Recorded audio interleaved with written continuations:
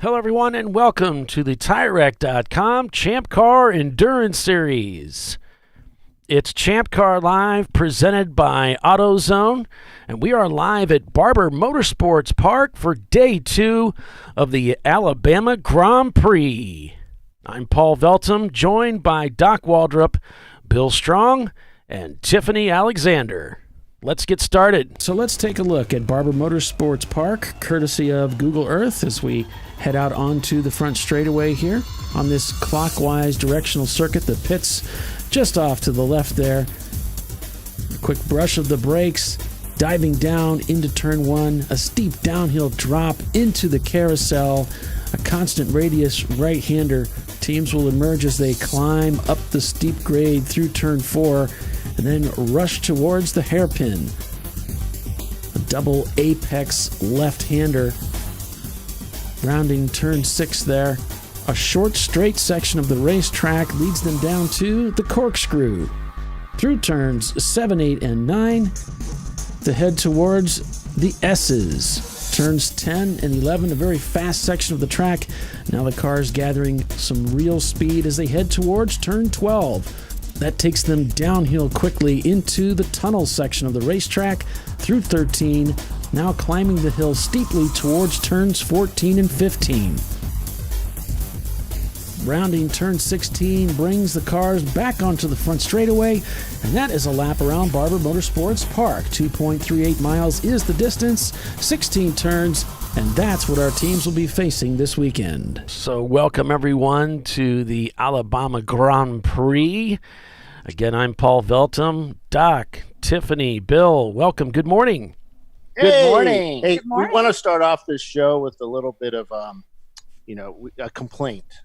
We're starting with complaints. The complaint department. So, get the book out. Tiffany and I are a little upset that Doc is on the name is first at the top of the As well as should there. be. I'm the talent, Bill.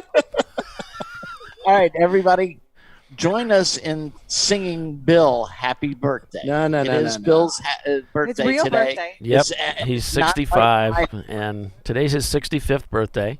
yes, And so we want to say happy birthday to Bill. What's your last name again? He only tells us his first name. Bill. I only have one first. I only have a first name. Yeah, I'm like a he's soccer like star. Bono. Yeah. Or Elvis. It's like Adele. Okay. Cher. I was thinking more somebody studly like those soccer player guys. Keep thinking. In your dreams. Keep thinking.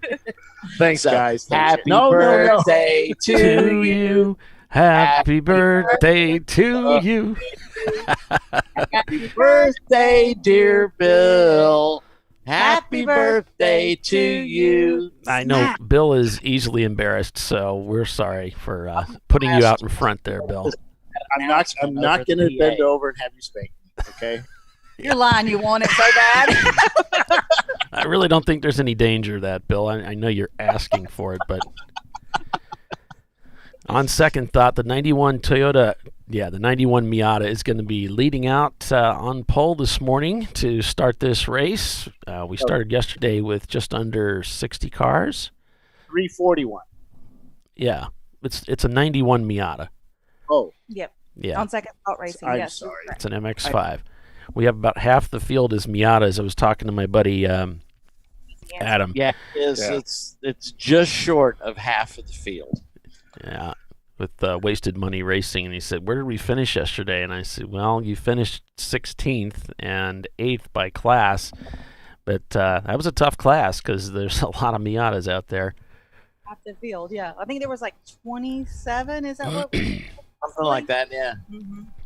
And I was thinking, boy, if you finish well, I was thinking about the platforms and why the Miata is so prevalent in the series, and between the Miata and the E30, and it's because the Miata is an inexpensive car to race compared to the E30, and if it's decently prepared, it doesn't even have to be wicked quick. It's just decently prepared, driven well, no unnecessary pit stops. You can finish in the top 20 in these races. Well, they also have really good factory support from Mazda Motorsports. So Yeah. We got that contingency program too. So we also have a bunch of Mustangs. We have a camera in an old dirt track car. They call them late models or something. Yeah, they won D class Yeah. yesterday. They modified it back to be a street car, and they put a proper cage in it. It's a Chevy Nova. Yep. Of dirty air. What year? 73? 75. 75? Yeah. Close. Which is funny because just I think it was earlier this year I was talking about putting a Nova together, and we were kind of going back and forth on the forum about it or Facebook or something. Right. And they were saying, "Yeah, don't bother." But I'd like to do it. I have a neighbor with a bunch of swingers. I'd like to, the old Dodge Swinger. Oh, I thought you were going in a different direction with that. I was like, okay. Doc and I When I said that, Doc just looked up like, "Oh, swingers!" Oh my I'm God, looking what's like- he gonna say now? Wow, we're going down that hill Yeah. early this morning. So the Dodge. My neighbor's got a bunch of like early to mid 70s Dodge Swingers with 318, three Right. speeds, and My sister had a Duster. yeah, same car. Yeah. And I thought it would be kind of cool to put a Toyota V6 or V8 in that and do something. Reliability is what I'm going for. Sure. I mean, we haven't had That'd any be a change for you, wouldn't it? No, the engines are the engines are unbelievably reliable. It's everything everything else. attached to that engine. That isn't. Drive The train, rest of the car, it's a pain in the butt. Door handles. the hubs. Yeah. My dream I mean, is what to, could- my dream is to put a V8 into like a Triumph Spitfire. That's called an Like AC a Sun- Cobra. Isn't Yeah, it? yeah. Going on the what was the like a Sunbeam Tiger. The Triumph Spitfire. Well, Ray has a one of our tech guys actually has a Sunbeam Tiger in his shop. Really? Complete. Yeah, it Wow. needs some work, but it's original and it has the V8 in it, Right. which is I think the aluminum Buick V8. I know a Buick V8. They put those in the Triumph TR8. Yeah, we which should was we it's should like- be The last gasp Yeah. out of British Leland. I'm going to talk about the race a little bit here, guys. We should be rolling off the grid here shortly to get started. The plan was to be out at about 10 before the hour, so before they start. has just been released to go down to stage further down pit lane, so we have room to put all the cars. And we And the Yellow first car has is just come rolling out, so that yellow would light be turned on. on second thought, and their 91 Miata, they're going to be leading. It looks like Race Hero might be up today, so if you go to Race Hero, you should be able to watch timing and scoring from there. There we see the cars are rolling out. If I would transition to that, yesterday's standings, Birmingham Racing took the win with Pinky's Out Arrow in second. Then it was Tuttle Motorsports in the 107 car, and that was last year's winner here on Sunday.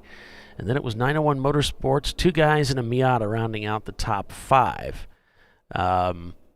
It was a pretty interesting race. The 903 of 901 Motorsports also looked really good yesterday before they fell down through the standings.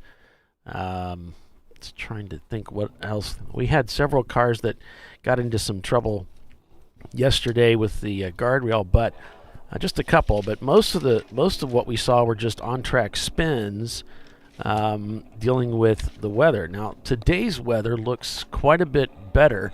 Right now, the weather is 49 degrees. Feels like it's 51. It's overcast. Today's forecast, partly sunny and a high of 61 with dense fog lifting. It doesn't look all that foggy out there to me. It was foggy last night. Yeah. Fog. I almost missed my own driveway. Yeah. You have another couple of ruts in your lawn for me. It's like, no, there's not a pine tree right in the middle of the driveway. I remember that. I must be off to the right. It was very, very dense. Oh, last man, night. it was crazy. Yeah, the fog has actually lifted from around us this morning. Yeah. It was a little foggy in spots. If you went to the little valleys this morning, it was foggy, but it's good. Yeah, it's lifted. Yep. Pace car has left pit lane, and now we're traveling around the track there. We've got two Miatas, one and two, and then a Toyota something or another that looks like a sports car Ferrari in third, followed by a BMW. See, The I track went looks a and little talked to my moist. team. Yeah, the 'cause we track seemed to is be- moist. We Yeah. seemed to be off the pace yesterday, and it's like, is there a problem with the car? And it's like, well, no, not really. Other than we had no windshield wipers at all yesterday. Oh, lovely. So the fact that there's no new dents An accomplishment. and, Oh. yeah, is an accomplishment in and of itself. So Well, I saw on your page that they were having trouble with the thermostat too. Yeah, that was quick though. Oh. We figured that out, no problem. Cool. Sorry, Bill. What were you going to say that was both compelling and meaningful? No, He's asking, What was that? Scoring. he left due to a lack of interest, much like our listeners. Clarifying some things. So we're going to start on a slightly wet course this morning. Okay. Yeah, it should dry out quick though. There's a little who is that guy? no breeze at all.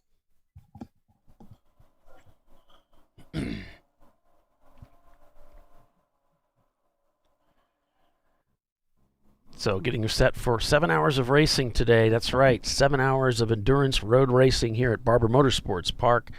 We'll go to 11 o'clock this morning Central Time, break for an hour for the quiet hour, and then put the drivers back into the cars and go back to green racing at noon. That is the plan. Yep. We'll bring them all in. We'll do they'll It's do a always full good to course have- caution and get everybody slowed down and in line, and then bring them in. It's always good to have a plan. Yeah, yeah. Everybody has a plan until they get hit in the face. And then that's Right. the One of plans my go out the favorite. window. No good plan survives contact with the enemy. That's another good one. It's another way to put it, right? Has Bill walked away for a minute? Well, I guess yeah, he he's- has. Okay, Trying good. to Reach over clarify. and turn his microphone down like one tick, somebody. I didn't use it muted. Oh, he's muted. Well, I mean, he's louder than everybody else. You know how Bill is. But and Oh. the problem is I have trouble balancing the feed because he wants to be louder than everybody. He got his volume up higher than everybody. Yeah. So if you just take it down a tick for me, that would be good. Okay, I got him untipped. I don't have the heart to tell him to turn himself down, so I'll just tell you while he's gone.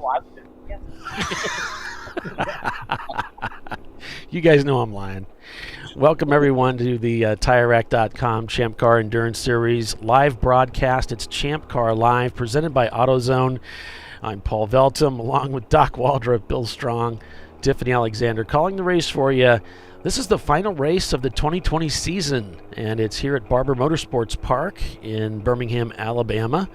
This 2.3-mile road circuit. And it's been around for about 15 years. A beautiful facility situated in Birmingham. I'll get it right. That Leeds, Alabama. That's- right out the Birmingham city limits. Yeah, okay. I So wish I would have taken a picture of the Buc-ee's that's being constructed here. The island of Bucky. The island of Bucky, yeah. Yeah.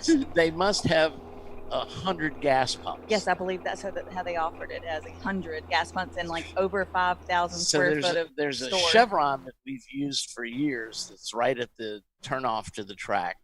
And, it's a fairly nice chevron, actually. Yeah, but, yeah. I can only imagine them Excellent. looking out, and it's like, we're going to have to get some naked ladies dancing here or something. Wait, what? I was talking about Watching their investment just go. oh, yeah. Just cratering. Because every team uses that chevron to get fuel. Yeah, I think it's the highest grossing fuel in Alabama. Like that station. That probably station? because there's a Yeah, racetrack probably, right yeah. here, right? So I'm sure they're looking on with dismay As that goes up. Yeah. Right across the street. I'm excited. I've never been in a Buc-ee's before, so Yeah, I didn't understand what the big deal is. Wahoo is there. What is it? Wahoo. I think it's Wahoo. Wawa Wawa.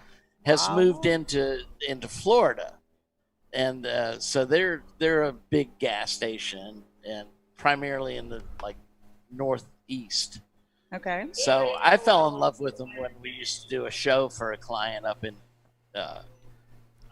Philadelphia, But I mean, this Buc-ee's makes that look like a Which car? mom and pop store. Like chump change. Yeah. Right, the Cadillac's being pulled in because he's dumping stuff on the track. They have zero tolerance for fuel dumping here. Any kind of fluids on the brand new track surface that they probably Well, they spend a sure fortune were on. generous with the tide yesterday. The Dawn. The Dawn, yeah. They believe in keeping things clean around here. Yeah. Yes, they do. Maybe that's why they told me not to return. They didn't tell you not to. They did. Please don't come back. Don't You're drink just Molly. too fast for us. Ah, that was it. Tim's asking if the Buc-ee's is open yet. It is Not not. yet. It's supposed to be open in January. They had to push back the opening. Yeah, No. because they couldn't find enough tankers to fill the tanks there. That place is so large that we could just have the cars leave the track and go there and fill up. Maybe so, yeah. So, Doc, you're going to be in charge of watching fueling at Oh, the Lord. Buc-ee's. I can't walk that fast to cover that. That thing's got like curvature of the earth. It's as big It's as Daytona. It's huge. So they're checking the transponders here on these pace laps to make sure everybody or most everybody's pinging. Those that aren't can be brought in, and they'll get that corrected. So look to see the pace car come in this time, I would think, maybe. What do you guys Yeah, we think? got- So 2 minutes. So, yeah. You good? she's just now in museum turn, Okay, I'm going to have to stand and the back field is still passing us by, heading down to the hairpin. Okay. Thanks for joining us, everybody. It's so exciting to be broadcasting live from Barber Motorsports Park for this final race of the 2020 season for Champ Car. We've got an exciting season lined up for 2021. Make sure you check it out at ChampCar.org on the website. Pace car lights are out. Oh, thanks, Bill. So it looks like we're going to be going green this time by. Oh boy, oh boy, oh boy. The track is damp, but we can expect it to dry out. And then we're going to see those lap times come down. up. The children are giddy in here today. Didn't get any sleep. Right.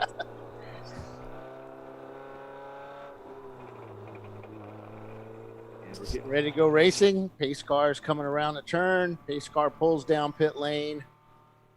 Pace, yep, pace car's on pit lane. Is it Pace really? car on pit lane. It's on second thought in the 91 Miata that should be leading the field to the green flag for the start of 7 hours of endurance road racing here at Barber Motorsports Park. And we're green. Wow, that This race is MR2 really underway. took a jump on everybody. Yeah, I figured you'd be talking about that. There's Well, Vissel. you know, with the mid-engine and the rear-wheel drive, all that weight transfer is So really look good on a who's- track like this. Vissel This- Racing Group jumps up to the front here. This is a team that was doing well towards the latter part of the day, but struggled and found themselves in the paddock a couple of times with mechanical issues. And Ron said they just replaced everything on the car. They took out the engine, they took out all the electronics, they replaced everything. So it should be good to go today. I'm kidding.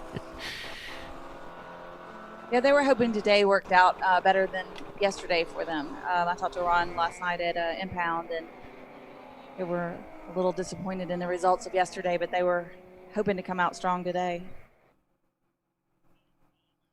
There's the Dirty Air 75 Chevy Nova. I used to race a Nova back in the day with it was when I was drag racing.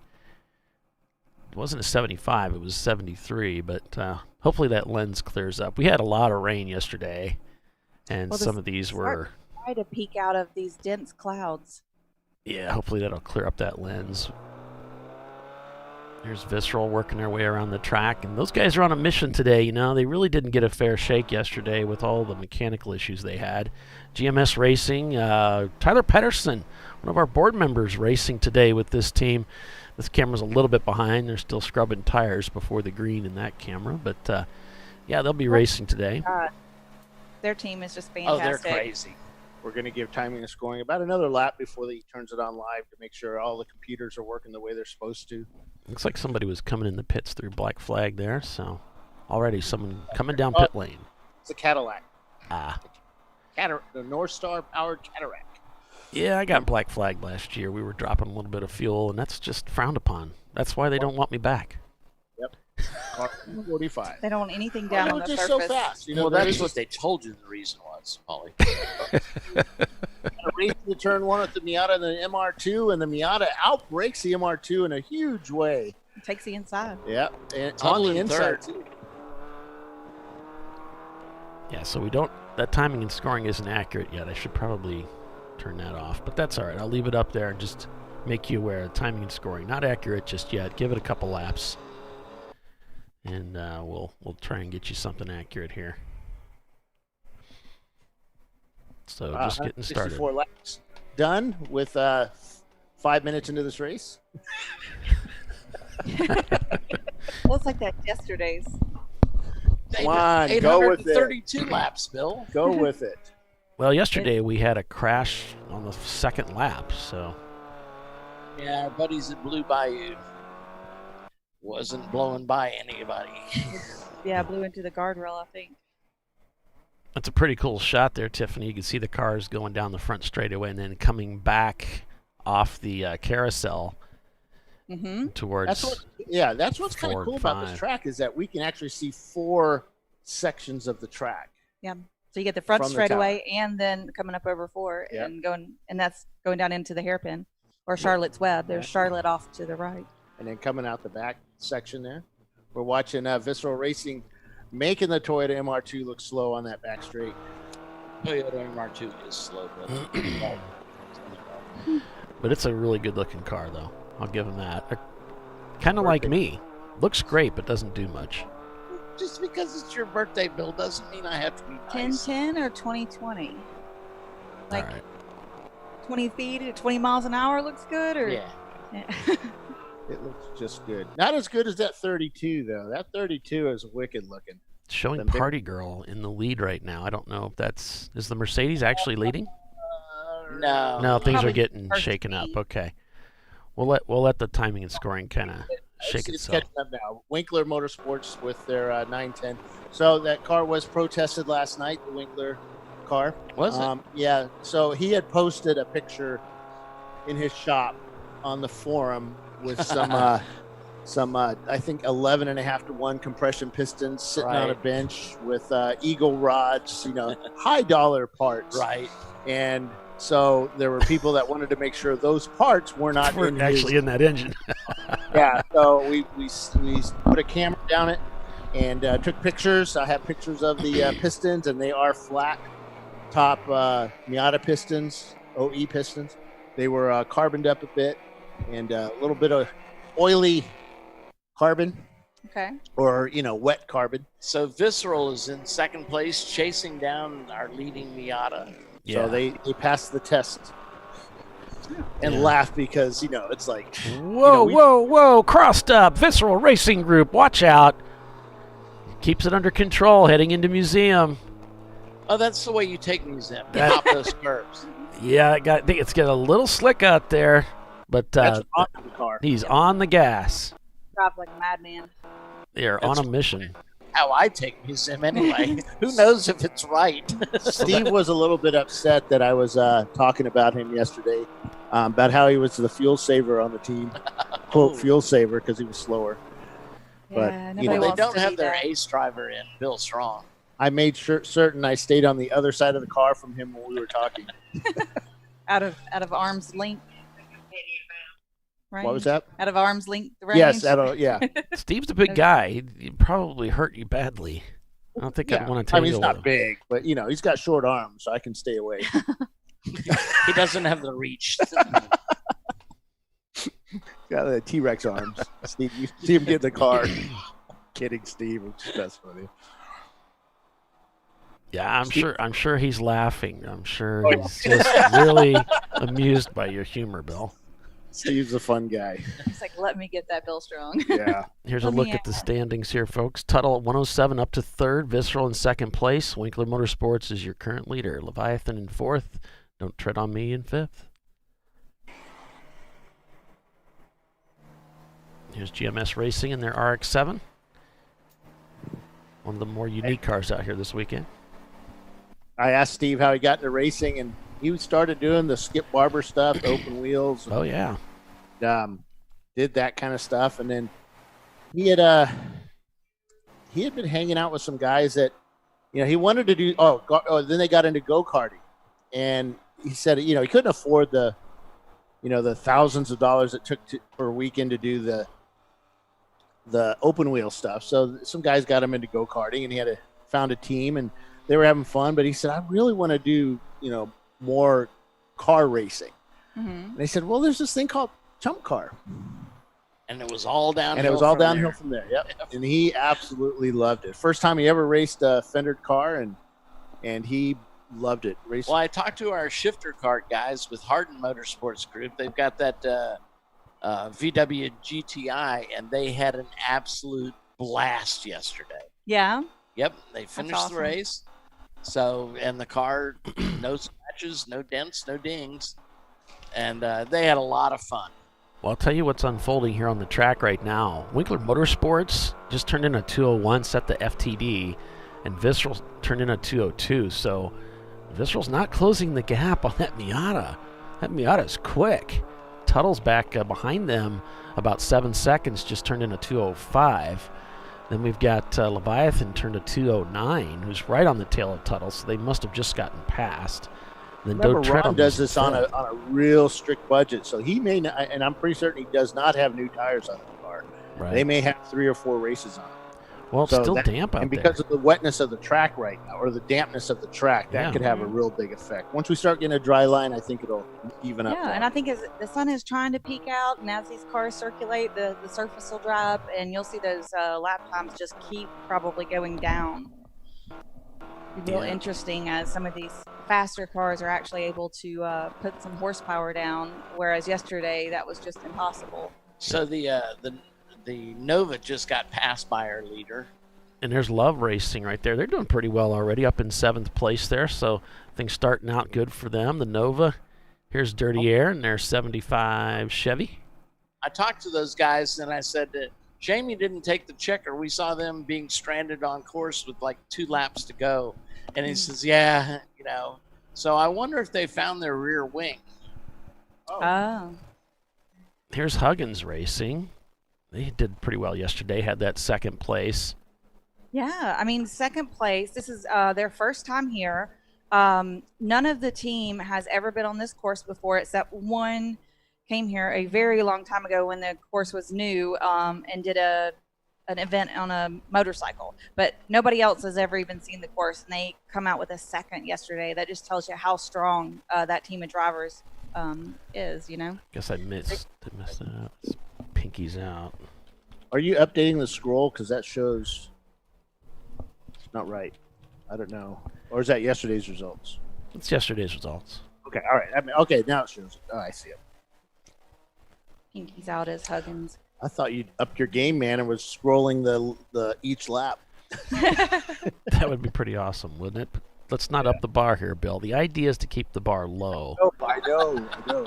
Because it's like, you up the bar, I have to up the bar. It's like, it's just this never-ending. That's why we have you, Bill.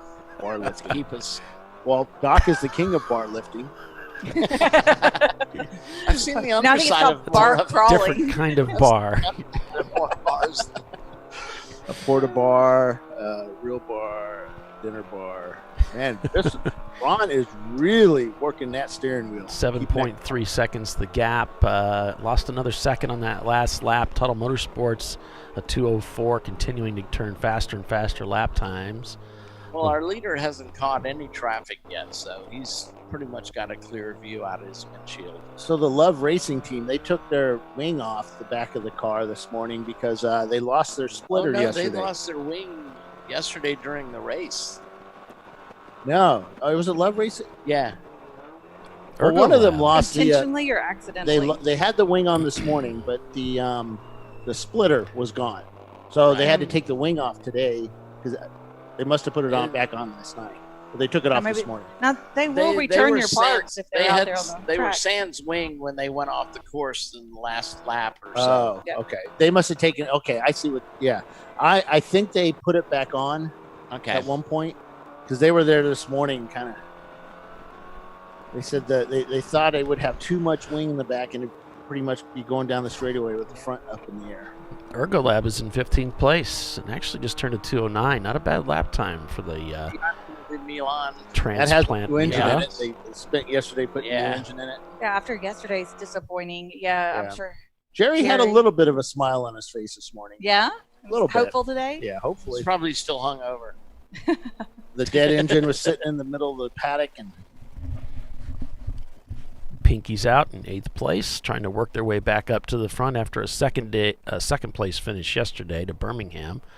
We haven't seen Birmingham appear in the top 15 yet, so we'll keep an eye out for those guys. Yeah, because they won yesterday. They started at the back of the field. Brew Crew's in 27th right now, just turned in a 2:11, so continuing to get those lap times down. Tubby Butterman just a couple spots behind them in 29th in their BMW. We got the Squadron guys in 32nd. Sweetwater Racing in their Miata's 33rd. Just about in the middle of the pack is Sweetwater. Blue Shells is out there in 42nd. We got the Dirty Air guys in their Nova in 50th spot, so they're kind of at the back of the field here trying to get that Nova going this morning. Birmingham shown in last place right now, in 53rd, so they got some work to do to get up there. 6 laps into the race so far. It's Winkler Motorsports leading by about 8 seconds, and they just set another FTD, a 2 flat, over Visceral's 2.2 on that last lap. The gap now a little over 8 seconds from first to second place. Back to the Porsche 944S of Visceral Racing Group.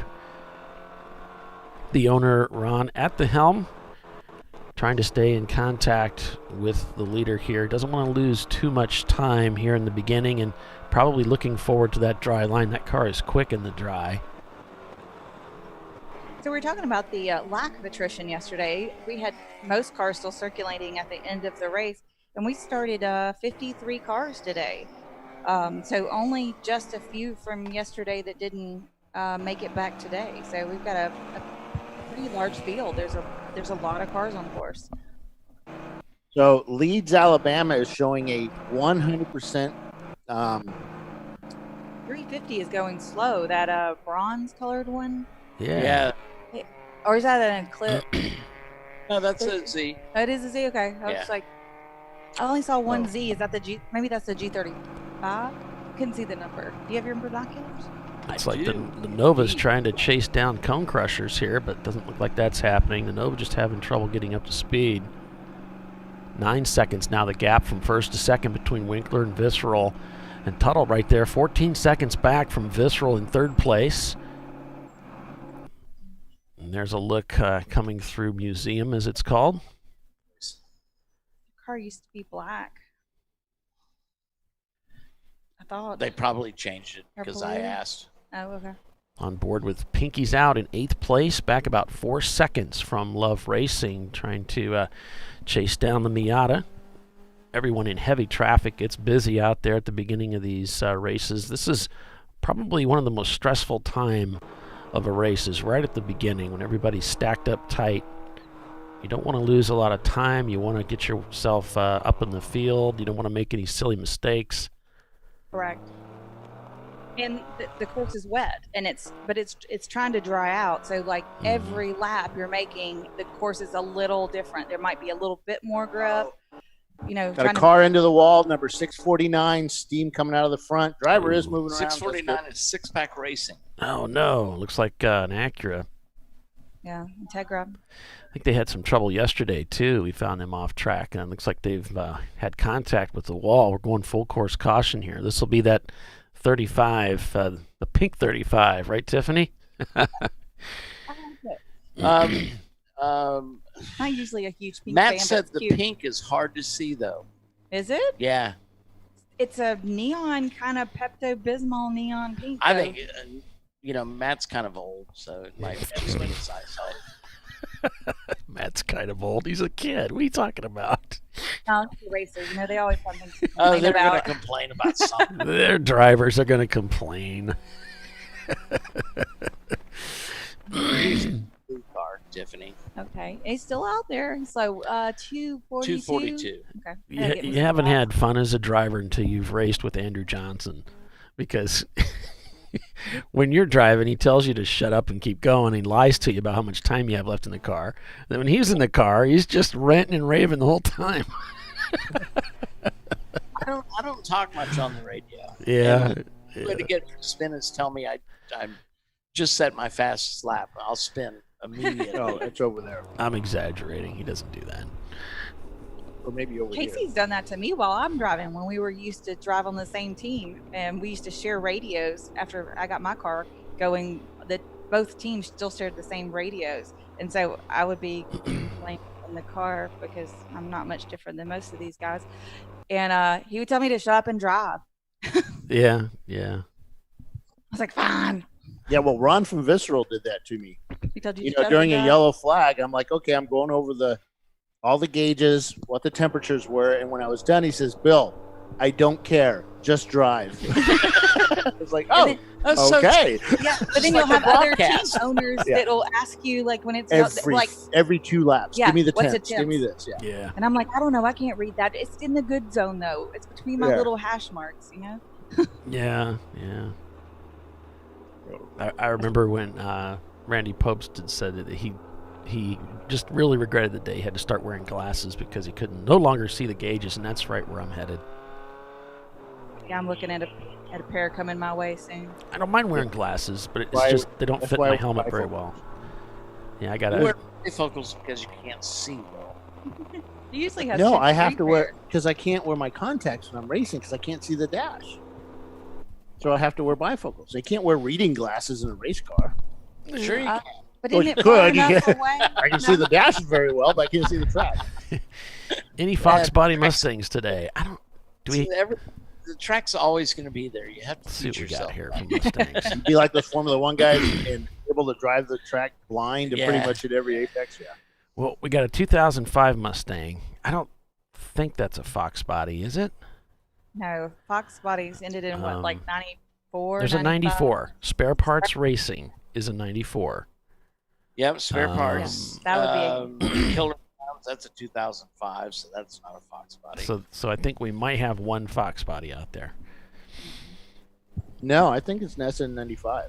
I learned to drive a stick on a Fox. We have Body no when- Fox bodies out there. Oh, okay. The 94 is not a okay. It's a 95. It's the two Mustangs we have is a newer one, which is that one. The I think it's 05. like a 2005 or something, maybe Yeah. 2000. Well, they're entered as a 94. This other one. Oh, there is an SN95. Yes, the multicolor one right behind him. Yeah, it's like 605. I Yeah, I believe. can't see the number.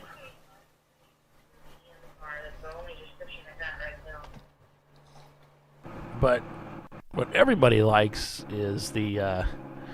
Well, I guess is a Mustang the crowd favorite, or is the crowd favorite the Mustang's favorite a crowd? How's that work?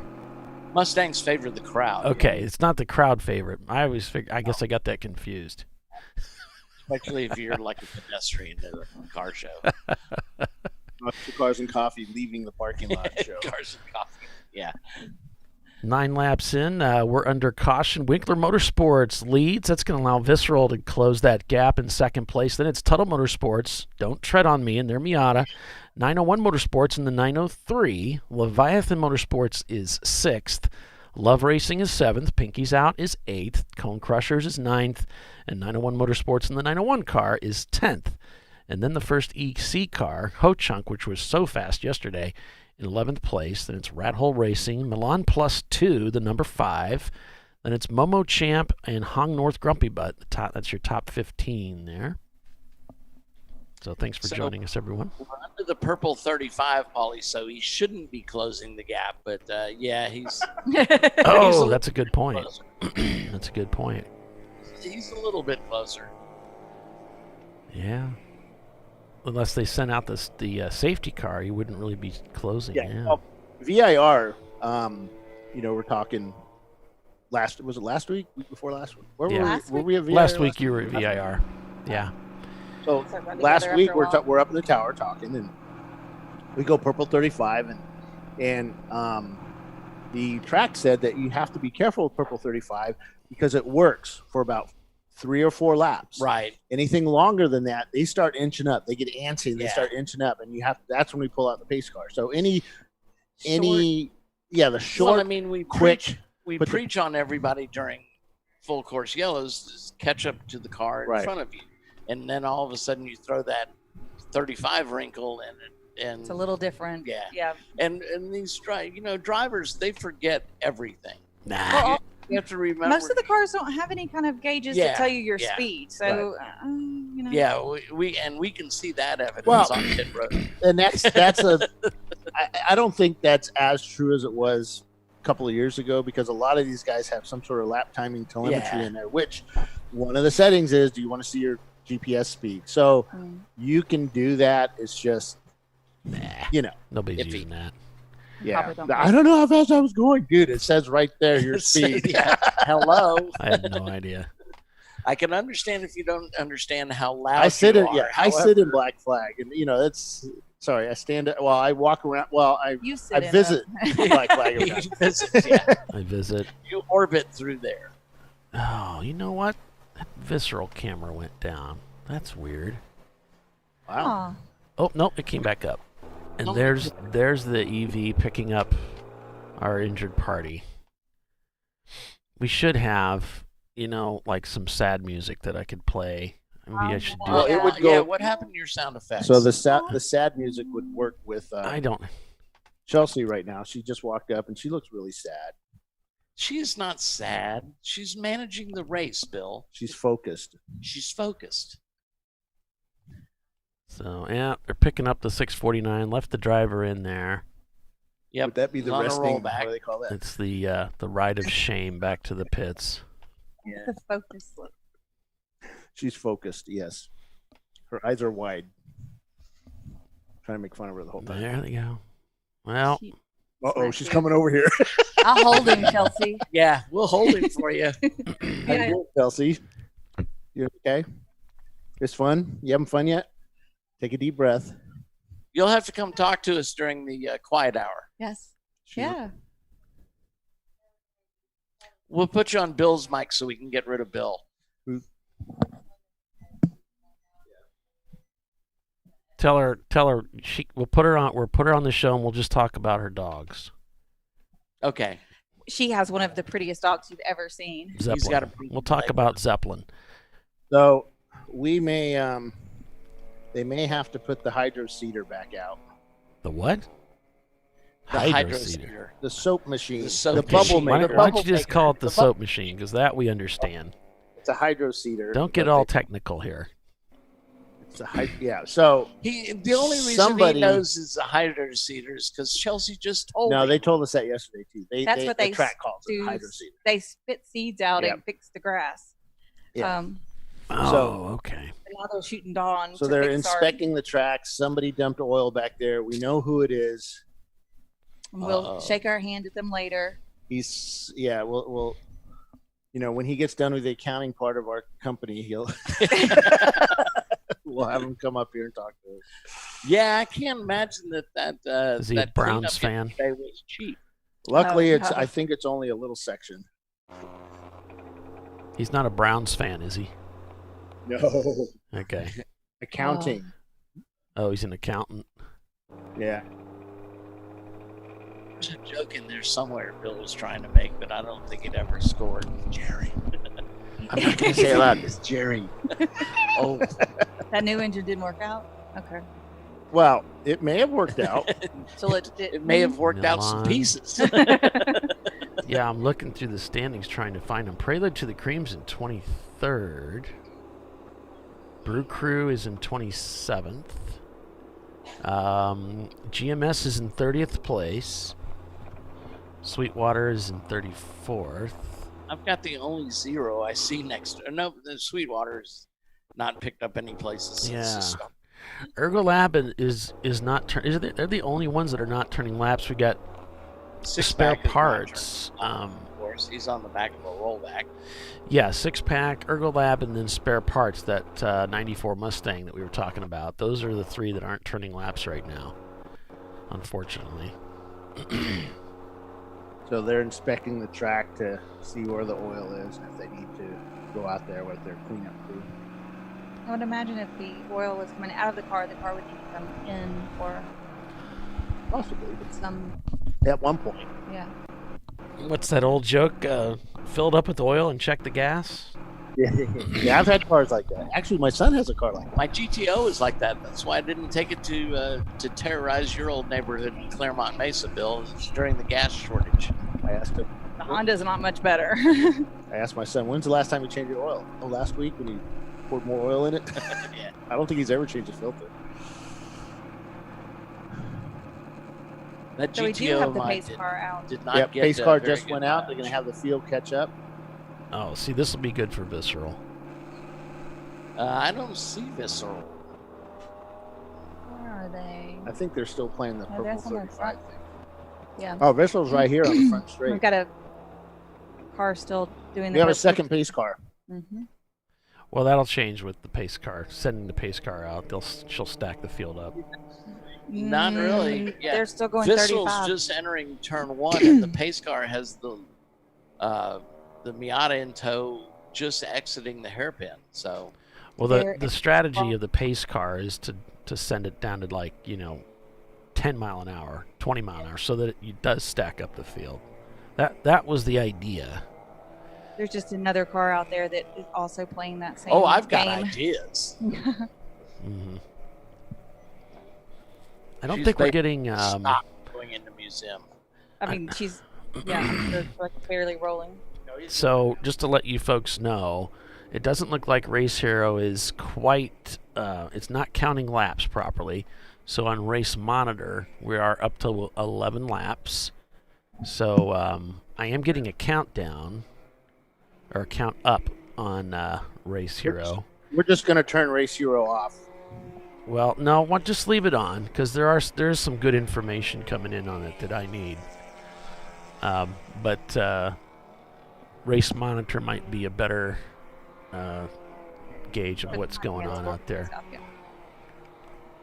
We've got Winkler, Visceral, and Tuttle, and then what is this? Don't tread on me. Don't tread on me. Yep. And 901 Motorsport. On my phone, it doesn't show the That's whole your word, top but it's right 5. there. Looks like they're Three. resetting. There we go. They did a reset on Race Monitor. Yeah, Race Hero. Being He's quirky trying today. to play with it, but it's not doing anything. It was working a little bit.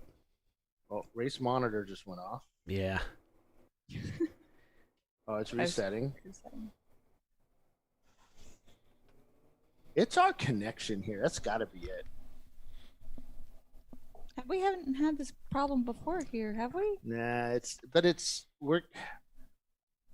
there are so many dead zones right now, but it's, who knows? Maybe because it's off season and stuff, the cell towers have been redirected to give students more Wi-Fi. So and that kind of Toad stuff. 829 is asking, where's car 755? That is wasting money racing, and I show them down in 45th place. They've dropped 43 spots. Probably the Bucky's coming online over there, stealing all the bandwidth. Yeah. But the island of Bucky. The island of Bucky, yeah. One of our lead citizens has self-elected himself the mayor of the island of Bucky. So yeah, I'm gonna go and switch our pylon here. Crowd control. Ryan mentioned crowd control. He says there's another local Champ Car team here that drives a Mustang appropriately named Crowd Control. Oh. That is a SVT. Mm-hmm. That car's not here today, but Yeah, they've won 2 races this year, I believe. I No. know they won Palm Beach.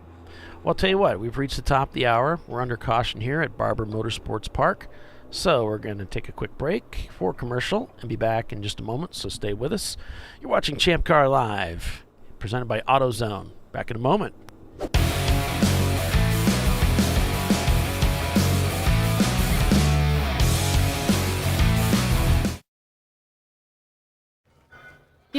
I'd buy tires online, but then what? We've thought about it. We're TireRack.com. They should let you ship directly to a mechanic. Actually, we call them independent recommended installers. They should have 1,000 mechanics. Try over 7,000 installers. Then you just make an appointment. At a time that's convenient for you. This could change tire buying forever. TireRack.com, the way tire buying should be. Worn shocks and struts can be dangerous, so replace them with Duralast loaded struts to restore ride control and improve brake performance. They come with a new spring installed and compressed, so installation is safer and quicker, which means less hassle, more safety. Duralast loaded struts, available only at AutoZone.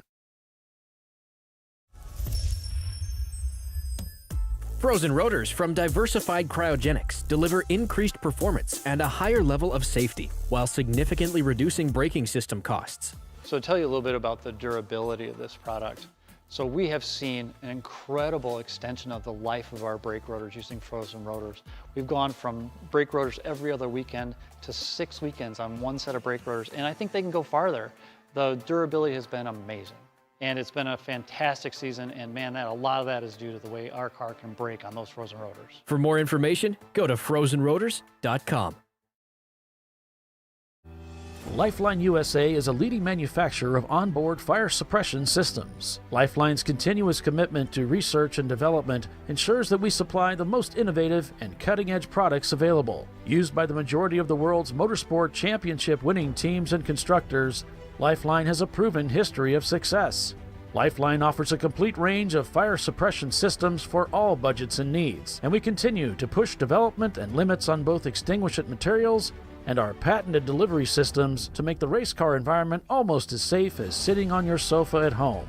Every kit has been designed for a professional and simple installation. For more information and to purchase your Champ Car fire suppression system, go to www.lifeline-fire.com.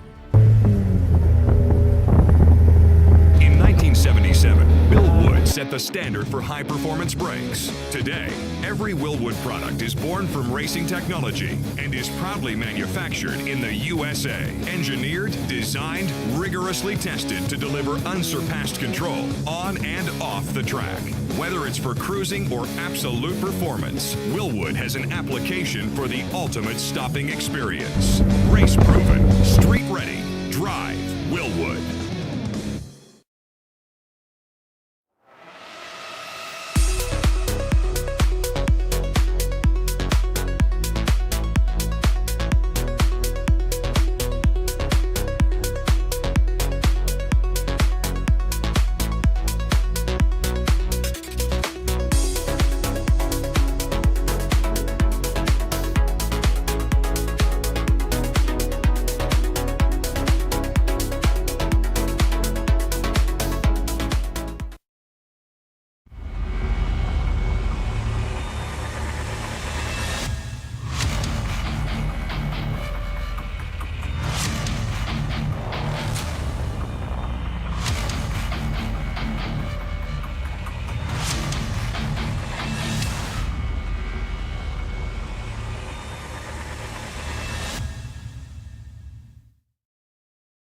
At AutoZone, you get what you need when you need it.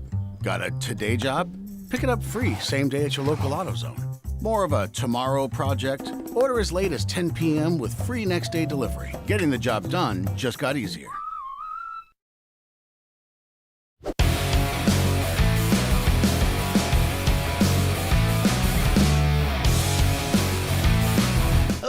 Oh, it's ChampCar.Live back here at Barber Motorsports Park, presented by AutoZone. Welcome back, everyone. I'm Paul Belton, joined by Doc Waldrop, Bill Strong, and Tiffany Alexander. Doc Waldrop, the talent. Bill Strong, the birthday boy, and Tiffany just kind of puts up with us. And we're glad to have you all with us here, folks. Hope your holiday season is festive and enjoyable. We hope you have a lot of fun this weekend and the weekends ahead as you celebrate. And Winkler Motorsports, currently your leader with 12 laps scored so far. Visceral Racing Group in second. Total Motorsports is third in their Mitsubishi Eclipse. Don't Tread on Me in their Miata is fourth. And the BMW of 901 Motorsports, car number 903, is fifth.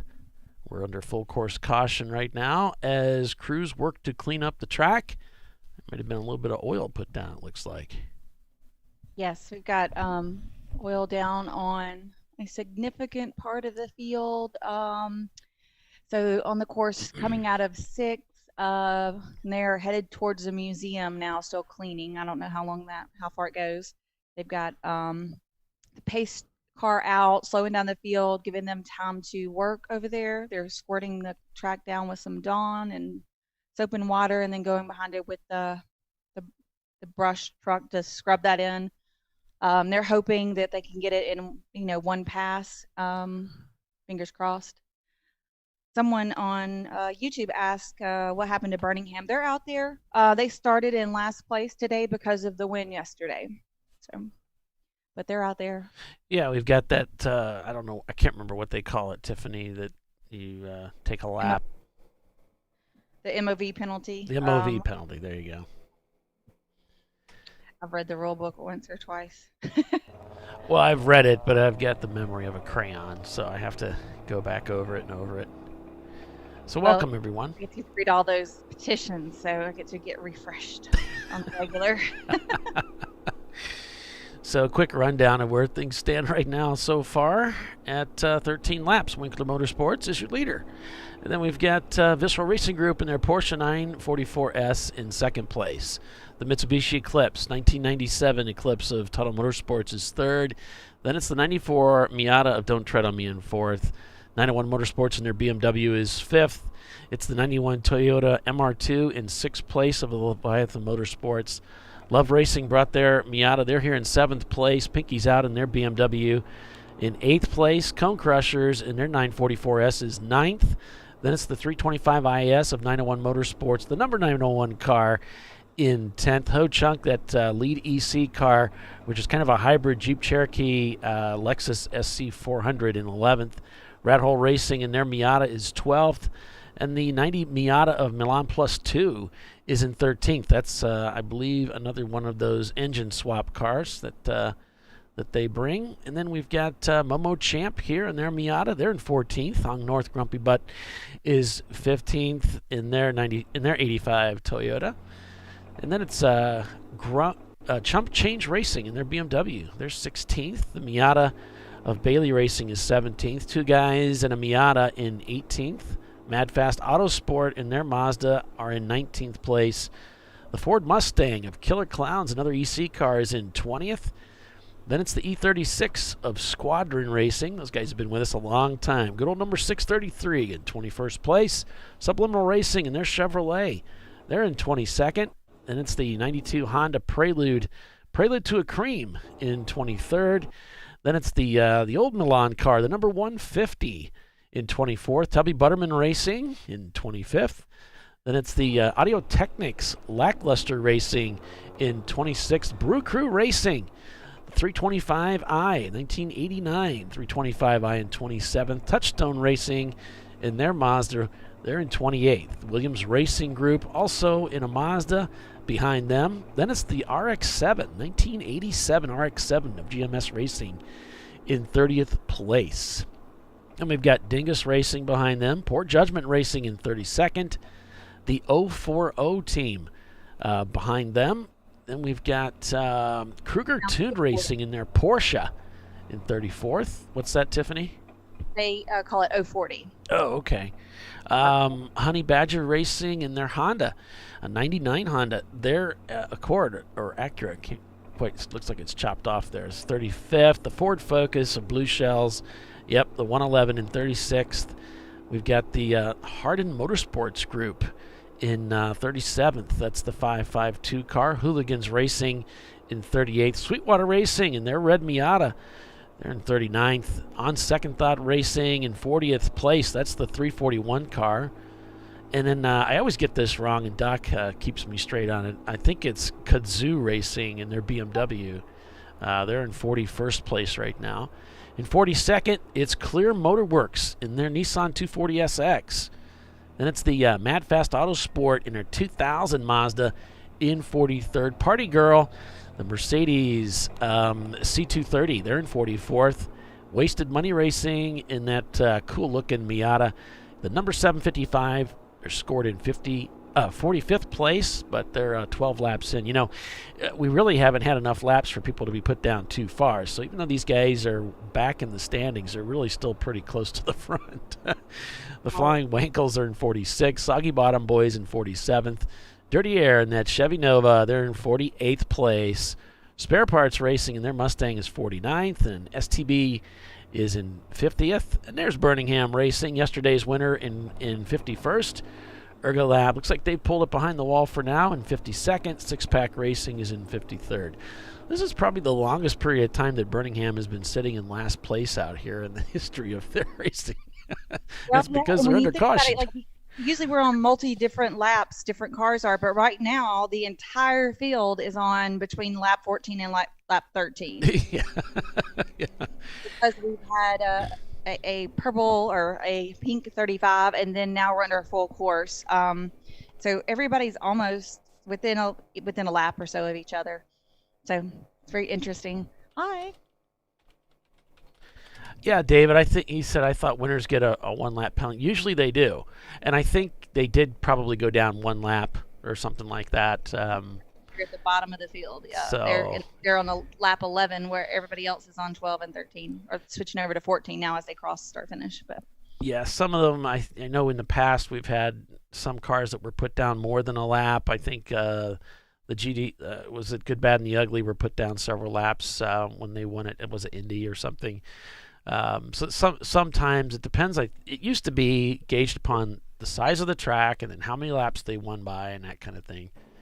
So I don't know. You know, it's rarely a problem for me, so I don't really care too much about it, how it works out. Never had to deal with it personally. Not like that. I never drove a car that was, that many laps up on the field. So won a few races, but never really had that kind of gap to worry about.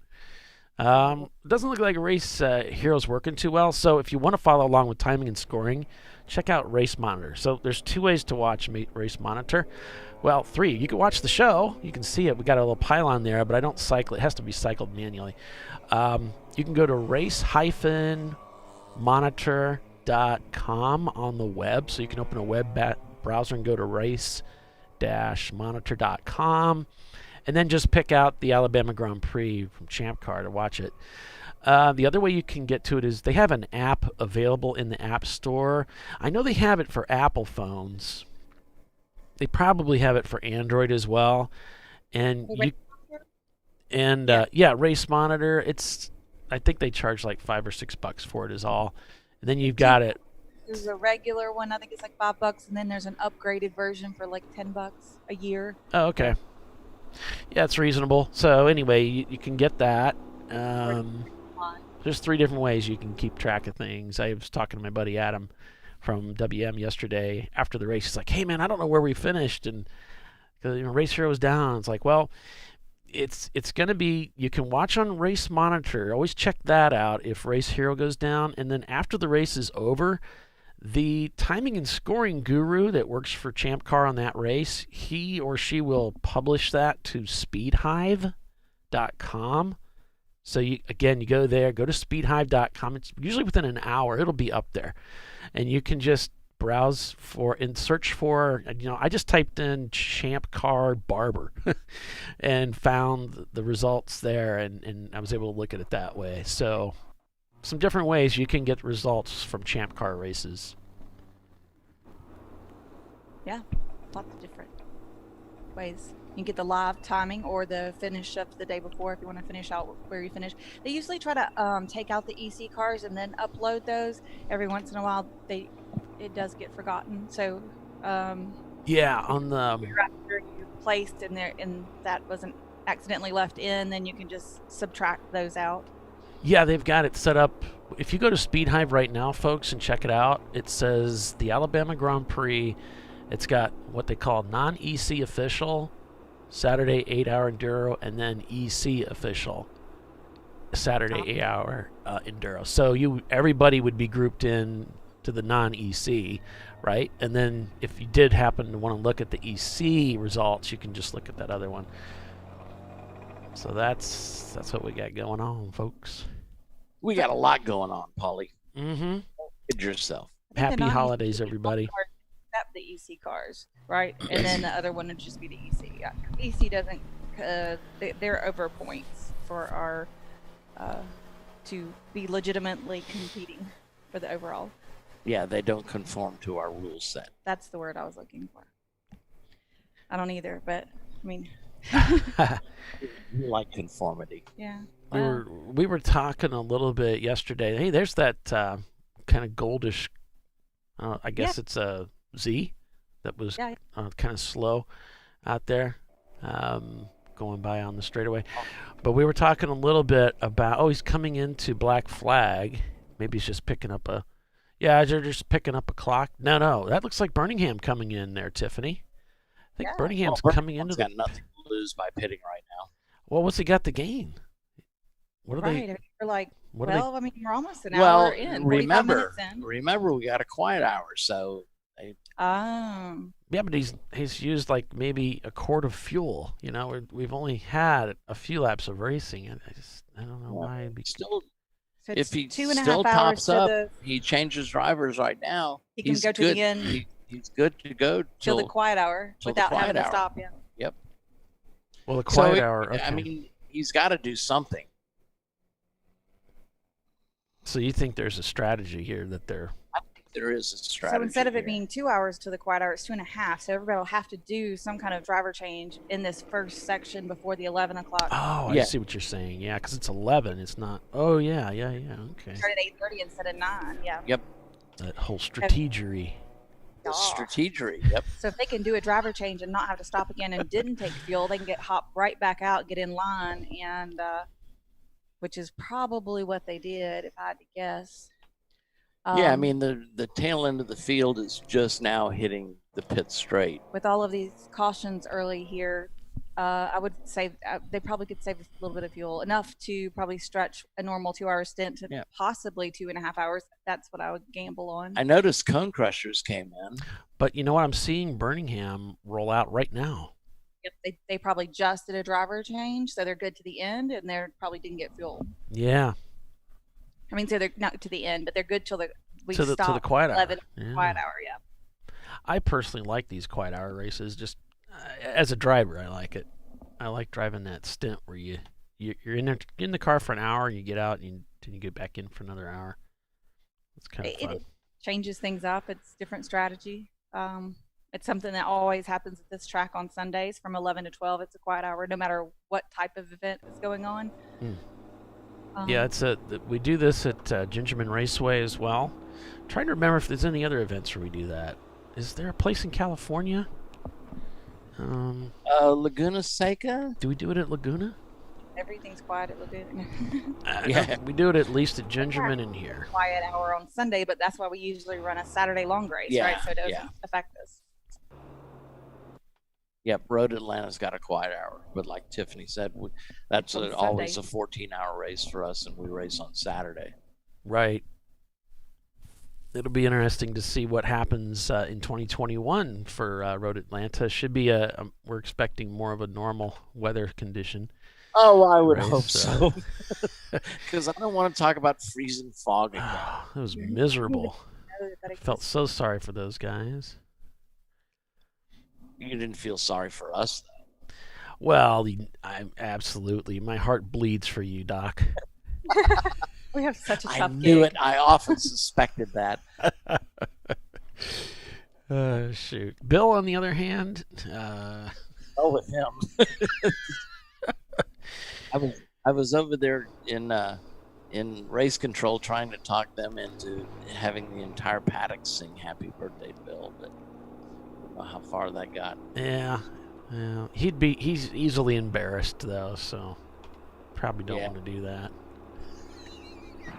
I think he's got thick skin. Love the attention. He does. He does. It out. Bill's like the original. Any press is good press. Yes, yeah. So, as long as they're paying attention to me, then I'm happy. My name first or anything. Yeah. He's very sensitive about that. So he's like, oh, he said Doc's name before mine. What's that about? Yeah. I was like, okay, princess, sit down. Your tiara is a little crooked. I'm sorry, if those nail holes in your palms healed. What's the old joke? Okay, get off the cross. We need the wood.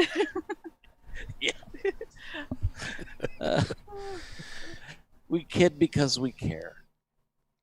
And because it's rather entertaining fun. for me to talk. Yeah. It does make it easy sometimes. I will say that this is being in the car during these types of situations when you're just touring the track is just miserable for me. It's frustrating. Yeah. And you're like, can we go a little faster, please? Because, like, In fact, I used to race with a guy that had, this is going to seem strange, but he has motion sickness issues, and he would get so sick during these long yellows. Yeah. Gotcha. He was okay Well, once he got going. we don't really have a heat issue today, but there's a lot of races where it's quite hot. And so when you're going slow, you're just not getting that airflow through the car that really is quite helpful. Right. You just feel like you're kind of cooking in there sometimes. Yeah, a lot of guys that struggle with that motion the sickness, they need if air. it was raining and you're under pace car and you have an open top car. Yeah. Here's Momo Champ on pit road. Morning, Billy. Thanks for joining us over here on the show. Thanks to the 80 or so people joining us for our broadcast this weekend. Want to wish you happy holidays as we go into the holidays season for 2021. Hope your families are safe and able to get together in some way, and able to spend time with your family, and your Champ Car family is always here for you. As Barber Motorsports Park here, trying to get their track back into condition for racing. You have sim racing rigs at home, or if so, what's your setup? I have a steering wheel and pedals, but it's just attached to my desktop. Yeah, I use a G27, and it works really well. I've done really well in iRacing. In fact, I held the lap record at Lime Rock for several months in a Miata. Nice. You go, Paulie. Yeah, that was it took some work, but I learned a lot about iRacing through that experience. And iRacing, we have a iRacing series. Do we really? Let's talk about that a little. On Wednesday nights at 7 p.m. Yeah. And the winners, we only have one division this year. We dropped the division, the Pacific division. Mm-hmm.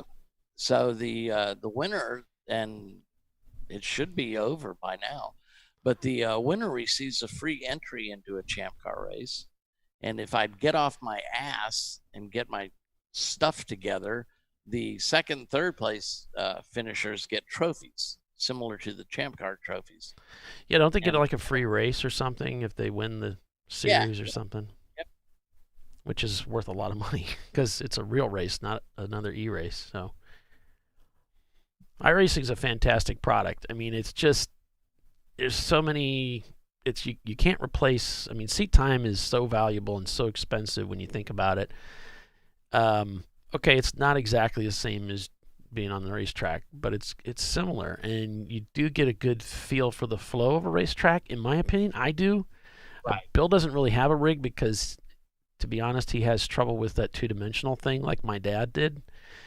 Just couldn't really lock into it. So it's not for everybody, but a lot of people find it really enjoyable, something they can do. If you wreck it, it's just pixels, so it doesn't cost you anything. All it costs you is your pride. So we have the huge jazz team. Tom Ellison kind of runs the series for us. He hosts the races, and we, at the beginning of the year when our seasons first start, and I assume we're going to do it again. We did on the championship rounds. We'd have 45 cars on track. So Racer Fink, he was doing a car instruction with the student, And as they're pulling out onto the track, the student's like, yeah, I got car sick the last time we were. It's like, oh, really? What did you have for breakfast this morning, bud? Because I don't want to wear it. Did you bring a bag? Yeah. In fact, that same guy, we were driving someplace. I had him in the passenger seat, and he started I was driving in heavy traffic, and he was starting to get a little bit sick because of the way I was, juking around through traffic. So I could see that as a passenger. It's interesting to drive with somebody and how people are affected by that. I'm not a good passenger. I don't, if I have nothing to hold on to like a steering wheel, I don't get. I get a little wheezy, woozy, queasy, yeah. Woozy. So we're going green this lap, we think. Yeah, here comes the 5, yeah. The cleaning crew.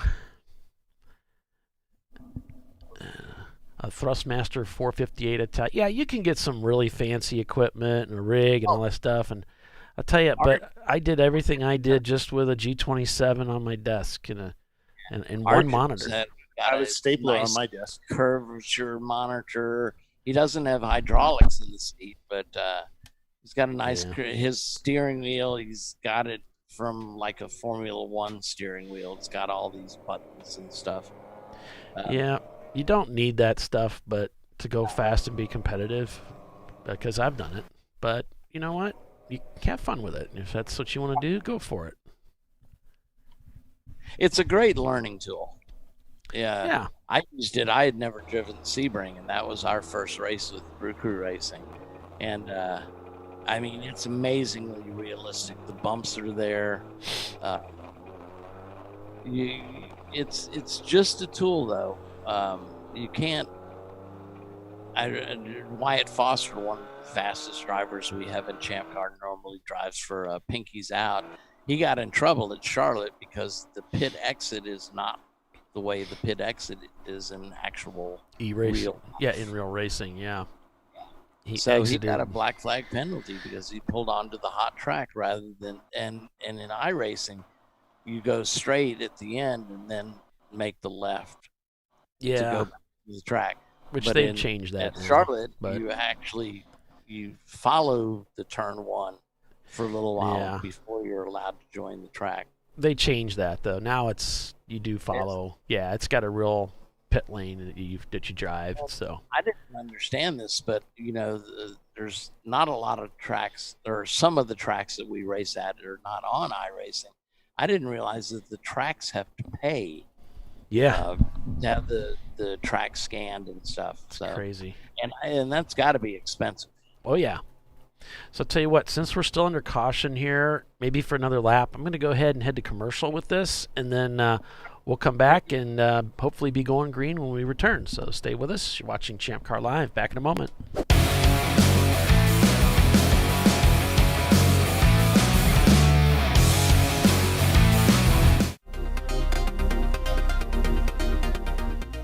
Welcome to TireRack.com, revolutionizing tire buying since 1979. With our unmatched selection of branded products, finding what fits your vehicle and is right for you and how and where you drive has never been easier. Through helpful online shopping tools that include our professional hands-on reviews done at the introduction of a tire and consumer reviews that give real-world feedback over the life of the tire, you can make the right tire choice and find exactly what you need. And if you prefer to talk to someone, our tire testers, our sales team, are available on the phone. And that's how we get you the right tire for you and your vehicle for where and how you drive.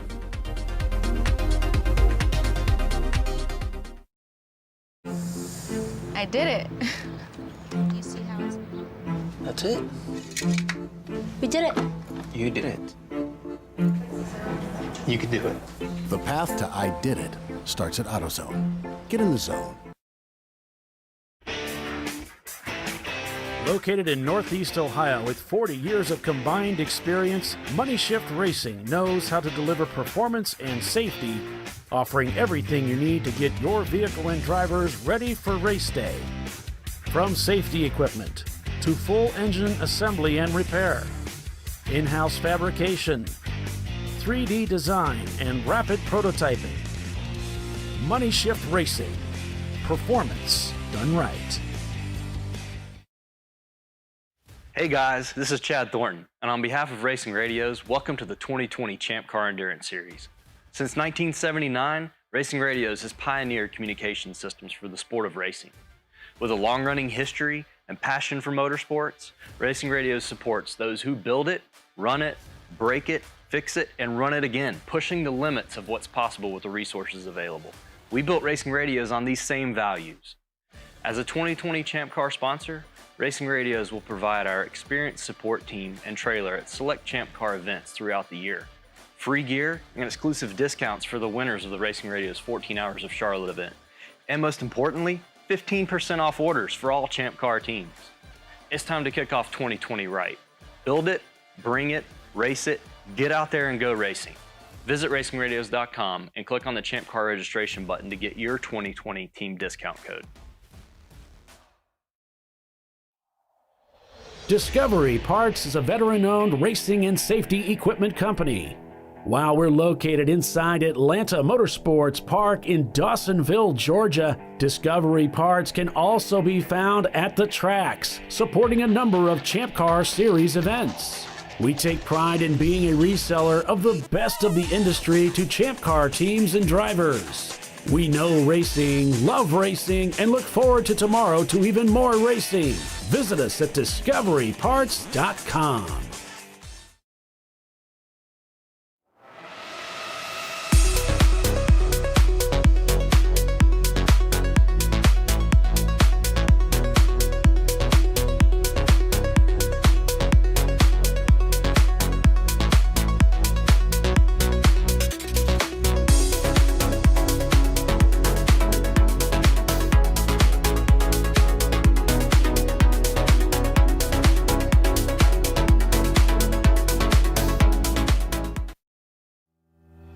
Lifeline USA is a leading manufacturer of onboard fire suppression systems. Lifeline's continuous commitment to research and development ensures that we supply the most innovative and cutting-edge products available. Used by the majority of the world's motorsport championship-winning teams and constructors, Lifeline has a proven history of success.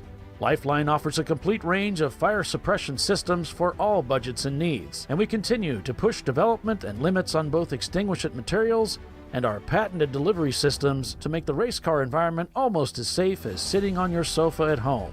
Every kit has been designed for a professional and simple installation. For more information and to purchase your Champ Car fire suppression system, go to www.lifeline-fire.com. At AutoZone, you get what you need when you need it. Got a today job? Pick it up free same day at your local AutoZone. More of a tomorrow project? Order as late as 10 p.m. with free next day delivery. Getting the job done just got easier. All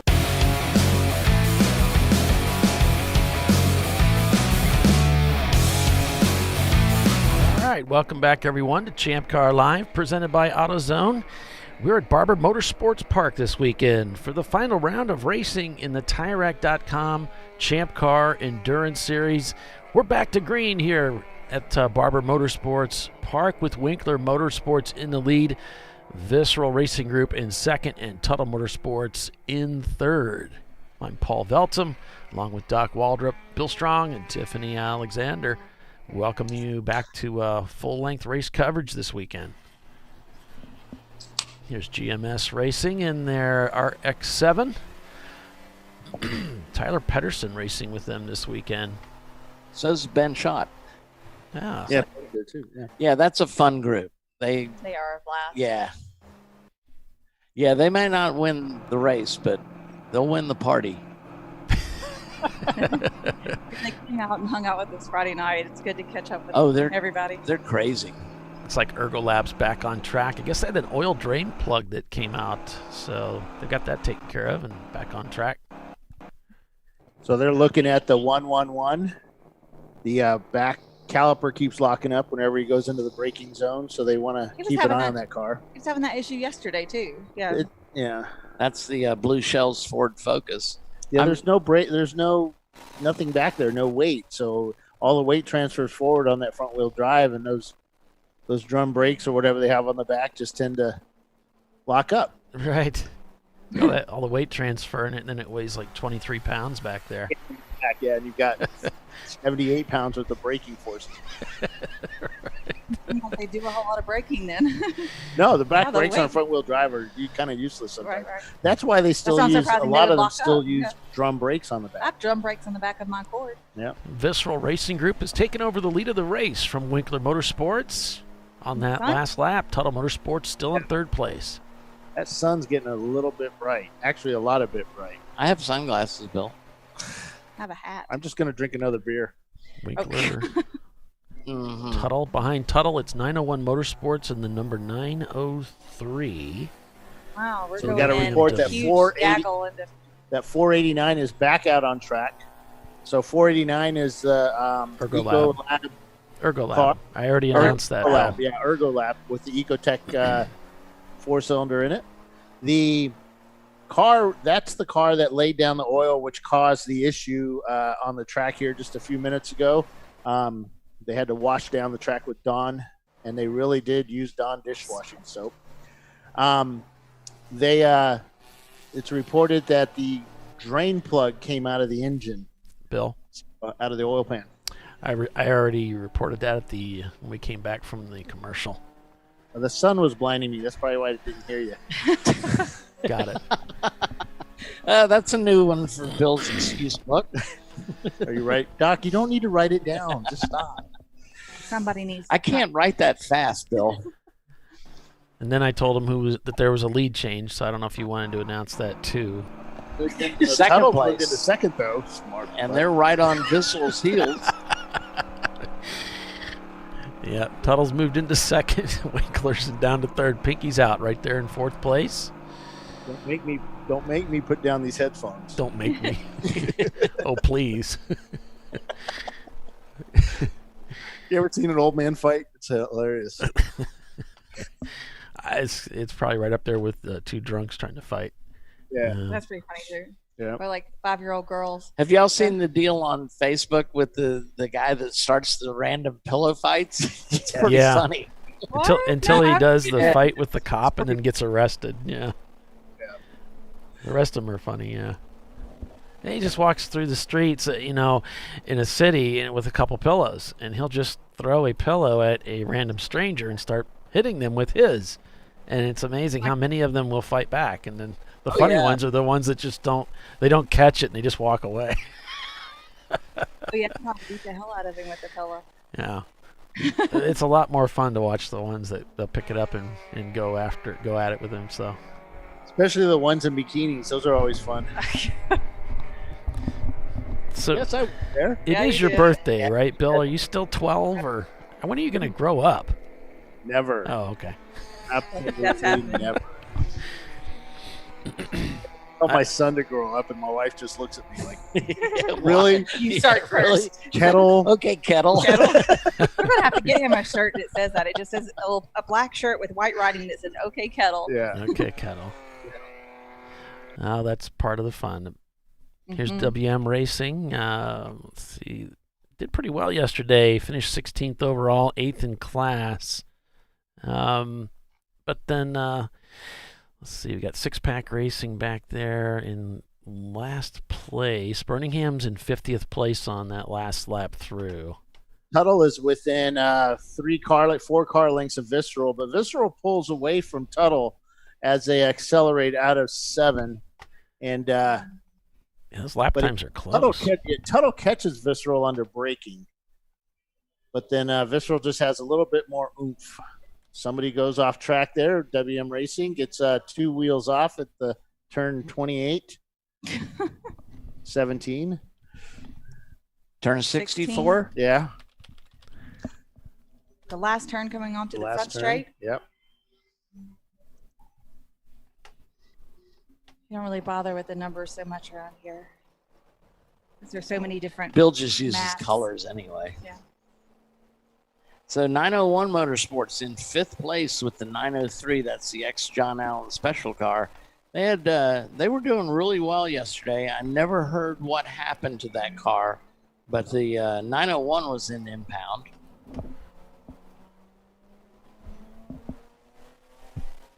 Hong North, those guys were working last night on their car. Yeah, they said a connector for the Mega Squirt was vibrating loose. Yeah. They've never had that happen. So they've I guess tightened that connector down and they're back out. It was causing issues with the engine. They said it just goes. He also had they got a Honda engine in that Toyota. Can't remember. He had a K-swap? suspension or a driveline piece that came in. There was supposed to be one piece, and it was in about 10. So I know they replaced that last night.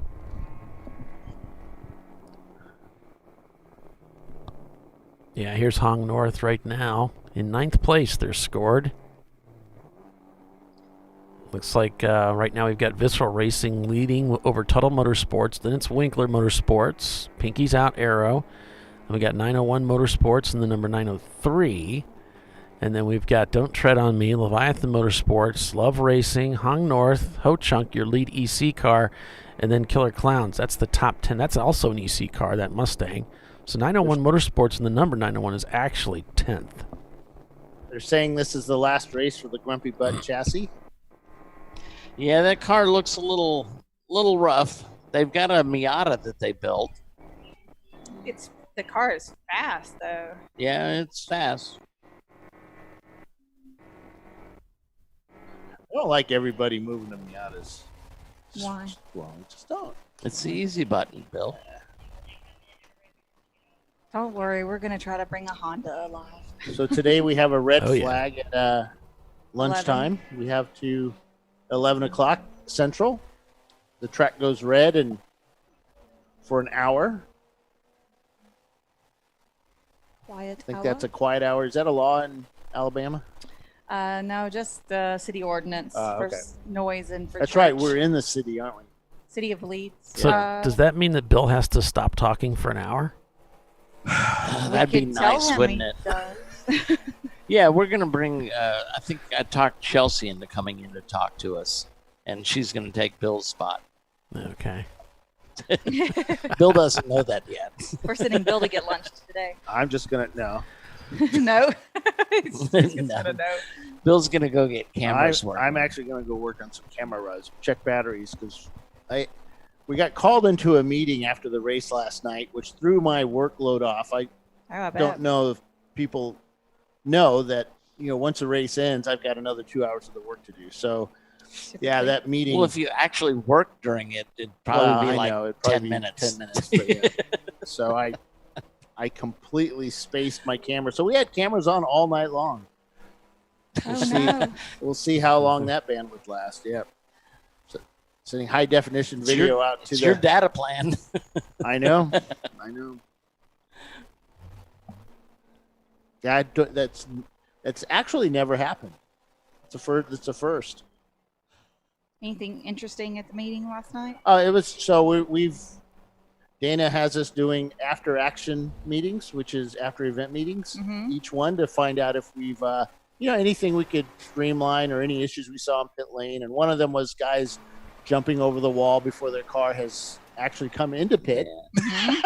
Which is a no-no. To let them know, come in this way, we're right here. Yeah, we back don't in the old days, ever want people out there before the car is completely stopped. Yeah, we want before you go over the wall, you got to have your car to a complete stop. So we talked about that, how we could do that. And, some folks wanted videos, but unfortunately, the videos we've done in the past, nobody watches. The people that watch it are the ones that are doing the pit stops right. And it's normally, I think that our pit lane helpers could just do a little more education of the guys. Once they see it, hey, no, that's not the way we do it. Right. Now, if they do it again, then we just take a video and hit them upside the head. I think Birmingham might be coming into the pits again. Uh-oh. No. We saw a black car with a little bit of orange on it for just a moment in the black flag camera, so you guys will have to look. Okay, I'll look. Oh, yeah. Pit Wait. road. There's two of them that are painted very similar. And they are painted very similar. Yeah, there's a 240 SX, and then that's painted up just like the Birmingham. Oh, well, that might be the 240. They were in earlier, too, for some problems. So I think Birmingham's Birmingham's still out there. Yeah. Got it. So we've got Visceral leading over Tuttle Motorsports. Then it's Winkler. Pinky's out. 901 Motorsports. Don't Tread on Me. Hong North.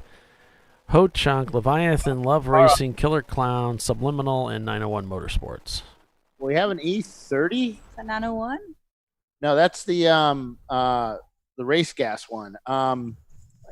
Going counter track. What is he doing? Oh, no, dude. He's He missed the pit. Yeah, he missed the pits.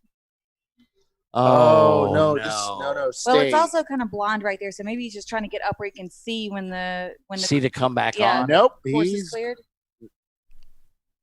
If he's trying to cross the track to get into the pits, this is a big no-no. Please tell me that's not my car. No, it doesn't look like it. Oh, thank God. It's got a white lid on the trunk. Yeah, my trunk's white. Oh, I can't see. I don't see flames. This is bad. You do not do this. You just stay there. You can back out and then turn around, but don't go the wrong direction on the track. He's coming at you. He just hit the arm code. We'll just follow before me. That looks like Tubby Butterman. Does Yeah, Tubby it is. Butterman It is. have a wing? Yeah, it's Tubby. So they said he hit. I think he He made hit the the Garmco. Yeah. impact there. 462.50. Not that I know. Well, Of course, that was a couple of years ago. It may be more now. that Armco is like. I wish I bought stock in an Armco business. Back in the day. Yeah, I mean, what he did would have could have cost him a lot more than just an Armco. Don't go counter. You know what I wish I had bought? Lexan stock. Bigger bumpers.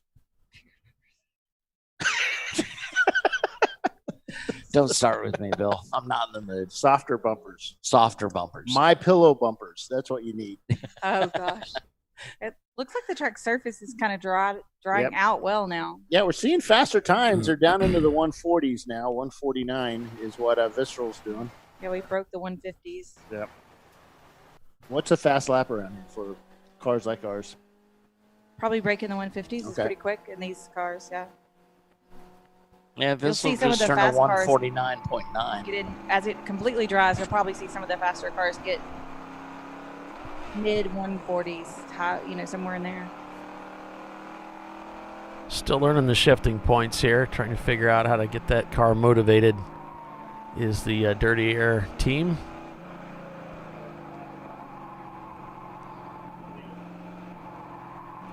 Can really hear those tires squealing as they go through the carousel section here at Barber Motorsports Park.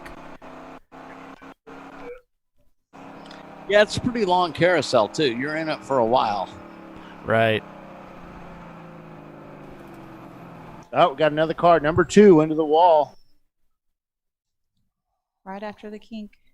Yeah, the number 2. I don't know what team that is because I don't have that on my sheet, but for it, Polly.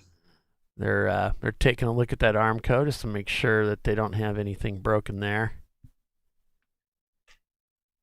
There's cars coming through. They're getting a little squirrely, so I'm wondering if we got some oil there. We can see them getting understeer. They go from understeer to not understeer. 901 Motorsports is on pit road.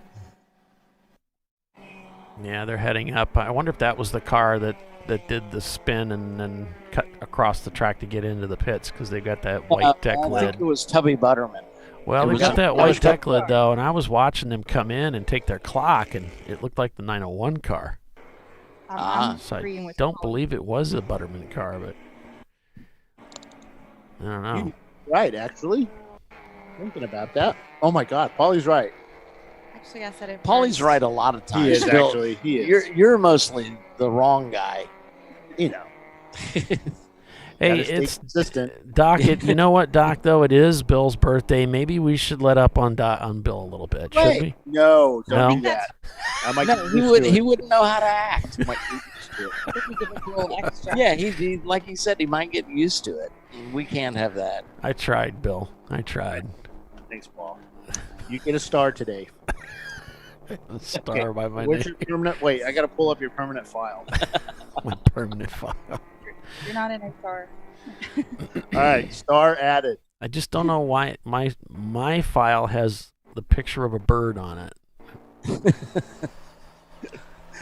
Screw this guy. They only give you certain icons to use. So. Mine's a black bird. I don't know why. The middle finger. Doc's roadkill.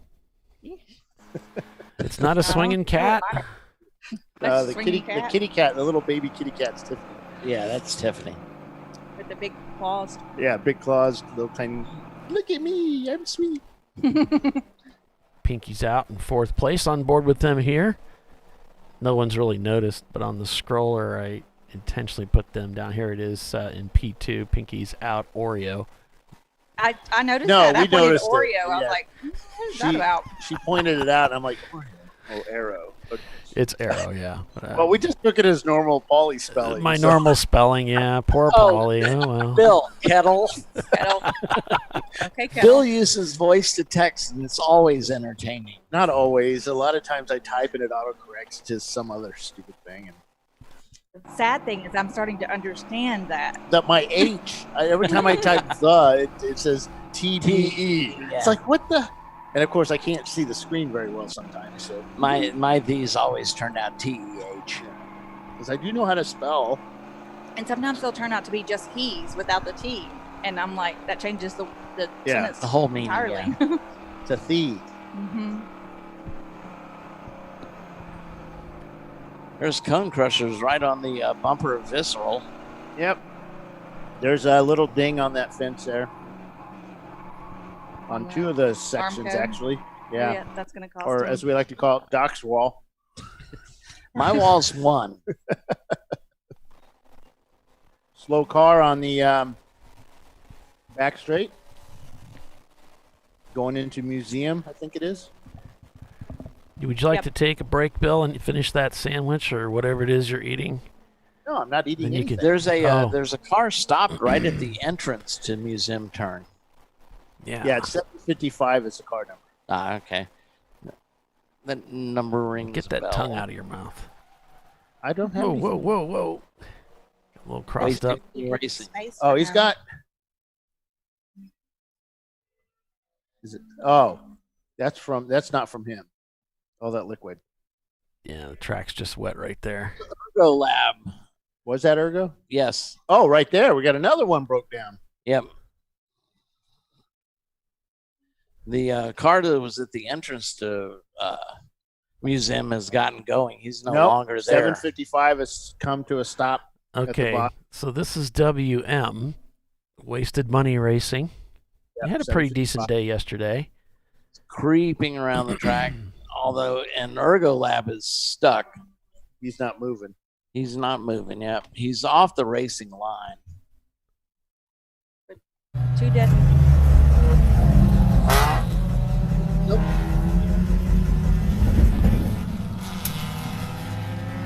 They've got a waving yellow in that car, or at that corner, rather.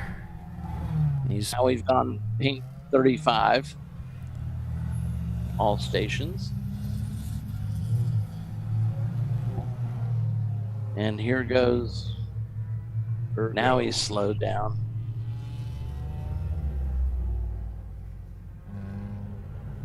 So he was trying to crank start it, but now he's kind of given up, so I'm not sure. Is that my camera in that car or is that theirs? It's theirs. Okay. And it's really good. I don't know why. I need to ask them what they're doing, how they're making it work so well, because it's really good. Well, they're probably also running a higher depth than what we do.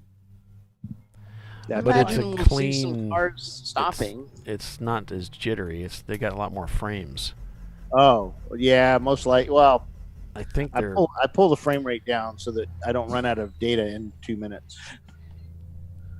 And then the other thing too, it could be because everybody that was using Verizon this weekend, which we use, were having issues. So they may be using like AT&T or Sprint or. Yeah, you know, that's why I'm gonna ask them what they were using. I think what they're using is a GoPro camera, and then they're obviously using some other service than what we use. Because typically, our reception is very good. Yeah. And it's just not really working out that well. Like I said, everything's kind of changed with this COVID stuff. I know that some, a lot of cell towers are being refocused. Their antennas are being refocused so the kids in school that are stuck at home. Are you guys doing remote schooling now? Yeah. They're doing some combos. Yeah, Some kids are doing. She has no kids. Well, no, but she lives locally. Yeah, some kids are going like 2 days. Some are going full time, and a lot of them are doing complete remote. So all my son's classes are virtual. Yeah, depends on the school and the school system. Yeah, so that's and with the redirecting, unless we got a hold of Verizon and said we had a race this weekend. Because we do that. Well, we do that with a couple of tracks. I have contacts within the region, and they still talk to you. They're really nice, actually. They don't know you then. Well, no, they know they know I give them a $1,500 check every month for this service. Money talks. That Bill pays for. No, Bill doesn't pay for that. Come on. The club reimburses you for it. Surely. Not this year. No, because I didn't put a bill in this year because Well, now it looks like Wasted Money is back on the road. They're back up to speed. So they can manage 35 miles an hour. Well, it could be one of those things like it's a short in the system. He said he's coming into the pits, so managed to get it refired. Have it on. What is that? How does F1 call it? Virtual safety button car? 2, stage 4. Oh, yeah. Code 36. Yeah, go to Delta 2, code 36. Go to Delta 2. Yeah. Delta 2. Put it in cheater mode. Put it in Mercedes. Oh, wait. I didn't say that, did I? So Mercedes Racer mode. is asking about the hang in there girl. She's still out there, and she's got a new outfit. She had a sequin skirt on earlier. I heard that they were going to change her shirt though, because it was yellow, and they don't usually like other things yellow out there besides the flag, so there's no confusion. They can get a good deal on some yellow shirts from Charlotte Motor Speedway. Oh yeah. Yeah. We don't want yellow shirts. No. Yeah, exactly. Mm-hmm. That's why there's a good deal on them. So it looks like we're going to be under caution for a little bit longer here, so maybe we'll go ahead and take a commercial break, and then we'll come back, and hopefully we'll be green when we get back here. So, Doc, do you want to take us to commercial break? As Bill unmutes me, yes, I'll be happy to. You're watching ChampCar.Live, presented by AutoZone, here at the Alabama Grand Prix at Barber Motorsports Park. Hang in there, folks. This is the TireRack.com Champ Car Endurance Series, live here from Barber. We'll be right back.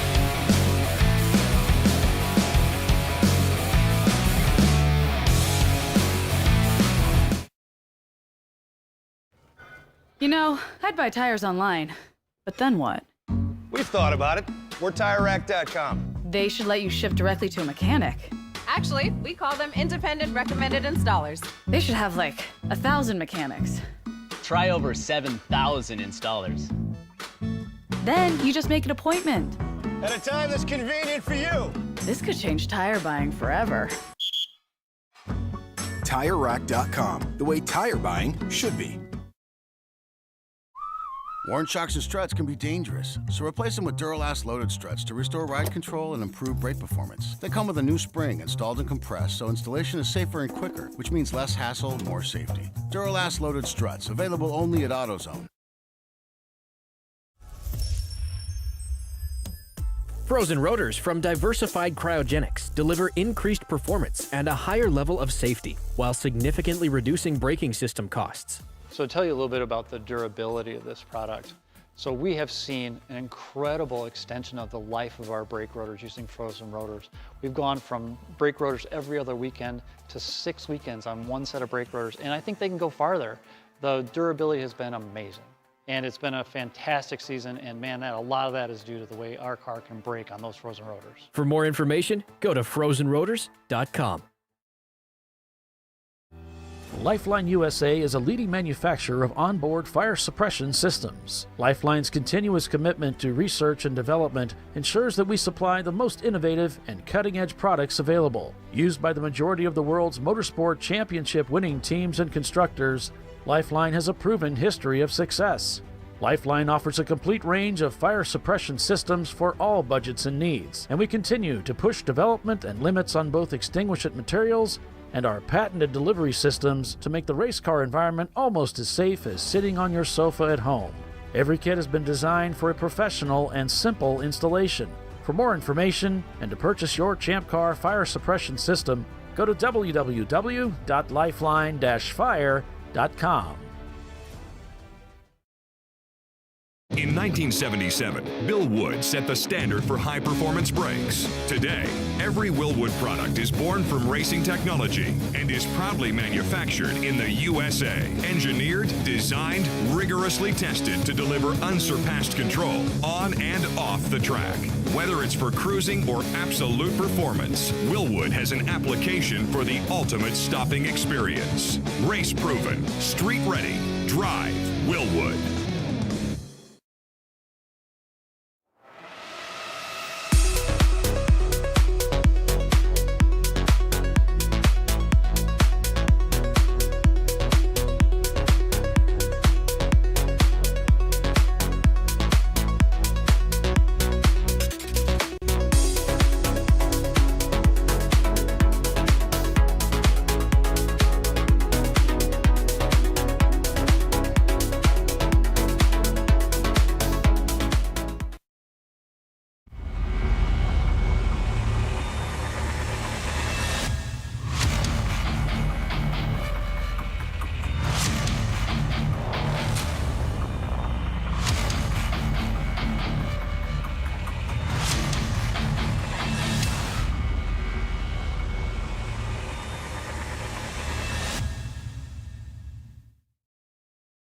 At AutoZone, you get what you need when you need it. Got a today job? Pick it up free same day at your local AutoZone. More of a tomorrow project? Order as late as 10 p.m. with free next day delivery. Getting the job done just got easier.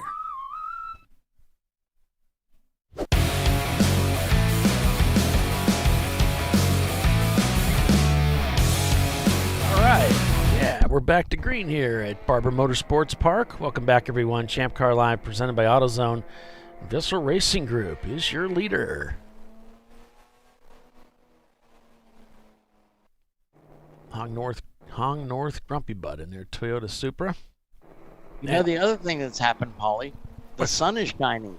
Oh, great. That means the track will dry out. Dry line developing. We've got a whole gaggle of cars going into the hairpin. They are bunched up. And we're seeing about, a lot of cars sitting there fast this time of the day now as those times keep dropping as the track is drying out. I went and talked to Race Control and asked them, and they were just out, and they were saying that the track was drying out nicely. And if you folks didn't happen to notice, just as we were going to break, Pinky's Out did come into the pits. I know they did a driver change. They may have taken fuel, so they're going to be set going to the quiet hour too. Mm-hmm. Because during that quiet hour, it's a red flag, so you're not allowed to take fuel or do anything to the car. We just bring them in, we stop the cars, take the drivers out, and then restart the race an hour later. But they're not allowed to fuel during that time, so they'll have to. Some teams will choose to fuel, do their driver change, what have you, before that, and some will probably gamble and go the other way and have to fuel right after the quiet hour. So see which strategy works out best. Right. They have to decide how they want to play that card, and wasted money for some reason. The car died on them, and then they got it refired under the caution actually while they were waiting to be picked up, and they're back to racing. So not sure what's going on there, but we're on board right now with Ghetto Motorsports GMS. The number 556, 1987 Mazda RX-7, Tyler Pedersen, and Ben Schott, two of the drivers of that team. I'm not sure, that might be Ben right there because I know he's got that blue and white uniform. Pinky's Out. Looks like they're kind of getting passed right now by several cars, so I'm not sure what's going on with that BMW. There's Tuttle going by. They were passed by 2 or 3 other cars just going through that corner. He wins enough anyway. I'm just kidding. Good grief. This Yeah. is quite the collection of hardware. Tuttle's in second place. Pinky's is in fourth. They're getting passed there by the Nova as well. That's Nova's putting a little bit of a squeeze on them heading into the, looks like the hairpin area there. So something going on here with the Pinky car, getting passed again. Looks like he's winding up through the gears just fine.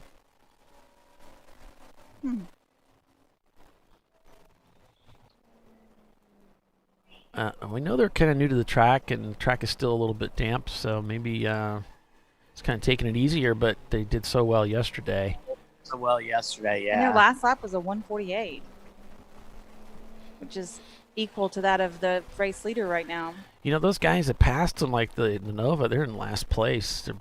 They left him in the dust. I mean, they disappeared. It's a D-class car, and then the other one is, I think, EC. Was that the Liquid Molly newer BMW? Is that EC? I think it is. I think it is too. So that might be the reason for that. I'm not getting any. Looks like the Chevy's now been pulled in. They might have been Black Flag. Looks like they're talking to Black Flag. Oh yeah. He's been told he's going to stay for 3 minutes.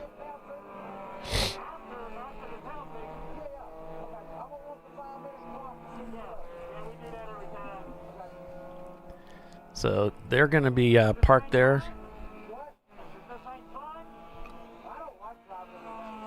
A huge gaggle of cars going down into the hairpin. Golly, there's got to be 20 cars going in the hairpin Yeah. together. Everybody makes it through. They're playing nice with each other. 3 deep, 3 wide, and about 10 deep, almost. Yeah.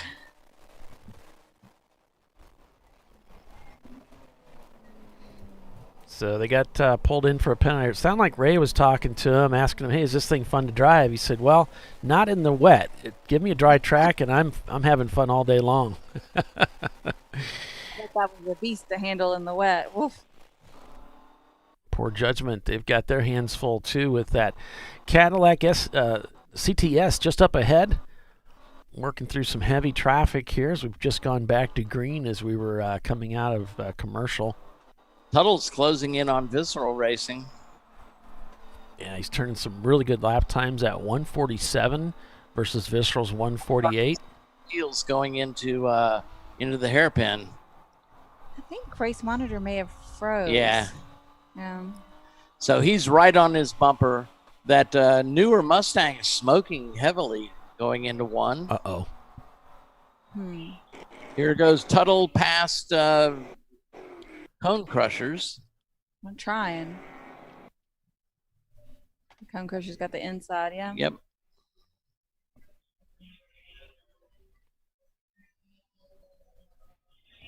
Yeah, it looks like Race Monitor has also gone down, so we don't have timing and scoring here right now for you. We're just going to have to bide our time and hope that comes back online. Looks like the Chevy Nova's been released from Black Flag, so they're heading out.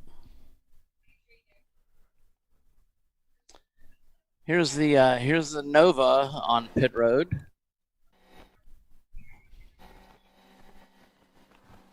I think they're resetting the timing and scoring to send that back out to that third party to see. Okay. I think it's a signal. Thank yeah, you. they said there was a lot of noise on the line, yeah. Yeah, because I lost it on my. Yeah, it went down. I lost my signal on Verizon. So Dirty Air looks like they're going to go ahead and do a driver change here. Probably take fuel and just get this all knocked out at one time. Bill's down there harassing them about visors.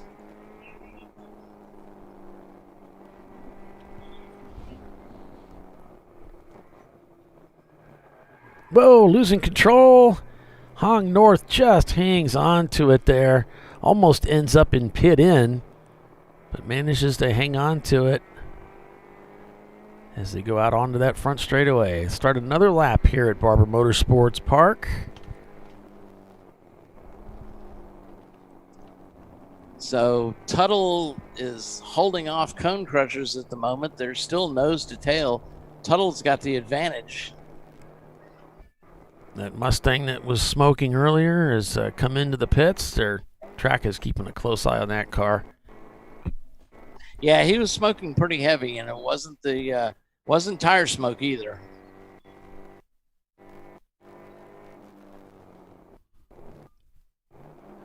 Yep, he's pitted right in front of us, so. In fact, he's just pulling in front of the Nova there to pit as they come to a stop, and the crew hops out over the wall.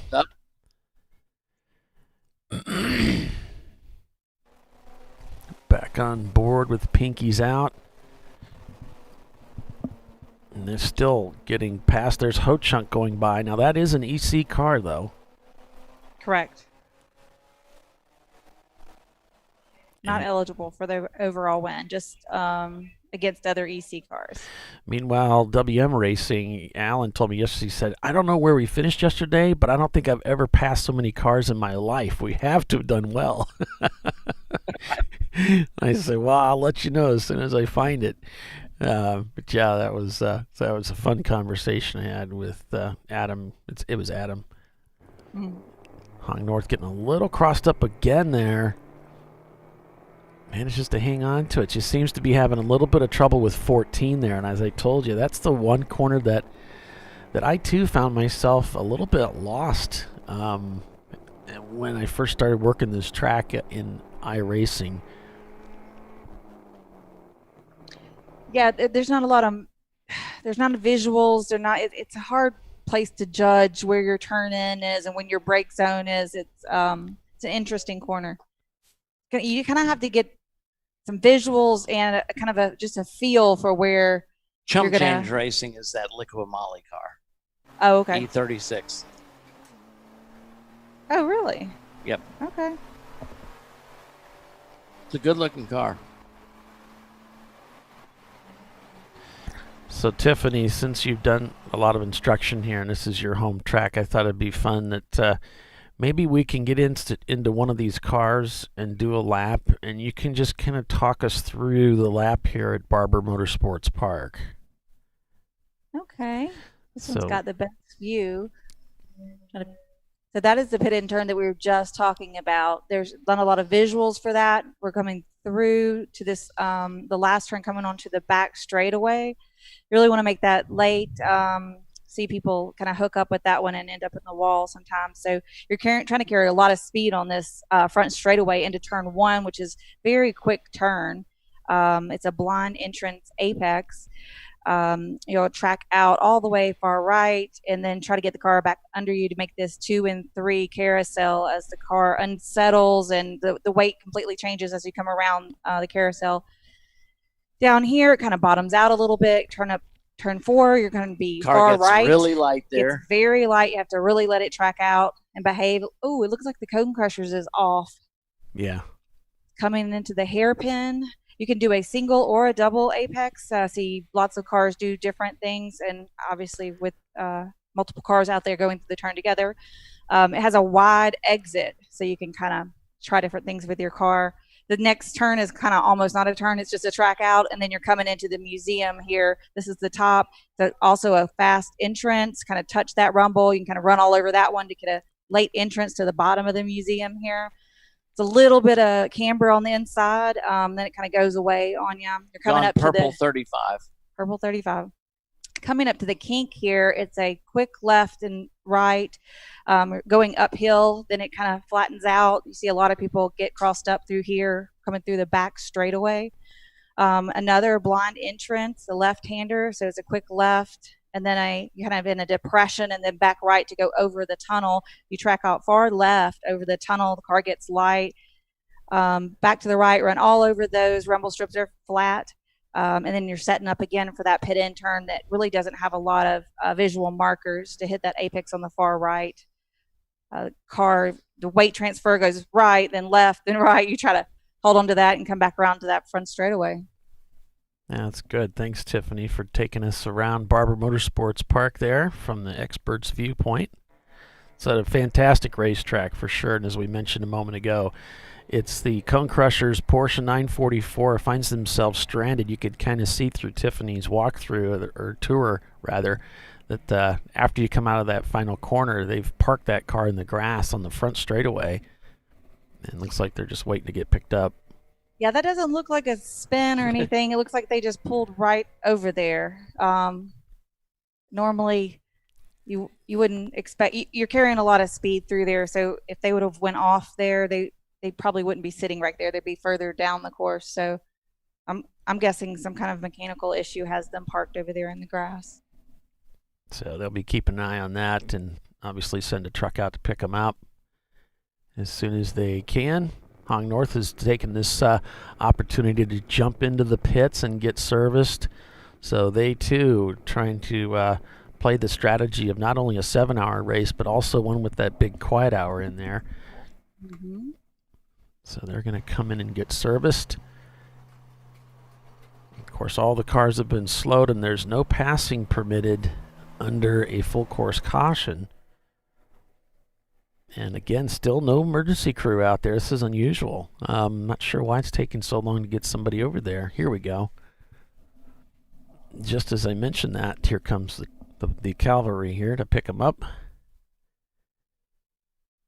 Now, it looks like they don't really want to pull into the grass. So we had a tremendous amount of rainfall yesterday.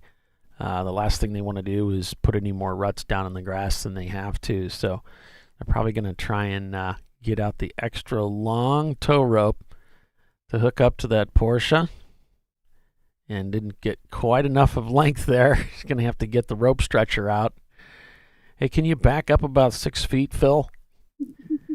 Don't back over the tow rope, though, because you're going to really tick off Doc if you do. Oh, it's my pet peeve. So Chris Nicely was asking me if Andrew Pinkerton was driving for Tuttle today. And so I checked on that, and he actually is not driving here today. He's definitely a hot shoe, and I think Tuttle would have definitely wanted to have him in the car, but he had some other obligations. So the 107 is Tuttle machine is in pit road right now. Yeah, we see a lot of cars. There's Visceral, the leader, coming in. There's WM Racing coming in. So quite a few cars coming busy in. right now. Yeah. Who hasn't stopped yet. We've got 45 minutes left until that quiet hour. So they're pushing that 2-hour stint limit is within 15 minutes. So anybody who hadn't already stopped is going to need to stop. Probably go ahead and take advantage of this slowing down of the field. Cone crushers are being flat towed.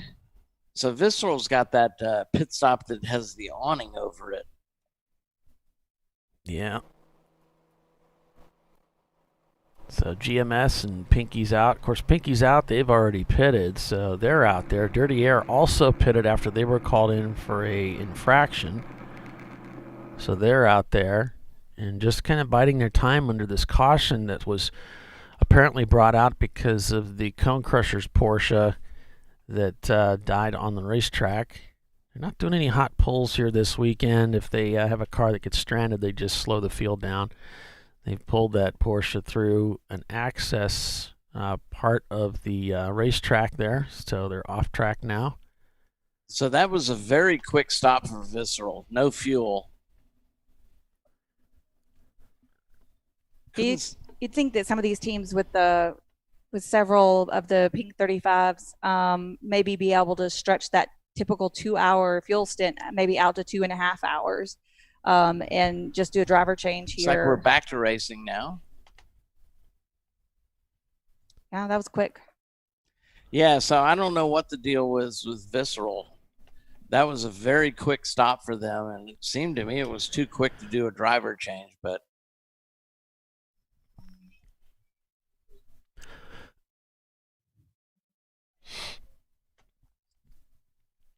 here's Hardin Motorsports Group and that VW GTI completed their service. They're at pit out.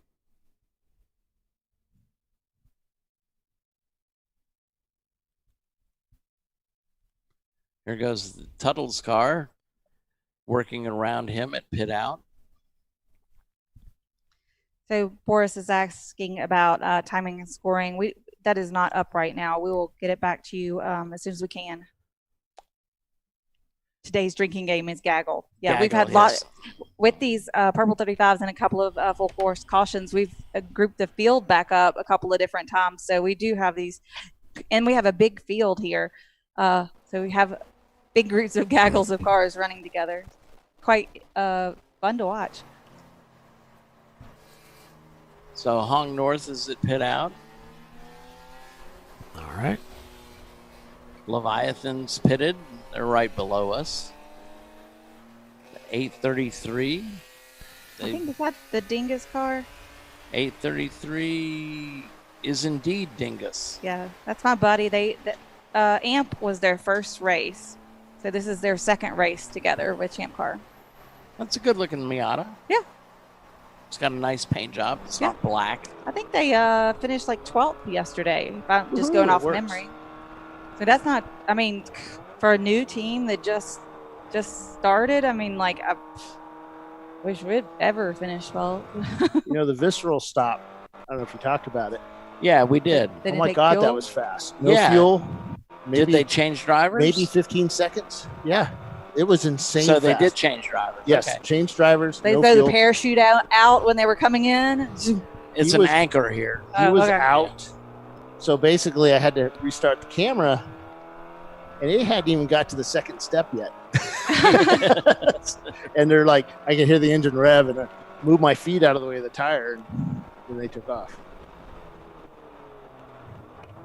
So a bunch of cars heading to pit road, heading to pit out. Probably there's a line of 5 of them or so. They're all Miatas, bookend by 2 BMWs. There's always that one. Yeah, there's always that one. There's always that one guy. Maybe we should just throw a dead cat at him. I haven't found any dead cats today. Yeah, that's the Soggy Bottom Boys right there is the Black Z. So the other one is a different team we were talking about earlier. On board with Visceral Racing Group. We know they're towards the front. We're not sure on the timing and scoring right now. But they were leading before we went to that caution as best as we understand. So 669 Funny, is headed Polly back was out just after their talking about stop. The 040 Racing, new team. 717 is in the lead right now. 717, that is Subliminal Racing in that Chevrolet Corvette. Oh, okay. These guys are awesome too. Yeah, they are pitted with the Hardin Motorsports or paddock next to the Hardin Motorsports Group.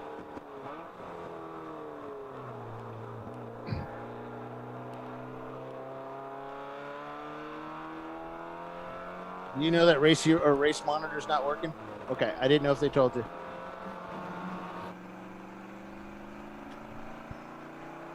On board with the Dirty Air Chevy Nova, car number 32. 1975 Chevy Nova. I think we had somebody pop off a fire extinguisher down pit lane while I was down there. It got kind of dusty. Here's up the towards deal. The middle. Yeah, you don't use the top of the fire extinguisher handle to brace yourself. Yes, yes. It's the top button that sets it off. Yes.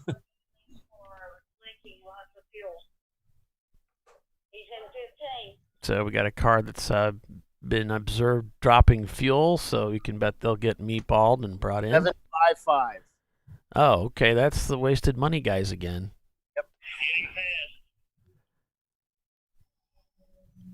With some fuel issues. We had that here last year, too. In fact, I was driving when they meatballed me and brought me in for that. So, still working on I thought they would do meatball Getting that because you're taken care going of. so slow.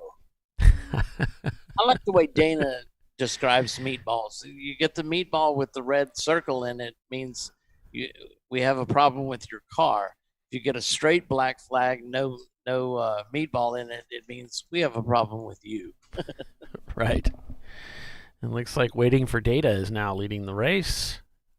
That's a strong team waiting for data. We see him a lot. So now we've got a little bit of timing and scoring come up, and looks like Subliminal Racing shown in the lead with Visceral Racing Group in second place. Then it's 901 Motorsports, Chump Change Racing in fourth, two guys and a Miata in fifth. Winkler Motorsports, the team that led earlier, down to sixth. Kazoo Racing is in seventh. Tuttle Motorsports is down to eighth. Hong North Grumpy Butt is ninth, and Love Racing is 10th. Now, let's just point out, though, that there's been a lot of changes with all of these pit stops, and there's so much strategy being played, guys, with this quiet hour. Who knows? Quiet hour, yep. How this is all going to shake out, and it's going to be a lot of crazy strategy grabs going on right now. I remember working pit out here on that. God, it was cold, 25 degrees at race morning, and the way the race timed out is 2 hours. I knew I was going to be in trouble, and sure enough, I was the only one working pit out, and I swear half the field was coming to me.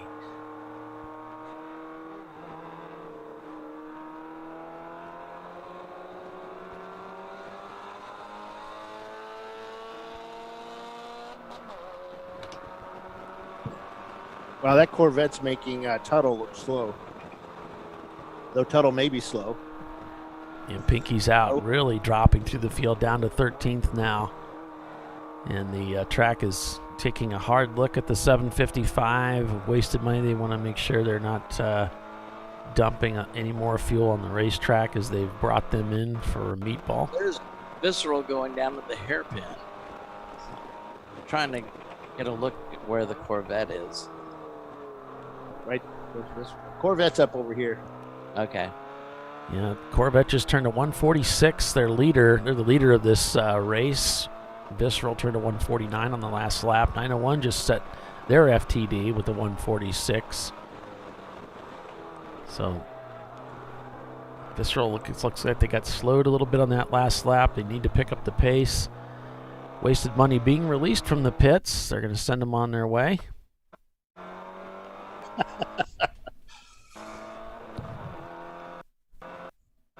Oh, Robert Huggins is on the track. This is his first time on the racetrack, so that would explain why he's working to get up to speed.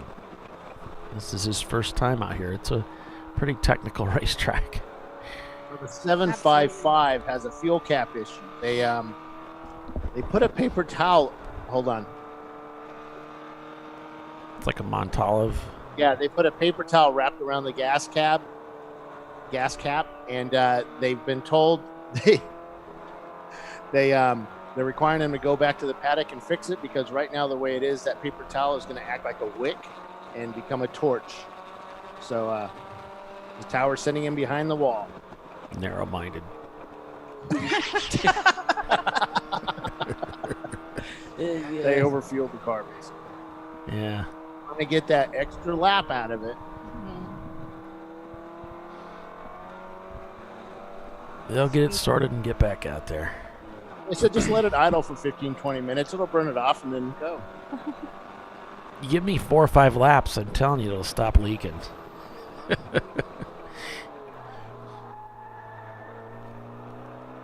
147, both for Subliminal Racing in the Corvette and Visceral Racing Group on that last lap. Then we've got 901 Motorsports in the number 903 is in third place. Then it's Chump Change Racing, 2 guys in a Miata. That's your top 5. Looks like we're towards the bottom of the hour here. Birthday Boy, do you want to take us off to commercial? Sure. You're watching the Birthday Boy. It's not your birthday, Doc. I have so many birthdays, Paulie. I get confused. He's 206 years old, and that's just when he's worked with Champ Car. Black flag for car 86. Fuel leaking on it. It's real strong, and it's my birthday. And I like to tell everybody, go to AutoZone right now and tell them it's Bill Strong's birthday. And it's Champ Car Live by AutoZone at the TireRack.com Champ Car Endurance Series Alabama Grand Prix, which is better than the Louisiana Grand Prix, right, Doc? Louisiana doesn't have a Grand Prix. Okay. And we'll be right back after these messages, folks.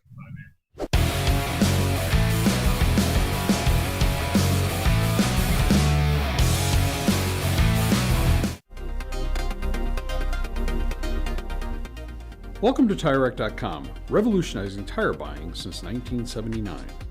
With our unmatched selection of branded products, finding what fits your vehicle and is right for you and how and where you drive has never been easier. Through helpful online shopping tools that include our professional hands-on reviews done at the introduction of a tire and consumer reviews that give real-world feedback over the life of the tire, you can make the right tire choice and find exactly what you need. And if you prefer to talk to someone, our tire testers, our sales team, are available on the phone. And that's how we get you the right tire for you and your vehicle for where and how you drive.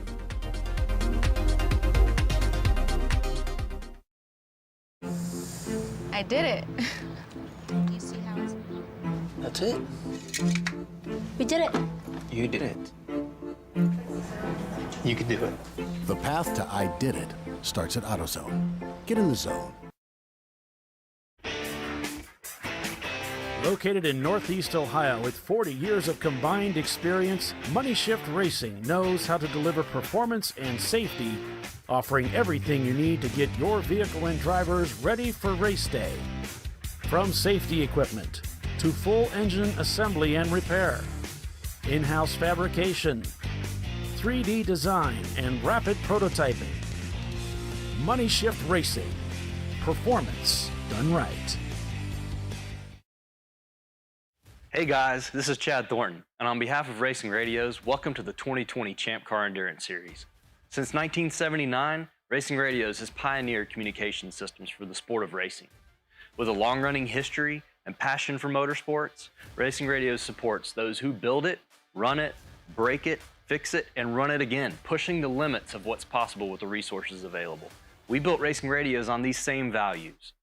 As a 2020 Champ Car sponsor, Racing Radios will provide our experienced support team and trailer at select Champ Car events throughout the year. Free gear and exclusive discounts for the winners of the Racing Radios 14 Hours of Charlotte event. And most importantly, 15% off orders for all Champ Car teams. It's time to kick off 2020 right. Build it, bring it, race it, get out there and go racing. Visit racingradios.com and click on the Champ Car registration button to get your 2020 team discount code. Discovery Parts is a veteran-owned racing and safety equipment company. While we're located inside Atlanta Motorsports Park in Dawsonville, Georgia, Discovery Parts can also be found at the tracks, supporting a number of Champ Car Series events.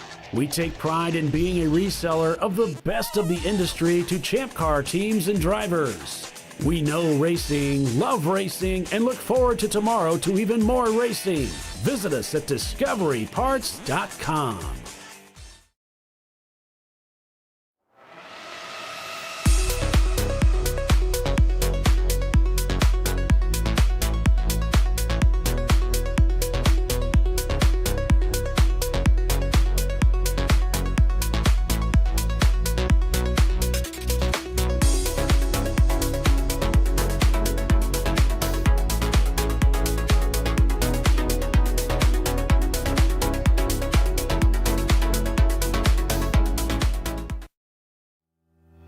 Lifeline USA is a leading manufacturer of onboard fire suppression systems. Lifeline's continuous commitment to research and development ensures that we supply the most innovative and cutting-edge products available. Used by the majority of the world's motorsport championship-winning teams and constructors, Lifeline has a proven history of success.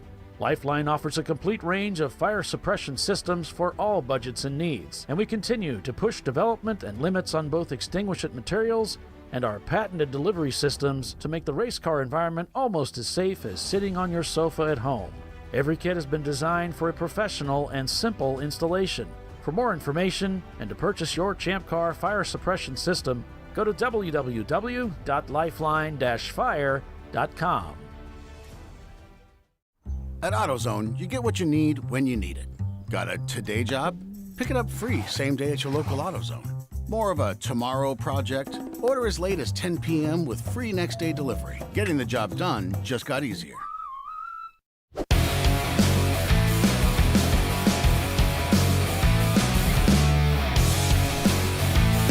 right, welcome back, everyone, to Champ Car Live, presented by AutoZone. We're at Barber Motorsports Park.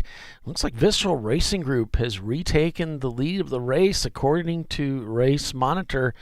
I'm Paul Veltum, joined by Bill Strong, Doc Waldrop, and Tiffany Alexander. There you go, Bill. I inverted the order for you. And we're back here live at Barber Motorsports Park. Do you feel better now? Do you feel loved and appreciated? No. Here's our leader, Visceral Racing Group, and their 944S. And we'll see how this race works out for him, Tiffany. Yeah. So they're saying the 605 is still spilling fuel. The 717 just did a fuel stop, so that's why they lost the lead. There's the Corvette that was leading pit road. Yeah, so it's right at the 2-hour mark from the start. So they hadn't pitted yet, which I'm surprised they didn't pit earlier under a caution. But 605 Surprised still that Corvette leaking on ate track. 2 hours. So they're going to bring him back in again. It's leaking on multiple corners. which car was that? 605. 605, that's the spare parts racing in that 94 Fox-bodied Ford Mustang. SN95. Is an SN95 a Fox body? I don't know my Mustangs. I barely know, I know my a 94 BMWs. was. I don't remember what year it switched over. 95. I had a 95? girlfriend with one of those. Yeah, I was thinking that Brand new. year was when it switched to that more roundy look. Yeah. Got really mad at me whenever I punched that 5.0. Oh, that's not that how you kind of drive my punch. car. Yeah. I tried to learn to drive a stick on a. She didn't last long. Yeah, she shouldn't have. On a Mustang GT back in the day, the clutch is so heavy. I didn't think it was that bad. No. But then my Shelby's clutch was pretty heavy too. So this guy, Ryan Leonard Racing, talked to him yesterday.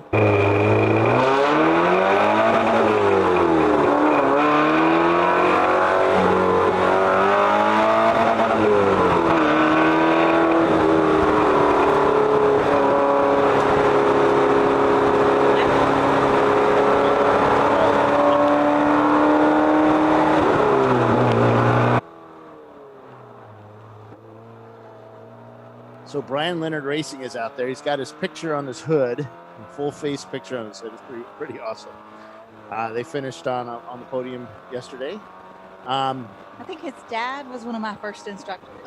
He's actually got a NASCAR truck deal next year. Really? So his goal is to do a year in the trucks, and then after that, then go to the Xfinity Series, and then of course move up as he's allowed. Paul, we've got a frozen screen. Paulie's not speaking to us. We've anymore. lost Paul. There we go. There we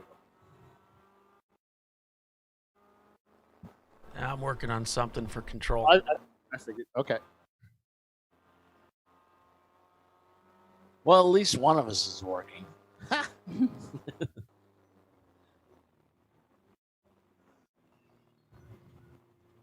So we're looking at So about we got 20 minutes. Visceral Racing. Yeah. So the red flag. Yeah. Yeah. Oh, that's right. So about 15 minutes, we'll probably see them go ahead and go yellow and start slowing down the field and get them together. I would imagine.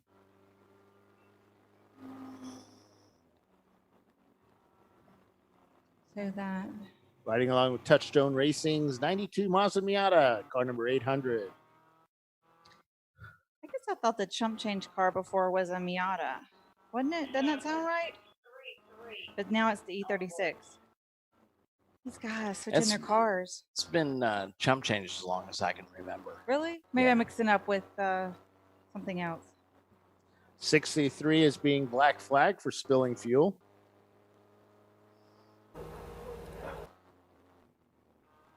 Which one's 633? I don't know. He's not on my list. 633 is Squadron. Oh, 633. Yeah. Squadron Racing. Your sixes are a little silent, Bill. 633.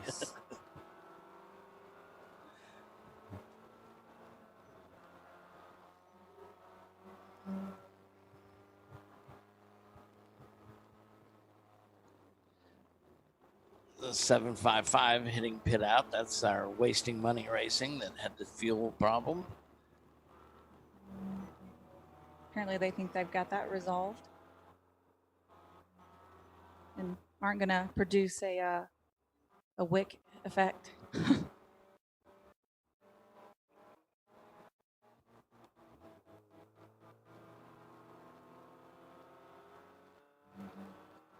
So yeah, less than 15 minutes and we'll probably be slowing the field down, gathering everyone up, bringing them in for that red flag that's going to happen from 11 a.m. to 12 a.m. 12 p.m. 12 p.m. Yes, thank you. It's been a long weekend already.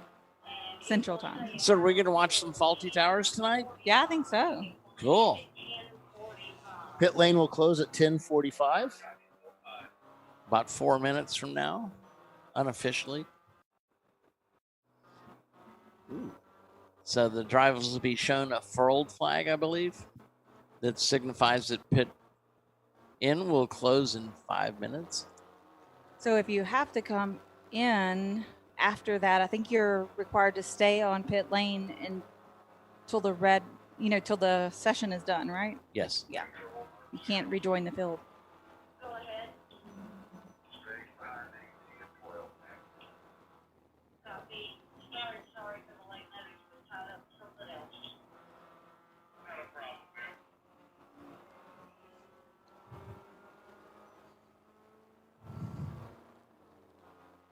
So just a few more minutes until the pit lane will be closing. 145 coming down pit lane, the Cadillac.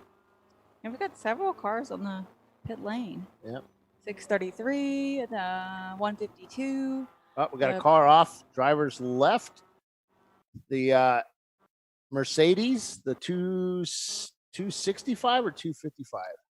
That looks like 265. 265 or 266. Party girl. 266, yeah. Party girl. I was like, that looks like the party girl car. Yep. You got it restarted. Now he's headed out again. 633 squadron heading to pit out.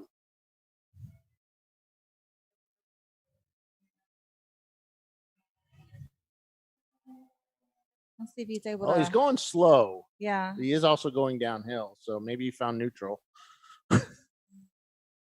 Grand possibility.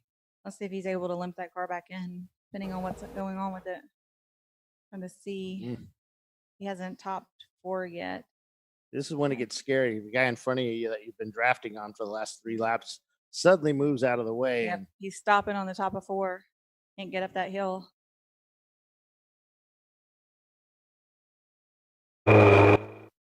Visuals, I believe.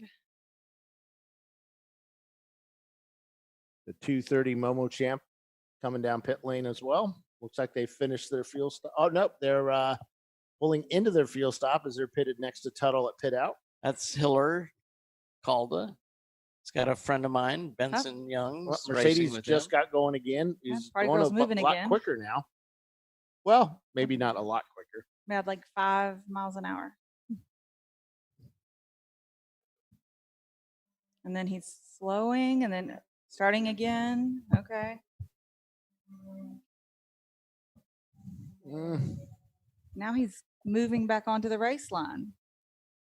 Which is always the best thing to do. Well, he's got it up to speed again. If you're racing, yes. What is that? 494? Slung off there in the 494 is Audio Technic and Lackluster Racing. Well, they didn't get beached, so got a few rocks they pulled back on the course. Visceral's still in the lead, followed by 901 Motorsports and Tuttle Motorsports right behind them. Cudsey Racing is up to 4th place.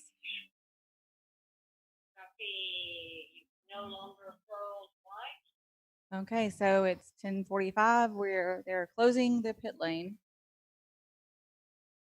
So if they're not already in, they're not going to be able to come in and then go back out. Well, you have to be on pit lane now. They'll just send you through. You can't stop. Unless it's like a mechanical or something, you're Take it behind the wall. Yep.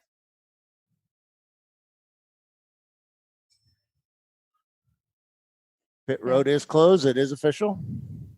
And Party Girl's still out there trying to limp it in, and maybe, I don't know, they may have gotten going. There's a spare parts car sitting Yeah, out there in the field. Yeah. So they've rejoined the race. There's a what? What? Paulie's working. He's just got it on that camera.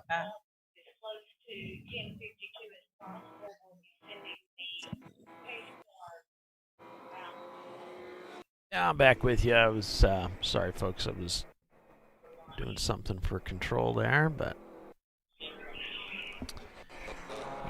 back on board with Visceral Racing Group here. But yeah, should be getting close to that quiet hour. All right, Paulie. All the cameras working that need to be working? Let me do some checks here, Bill. Yeah, I can go fix them during the lunch.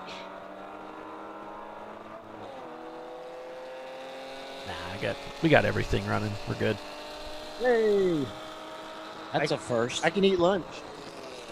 You Not don't that have I need lunch. it. I'm sorry, Bill. Not that you need it. I didn't really get a breakfast. We ate the hotel out of all of their cheese or cheese danishes. Yeah, no, they're sandwiches. You know, the bacon, egg, and cheese and stuff. You know, sausage, egg, and cheese, biscuits. They were gone. They didn't have a cucumber sandwich. They with said the they crust? went to like 20 cases of them yesterday with everybody in the hotel.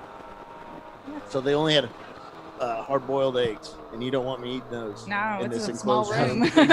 At least not. Yeah. Have you had a cucumber sandwich with the crust cut off?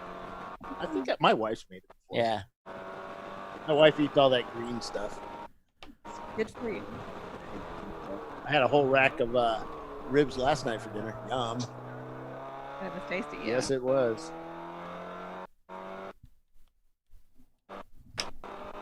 So someone over on YouTube is asking about the reason for the quiet hour. That's a local ordinance, a sound issue. So from 11 to 12 is a quiet hour for the course always on Sundays. The for church. easiest way to explain it, Jim, we're in the South. I'm not saying church. Yeah, I'm not saying, well, I'm scrolling through the standings in now. fact, we're right near the buckle. Yeah. West Virginia, they do that too because they have the church right outside the track. Well, at least it's not Lime Rock. You know, they're not allowed to start an engine, race engine on Sunday. I think that may have changed. Yeah? Yeah, there was a big court thing going on. I saw that. AER runs there. It was kind of fun going up there for the Camel GT weekend because it was always on Memorial Day. So Sunday was quiet. We go watch the Indy race, Monaco. Oh yeah, that's right. Used to go 491, just leaving pit lane again. Mr. Paul Newman's house and watch it on the big screen. Coming up on 10 till. I believe at 8 till the hour, they will send out the pace car to collect the leader, collect the field, get them down to speed, get them all collected, and bring them down pit lane. They have to be off. The cars have to be parked and off at the top of the hour. I just noticed Birmingham all the way up to 8th place. Wow. Oh, I think they skipped fuel earlier and maybe just did a driver change. That's what it was really quick, so that's got to be what they did. So they'll probably be needing fuel as soon as we start back after the quiet hour, I would imagine. I have them in 6th place when you take out the EC cars. Let's see. We got EC in 4th and 7th. I'm seeing poor judgment in 31st. Someone was asking on our YouTube feed.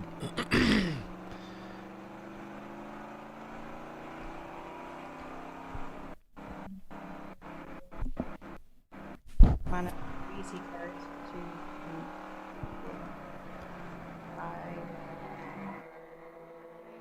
So that'd be minus, I think, 4 EC cars, 31st. So what's that, 27th?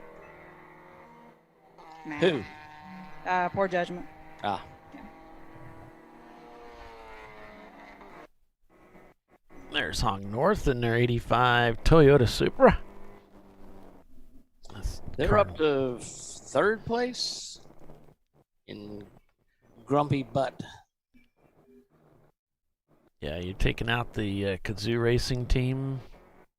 I'm going to teach you how to say kudzu one more time. It's not going to work, Doc. Kudzu and Salins, and there's a whole bunch of other words. So he has done pretty well with Salins. I got Salins figured out. It only took 3 or 4 years. Yeah. Paulie, look at Slack. All right. Yeah, it's we still have Doc saying words wrong too. So like Salika and Oh God, that may supplant my tow rope as my pet. All right, we got a car off. Driver's right at the museum. After the museum turn, it's whole front of that car is filled with leaves and grass and dirt and mud. Yeah, it may have lost a tire or something because it looks very, very low. He looks down on the left, doesn't he? Very low, yeah. On the driver's side. Is that the Love racing car? Possibly. They had the multi-colors. 918. Is that it? No, that's not. No, that's not it. They're No. looking for Visceral right now. We're looking for a number on it. That looks like the same car that was stranded at the end of the race yesterday. Right. I was making a habit of this. I don't like going down pit lane under my own power. Full Yeah. course yellow, folks. Full course yellow. Pace car will get the leader here in just a few seconds. That yellow almost caught Visceral at turn 1. He was just about to make a pass. Saw the yellow. They're still racing down the front straight here. There goes Doc Waldrop's car crossing the finish line. Well, yes, it is. Or is it the start line? It is Which would both. you rather it be? I'd rather it be the finish line. Looks like the pace car has picked up Visceral. They have. And the second car in line there is the Hardin Motorsports Group, our kart racers. Hope they're continuing to have fun. So this has allowed the 9-3 to catch up, which is 901 Motorsports. I'm trying to see where Tuttle is in relationship to them. It's, the 107s just came down, going into turn 1. Okay. So our second place car is 2 cars between him and Visceral. And there's going to be a ton of them between Tuttle.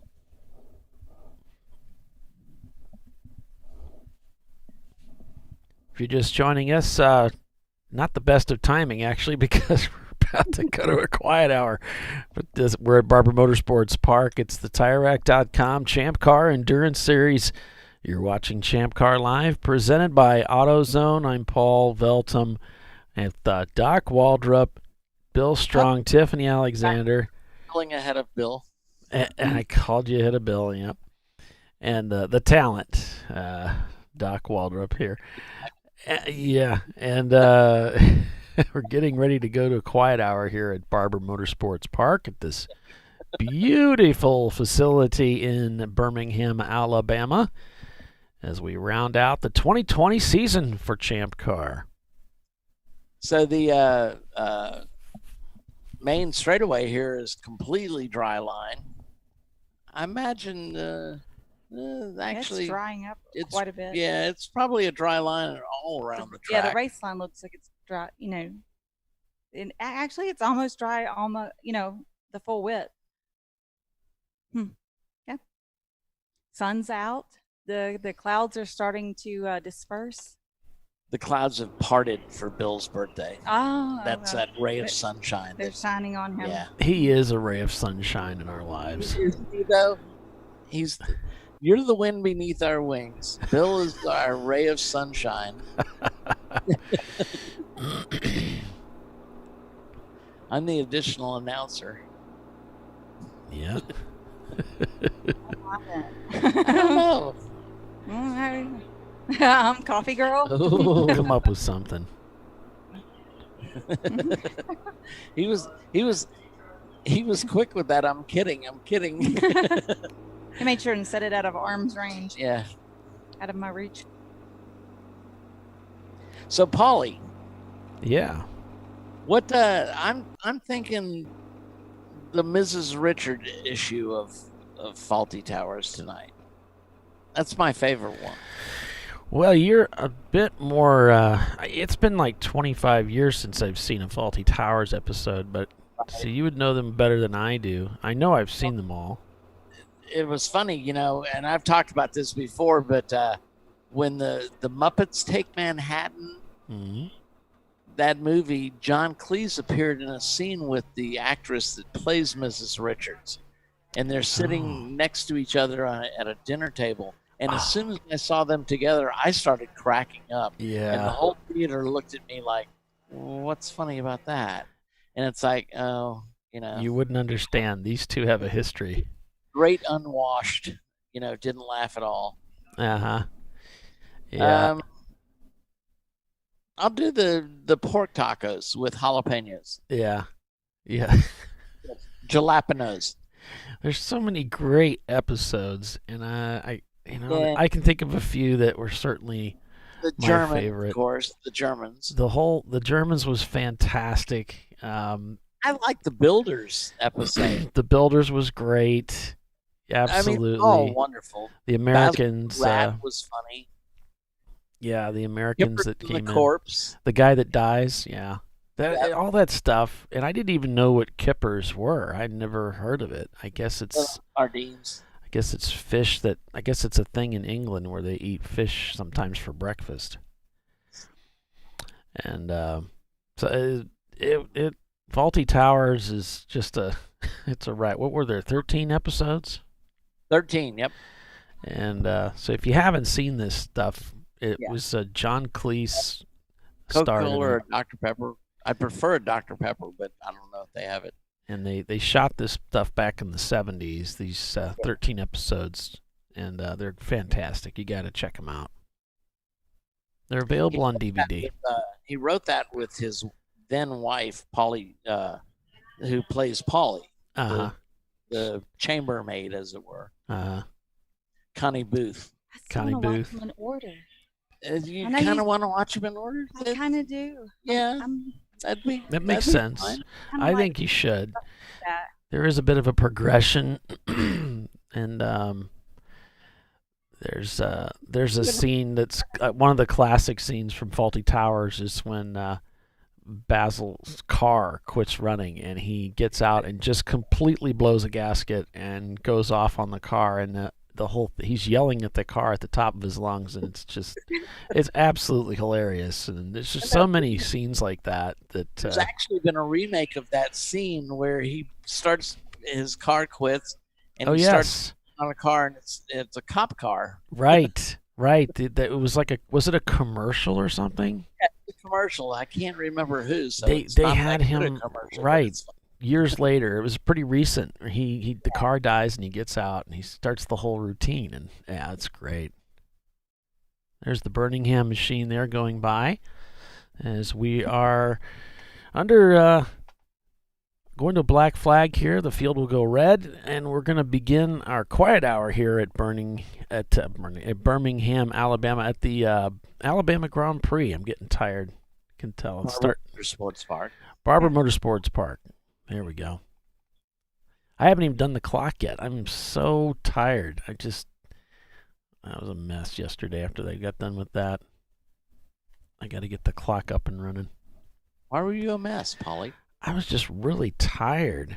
I've been working really hard for the last couple of months, and I've had no breaks. I've had no break at all, and we just came into the weekend, and I was just like, gosh, I'm shot. I'm no good for this.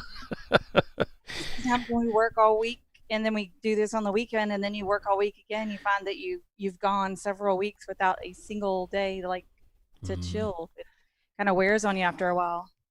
This is so much fun. I so looked forward to this because it's just it's been a while since we've had this opportunity for me anyway. These next several weeks, of course, we've got off because we don't start back racing until Road Atlanta.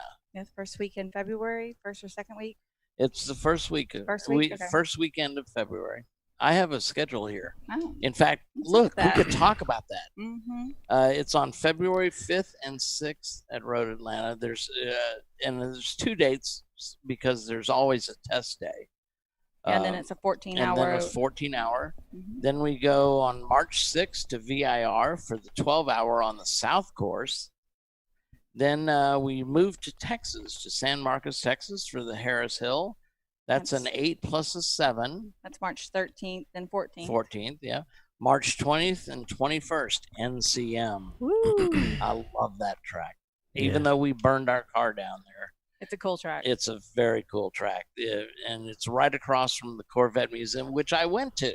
How'd you like it? I haven't. It's freaking awesome. I've never been a huge Corvette fan, but It's fun. It's the probably my museum favorite is phenomenal. American car. Yeah. And of course, I had just taken a ride in the C8 pace car that Road America has, although we never got above 40 miles an hour.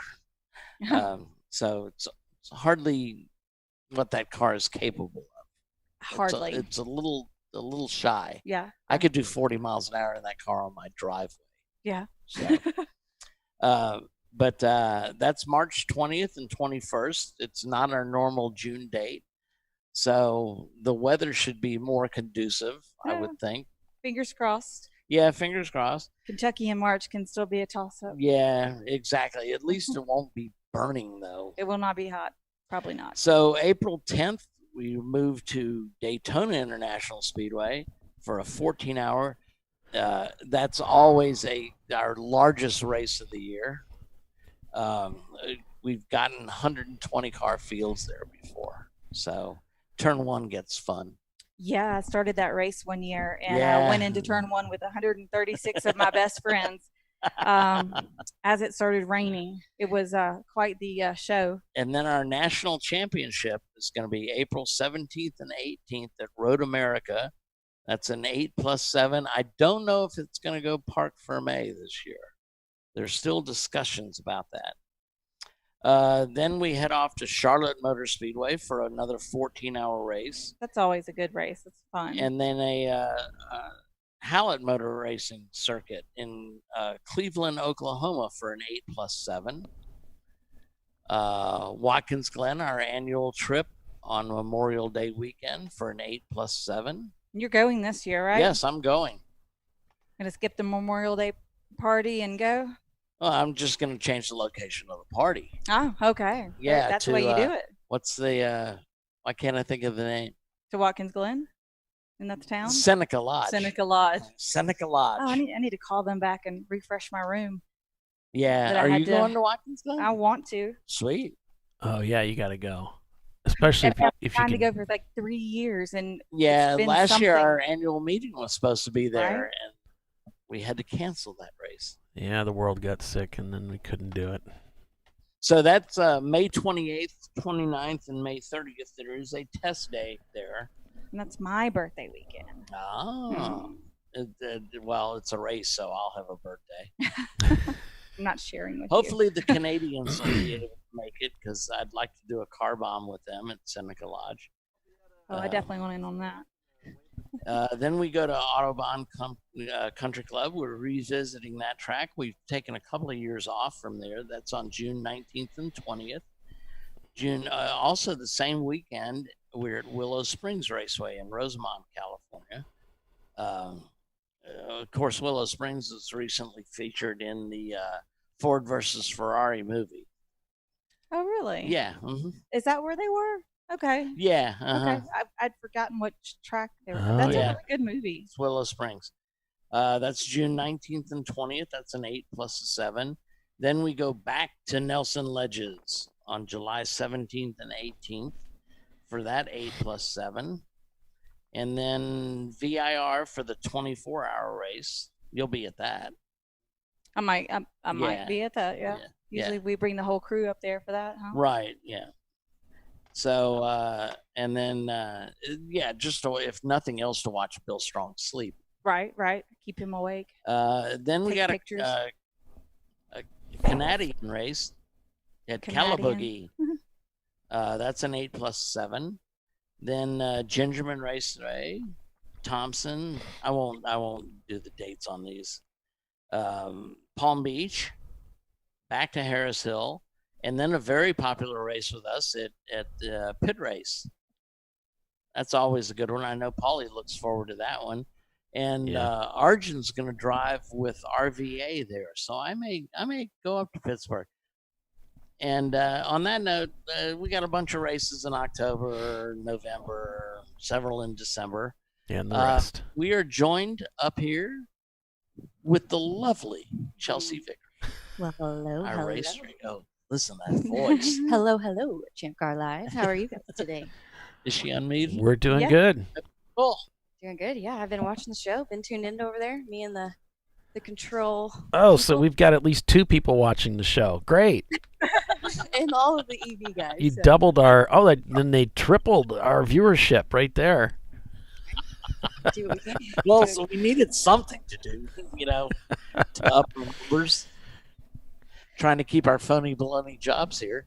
Hey, I hear you. So it looks like the field was pretty well behaved as opposed to yesterday. Yep. I mean, I'm not saying they were misbehaving yesterday, but we certainly had a lot more incidents with the wet track and the bubble machine out there. Oh yeah. How could we? I think this year is just gonna be burned in my memory, just that bubble machine. And Joel just standing on there, just shooting, spraying away. Oh, just spraying away, yeah. So seeing it out there today kind of made my stomach drop a little bit, but at least it wasn't as bad. Yeah, so. I guess that was Jerry's car, Ergo Lab, dropped a drain plug. Yeah, whenever that came through, it was like that car. I actually talked to Jerry last night. Me and Dana did at the hotel, so he was telling me his troubles yesterday and how they got the motor and stuff like that. So they didn't tighten quite all the bolts, evidently. Especially there's one important one, but things happen. It's a rather important one. It's all good. The engine seemed to like running with oil. Yeah, I think he got back out there, right? Yeah, I think you did see him go back out. Yeah, good. How's the weekend treated you? Stress level. Yeah. Honestly, it hasn't been so bad. I mean, having incidents like that yesterday obviously adds a little bit more stress than we see sometimes, but it's just one of those things you got to get out there and take care of and just get everything back to going. So other than that, I've been really happy with driving, and especially, Barber, they're talking about how this is actually their first run through with the pink 35. First time I've ever seen them use it. Yeah. So they actually just made those flags, and if you notice, they are a little bit bigger and stuff than the other ones. So yeah, but they're happy with how we're doing with the 35, and so am I. I know there has been a little bit of passing, but we're trying to nip that in the bud. But for the most part, it's been going pretty great. So that's working pretty well. Okay, it is. awesome. I like that, and so. And it seems like they can get the incident cleaned up or whatever and get right back to green flag racing really quick that way without having to deploy the pace car. Right. Well, and that whole thing, it's just to allow the safety workers so they're not, it's hard to work when you're looking over your shoulder. Absolutely. All the time. Absolutely. And so it allows us to get back to racing quicker. And if the cars, if they're obeying the 35s, you don't have to look for those. I mean, they're under control. Well, Lord knows you should be under control at 35 miles an hour. Right. Fingers crossed. Yeah. I don't know, as wet and gross as it was yesterday, maybe not. Yeah, Sometimes. I was with the rain and stuff. Even at 35, I was like, ooh, Yeah, but I saw somebody sliding through one at 35, I think.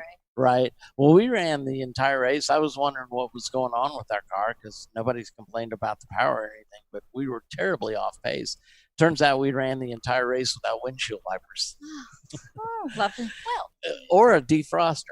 Well, that'll do so it. And we've got 3 rental drivers this weekend. So that nothing like a little adversity to overcome. Yeah, exactly. It keeps you. It certainly keeps you on your toes. It does. Good practice. So what else has happened? And what races are you controlling? About every other one. I know Dana's got several as well. Yeah. So next year's going to be busy. Oh boy, yes it is. So we sat down and it was kind of like, all right, since it is going to be me and him, we are going to train someone to kind of come in, hopefully. But I yeah, think I know who we're training to. He's a good guy. Yeah, we went just kind of back and forth. So he'll start kick off with Road Atlanta, and then I will be at Harris Hill after that, and then. Honestly, I think I have a double then because I go back up to NCM since I'm local. Oh, cool. You're going to do NCM? Yeah. So awesome. It's actually going to be my first time there. I've worked with Matt. Well, I know of Matt from Matt Busby? Yeah, doing some great LS guy. Test stuff. So yeah, he's a good guy. Have you ever been to NCM? Yes. Yeah, it's a gorgeous track. Absolutely. Not exactly. It reminds me of Barber a little bit. So the course, the course is the course. The front half of the course is all geared towards Corvettes, nice long sweepers and stuff. But the back is nice and technical. Yeah. So a little something for everybody. Oh, lunch is here. Oh, lunch is here. Look, you two are like, hey, is that ours? Well, Bill starves us. He doesn't allow us to eat. Yeah. No, we sent him to go get it. Oh, you did. Look, he's empty-handed. There he is. All right. I went and got lunch for everybody yesterday. So. All right, so I'll tell you what, folks, we'll go ahead and take a quick commercial break here. We're going to see an interview from Mark Link, and then we'll be back here in just a couple of minutes. But before we go to break, I think it's long past the due for us to apologize to all of our viewers here on ChampCar.Live for this spectacle of broadcasting that you've been witnessing, not for the track or the racing, but just for us as broadcasters. So this is our official apology to you, our listeners and viewers, as we go to commercial. Stay with us, everyone. We're at Barber Motorsports Park this weekend under an extended quiet hour, which will take us till noon local time. We'll be right back. Stay with us. All right. I apologize. I'm really, really sorry. I apologize unreservedly. I offer a complete and utter retraction. The imputation was totally without basis in fact and was in no way fair comment and was motivated purely by malice. And I deeply regret any distress that my comments may have caused you or your family. And I hereby undertake not to repeat any such slander at any time in the future. I'm sorry and I'm stupid. I prostrate myself before you and beg your forgiveness. Jeez, I'm an idiot. I'm gonna go ask directions to our next huge, embarrassing failure.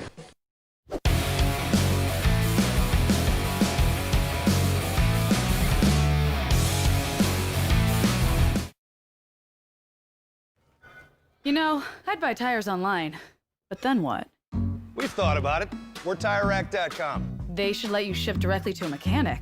Actually, we call them independent recommended installers. They should have 1,000 mechanics. Try over 7,000 installers.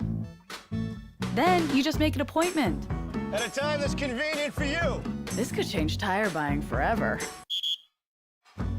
TireRack.com, the way tire buying should be. Worn shocks and struts can be dangerous, so replace them with Duralast loaded struts to restore ride control and improve brake performance. They come with a new spring installed and compressed, so installation is safer and quicker, which means less hassle, more safety. Duralast loaded struts, available only at AutoZone. Frozen rotors from Diversified Cryogenics deliver increased performance and a higher level of safety, while significantly reducing braking system costs. So to tell you a little bit about the durability of this product. So we have seen an incredible extension of the life of our brake rotors using frozen rotors. We've gone from brake rotors every other weekend to 6 weekends on one set of brake rotors, and I think they can go farther. The durability has been amazing. And it's been a fantastic season, and man, a lot of that is due to the way our car can brake on those frozen rotors. For more information, go to frozenrotors.com. Lifeline USA is a leading manufacturer of onboard fire suppression systems. Lifeline's continuous commitment to research and development ensures that we supply the most innovative and cutting-edge products available. Used by the majority of the world's motorsport championship-winning teams and constructors, Lifeline has a proven history of success. Lifeline offers a complete range of fire suppression systems for all budgets and needs, and we continue to push development and limits on both extinguishant materials and our patented delivery systems to make the race car environment almost as safe as sitting on your sofa at home. Every kit has been designed for a professional and simple installation. For more information and to purchase your ChampCar fire suppression system, go to www.lifeline-fire.com. In 1977, Bill Wood set the standard for high-performance brakes. Today, every Willwood product is born from racing technology and is proudly manufactured in the USA. Engineered, designed, rigorously tested to deliver unsurpassed control on and off the track. Whether it's for cruising or absolute performance, Willwood has an application for the ultimate stopping experience. Race-proven, street-ready, drive Willwood.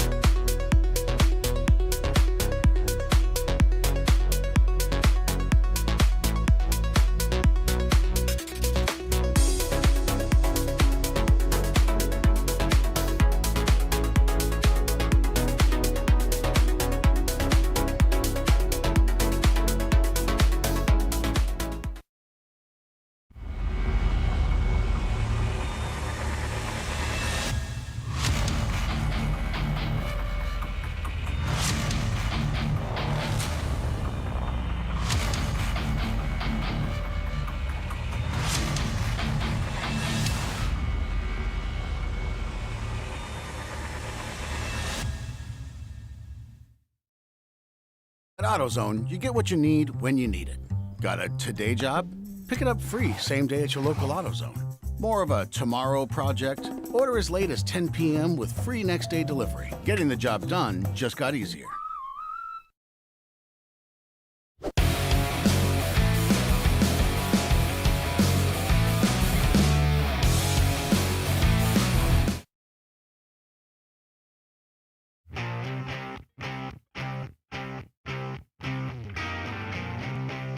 Hello, everyone, and welcome to ChampCar.Live. Our special guest today, it is Mark Link with Frozen Rotors. And Mark, Frozen Rotors sponsoring this upcoming weekend's race at Road America, the Frozen Rotors Winter Classic. But I want to say thank you for taking some time out of your busy schedule to meet with us, to talk to us about Frozen Rotors. So, Mark, tell us, why is it that we should be using Frozen Rotors in endurance racing? Yeah, just to give you a little bit of background, our company has been in business for over 20 years. The Frozen Rotor part of our business came around probably about 17 years ago. And we actually started cryogenically treating brake rotors for racing. And we processed our first set of rotors back in 1998 on a twin turbo Porsche, just running driver's eds. Happened to have a lot of horsepower, about 650 horsepower. Customer was actually turning his rotors on Saturday night to run Sunday. So a set of rotors to him was about $1,200. So he was interested in processing rotors. We hadn't done any at that time. So we did them for him. And that season, he ended up running 3 to 4 full weekends on them. So at that point, back in 98, we knew we had something. But since then, we sell brake rotors all over the United States, actually all over the world. So most of our customers are going to be fleet, heavy users, and racers.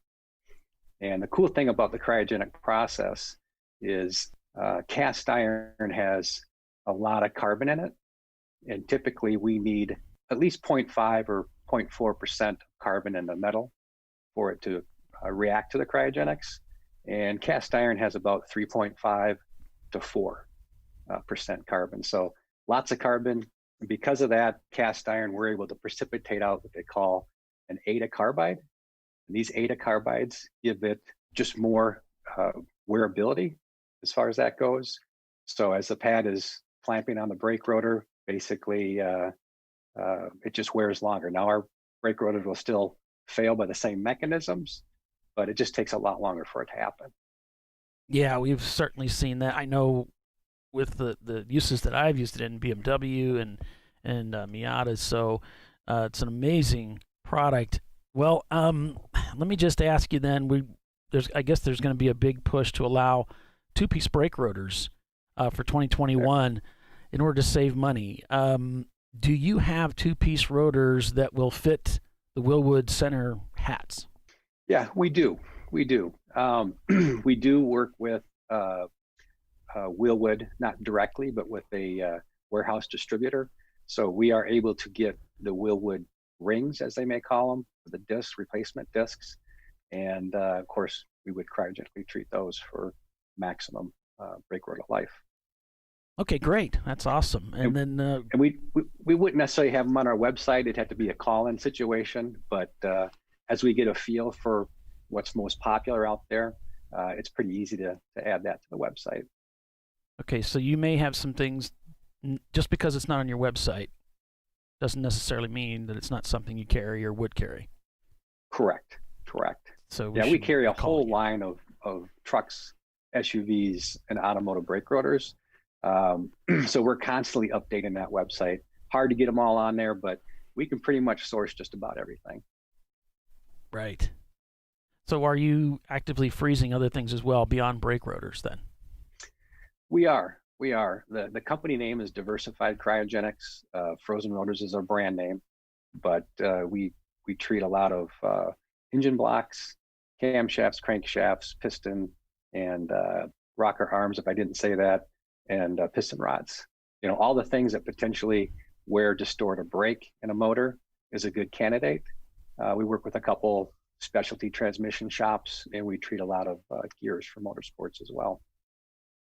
Okay, and the cryogenic process, are you seeing it pretty much for the benefit of treating wear characteristics, or does it go beyond that? Yeah, it's mostly for wear, but it's also for thermocyclic fatigue. You know, as in the brake rotor, when you put the brake on, you're heating that surface up significantly. It does open up the cast iron, so any moisture in the air, which there always is, gets trapped inside as that rotor cools off. So all that thermocyclic fatigue, or that thermal cycling, eventually the rotor does oxidize inside. And then when it oxidizes, it loses its ability to dissipate heat. Basically, oxidation in a brake rotor is an insulator, so the brake rotor will lose its ability to dissipate heat efficiently. The cool thing about cryogenics is it slows that whole process down. So it'll be an effective heat sink for a longer period of time. Do you do do you freeze anything like bank accounts, assets? Is there anything like that you'd be willing to help me out with? Yeah, no, we don't do that. No, sir. Okay, so you've been involved with ChampCar for quite a while. You're sponsoring. We have. Why is it the Road America race? You guys are up in the colder states, aren't you? You know, I figure the Winter Classic fits our brand name well. Yes, it does. Yes, it does. And it's a close track for us, and I've been there for many years. I've been racing there many years, and thoroughly enjoy Road America. It's world class, and it's a privilege to be sponsoring that particular race as well. So you're not just an engineer with a brilliant product, you're also a racer as well. Tell us a little bit about that. Yeah, actually, years ago when ChampCar was ChampCar, we raced the first race they had at Brainerd International with a bunch of friends, and it happened to be something we really enjoyed, and we've been racing ever since. Before that, I did a lot of DE events with the different driving schools and the different tracks around the country, and always wanted to get into racing. And this series has made it quite easy to do that. And heck, I've been doing it for over 10 years. I don't know exactly the number, but it's been a while. Well, that's great. That's fantastic. I don't know, is there anything else that you wanted to tell us about Frozen Rotors, Diversified Cryogenics that we should know that maybe we don't? Yeah, one of the things the racers need to know is we do have a discount code for the series, and it's a 15% off any frozen rotor purchase. On our website, there'll be a promo code if you're checking out, and that promo code is CC, as in Charlie 2020, and that gets you 15% off of the Frozen Rotors brand. We also have a bunch of different racing pads on the site, and we do give a 10% discount on racing pads. That'll be a separate promo code, and that's FR, like Frank Robert, 1010. So those are good to know. I'm a racer, so anytime I can save money, that's good. Thank you again so much, Mark, for joining us and taking some time to talk to us about Frozen Rotors. Folks, if you want to find out more information, head out to their website.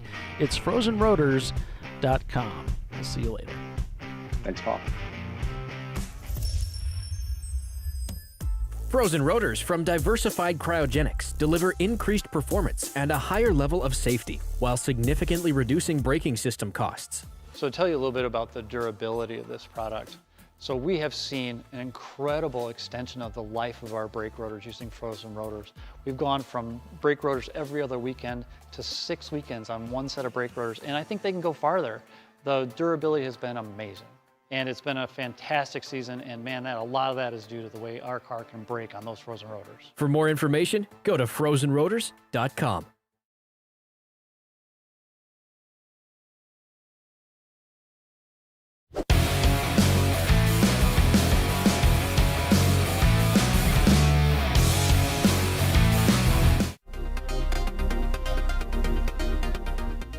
Welcome to TireRack.com, revolutionizing tire buying since 1979.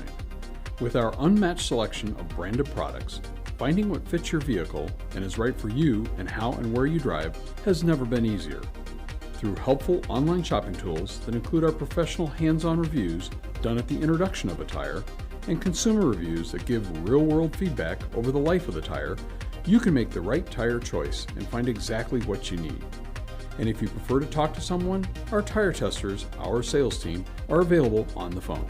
And that's how we get you the right tire for you and your vehicle for where and how you drive.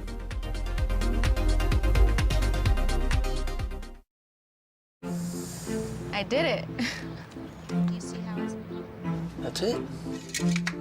We did it. You did it. You can do it.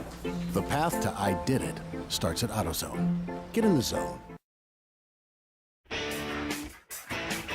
Located in Northeast Ohio with 40 years of combined experience, Money Shift Racing knows how to deliver performance and safety, offering everything you need to get your vehicle and drivers ready for race day. From safety equipment to full engine assembly and repair, in-house fabrication, 3D design, and rapid prototyping. Money Shift Racing. Performance done right. Hey guys, this is Chad Thornton, and on behalf of Racing Radios, welcome to the 2020 Champ Car Endurance Series. Since 1979, Racing Radios has pioneered communication systems for the sport of racing. With a long-running history and passion for motorsports, Racing Radios supports those who build it, run it, break it, fix it, and run it again, pushing the limits of what's possible with the resources available. We built Racing Radios on these same values. As a 2020 Champ Car sponsor, Racing Radios will provide our experienced support team and trailer at select Champ Car events throughout the year. Free gear and exclusive discounts for the winners of the Racing Radios 14 Hours of Charlotte event. And most importantly, 15% off orders for all Champ Car teams. It's time to kick off 2020 right. Build it, bring it, race it, get out there and go racing. Visit racingradios.com and click on the Champ Car registration button to get your 2020 team discount code. Discovery Parts is a veteran-owned racing and safety equipment company. While we're located inside Atlanta Motorsports Park in Dawsonville, Georgia, Discovery Parts can also be found at the tracks, supporting a number of Champ Car Series events. We take pride in being a reseller of the best of the industry to Champ Car teams and drivers. We know racing, love racing, and look forward to tomorrow to even more racing. Visit us at discoveryparts.com.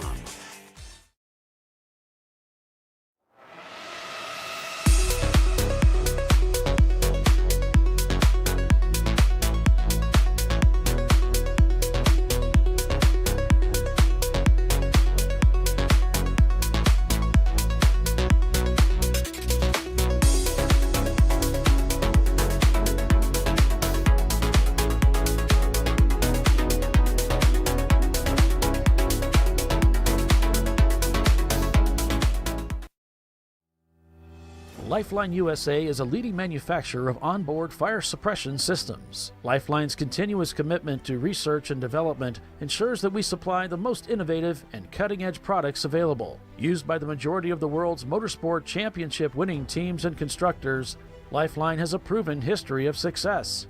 Lifeline offers a complete range of fire suppression systems for all budgets and needs, and we continue to push development and limits on both extinguishant materials and our patented delivery systems to make the race car environment almost as safe as sitting on your sofa at home.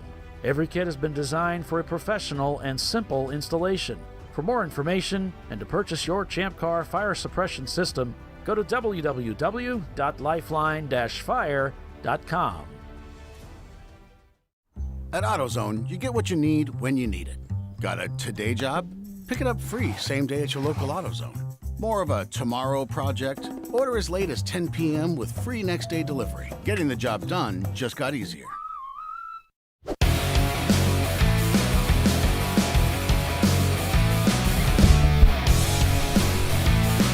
All right, welcome back everyone to ChampCar.Live, presented by AutoZone. It's Barber Motorsports Park under the required quiet hour of quiet here at Birmingham, Alabama. And we'll be back to racing here at the top of the hour. So right now we're about halfway through that quiet hour, but they'll be putting drivers back in the cars probably at about 15 minutes or so. In the meantime, we can go through the standings and just kind of give you a rundown as to how things are according unofficially to the information we get back from race-monitor.com. So I've got overall standings here. I've got Visceral Racing Group in the lead with 901 Motorsports in their 1988 325 IS in second place. That is the number 903 car. Now, they also have a sister car here, the number 901, which is a little bit further down the field. In third place, it's the number 107 of Tuttle Motorsports in their 97 Mitsubishi Eclipse. In fourth place, it's KUDZU. I pronounce it Kazoo.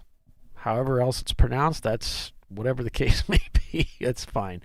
That's a 97 M3 E36, and it's white in color. That's in fourth place with 59 laps turned. Oh, excuse me, yes, 59 laps. Then in fifth, we've got Hong North Grumpy Butt in their 1985 Toyota Supra. In sixth, it's the number 910 of Winkler Motorsports in their 92 Miata. And then it's the Jeep Cherokee Lexus SC400 hybrid car, the number 120 of Ho Chunk, our lead EC car. And then it's the Lexus SC300 of Birmingham Racing, the car that won this race yesterday, number 855. They're shown in 8th place. Subliminal Racing in the Chevrolet Corvette is the number 717, and they are shown in 9th place. And then it's the blue and yellow 1990 Mazda Miata MX-5, the Milan Plus 2 car, number 5 in 10th place. As we continue down the standings, Audio Technics Lackluster Racing in their 93 Mazda in 11th. Then it's the 1988 325 IS, number 146, Pinky's Out Arrow in 12th place, Don't Tread on Me, and their Miata is 13th. And then it's the 1987 Mazda RX-7 of GMS Racing, number 556, shown in 14th place. Behind them, it's Killer Clowns in their 05 Ford Mustang, the blue, number 474. And then it's the British Racing, the Milan 1990 Mazda Miata, car number 150 in 16th place. Then it's the Toyota MR2, the number 255, the black Leviathan Motorsports 1991 Toyota entry. Behind them, it's that red 901 Motorsports 1990 BMW 325 IS in 18th. And then it's the number 833 Dingus 1990 Mazda Miata. It's blue in color, and it's in 19th place right now. Moving down to 20th spot, it's Chump Change Racing in their E36. And then it's the Miata of the Hooligans Racing Team in 21st. Number 200, Mad Fast Autosport in their Miata, a first-gen Miata, in 22nd. And then it's the 99 Mazda Miata of two guys and a Miata in 23rd. The Porsche Boxster shows up in 24th. It's the Krugertune Racing Team, car number 484. And then it's the 325i of Tubby Butterman Racing in 25th. Bailey Racing is in 26th place in their 99 Mazda Miata. Another Miata, Touchstone Racing, is in 27th. And then it's the number 522, the little red Miata from Sweetwater Racing. And then it's the VW GTI from 1996. It's the Hardin Motorsports Group, car number 522, in 29th spot. And then 30th place, it's a BMW 325i, 1992.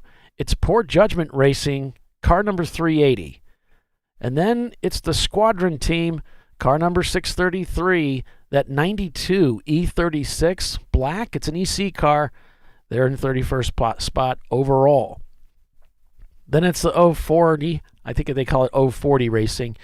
It's a Miata that's white. It's a 93, and they're in 32nd. And then we see the blue Miata, the 1990 blue Miata of Love Racing, showing up in 33rd spot. Car number 647. Williams Racing Group is behind them in their 99 Miata. The number 112 in 34th place. And then it's another Miata. This one, a 95 red MX-5 Red Hole Racing, number 888 in 35th. For 36th spot, it's a 91 Mazda Miata on Second Thought Racing. And then Momo Champ shows up in their red Miata in 37th. In 38th spot, it is Brew Crew Racing in their rather new build, the 1989 BMW 325i. Then it's Dirty Air in their Chevy Nova, 1975 Chevrolet Nova, car number 32 in 39th spot. And then it's the 99 Mercedes C230 of Party Girl, number 266 in 40th place. Mad Fast Autosport 2 in their Miata is 41st. The Flying Wankles in their 83 RX-7 is 42nd. Honey Badger Racing in their 99 Accord is 43rd. And then it's the number 605 of Spare Parts Racing in their Mustang. This is the Fox Body in 44th. Prelude to the Cream in their Honda Prelude is 45th. The 2005 Nissan 350Z of Soggy Bottom Boys shows up in 46th. And then it's Clear Motorworks in their Nissan 240SX in 47th. Blue Shells in their Focus is behind them in 48th. Wasted Money Racing has tumbled down to 49th in their Miata. Then it's Cheap Thrills Racing in their STS in 50th place. Cone Crushers in their 944S. I've just had problems with that from the get-go today. They're in 51st spot. STB Racing in their 350Z in 52nd. And Ergo Lab in 53rd with only 18 laps. And with just 6 laps turned today, in final spot, it's Six Pack Racing in their Acura Integra in 54th. We saw they had a collision with the wall very early in the race. So that's a quick rundown. Well, not a quick rundown, a very lengthy rundown of the standings here. And I think there's a way I can get to the classes. The classes. There used to be. There's the little what do you call it? Not that one. Mine is lines. Maybe it's this one. It's a little different from the computer one versus the let's see. No, because there's Ho Chunk hung north. There's Ho Chunk in 7th, so it's not that. Try that little box by the red. Well, that makes it full screen. Oh, okay. Then that's the only thing. I guess it's just on the. Maybe it's the only on the app. So in the app, we can break this down by class. Yep. I can give you a rundown of top 3 per class. You want to do that? Yeah, please, would you? So in A class, we have Winkler Motorsports, number 910, followed by the 494 Auto Technics. And in third for A class is the 102 Don't Tread on Me. Down to, don't think we have anybody in B class. So down to C class. In first, and overall first, is Visceral Racing Group, followed by 901 Motorsports, the number 903. And Total Motorsports in third for C group, C class, the number 107 for Total. Oh, here's B. Yeah, we should have several. Order. So in B class, leading B class is Hong North, Grumpy Butt, followed by Milan. Milan? Okay. Number 5 car, and the 150 of Milan. I can't say that. I think it's Milan. Milan. No, it's Milan. Milan? No, Bill always gets it wrong. It's Milan. Milan? Yeah. Milan? They just try to mess with us. For EC, we've got Kudzu Racing leading EC, followed by Ho Chunk and the Killer Clowns. And for D class, we've got Subliminal Racing leading that, the 717, followed by the Dirty Air Chevy Nova, and then Spare Parts Racing. Ho Chunk and the Dirty Clowns. That's a good Ho Chunk and the Dirty Clowns. That's a good band name. Yeah, they should get together. But not on the racetrack. But not on the racetrack. But not on the racetrack. We've got some great sponsors that support us every year. Hoping to see them next year. RVA Graphics and Wraps. If you want to have any kind of graphics drawn up for your car, if you want to do a wrap, RVA is the place to get. Call them. They'll help you out, and they've done some great stuff for me. I need to get some stuff on my hood. They've done some turnaround that is fantastic. Their support is great, so I encourage you to give RVA Graphics and Wraps a call. We've got so many teams that are going to Willwood now for their brakes. I know Visceral Racing Group has gone to Willwood for their brake systems. They're just like the go-to place for racers, so we want to encourage you to get a hold of them. I know they've got some hubs that they've developed for the Miatas that always seem to break. Frozen Rotors, we had a great interview with Mark Link there from Frozen Rotors talking about that cryogenic frozen rotors and other parts that they do really to provide longevity of wear. So some great products there. If you don't see what you need on their website, give them a call. And there's also discounts available for us Champ Car members. Racing radios. Doc's a big proponent of racing radios, uses them on all his cars. And they just turn out to be a really good product. And they've been a great supporter for Champ Car. So we encourage you to give Racing Radios a call if you're ready to equip your team and get them, in the 21st century here with some quality radios. You got to give them a call. Discovery Parts, Ron is at the track. So looking for gloves, gear, advice. He's fantastic. I was talking to him at Charlotte last year, and I said, hey, man, I think I'm going to, get a new suit. And he took a look at me and said, I think you're probably about a size 56, think 56 Chevy. I said, okay. He said, I have one here if you want to try it on. It's like, no, that's okay. I don't want to mess with anything right now. And so they sent me like a 56 and a 57, and I tried them out and said, hey, this is the one I want. So I shipped them back the other one, and they just do a fantastic, same with the helmet, I bought that really nice Stilo. They sent me a couple helmets. Even after I measured my cranium, they said, well, it's probably going to be this size. I'll send you another one that's bigger. Try them on. Try the different ear cups because I wanted to get the in-helmet communication system as well. And so I did all that, sent them back the helmet that I didn't want, and sent them back the helmet that I did want. They did all the assembly because all that stuff has to be installed, like the drink system, and if you want to do all that and the radio system, they do all of that for you. And then they ship the helmet back to me, all assembled and ready to go. You don't want to get that done before you know that it fits, right? Because it's yours once they install all that stuff, right? Exactly. So I had to do all the checking since they're in Georgia or whatever, and I'm in Indiana, so it's kind of a drive. So that's how we handled it. Do they do an expanding forehead part for the helmets? For those that do Neanderthals. Your head gets bigger. Low sloping foreheads. Where are you going with this, Bill? I'm not going anywhere. Sorry. I was just wondering. Money Shift Racing is another one of our sponsors. They do that.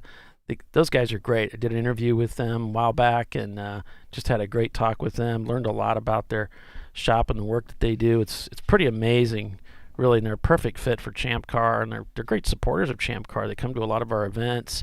They always sponsor the pit race. They bring out their tent to Indy and to pit race, and I think there's they show up there at Nelson Ledges as well. I mean, they're always there ready to help, and you can just give them a call anytime and get them involved. They do some rapid prototyping as well, so it's pretty amazing, all the things that they do for us. So make sure you get a hold of Money Shift Racing if you need help, especially if you're doing any of those swaps. They're experts at doing those Honda motor swaps into the Miatas. Did you talk about Bell helmets? No, we do need to talk about them. Go ahead, Bill. Yeah, Bell helmets was one of our sponsors with Champ Car this year. I tried on a helmet the other day at TMI at VIR. HMS Motorsports supplies most of the helmets to most of the distributors around here. Also, Discovery Parts sells the same helmets. Oh my! I remember when the Bell 180 came out. This thing, I think Penske requested a certain type helmet, carbon fiber, the whole bit. Right. Oh, it weighs nothing. I actually held the casing, the carbon fiber casing for the Bell helmet at Sonoma at their store, and it was like a feather. And with all the stuff in it, it's not a feather, but it's like two feathers. It was so lightweight. Why do you need a lightweight helmet? Well, you don't need a lightweight helmet, but it helps. But it helps with your, it makes it so much more comfortable in the car. After actually, as you get older, it makes it more comfortable like 4 days later. Right.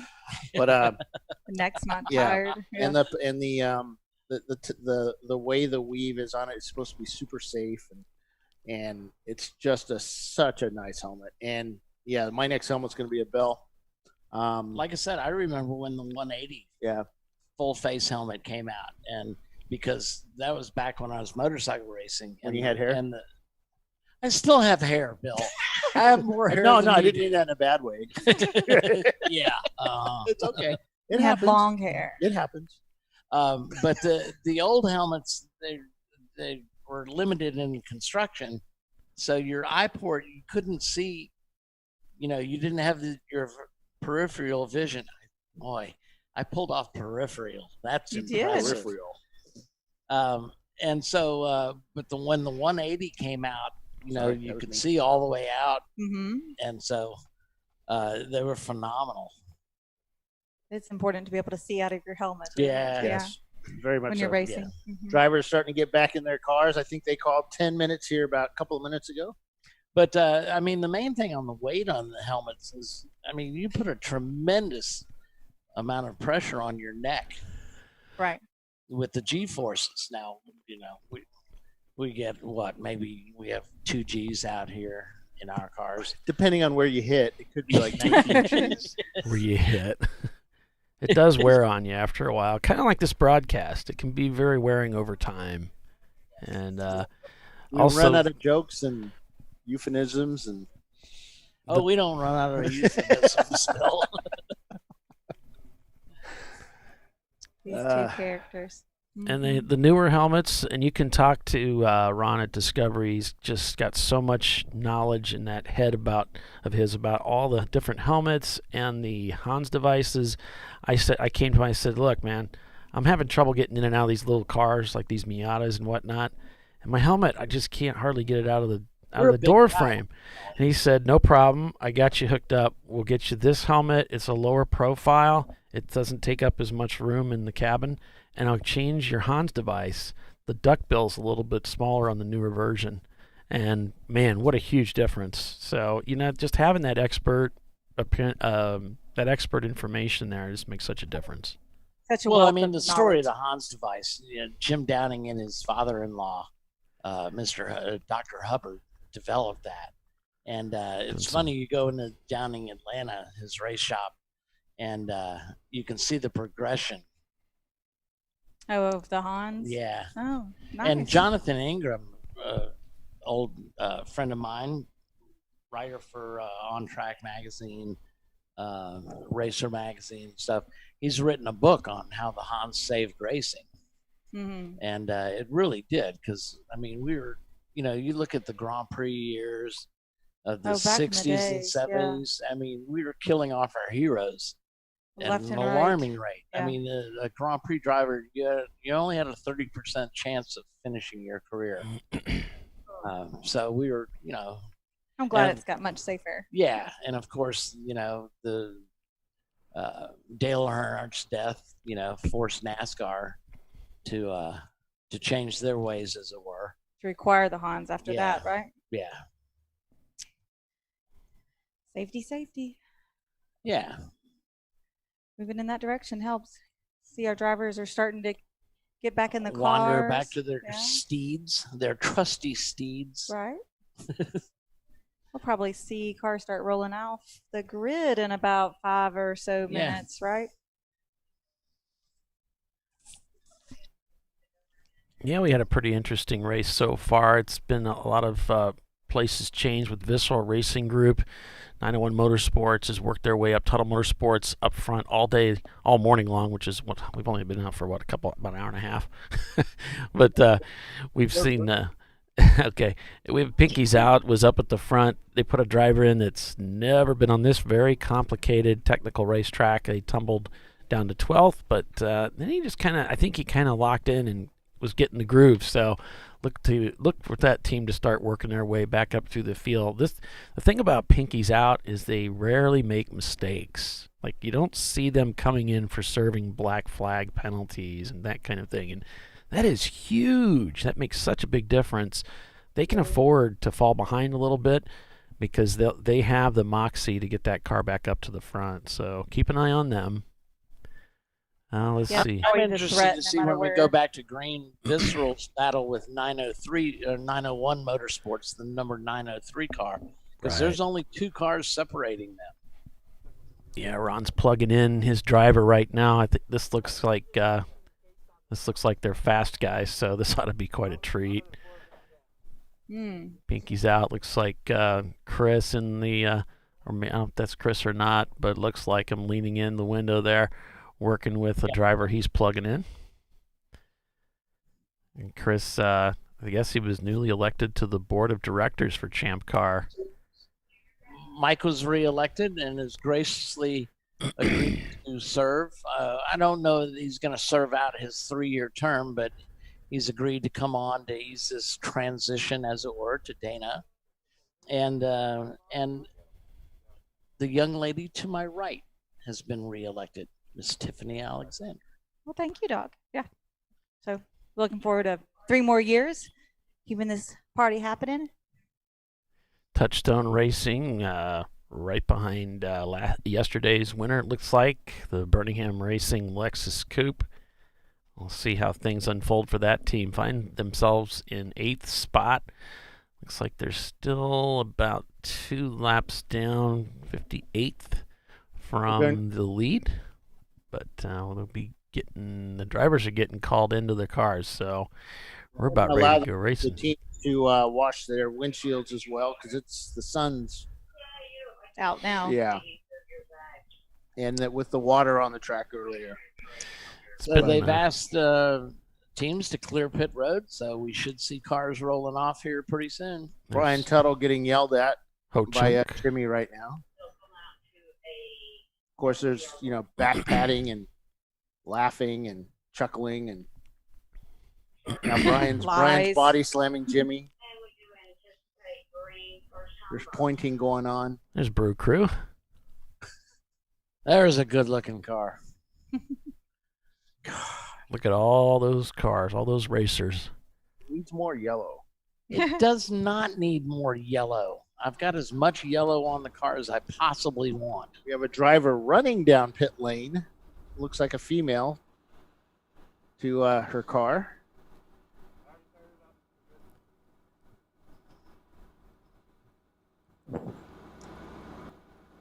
While the team is awaiting her, putting her Hans on. And what's really interesting is that the Visceral Racing Group car started without a push start, so maybe it's had time to cool off. How did I know that was a female running to her car? Because most of the guys on this pit lane couldn't run that far. Thought you were gonna say something No. less tasteful. No. I know it's strange. It kind of threw us there, Bill. Looking at you like, what are you about to say? She was waiting, pen in hand. Ooh, it got hot in this room. Yeah, the sun's kind of beating down on us now. It'll be gone in beautiful a little outside. bit. It is a gorgeous day outside. The temperature is perfect. The engines love it. It's a little cool, but It's perfect for a race, though. it's perfect for a race. Yep. So, Bill, I was a little surprised you didn't do any pit lane interviews during the quiet hour. Did you enjoy your lunch? Yeah, he was enjoying his lunch. Did anybody bring you a birthday cake or a cupcake or anything? No, I'm too old for that. What? Too old for birthday cake? Too I'm old having for sweets? birthday jelly beans. Birthday jelly beans. There is a birthday cake jelly I know. bean in Yeah. there. It's like white with like pink dots, I think, or Yeah. something. We should dig those out. Somebody put a little piece of dynamite for a, for a candle. My phone's going nuts from my family contacting me. I've got a really large extended family. They're all wishing me happy whatever day, happy birthday. Yeah. Well, that's very sweet of them. Yes. Here, all the engines started up. Well, most of them, hopefully. It was here at Barber where I had one of my prouder moments with Bill Strong when the League of Little Old Ladies came in and said, "We want to meet Doc," and Bill was just crestfallen. I couldn't think fast enough. No, I still think the best one was. And they had driven like 6 states over or something. I still remember the best one was at the Petit Le Mans. Or was it Road Atlanta? No, yeah, it was at Road Atlanta, Petit Le Mans, where our friend in the wheelchair came up. Oh yeah. And I walk up and it's like, okay. How do I exploit this situation right here? Oh, gosh. She's a nice lady. Yes, she is. That's Trish England. Yep. She runs a Facebook page called IMSA Pit Lane. Her husband was big time into with IMSA at one point, wasn't she? Yeah. He was I an think so. archivist or something. with Yeah. IMSA, yeah. And of course, her and Janet Upchurch worked for Road Atlanta. So we have 2 minutes until we can actually release a pace car on pit lane because of the requirements at the track. It was nice to hear from Chelsea today. Yes. She's a very pleasant young lady. She talked bad about me? Of course, everybody does. Good. That means everything's good in the world. When they start talking nice about you, that means, oh, shoot, somebody's getting fired. Well, I pointed out, that, anytime you're mentioned, it's good. Yeah. Number one, in our business, yes. Number one, it means you're still alive. What do the movie stars say? It's like, what? Any press is good press. Yes, that's right. So we have some good stories about Champ Car coming out here in Grassroots Motorsports here in the next couple of issues. We have the next issue. We have Team Salem talking about how to do a proper pit stop in endurance racing. The kind of tools needed, the different aspects of pit stops in Champ Car and AER and WRL, and I noticed and the pros. BBY is joining the Continental Series. Yeah. Yeah, they just announced they're I think contesting that.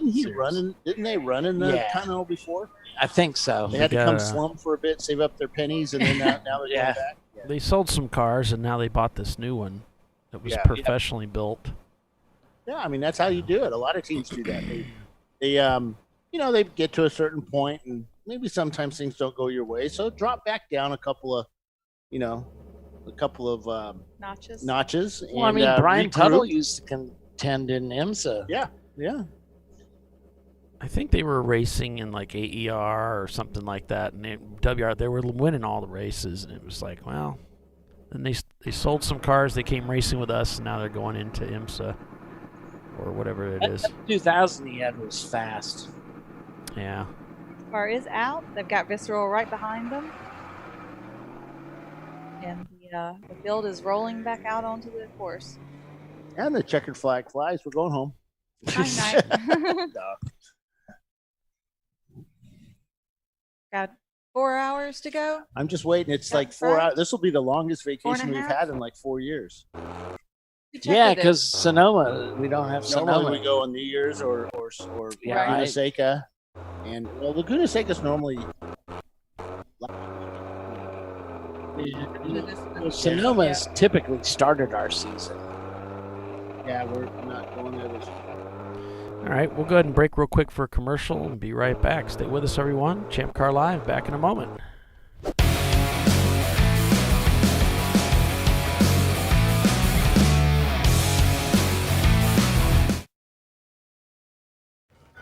You know, I'd buy tires online, but then what? We've thought about it. We're TireRack.com. They should let you ship directly to a mechanic. Actually, we call them independent recommended installers. They should have like 1,000 mechanics. Try over 7,000 installers. Then you just make an appointment. At a time that's convenient for you. This could change tire buying forever. TireRack.com, the way tire buying should be.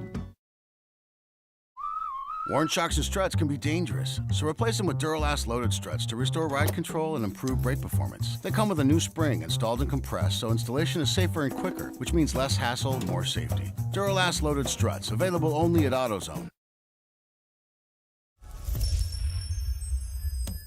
Frozen rotors from Diversified Cryogenics deliver increased performance and a higher level of safety, while significantly reducing braking system costs. So to tell you a little bit about the durability of this product. So we have seen an incredible extension of the life of our brake rotors using frozen rotors.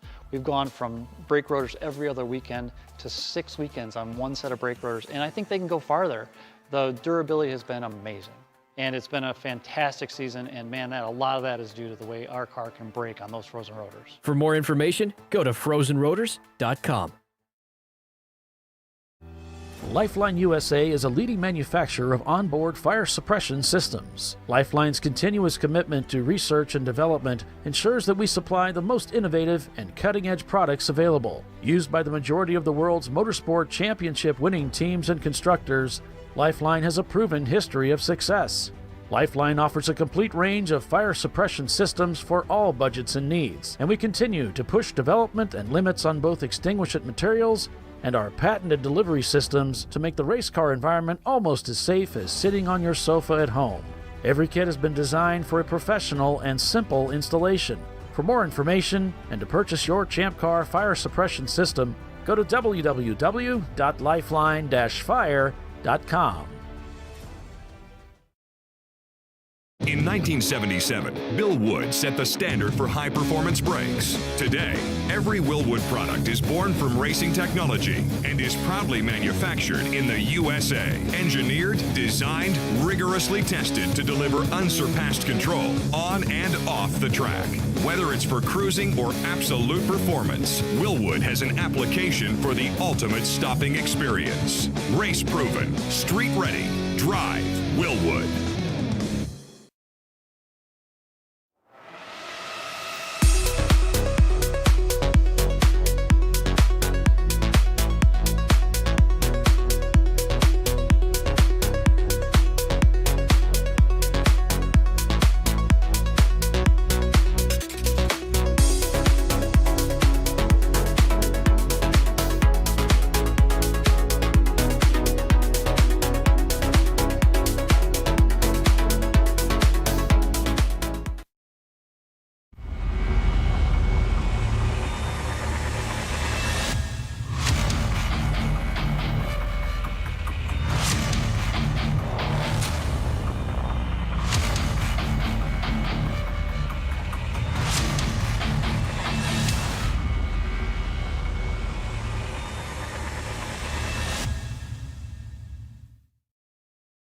At AutoZone, you get what you need when you need it.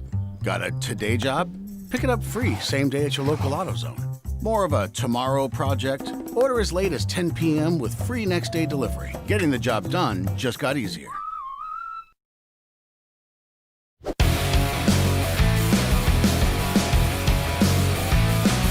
Oh, yeah. Welcome back. Welcome back to ChampCar.Live, presented by AutoZone, Barber Motorsports Park. We're back to racing, folks, here in Birmingham, Alabama, and we've got Visceral Racing Group leading over 901 Motorsports. I'm Paul Veltzum. Hello, everyone. We've got Doc Waldrop, Bill Strong, and Tiffany Alexander also calling the race for you as we finish up 4 hours of racing here. 4.5 hours. Is it 4 or 4.5? I think it's about 4.5. I was trying to figure that out earlier, and it just baffled me. Are we flagging at 4 or 4:30? 4:30. 4:30? Yeah, that'd be 7 Same as hours. yesterday, just minus the hour for the. Okay. Yeah. I should know that, but I had a mental You've slept moment. since then. Yeah, slept since then. See that Porsche got that happy rear end going out there. They're kind of dancing through the corners as they're pedaling just as fast as they can on this dry racetrack. This is really what they've been waiting for, is a clean, dry racetrack with no We one. just said a 143. What's that? We just said a 143 in Visceral. Yeah. So I this figured is after the track dried out, we'd see low 145s, especially out of these top teams. yeah, and he's got nobody in front of him, so he can just really hang it out there and try and get some gapping going on here. He really does need to get some gap going. 147 that last lap for 901, so pretty big difference there. 5 seconds doesn't sound like much, but in racing it really is. Eternity. It is an eternity. We got Tuttle Motorsports in third. Tuttle comes across with a 149. Everybody's times are just dropping as that hour-long quiet time just had the sun out, and it just dried this track out. Cars already starting to spread out there on that racetrack here in Birmingham, Alabama. And there's the Touchstone Racing Team, their MX-5 hustling the number 800 car around the track. You can see they've got some traffic around them right now, heading down into this left-hander. So much elevation change here at Barber Motorsports Park. Looks like Love Racing still behind the wall after their car was stopped on the racetrack there as we were going into the quiet hour. And there's that Corvette of Subliminal Racing. They're out there turning laps again. Led the race for a short time a little bit ago. Visceral crosses the start-finish line of 144 on that last lap. 901 Motorsports behind them just turns a 147. Tuttle turns a 149. Hong North Grumpy Butt a 146. Same for Ho Chunk and lead EC car Winkler Motorsports a 155 back in sixth. Then it's Subliminal Racing. They just cranked out a 144. This Corvette, liking this dry racetrack, get a little crossed up there, really wanting to get that pedal down for these straight sections to get the most out of that Corvette. Yeah, they're leading D-Class. Leading D-Class in their 91 Chevy Corvette. It's a pretty car. Looker. Back on board with the leader here. Seeing if he can stretch out that lead. Yeah, he's putting some time on that 903 car. And there goes Huggies. Pinky's out past 903. And as well as they perform in this Porsche, they really don't have that many wins under their belt, especially away from their home track. So this would be quite an achievement. They pretty much rule. We'll see how things turn out for them today. Last year's winner, Tuttle Motorsports, the number 107, is tucked in there nicely in third spot. They're in a great place. Ho Chunk sets their FTD of the race. So does Pinky Out Arrow. They've really turned things on in 10th spot there. Just turned out a 146th. Watch for them to start moving up. Remember, technically they're in 9th place because we got that EC car in there. So, I mean, this is a completely different racetrack than it was just an hour or two ago. The sun's out, it's warm, the track is dry. Completely different course.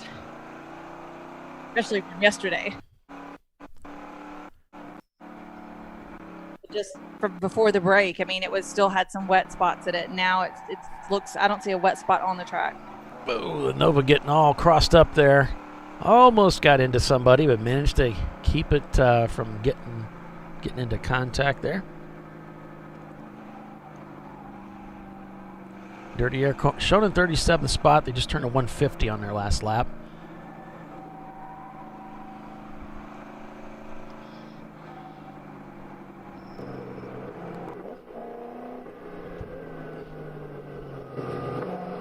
More American Iron back on the show here. Subliminal Racing. I'd like to get that Corvette back up to the front. They just turned in a 152 on their last lap. Man, a gaggle of cars going into turn one. I bet there's 15 cars. She said gaggle. Everybody drink. Yep.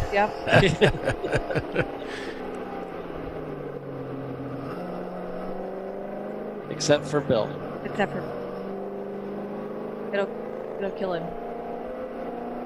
Yeah, Bernie Hamlin's on the inside, but towards the back of that large pack that was going in. It looked like everybody made it through safely, as you see them all top four and come down preparing for the hairpin.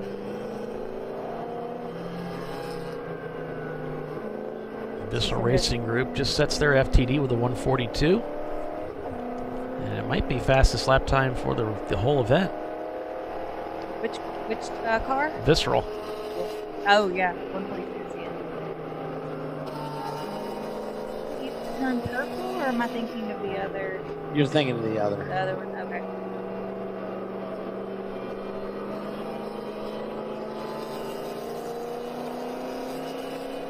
Subliminal trying to get it done here in the traffic. Well, he's in pretty good shape. He's in, let's see, how many EC cars? Ho-Chunk and Subliminal's in 6th place. Yeah, he's passed probably 7 or 8 cars, so there's Tuttle. He's just going right by the Tuttle car like it's sitting still. It's that American Iron.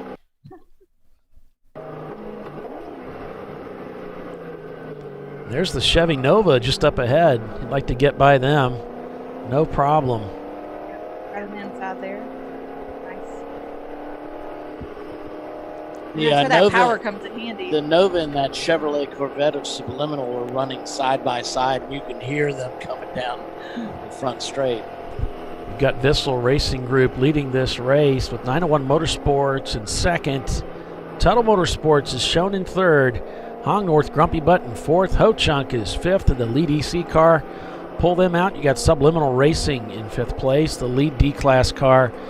Then you've got Birmingham Racing moving up with Winkler Motorsports behind them. Milan plus 2. Pinky's out. Arrow and GMS Racing, your top 10.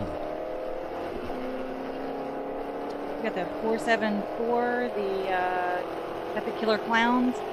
Yep. They're in for fuel. We got a car that got turned around. Looks like they got back underway. Here's Pinky out. Pinky's out, trying to get that BMW back up to the front of this field.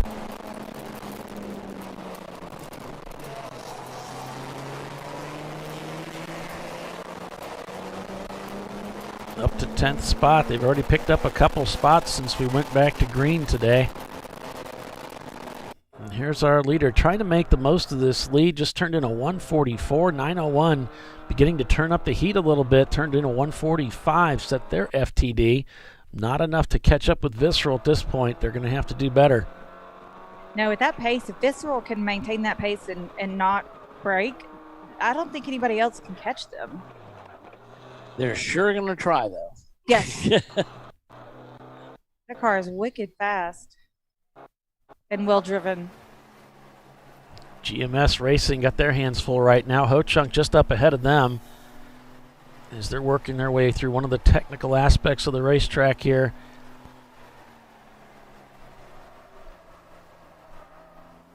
Well, if you're not very good, Paulie, all corners are technical.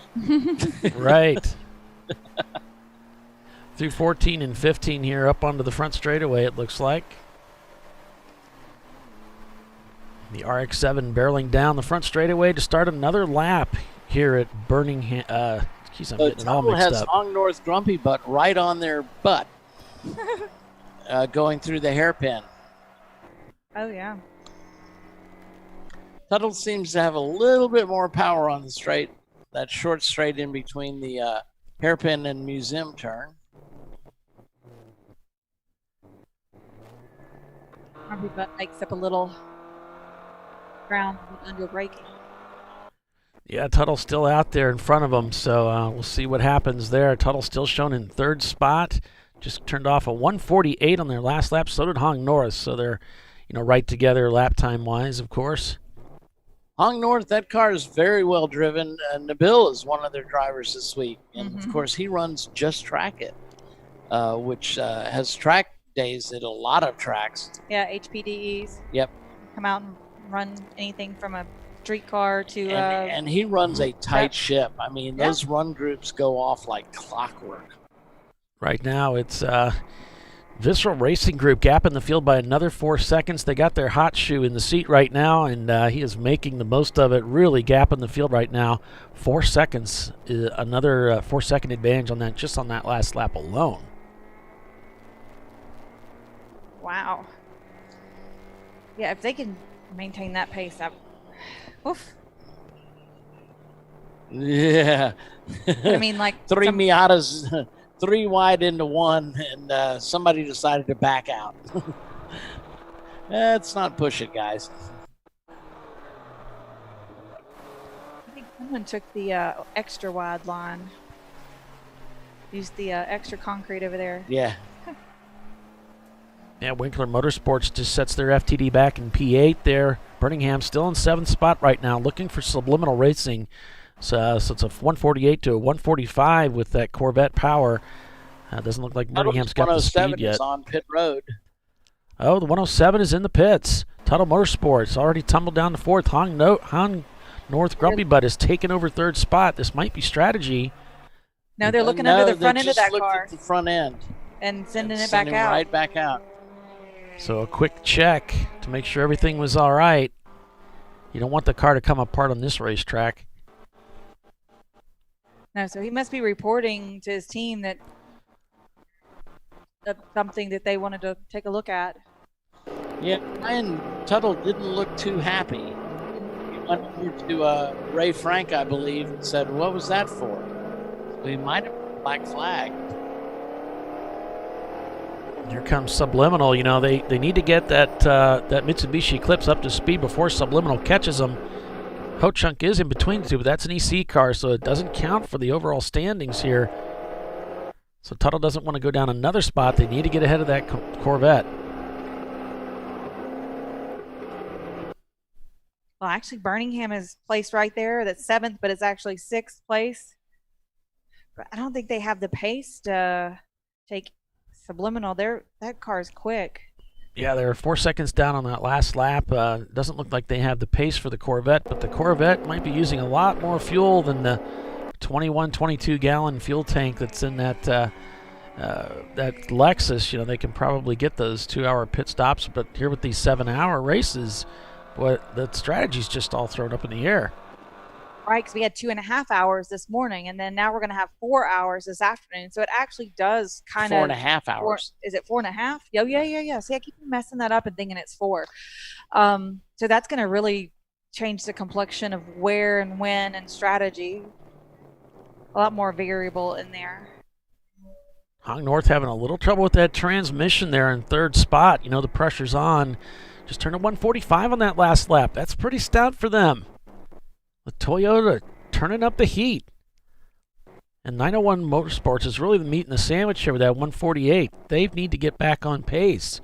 Their fastest lap time is a 145. They're in 2nd spot. They need to get that BMW back up to speed if they want to hold on to 2nd place. Hong North is on the move. Tuttle Motorsports has dropped to 5 after that pit stop that we're still not sure why they needed to roll in. Subliminal Racing crosses the start-finish line in 6th place. They turn in a 145. It looks like Tuttle didn't fall behind. 903 Motorsports. The 903 is right behind the Tuttle car. Yep. With Pinky's out right behind them. There's Pinky's out. Looking for Milan, Team Milan.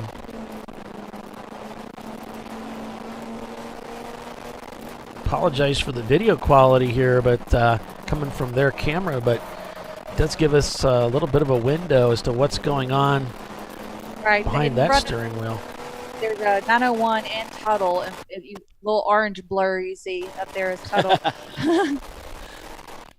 The ones with the shockwave coming off of it as he breaks the sound barrier. Right. You can hear the tires protesting as they go into the hairpin here. This will be interesting as they come into this very fast right-hander here.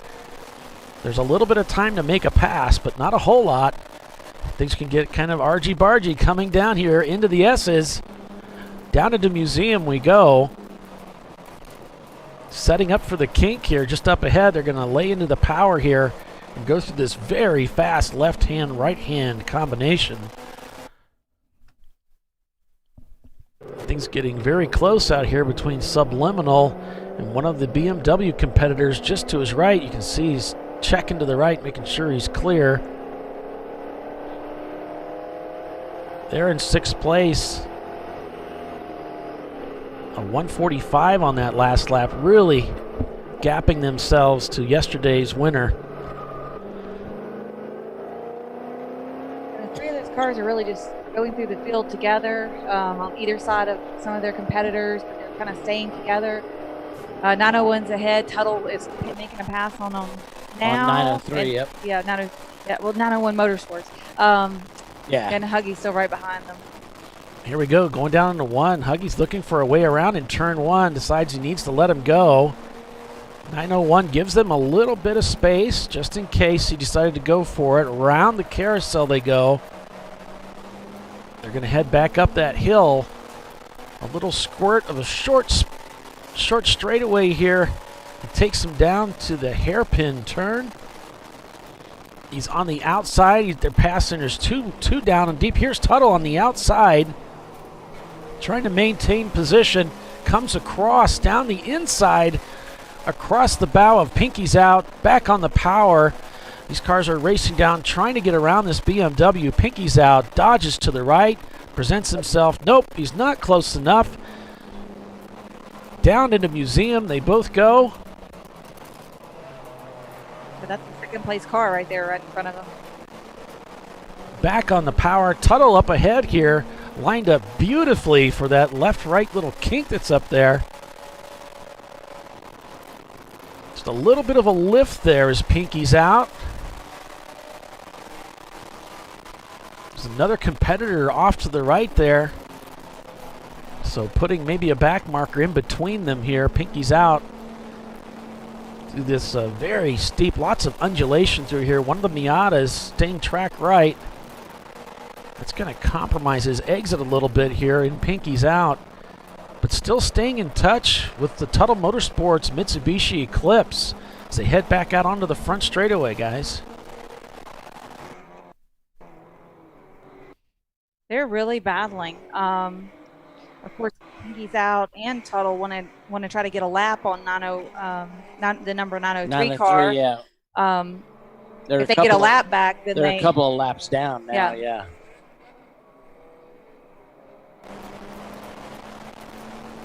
Back on board we go here with Pinky's out. Shown in 10th place right now. Of course, they're in 9th place when you pull Ho-Chunk out of there. So that number 903, the second place car, had contact this morning with the guardrail at the pit in turn. Saw them turned around. So I don't know if that's affected their handling at all. Doesn't look like it. Looks like they do much, yeah. Technically, though, Pinky's out is looking for the Milan Plus 2 Miata, because that's who scored ahead of them in 9th place. That's the 150 car, right, Paulie?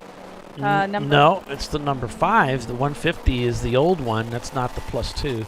The Plus 2 is the number 5 car. It's got this blue and yellow paint scheme, whereas the old 150 cars get the green and yellow. Oh, yeah.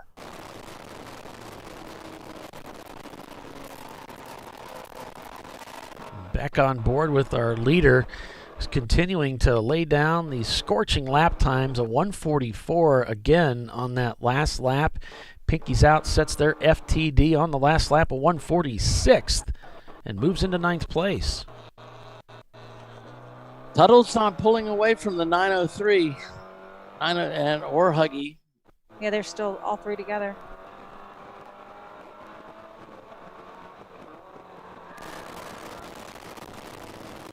Making some progress here in the E30, going for it. You know, they finished second yesterday. Wow, they'd be doing handsprings down pit road if they won this race, but they've got a lot of work to do over the next 4 hours. In the Champ Car Series at AMP. When we were frolicking in the snow at Road America. Which team was that? 901 Motorsports. 901? Oh, okay. That's kind of surprising to me. They're such strong competitors. Yeah, well, they run really well at NCM as well, and so we've said that, you know, I don't know. To me, Barber. Right. Here's Poor Judgment Racing and their BMW.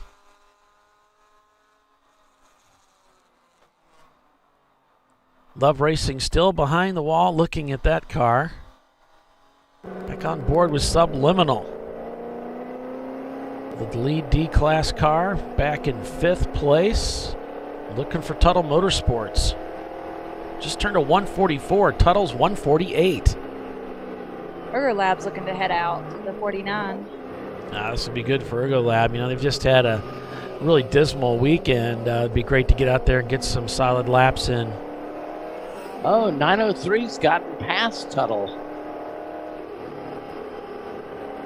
Yeah, Tuttle just had a horrific lap here at 148's, not doing them any favors out there. He's going to pass 903 going into New Zealand. Letting that Mitsubishi, letting that dog hunt. Well, he took him back at the at the entrance.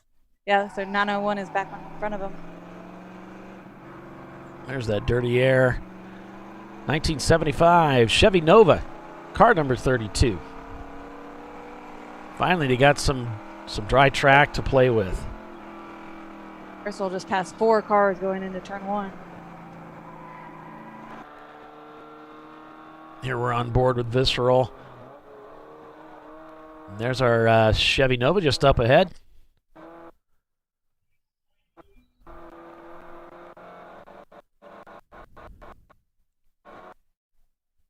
Both these cars, their cameras struggle down this part of the racetrack. There's not much bandwidth to be handed out. Struggling. I wonder where Bill is. Yeah. I don't know. Do they sell ice cream here in December? I don't think so. There's our leader going around dirty air on the outside there. Visceral continues on, looking for more prey. The 880 is in the pits. Looks like they're doing maybe a driver change, looking at things on the car.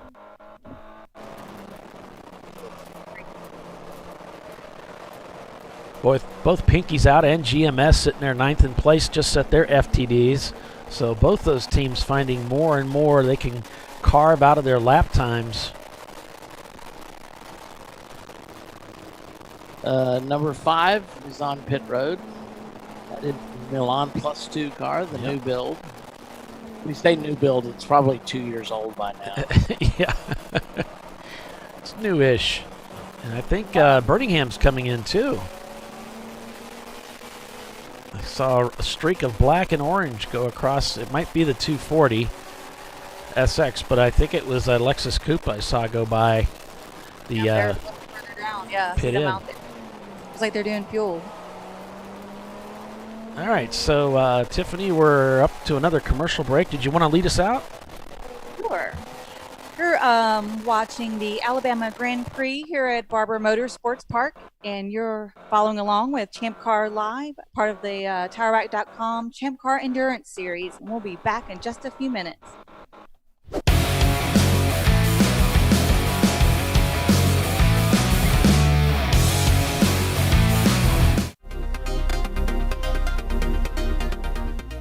Welcome to TireRack.com, revolutionizing tire buying since 1979. With our unmatched selection of branded products, finding what fits your vehicle and is right for you and how and where you drive has never been easier. Through helpful online shopping tools that include our professional hands-on reviews done at the introduction of a tire and consumer reviews that give real-world feedback over the life of the tire, you can make the right tire choice and find exactly what you need. And if you prefer to talk to someone, our tire testers, our sales team, are available on the phone. And that's how we get you the right tire for you and your vehicle for where and how you drive.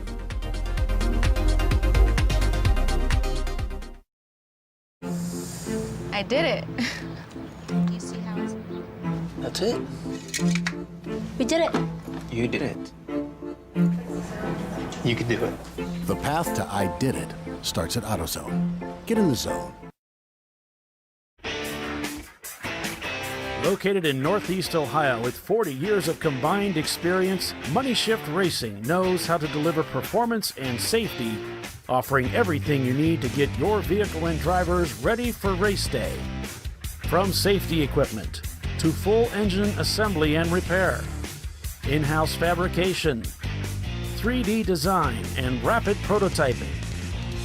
Money Shift Racing. Performance done right. Hey guys, this is Chad Thornton, and on behalf of Racing Radios, welcome to the 2020 Champ Car Endurance Series. Since 1979, Racing Radios has pioneered communication systems for the sport of racing.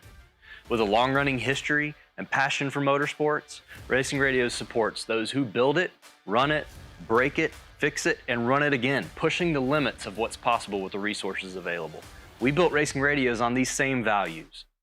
As a 2020 Champ Car sponsor, Racing Radios will provide our experienced support team and trailer at select Champ Car events throughout the year. Free gear and exclusive discounts for the winners of the Racing Radios 14 Hours of Charlotte event. And most importantly, 15% off orders for all Champ Car teams. It's time to kick off 2020 right.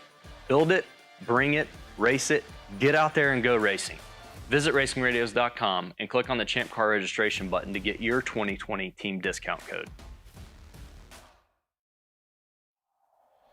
Discovery Parts is a veteran-owned racing and safety equipment company.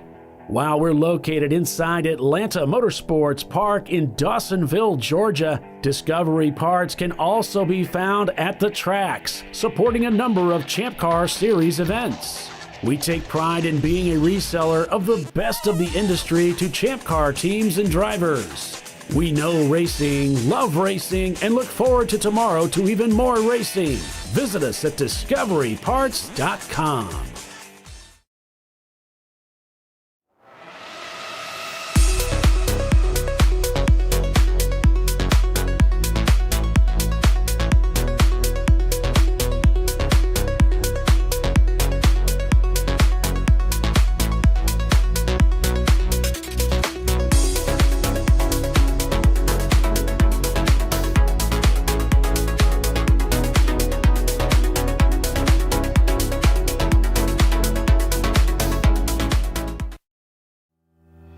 Lifeline USA is a leading manufacturer of onboard fire suppression systems. Lifeline's continuous commitment to research and development ensures that we supply the most innovative and cutting-edge products available. Used by the majority of the world's motorsport championship-winning teams and constructors, Lifeline has a proven history of success. Lifeline offers a complete range of fire suppression systems for all budgets and needs, and we continue to push development and limits on both extinguishant materials and our patented delivery systems to make the race car environment almost as safe as sitting on your sofa at home.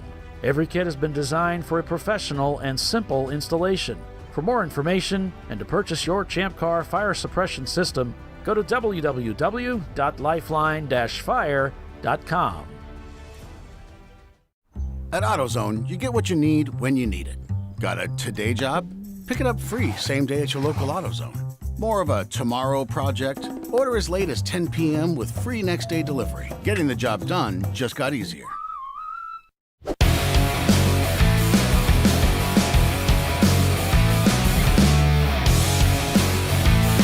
And we're back here on Champ Car Live, presented by AutoZone after 80 laps. Visceral Racing Group still leading this race, just cranked out a 1:42. continuing to lower their fastest lap time of the day and looking pretty strong out there. You've got 901 Motorsports in the number 903 in second place. They just crossed the start-finish line with a 1:45, continuing to get gapped by the leader. Then it's Hong North Grumpy Butt, your lead EC car, Ho Chunk. Then it's Tuttle Motorsports, Subliminal Racing, Pinky's Out Arrow in 6th. Then it's GMS Racing, Winkler Motorsports, Auto Technics in 9th, and then Chump Change Racing, your top 10. Again, if you want to check out or follow along with your favorite teams, you can do so by going to race-monitor.com on the web, or you can pick up their app in the App Store and follow along that way. Looks like 901 just set their fastest lap time of the day, a 1:45.6. They must have heard us talking about them. Got a team in the pits pouring oil into that car. Hung North up to 3rd place. Tullen 4th. Sublim. Pinky's Out trying to get that BMW back up to the front. Audio Technics also in 9th. They just set their fastest lap time of the day at 1:47. But boy, that 1:42, 1:43 that the leader's cranking out is just putting everybody to shame. I mean, they really are spanking the field right now that this track is dried out. 901 Motorsports just set their fastest time of the day in the 903, but they got nothing for Visceral. And of course, that 65-gallon tank, Visceral. Yeah, no kidding. Speaking of 65-gallon tanks, what happened to Birmingham? I don't see them. They came in and did a pit stop, I suppose. Did they fall down the standings? Yeah. Yes. Down in 21st. Wow, that's a lot. But they did a full fuel and driver change. I think Roger Cohen is in the car now. Yeah, they just turned to 228, so they're just coming out of the pits, basically, and trying to get back up to speed. You can bet that they will. Touchstone Racing also sets their fastest lap time as they're working to get that 92 Miata up to speed. Love Racing still in the pits, working on that car. Here's Touchstone. They've got their hands full. Lots of traffic out there. Subliminal Racing in their 91 Corvette. Here's Pinky's Out trying to make some progress on the field. Looks like Doc's car, I think the Brew Crew off to the right as they're trying to get by around the outside. Doing it the hard way, going through the carousel. Rushing up the hill as they head towards the hairpin. Quick downshift there. Nice clean downshift.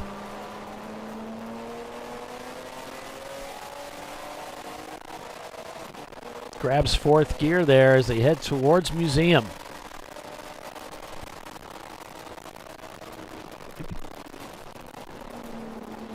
A 150 the last lap for the two guys in the Miata.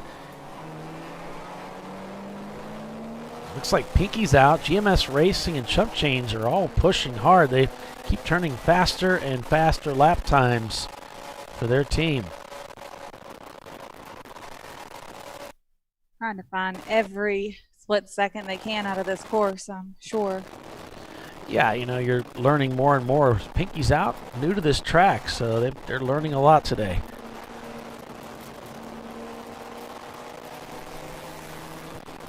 That's one of the things that makes this race so exciting. It seems like we usually have a period of rain, and then we have some time when the track is bone dry, and that just puts a lot of diversity into the race. Absolutely. I know y'all have heard me say it before, but you know, this time of year in Alabama, it is hit or miss. I mean, you could have an absolutely gorgeous day like we have today, have a beautiful track day, have a beautiful day outside in December, or it can be freezing and raining. I'm just glad the fog cleared up from last night. Usually not a lot of in between this time of year. And whatever you get, we get a day later. Yeah, Hartwell. yeah. We check it out first and then send it your way. Yeah. And we appreciate the warning. Yeah. Oh, yeah. I mean, we've done this race in December, and it's been 25 degrees. We've done it with snow on the ground. Yeah. Like covering the ground. Sweetwater up to 22nd place right now. Birmingham in 20th. Tubby Butterman's up in 12th spot right now. 901 Motorsports, the 901 car, just moved into 13th. On board with, go ahead. well, Ollie, GMS sorry. here is in 8th spot right now, and they're RX-7, so we're on board with them. That's the team that Tyler Pedersen's racing with this weekend. He's on the board of directors. My buddy Tyler living up there in northern Ohio. So the year it snowed, that made for a really interesting race because it was sunny and cold. So the track actually dried out. So the track was good, except for a couple of places where the snow was starting to melt and had these streams running across the surface. But everywhere else, it was dry. So it was like really deceptive to the teams that they had a lot of grip some places and then absolutely no grip other places where it was cold and wet still. So that was a really, I would think that was a difficult race. The track was in great shape. The tough thing was getting to the track. Several teams didn't make it to the track because of the snow and ice. Yeah, that was an interesting year.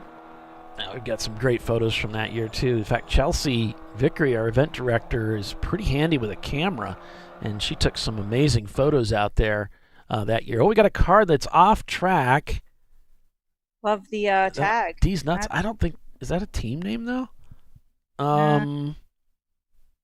I don't see that as a team name, but obviously one of the Miatas off track. They've kind of parked it over there. It doesn't look like they slid off. Yeah. Where is this? Oh, this is heading up towards museum. At the top of the museum. You know, I'm getting better at recognizing these parts of the track. I recognize the scaffolding that stretches over the track right there. Yeah. They're heading into the museum, so they're way out there, aren't they? This could bring out a 35 if they can't get that car motivated. It's the 201 Mazda Miata. Sports. Don't tread on me. No, Mad Fast. Mad Fast. Excuse me. I had it 102. I did a dyslexic thing on it. Yeah, it just looks like the car just came to a rolling stop, didn't it? Yeah. Didn't look like it. I mean, it's not sideways. It doesn't look like it had contact necessarily. And we're full course caution here at Barber Motorsports Park. Pink 35. This is the first time they've used this pink 35 here. These are new flags. So Barber was experimenting and using Champ Car as the guinea pigs, and they've been real pleased of how it's worked and how our racers have obeyed the request. And I mean, that just makes me happy too. So this is cool. There's the safety vehicles rolling out at pit exit to go fetch that car. It's so much better than having to go full course caution and deploy a pace car for every single instant. But we don't want these EV and the tow truck drivers and stuff to feel uncomfortable getting our cars in. But this allows us to dispatch them, go to retrieve a car, and then go back to green super quick. And, you get more green flag racing, less caution laps this way. Visceral into the pits. Oh, yes, our leaders come in. They're going to take advantage of this time. Yep, they're doing fuel. Looks like, is that Huggy or 901? That's 90. Yeah, that's the 903 car, the 901 Motorsports. Oh, yeah, 903 pitted as well. He's headed towards pit out.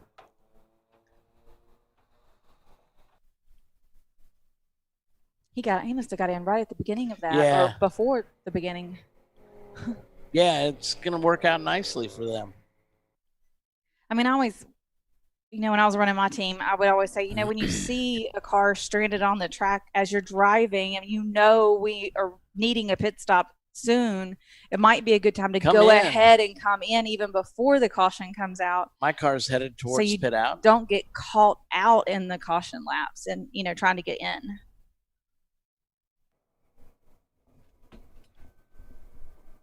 So about 15 minutes to the top of the hour. Go ahead, Tiff.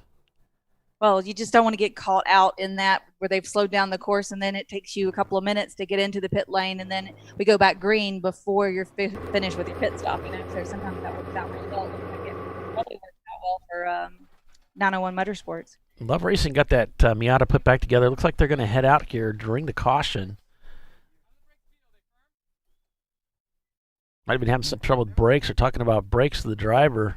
No, they're not going to the floor. Prix is still sitting at pit out, so evidently some time on their clock still. I know they'd asked drivers earlier to really be mindful of that and not send their cars down until they were really close to their 5 minutes. Log up, pit out. I think Chelsea did an announcement earlier. And the red suit, I think that's Steve strapping into the visceral machine. I know he has a red suit. Dumping their final can of fuel in that visceral 944. Okay. Or what's left of it. Looks like the rollback has showed up at the scene of the crime here. What's left of the car? Yeah.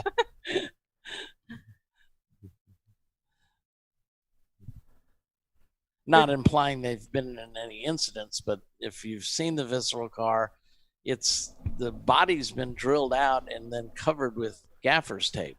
So they've taken our 60% of original bodywork must remain rule to the full extent. Yes. Yeah, these aren't just pinholes that they drilled. They're like 4 inch diameter. Yeah. Right. It looks like a golf ball. Giant golf ball. I mean, it's interesting too because it was the Mythbusters that did this thing where they covered a car in clay, and it was like 3 or 4 inches thick, and then they created golf ball style impressions to see if it would make the car go faster. And so they ended up adding like 400 pounds of clay to the car, and wouldn't you believe it, at full throttle, they did several passes. The car was actually faster with all that extra clay on it because of the aerodynamic impressions they put on the car. That's why golf balls have dimples. I did not know that. Yeah, it just blows your mind. And even they're like shaking their heads like, I can't believe that worked. But I'll tell you what, I'm not driving around with 400 pounds of clay on my car. But maybe I should. It was rather dense. Well, I mean, I guess that's what Visceral has done. When they cut those holes and covered it with duct tape, they make the little impressions where the hole was. You can usually see the little one. Well, it's like a little golf ball then. What's funny is when you see them take off their hood, you could like fold it and mail it. Yeah, when they take it off, they tape it shut too. So you hear the tape tearing as they pull it off. All right, he's on his way. They've completed their stop. So right now your standings here under caution at Barber Motorsports Park. After 85 laps, you've got Visceral Racing Group firmly in the lead with Hong North Grumpy Butt in second place in their 85 Toyota. Then it's the Cherokee. It's a EC car, so we pull them out, but they are leading EC. That's the Ho Chunk team. And then it's Tuttle Motorsports in their Mitsubishi Eclipse, technically in third spot. Then we've got Subliminal Racing in their Corvette. Behind them, it's the number 903 of 901 Motorsports in their BMW. Behind them, it's the Auto Technics Lackluster Machine, the 494. Chump Change Racing is in 7th. Then it's Pinky's Out Aero up in 8th. GMS Racing in the RX-7 is in 9th. And then we've got two guys in a Miata in 10th. So I noticed the 901 Motorsports, the number 901 car, is headed to pit out. So they pitted both of those cars at basically the same time. Spare Parts Racing, the 605 is headed to pit out as well. Yeah, it looks like the Porsche Boxster came in. There, it looks like an RX-7 coming in, so that might have been, was that GMS that just came in? Is it Car Silver? Let me see. 44 is crew. I think it's EC though, isn't it? Cruton, I believe you're correct. I was finding coming out of the bottom of museum. Well, I wanted to hear that. That if I grabbed third, it was quicker, and you kind of hug it in tighter. Minute 20. Yeah, I mean you'll figure it out. It's faster than we all think. He's telling them to grab a downshift there coming out of museum, which makes sense. And what they're doing is they're running that clock down, Tiffany. Exactly. They don't want to. They don't want them to show up at pit out with 2 minutes to go. They're going to probably let them roll about 30 seconds, 40 seconds early, and. Yeah, there's several cars pulled off to the left at pit out, waiting for their timers to expire. So they'll hold him till he's got about 30 seconds left, and then send him on his way.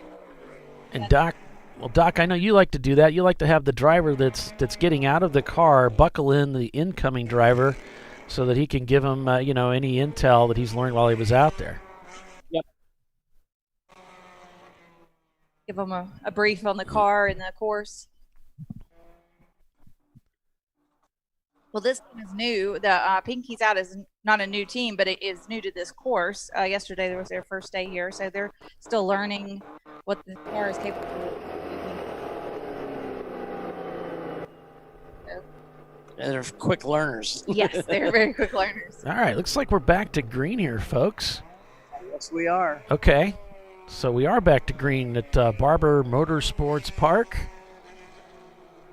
As we had a car that died out there heading towards museum, I believe it was. They got that car picked up and brought back.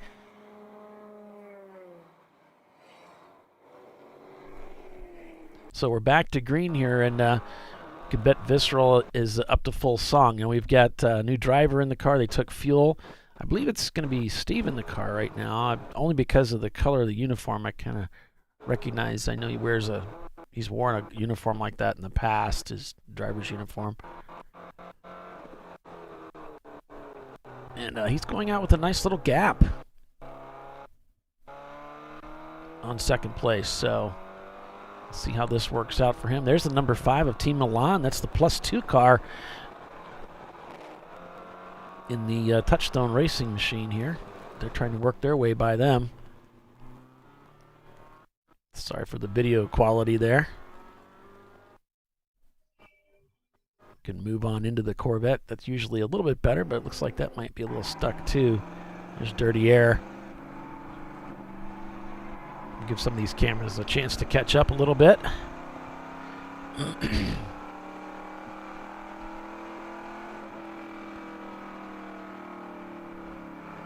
GMS Racing looks like they're at pit out.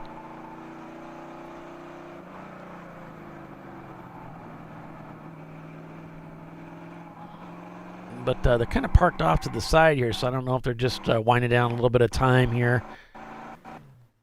So the Tuttle car, they're right behind Visceral on the track. They're just entering the hairpin. Okay, well, this would be an opportunity for Tuttle. They let's see, where are they at lap-wise? They're down a lap. So if they could get that lap back and come around Steve, and that'd give him a chance to maybe have a shot at this race to win back-to-back Sundays, but they've got a lot of work to do to get by him. Certainly to get by him twice. One thing, passing them's another. Yep. To make up a lap, yeah. There he goes past him on the back straightaway. All right, we should see that here. That Visceral car is so quick, but boy, the Tuttle car is fast. There they go.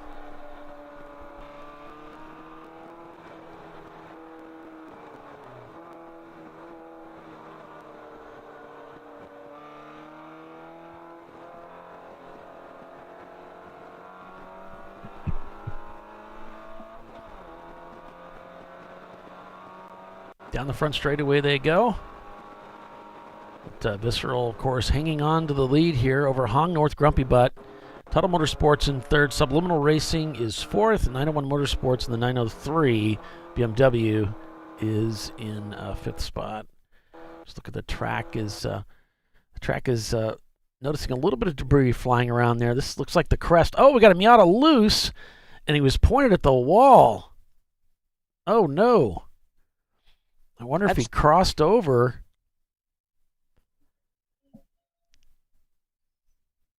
I hope he didn't cross over there because, boy, he came over that hill mighty loose. It looks like he must have hung on to it there, but they're seeing a little bit of debris out there and keeping an eye on it. Plates. That's generally a bad idea in a corner. Yeah. That's just not a good spot to be on that part of the racetrack, is it, Tiffany? As you come up over that hill. No. The car really lightens up, and it's hard to catch it if it starts to go on you. the key is really if it does is to really straighten the wheel, and if you need to drop 2 wheels in the grass on the outside of the driver's left. The mistake a lot of people do is the car is pushing out left, they try to turn a little bit more steering in, and then it catches and shoots across track and hits the other side. Yeah, I could speak from experience. Yeah, on that. you done that too? Yeah. That's a pretty frequent mistake around here. I wasn't the only one to make that mistake, because when I hit the wall, it was already messed up. So I topped that hill one time in a race, and there was 2 or 3 cars in front of me, and they were all collecting each other. They were battling, but at a slower pace than I was going. So I topped the hill. I was like, oh crap! So I put, I think, maybe 3.5 wheels in the grass, and then got around them and came back on the course. Huggins just dropped a wheel off exiting 4. Yeah, so you guys listening to the show, if you've got drivers out there, if you can radio them in, the track is really concerned about debris that's just off track and in the rumble strips at the exit of that carousel. There's some sharp pieces of metal right there. Just tell your drivers, as you come around the exit of that carousel, make sure your tires really don't creep over into the curbing. Stay off of that curbing and bring that car back over. Because they had a Miata very sideways, like what Tiffany was saying there. What you want to do is, when it looks like you're going to drop 2 off, you want to go ahead and just get that steering wheel straight. Get that side load released from the car, because when those wheels go off, you're looking to get the back end swung around and pointed towards the guardrail on the other side. Sometimes you just got to know when to give it in. And that guardrail comes up rather quickly, too. Yeah. It's not very far away from the racing surface, as it were. It was soft barriers on the other side because it's been hit so many times. And the 814, that B-Class machine, is off track right now. The 814, the track is looking at them very carefully. This is probably going to bring out another yellow. That's prelude to a Kareem Tony Jackson's team. Pink 35. Yeah, he's pulled off to driver's right just after the hairpin.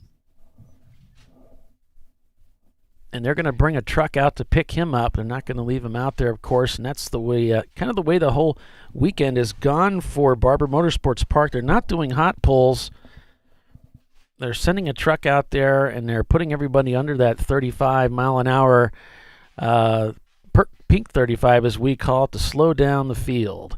So with that, we're going back to caution, and this is as good a time as any, I think, to take a break. So, Doc, do you want to lead us out to commercial? Absolutely. You're watching the TireRack.com Champ Car Endurance Series on ChampCar.Live, sponsored by AutoZone, here at the Alabama Grand Prix at Barber Motorsports Park. It's a beautiful day out here, folks. I hope you're watching our broadcast, and we will be right back.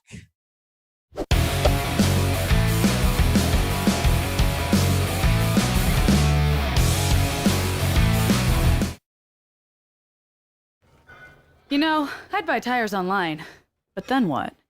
We've thought about it. We're TireRack.com. They should let you ship directly to a mechanic. Actually, we call them independent recommended installers. They should have 1,000 mechanics. Try over 7,000 installers. Then you just make an appointment. At a time that's convenient for you. This could change tire buying forever. TireRack.com, the way tire buying should be.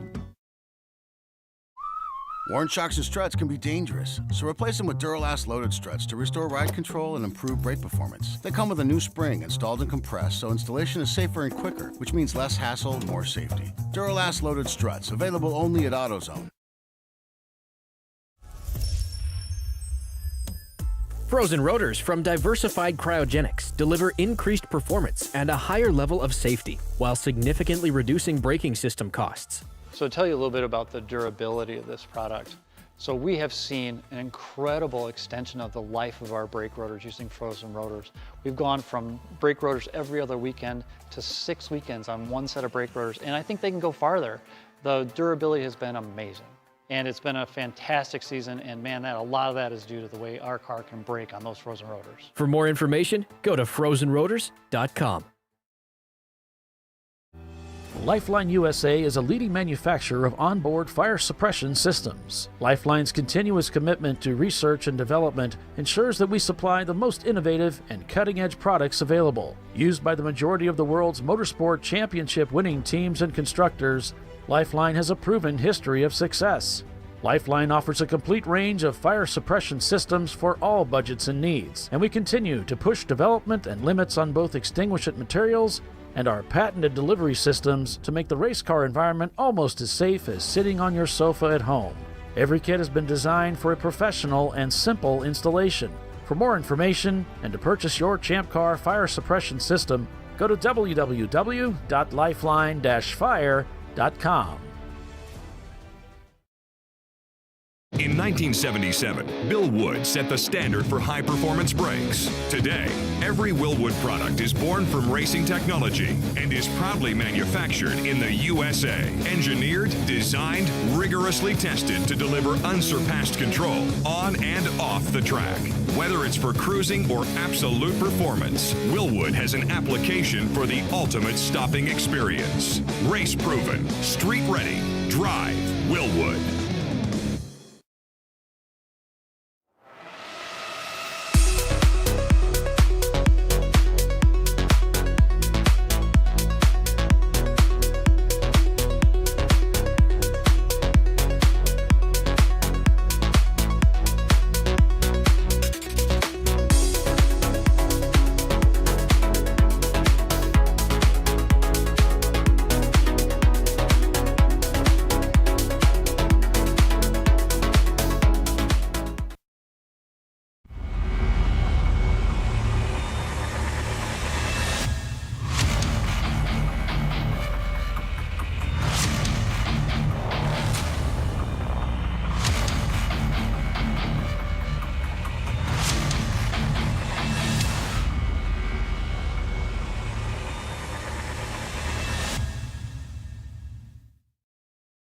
At AutoZone, you get what you need when you need it. Got a today job? Pick it up free same day at your local AutoZone. More of a tomorrow project? Order as late as 10 p.m. with free next day delivery. Getting the job done just got easier.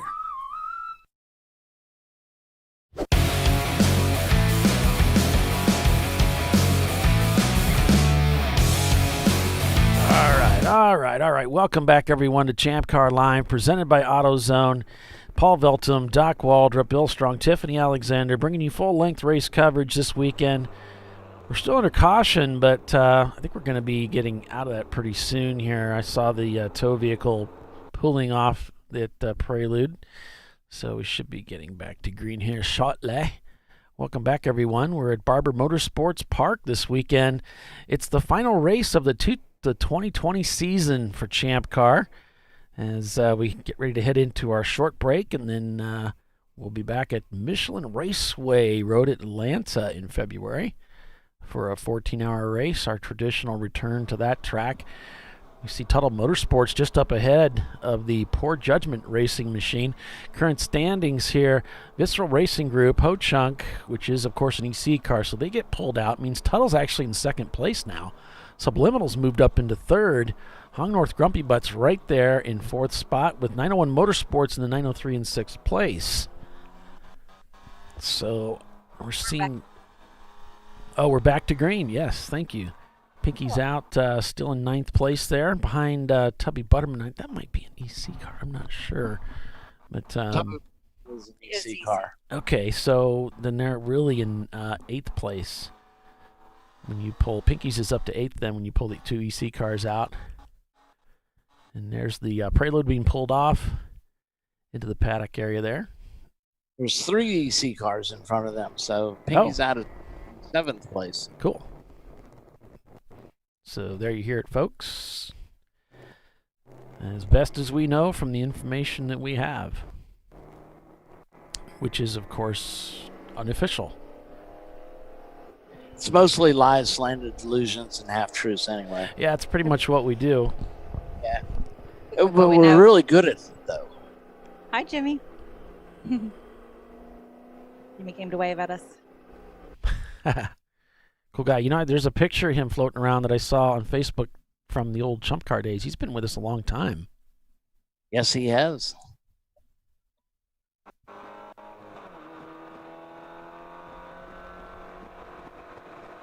On board with the leader here. He's turned to 3:08 on that last lap. It's not going to really mean for much until they get back up to speed here. Jimmy just delivered a happy birthday present for Bill that I can't really say too much about on the air. So left him a present in the elevator. Okay. Yeah, Jimmy has a pretty evil sense of humor, so. It's only one person at a time in that elevator. Here's Touchstone Racing in their MX-5, car number 800. Brian Baker said, I know it's not something the track or Champ Car can do anything about, but it sure does make for a long day watching nothing happening. It makes for a long day for talking about nothing happening, too, so. Yeah. Buddy. Well, actually, we haven't had that many full course. If you don't, I mean, I don't really count the pink 35 because we don't deploy the pace car. And they typically they deploy it when they can get it, slow the cars down and get something taken care of in a lap or two and get immediately back to green. We don't have to pull a pace car back in to go back to green. So Dirty Air went into the hairpin with about 4 Miatas with him and just pulled them all on the outside. Pinky's out in a tussle with the Tuttle machine. The Tuttle goes right on by the Pinky's out car. They're on a mission up in third spot.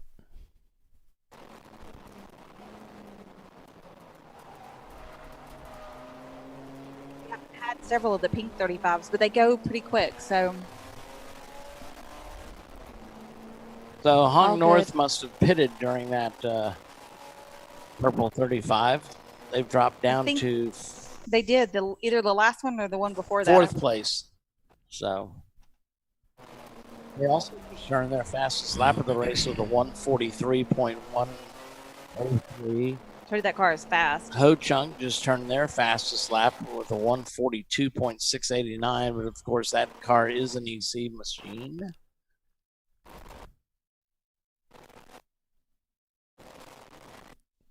And this looks like a shot, Tiffany, of that spot where you come out of the carousel and you crest. They got that corner worker right there. Nah, it can't be. The tire barriers are still in place. Yeah, all those soft barriers. I think that is on the other side of the tunnel. Gotcha. Let's see how they track out. They're tracking out far. Yeah, I think that's the other side of the tunnel after you crest the tunnel. When the cars come into focus, that's the crest of the tunnel. Other side.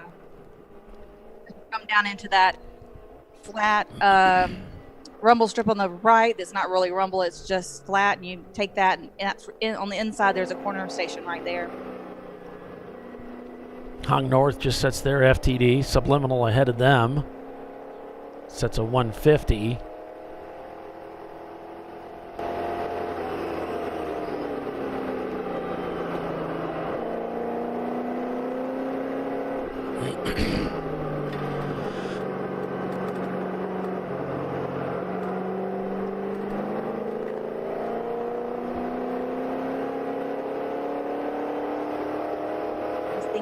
Roger saying on Friday night, tonight we're friends, and tomorrow we'll all be competitors. And Birmingham's right behind GMS, Ghetto Motorsports, who were there and great guys. And then Pinky's Out is right in front of them.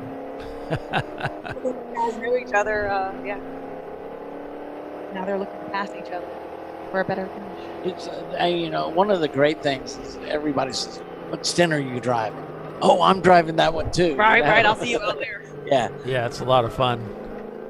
Or somebody pops out of the car and they're like, "Who was driving second during blah blah blah?" Oh, that was awesome. That's always fun in impound. Yes. Oh, it was you.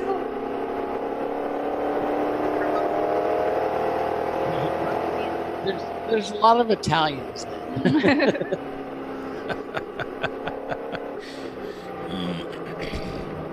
That energy. Impound when the adrenaline's still flowing. Yeah, and everybody's talking about it and everything. That's just, I love it. I love being around such good energy. The Subliminal's coming up on Visceral Racing. They're right behind them. I'm listening to other people talk. I'm not told. I prefer it be something that's interesting, like racing. I don't really do a lot of other things. They're probably terribly interesting. Yeah, Tuttle just sets their fastest lap time of the day with that 1:43, so that car's still getting faster.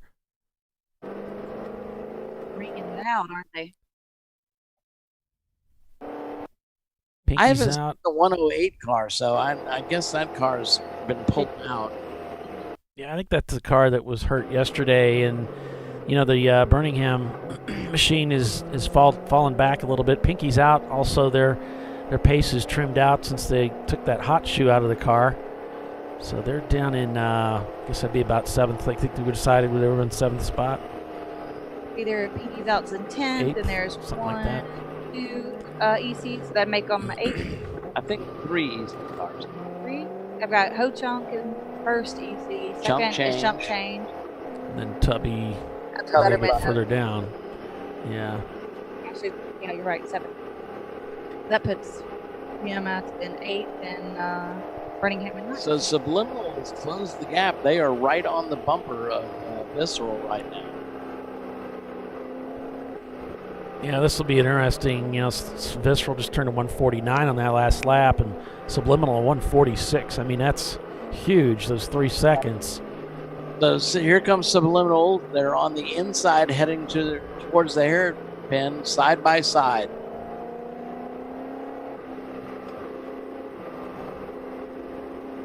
Side by side exiting, and now the horsepower of that Corvette comes on.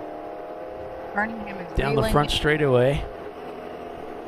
And really lets off the gas early. I mean, he not really pushing the issue just yet, but definitely now he presents his nose down the inside saying, hey, look, buddy, I'm right here, and I'm quicker.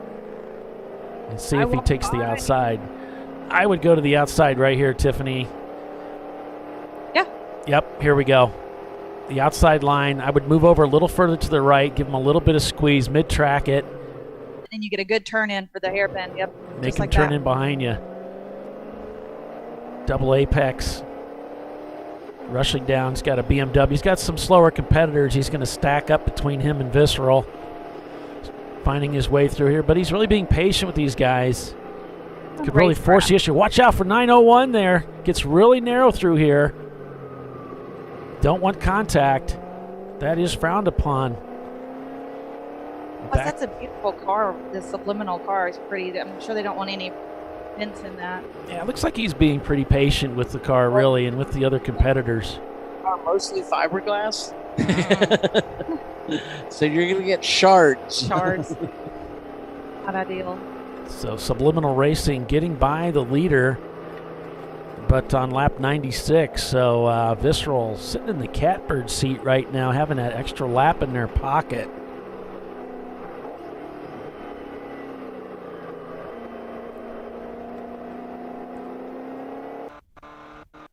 Here's Visceral. Just clicking off those laps.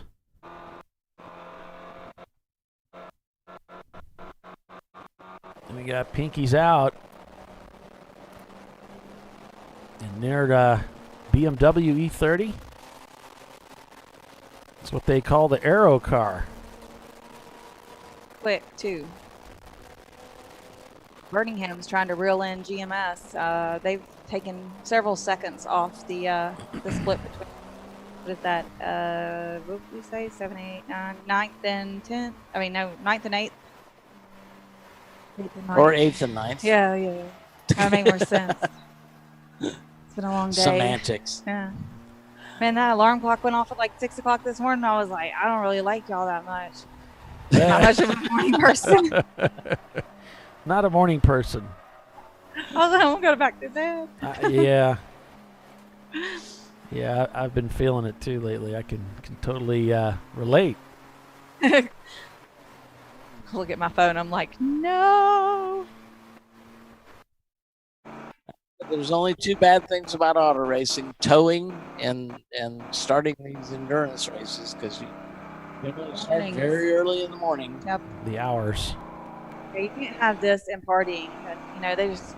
Oh, you can try. I mean, you can try, but I would I beg recommend to- against it. I beg to differ. Yeah. See, that's the difference for me. I'm good for the morning. It's the end of the day that I'm like done.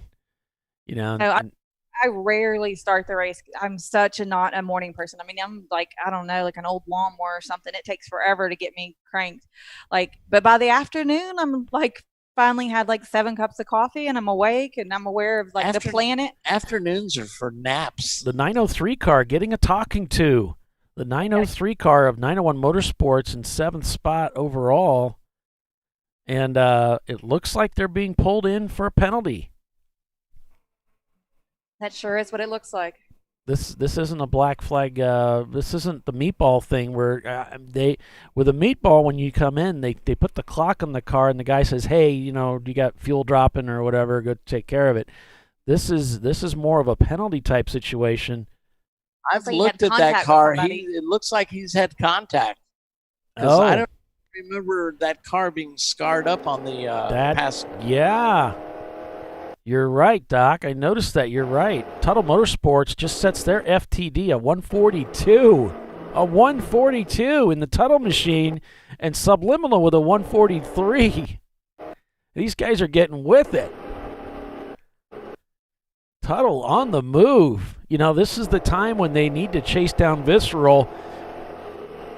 And it looks like they're on the charge. They're on the same lap now with Visceral. Don't forget.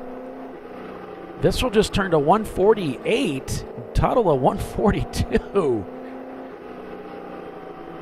Birmingham going into turn 1 with about 7 other cars trying to chase DMS down. They're in sight. A gaggle of A cars. gaggle of cars. Everybody There it drink. is again.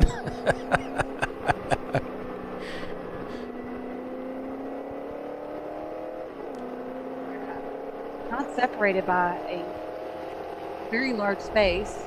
As GMS is in the hairpin, and Birmingham is not far from the brake zone. Well, in the brake zone now, so. Tuttle come across with another FTD for the team, a 142.8. That's quick. 2 in a row. They must have their hot shoe in the car, huh? They are leaning on that Eclipse. That's what Farron Davis with RVA Graphics and Rap was saying. Who's Pinky's hot shoe? And I just replied, all of them.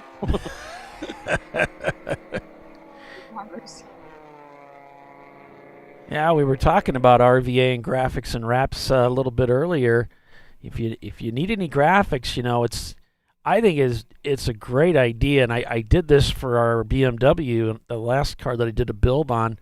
I just put a Euro stripe on it because there's so many BMWs, and I'll tell you what, at Daytona, as those cars are coming down pit road, they knew exactly who it was.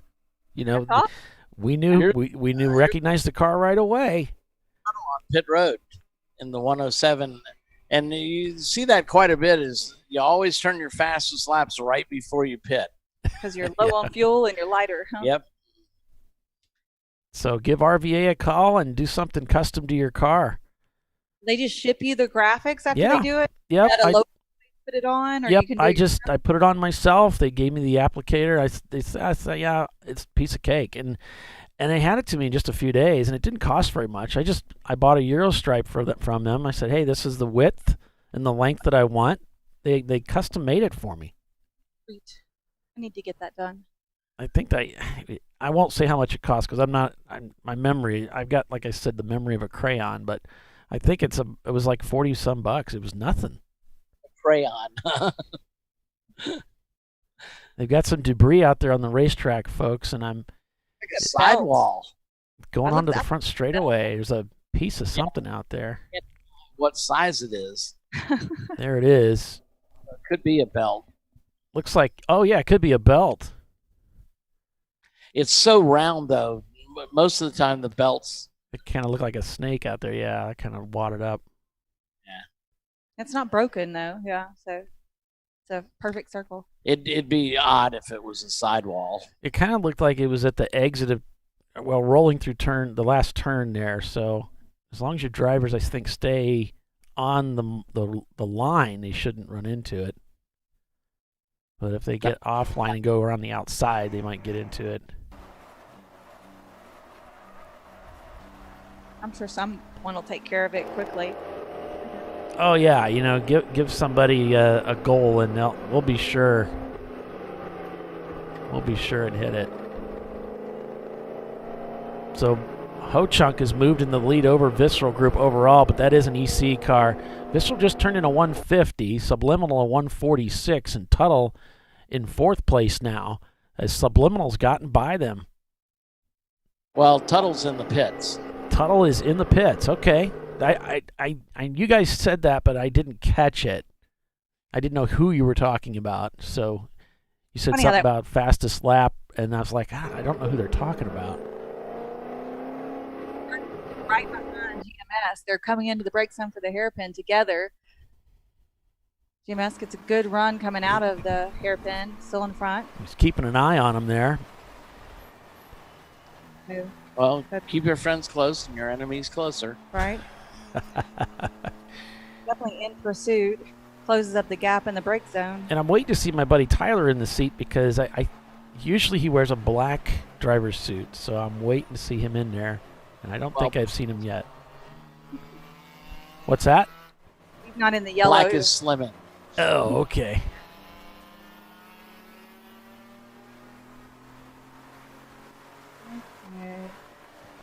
So it looks like Birmingham's going to try to... Oh, they've closed up the gap, coming down into the tunnel. Yeah, they've set their fastest lap time of the event there, Birmingham Racing. Surprised if they hadn't got around them by the start-finish. Tuttle's still on pit road. They haven't released that car yet. Looks like a fairly routine stop.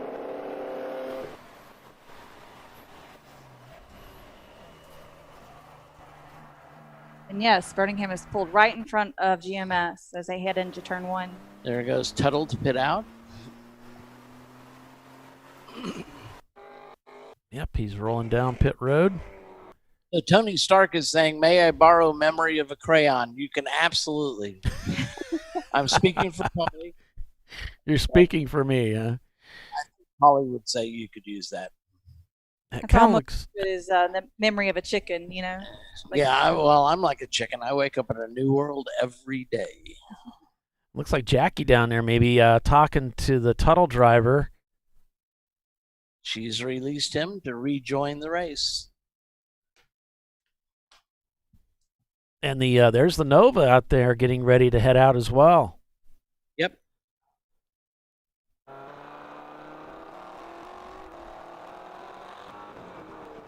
Sorry about the cameras, and boy, we just got a lot of buffering here for these cameras. GMS camera is not one of ours. I think just the setting's a little bit different. So it's a little bit cleaner. The lag between what's actually happening and the broadcast is quite a bit of difference. Yeah, you see that's where Birmingham got in front of them. Yeah. And they go in, right. And you're saying this was about almost a lap ago, right? Half a lap ago, yeah, maybe a minute. Okay, 40. so I guess a quick rundown here. What time is it? Quick rundown here. Visceral Racing Group is leading the race. Subliminal Racing is in 2nd place, but they just turned a 4-second lap time, 4 seconds faster just on the last lap alone. Hong North Grumpy Butt is in 3rd. Then it's going to be Chump Change Racing, Tuttle Motorsports, 2 guys in a Miata. Then it's going to be Pinky's Out Arrow, Birmingham Racing, GMS, 901 Motorsports. I think that's your top 10. I think we've got 3 ECs in there, so I think we'll go through, that's another EC, through the 14. 'Cause that's actually one more EC. Is your top 10 Squadron? No, Squadron, EC. the 633 guys, yeah. So I guess that makes Milan number 5 be the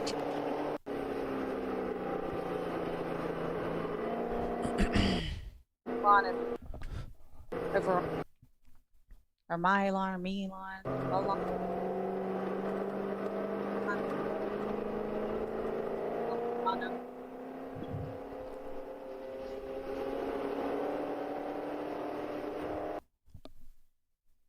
So thanks for joining. If you're just joining us now on the show, we're at Barber Motorsports Park here, the final race of the 2020 season for Champ Car.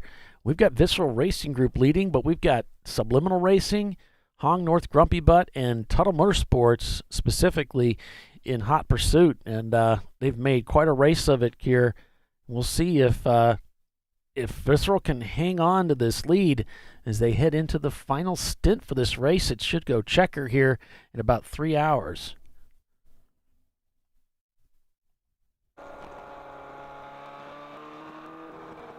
I think that's Steve in the car right now, so he's got about another hour of driving out there to defend that position. And then they'll put their final driver in for that run home. We got a car smoking there. Off to the right, that's driver's right. I see it's blue, so I guess I should ask Doc what car that is. It's blue. I believe that's Hardin Motorsports Group. Okay. Subliminal just came into the pits. They're doing a pit stop. Like they're putting fuel in that car. Oh, look, it's the birthday boy. Heard he left you a birthday present in the elevator. Okay. His eyes got big. A little bit. Okay,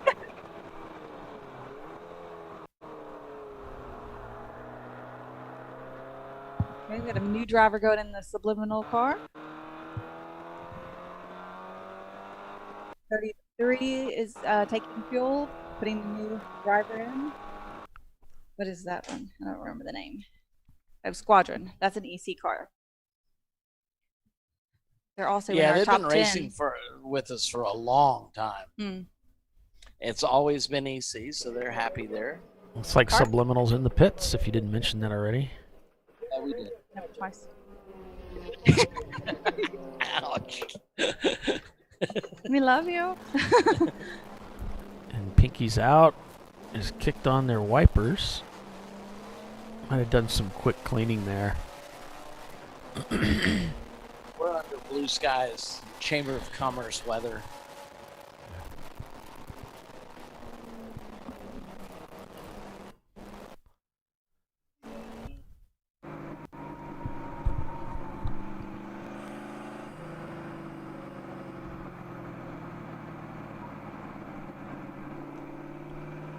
Here we're on board with Dirty Air, and there's 75 Chevy Nova, number 32.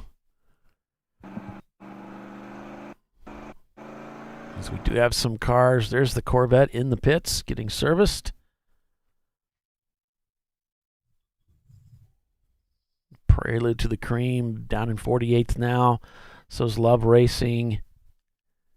Looks like Rat Hole Racing, the 888 Behind cars, pushed out on the pit road from the paddock, so they're rejoining the race.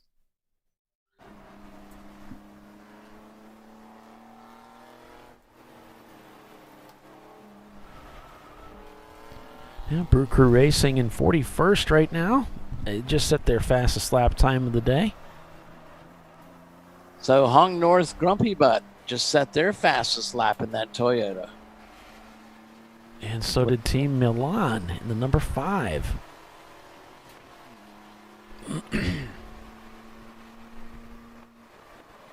So Hong North turning up the wick.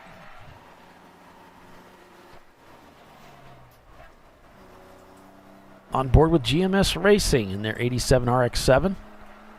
Oh, Tuttle went off at the exit of the hairpin. They've got it back on. He put about 2 wheels off on driver's right in the grass. Ooh.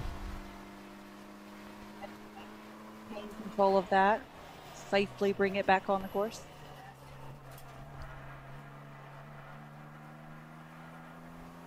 Now they've decided to raise the bonnet on the Corvette.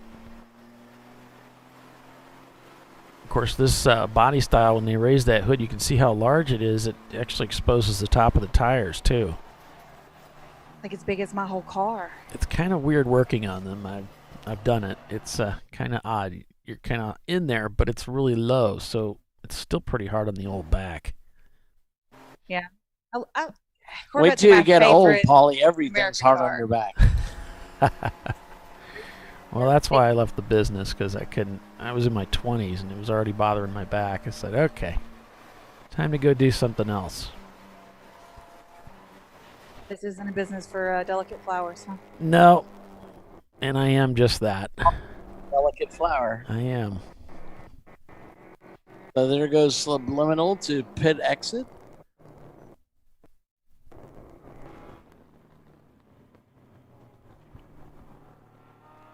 Maybe they're going to release Subliminal back out on the course. Where did they fall to? Let's see.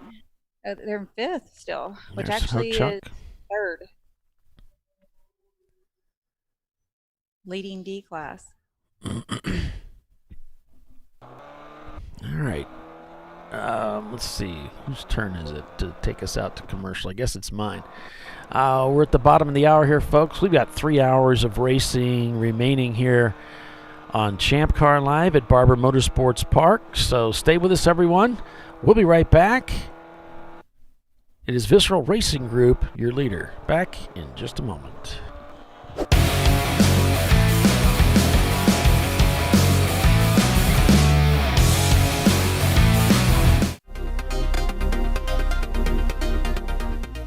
Welcome to TireRack.com, revolutionizing tire buying since 1979.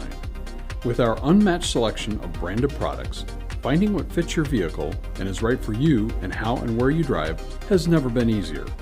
Through helpful online shopping tools that include our professional hands-on reviews done at the introduction of a tire and consumer reviews that give real-world feedback over the life of the tire, you can make the right tire choice and find exactly what you need. And if you prefer to talk to someone, our tire testers, our sales team, are available on the phone. And that's how we get you the right tire for you and your vehicle for where and how you drive.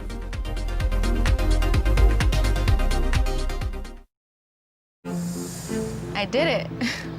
Do you see how it's... That's it. We did it. You did it. You can do it. The path to I did it starts at AutoZone. Get in the zone. Located in Northeast Ohio with 40 years of combined experience, Money Shift Racing knows how to deliver performance and safety, offering everything you need to get your vehicle and drivers ready for race day. From safety equipment to full engine assembly and repair, in-house fabrication, 3D design, and rapid prototyping. Money Shift Racing. Performance done right. Hey guys, this is Chad Thornton, and on behalf of Racing Radios, welcome to the 2020 Champ Car Endurance Series. Since 1979, Racing Radios has pioneered communication systems for the sport of racing. With a long-running history and passion for motorsports, Racing Radios supports those who build it, run it, break it, fix it, and run it again, pushing the limits of what's possible with the resources available. We built Racing Radios on these same values. As a 2020 Champ Car sponsor, Racing Radios will provide our experienced support team and trailer at select Champ Car events throughout the year. Free gear and exclusive discounts for the winners of the Racing Radios 14 Hours of Charlotte event. And most importantly, 15% off orders for all Champ Car teams. It's time to kick off 2020 right. Build it, bring it, race it, get out there and go racing. Visit racingradios.com and click on the Champ Car registration button to get your 2020 team discount code. Discovery Parts is a veteran-owned racing and safety equipment company. While we're located inside Atlanta Motorsports Park in Dawsonville, Georgia, Discovery Parts can also be found at the tracks, supporting a number of Champ Car Series events. We take pride in being a reseller of the best of the industry to Champ Car teams and drivers. We know racing, love racing, and look forward to tomorrow to even more racing. Visit us at discoveryparts.com.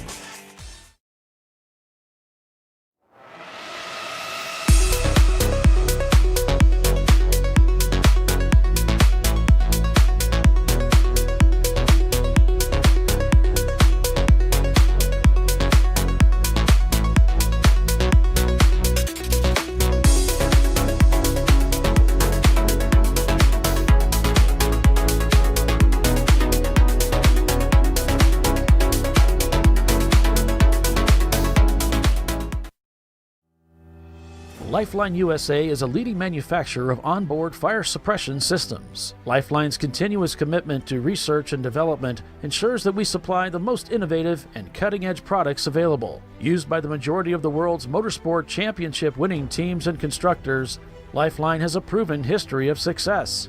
Lifeline offers a complete range of fire suppression systems for all budgets and needs, and we continue to push development and limits on both extinguishant materials and our patented delivery systems to make the race car environment almost as safe as sitting on your sofa at home.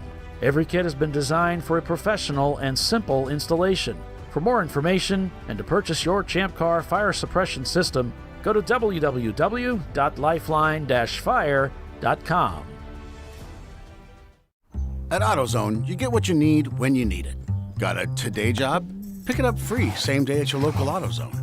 More of a tomorrow project? Order as late as 10 p.m. with free next day delivery. Getting the job done just got easier.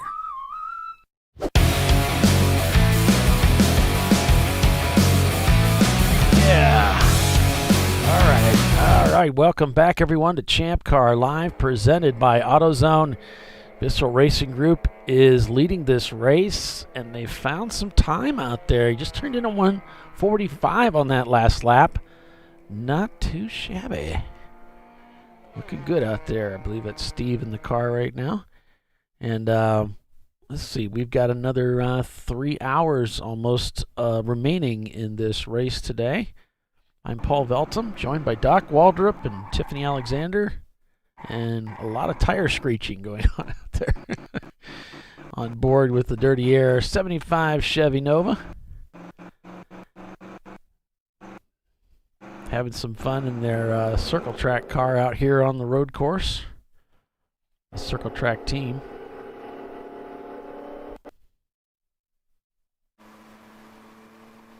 Here's GMS. So taking a look at the standings, let's do that. We're under green right now. We've got Visceral Racing Group leading the way. Then it's Hong North Grumpy Butt in their Toyota in second place. Behind them, it's Chump Change Racing in their BMW. They're third. In fourth place, it's Tuttle Motorsports in their Mitsubishi Eclipse. In fact, they just made a pass on Chump Change and moved into third place. So then it's Chump Change. Subliminal Racing is behind them in the Corvette. Then it's two guys in a Miata. Pinky's Out Arrow, Birmingham Racing, GMS Racing, and 901 Motorsports. I believe that would be the top 10 because I think Ho Chunk is the only EC car in that group. Chump Change.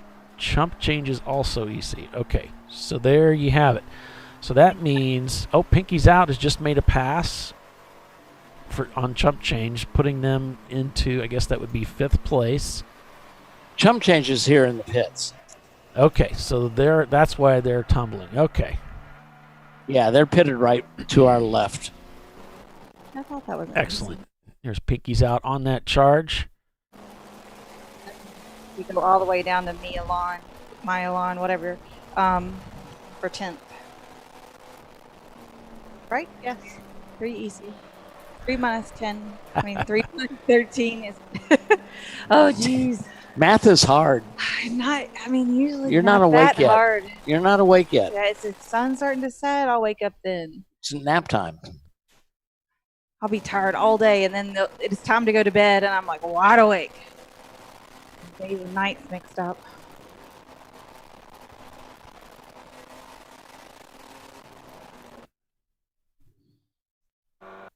And my daughter had a birthday a couple days ago. Looking forward to celebrating with her tonight.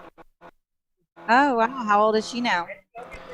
26 or 13 or something like that. I don't know. One of those. Very close to one of those. Now she So the asked. VW, Wait. the VW smoking. Oh, They the just brought him in. Yeah. Yeah, they Harden wanted to take a look Motorsports at it. Group? Yeah, the blue VW. The one that was having the rear brake lockups before. She'd asked about the name of this Civic. Did she ever give it a name or have any suggestions? No, she's never gotten back to me on that. But she can be a little scatterbrained sometimes. Well, at least she's talking to you. Yeah, that's right. Yeah. Yeah, I've been working pretty hard on her Subaru WRX. The last few months I've been just replacing a lot of worn out components. It's got over 200K on it.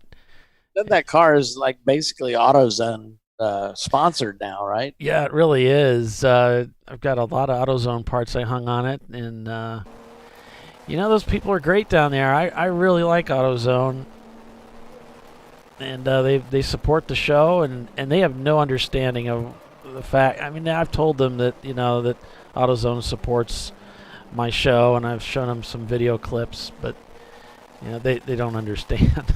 Have you ever pointed to your cardboard cutout? So like, that's me. You should definitely bring one in to bring about more confusion. I did stop in there the other day on a Saturday. Those poor folks, they're there till like 9 o'clock at night. And I stopped in with a couple of hot cocos to spread some Christmas cheer. Nobody in there at 8:30 at night.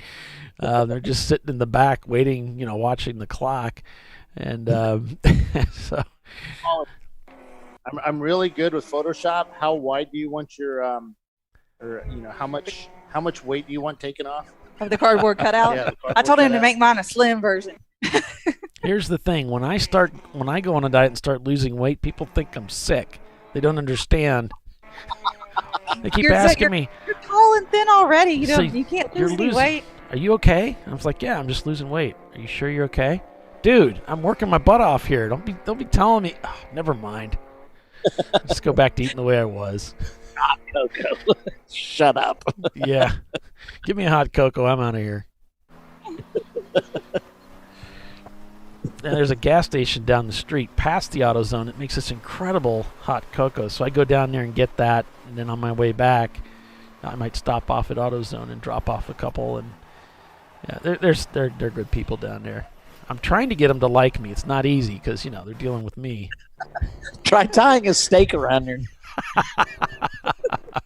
I figure if I give them enough sweets and there's enough there's not much turnover down there, but if we get some new people in there.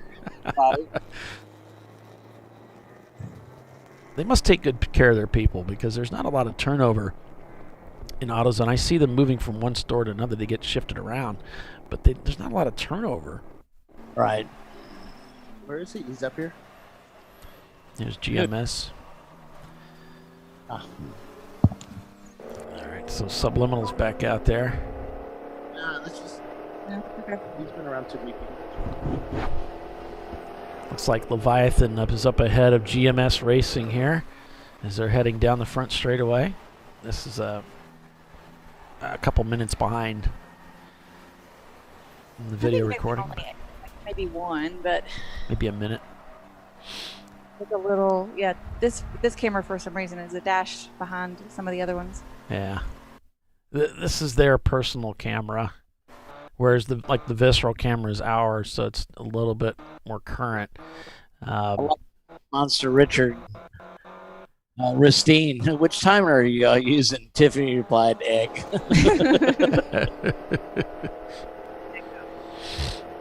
I know our pit road marshals, our volunteers, will be happy to see those egg timers go. Because one of the most depressing jobs is taking the egg timers from pit out all the way to pit in. Walking down there with it, yeah. It's funny. Bucket, they have like an Easter basket, Yeah. So they put. I pitted at AMP one time, and they said, "Are you going back out?" And I said, "Well, not me, but another driver." He says, your car." And I said, "Yeah, the car's going back out." And they said, "Good, take these to pit out." Take these down there on your way, pal.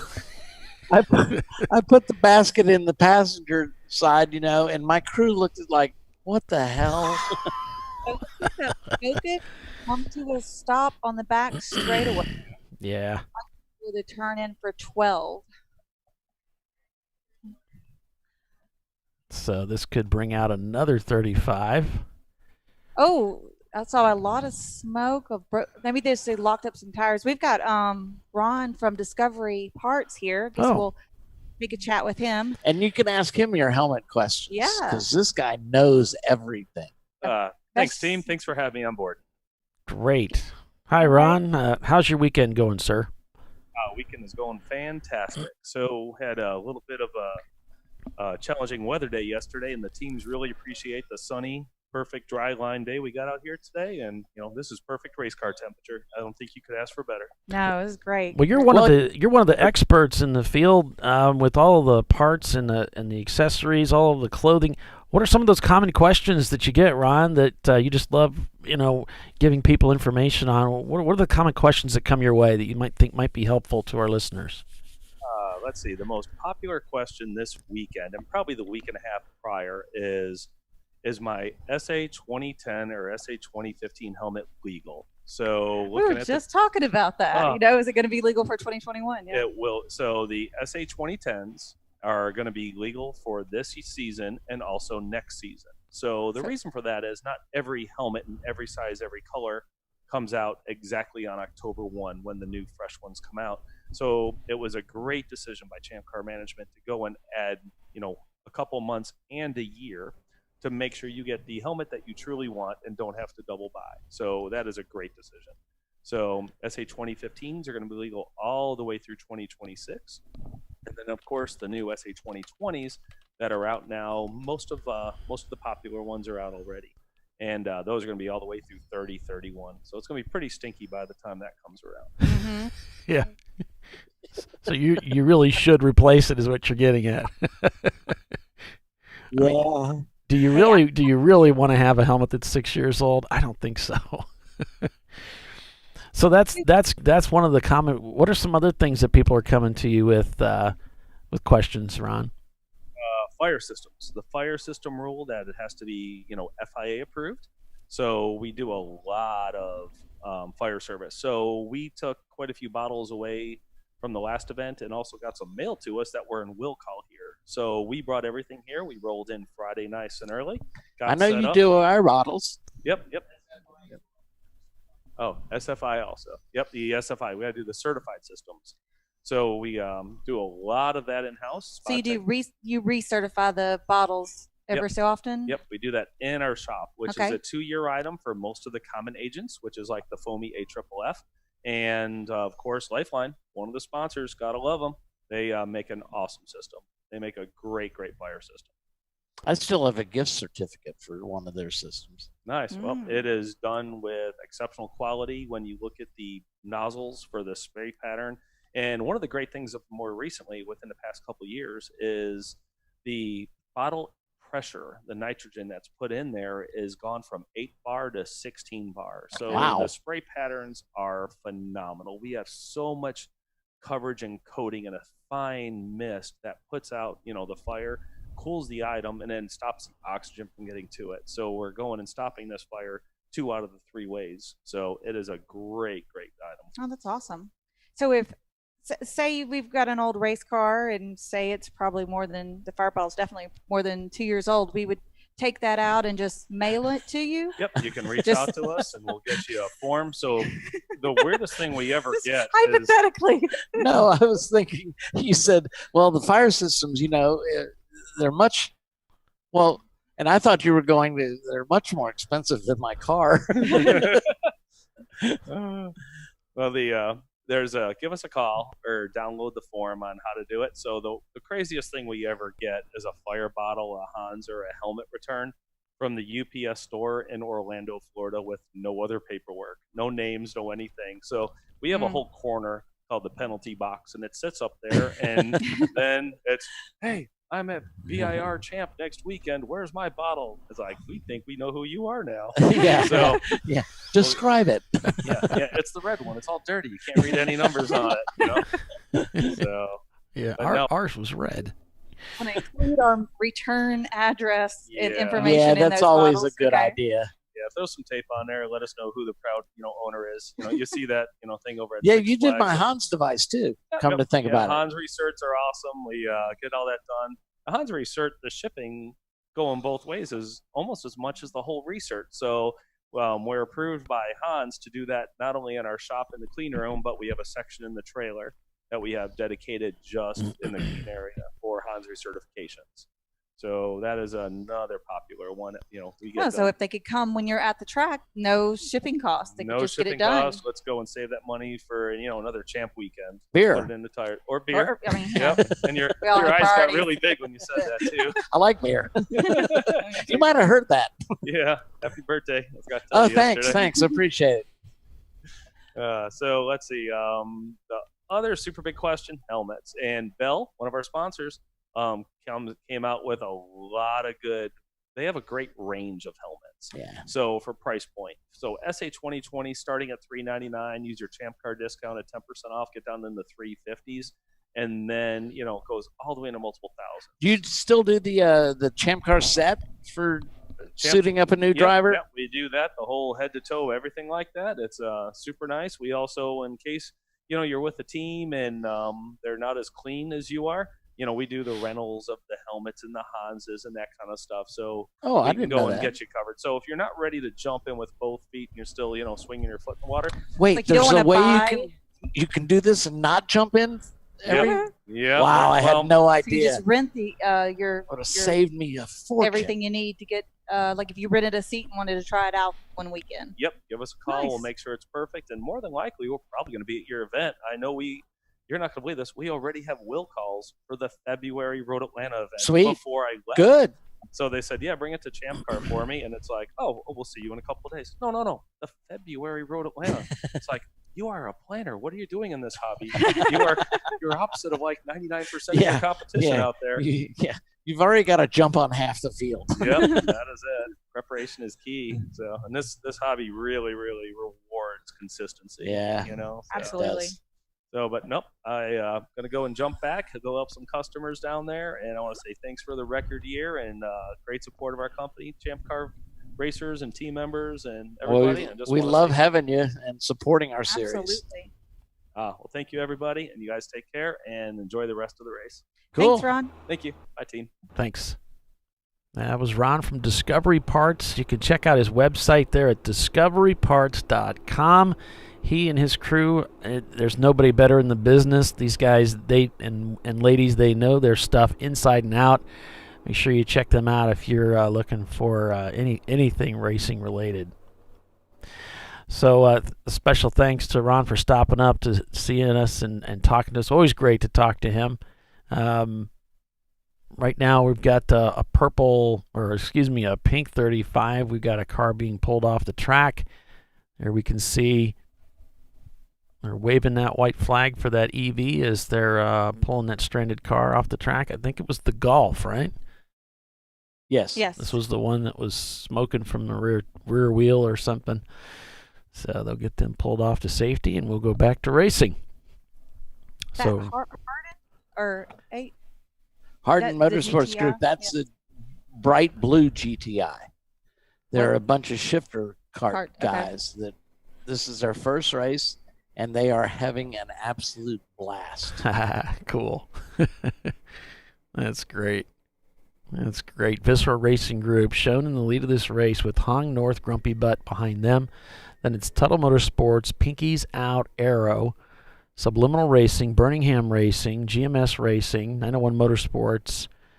And then I think, let's see, we got Milan Plus 2 and two guys in a Mazda, or a Miata rather. I think that's your top 10 right there, folks. Yeah, you just pull those EC out if you're looking on Race Monitor. And Birmingham's just been kind of quietly working their way back up into this race. And, of course, yesterday's winner and last year's winner, Tuttle Motorsports, up ahead of them in fourth. Third, rather. They've got a little bit of work to do. If they want to get up to the front here, Visceral, I don't know if this is right. Visceral shows 117 laps turn. I know Tuttle came in for that pit stop, and that really put them down, didn't it? Out on track. And Birmingham's right behind them. They're right behind. So Pinky's Out is in fifth. Actually, that's fourth. Subliminal and Birmingham all behind each other and all behind each other on track. Oh, yeah, look how busy this is. We're back to green here, folks, at Barber Motorsports Park. We got a car off in the gravel. It is the number 833 of Dingus. So, boy, they've really sailed off into the gravel there, Tiffany. They took it to a whole new He level. was on full send. I wonder if my buddy's in the car because I'm going to totally give him crap. But this takes talent to get that far out there. She's an Sideways. overachiever. When you go into the gravel trap sideways, you got to push a lot of gravel out of the way. I think you should, when you see who it is, Tiffany, you should say, nobody likes a show off. I'll be like, you overachiever. Oh, shoot. Oh, and here we got another car that's trying to find their way. That's a Mercedes, yep. Party girl. So Party Girl, I'm not sure what was going on there. They came out of a kind of a secret spot in the track or something. I don't know what was going on there, but they they might have gotten turned around and then they've gotten back on their way. But he is buried. I mean, unless somebody rescues him, he's going to be there for the rest of his life. So they're going to need an emergency vehicle. Ho-Chunk's got the field gathered up behind him. With Huggies right behind him. Right. And then, let's see, 1, 2, Subliminal's 3. here 3 cars somewhere. behind them is Subliminal. So that's, what, 4th, 5th? And then Birmingham is right behind Subliminal. Man, we're going to need a double tow rope here to reach this guy. He is way out there. Well, he's at least pointed the right way. So that saves, 10 feet or so. That is true. So they're on the scene pretty quick here. Shouldn't take them long to get them pulled out. And since we're coming up on the top of the hour under caution here, maybe we'll go ahead and slip away for our break a little early. So when we come back, we might be ready to go to green. Doc, do you want to take us out to commercial? Fans, you're watching the TireRack.com Champ Car Endurance Series here at the Alabama Grand Prix at Barber Motorsports Park. You're watching ChampCar.Live, sponsored by AutoZone. Folks, hang in there. We'll be right back.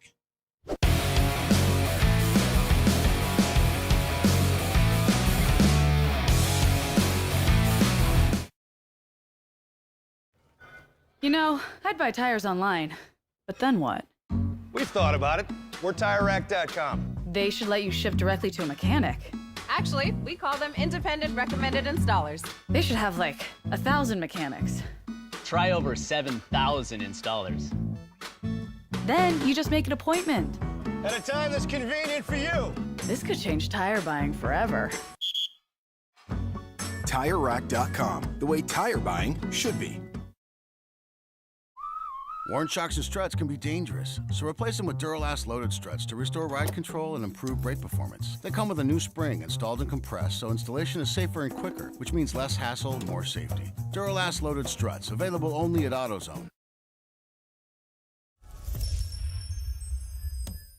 Frozen rotors from Diversified Cryogenics deliver increased performance and a higher level of safety, while significantly reducing braking system costs.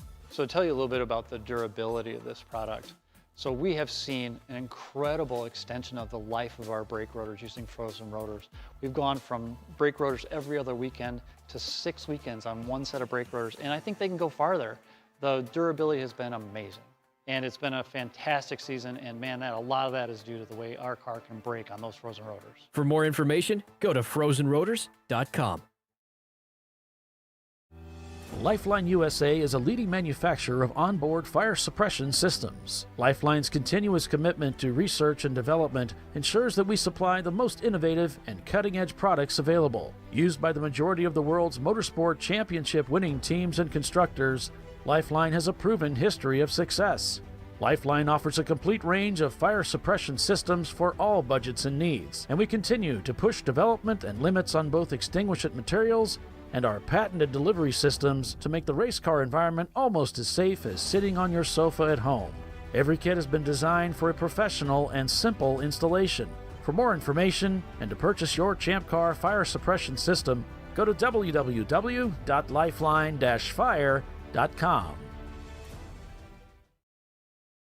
In 1977, Bill Wood set the standard for high-performance brakes. Today, every Willwood product is born from racing technology and is proudly manufactured in the USA. Engineered, designed, Designed, rigorously tested to deliver unsurpassed control on and off the track.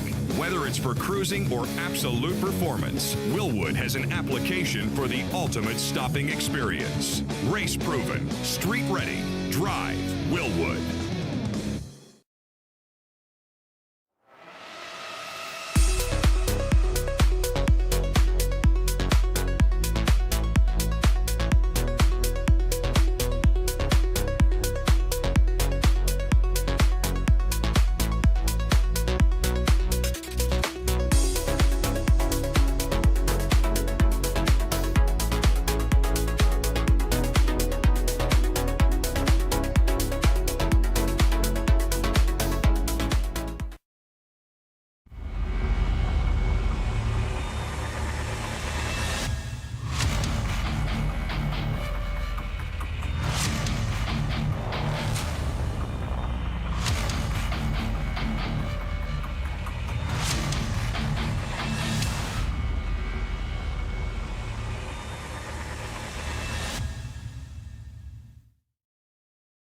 At AutoZone, you get what you need when you need it. Got a today job? Pick it up free same day at your local AutoZone. More of a tomorrow project? Order as late as 10 p.m. with free next day delivery. Getting the job done just got easier.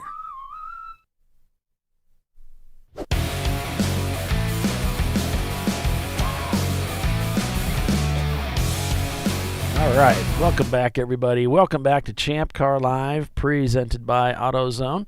We're back to green. Just as we come back, Visceral makes the pass. Tuttle makes the pass on Visceral, heading into that corner. Yeah, we're just went back to green right before we came back from commercial. But Tuttle's still down several laps, about 3 laps on Visceral, so that gets one of their laps back. So Visceral really in the catbird seat, and all these yellows is not hurting Visceral one bit. Definitely takes the pressure off, right? Yeah, it's kind of falling right into their lap, the strategy for them. As they, I think Steve's got about another half an hour in the seat there.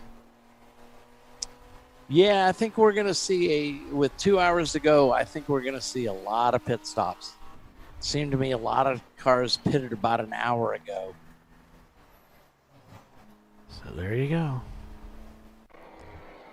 There's some, there's a whole gaggle, everybody drink, going into turn 1. I'm going to see where Pinky's Out is now. We have a huge following of fans, so I know they want to know. So Visceral's right behind the 903, 901 Motorsports car on track. They're heading down into the museum turn.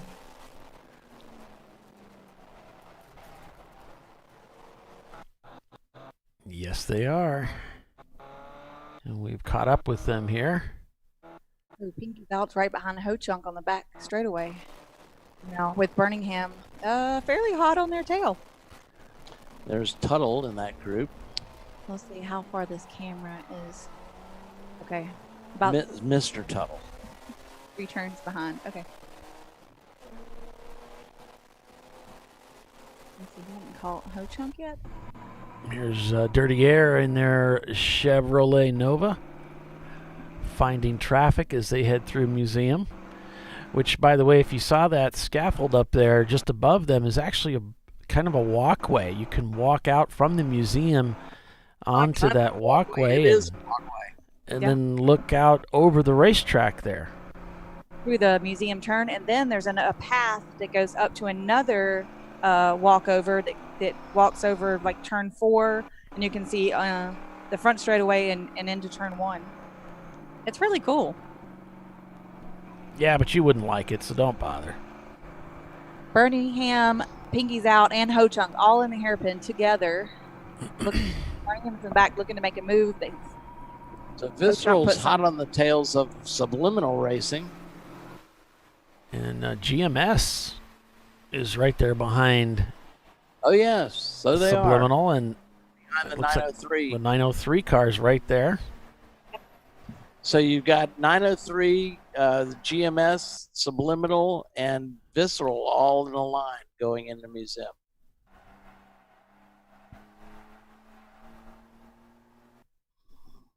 So right now, your standings, you've got Visceral Racing Group, Hong North Grumpy Butt, Tuttle Motorsports, Pinky's Out, Birmingham Racing, Subliminal Racing, 901 Motorsports, and the 903, GMS, two guys and a Miata, Milan Plus 2, and then you got, let me get this right, Auto Technics, 901 Motorsports, and the 901 car. I'll just kind of go ahead and roll through the standings here. Coming off of Race Monitor, so nothing official here, folks. And you can kind of look for your favorite teams, especially Brew Crew up to 31st. If you want to go out and if you're looking to follow your favorite teams, you can go to race-monitor.com on the web and check it out. Look for our event. It's the Alabama Grand Prix for Champ Car. So Huggins got a pass on Ho-Chunk, so they're working on trying to get their lap back. But Ho-Chunk's still in front of them. Subliminal right on Visceral's butt.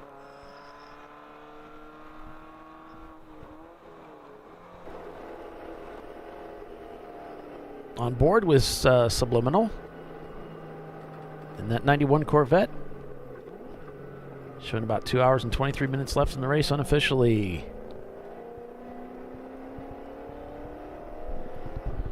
Passes Huggy back coming into the museum. They've got all that horsepower.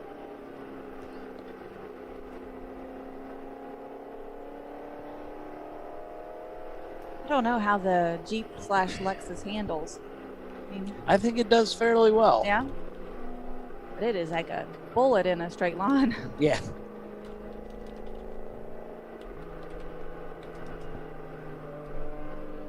Ho-Chunk has passed Huggy back.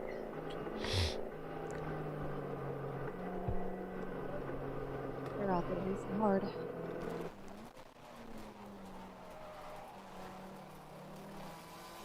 Woo, look at that speed differential.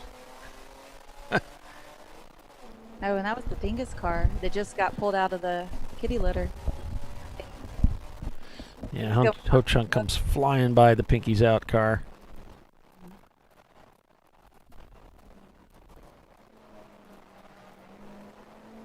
And we're hoping these guys can just keep the car on the racetrack. Ho-Chunk side by side into turn one. We'll see that in a minute.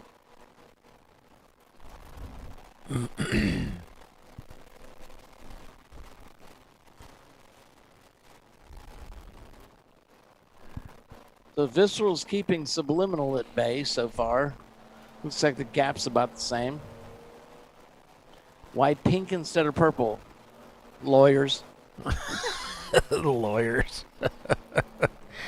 Yep. Whoa. Getting a little loose out there. Heading through 14 there, Tiffany. Ah, okay. Riding the outside. So when he comes on the front straightaway here, he's messed up a lot of his momentum, and so Ho-Chunk's got a lot more horsepower, so he's just going to cruise on by him probably with no effort. There you go. And then Pinky's they dive into turn one together. Yeah. Ho-Chunk is still on the inside. He's got the inside for 2 and 3. Pinky's not having any of it, one-handing it. Not really. He's actually got his hand around the bottom, but using all the racetrack at the exit.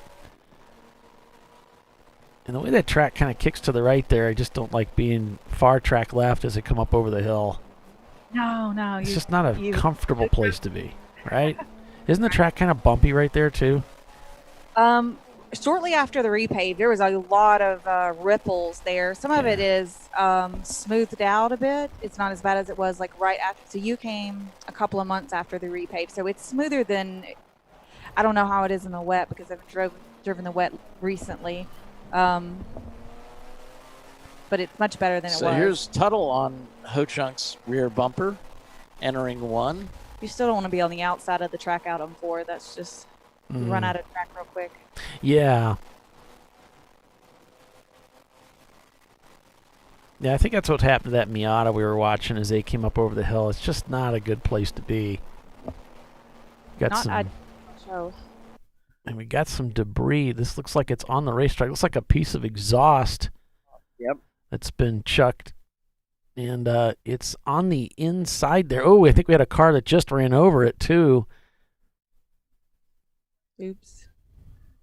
Where is it? Okay, it's on the front straightaway. Yeah, it's on the front straightaway at the exit, guys, and it's kind of just off the racing line, so you want to either stay far to the right, be up against the curbs. You got a lot of guys that are diving left. And it's a huge piece of exhaust. It's like a center pipe. 4 feet long or so. Yeah, you don't want to hit that with your car. Okay, we've got the pink 35 back out. Yeah, probably for that debris. Yeah, they need to go get rid of that. That's going to cause a lot of damage. So listen for the loud car. Oh, I got it. Be able to The one figure that's out who it missing the is. exhaust. Yeah. A good one. That was a good one, Doc. So again, we've got a large piece of debris. The drivers are seeing it as they come out of the last corner. It's almost right. It's just a bit right of track center. So it's in a really bad spot. If the drivers stay track right and just hug the curbing, you're fine. But everybody's actually going to the left. So they seem to prefer to go closer to the pit wall and go around it to the left for some reason. So one of the drivers is radioing in that the 107, the Tuttle car, has it looks like the exhaust is trying to fall off of that car. So that could be a piece of that car, or that's already fallen off. There's a Fox body coming in there wondering if maybe it came off of that car.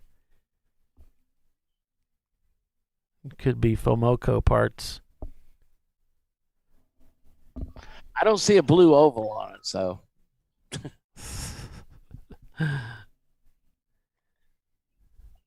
Well, it's all about branding, you know. Yeah. So he's waving. Oh, no, I don't think it's Tuttle. You can see his exhaust. So it's all hanging on the back of the car. Yeah, it's kind of hanging down for sure. No, it could be. I mean, if the center pipe goes, then you lose some support for the muffler, and now the muffler's dangling. Down, yeah. He should chain his muffler, shouldn't he, Bill? Oh, Bill's up there? He's up here, but he's flitting in and out, yeah. What's he doing with himself? Oh, never He's mind. mothering race control. Never mind, I don't want to know. They're looking at Tuttle pretty carefully.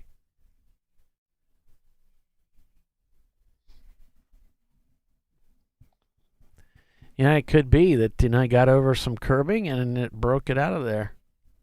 Yep. Yeah. You can see it really hanging down from the side view. And there's emergency picking up that piece of pipe, and so we'll be back to racing here quick. It was one piece, and then somebody ran over it accidentally, and it turned it into two pieces, like they broke a flange off it or something. Mm-hmm.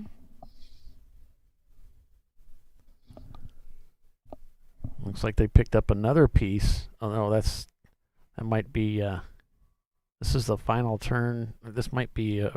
This is from our camera. That's a little bit behind. So that was the same act right there, just from another angle. So that safety worker, he's headed to pit out. And we should be going back to green, I would think. Yeah.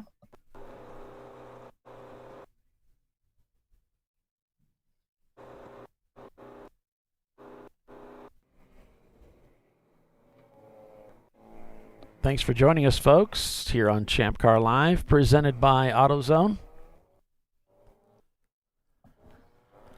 So they look like red in the rain. Well, Tubby Butterman said, need to send the safety crew to Road America for training. That track has hot pulls down to a science. Well, from what we understand, Tubby, is there's an incident with another series out here where they buzzed the safety crews. So that's when that pink 35 flag got implemented here. So I think they had a vehicle get hit too. Mm. So that's why they did it. I say it looks like Tuttle's coming in. Yeah, he was going to get yelled at. Yeah, we saw his exhaust hanging a little bit back there. A lot of it. A lot of it. A lot of it, yeah.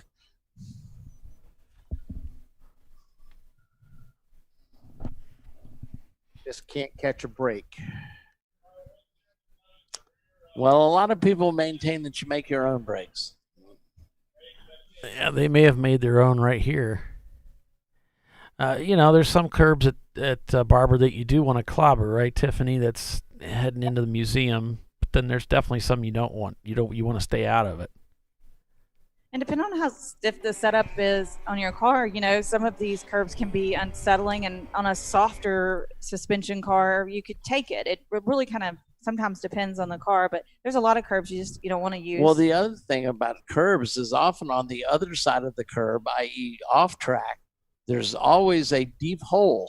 There's some places that get a big divot on the other side, especially like through the kink. Amp is You'll like see that, the other turn side, and the concrete tends to be a little sharper there. So if you Yep. get too much of the curb, because all these curbs were re-poured after the repaving.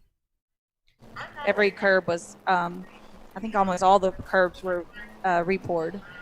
I think they tore them up again and then re-poured them again because some of them were quite sharp. They pulled that muffler out of there. I think they're going to drop them and send them and just see what happens. See just how loud it really is. Bill will get out there with his dB meter. Oh, there goes Bill. He's going to scamper down there. Hell. The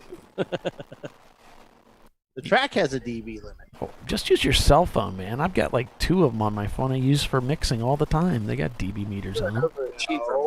We said at the beginning of the season that we were going to use a certain type, and that's what we're going to use. We're not going to change the rules Be consistent. at the end of the season because we have to be consistent. Oh, we have rules for that. Yes. I should have known. There's got to be something written down somewhere about it. Because that's why these guys yell at us for not being consistent. What is our sound limit there, Bill? 96 dB. 96. 91 at some track. It depends on the track, too. Some tracks have A little lower limits. Yeah, like Laguna Seca, you have to be quiet as a church mouse.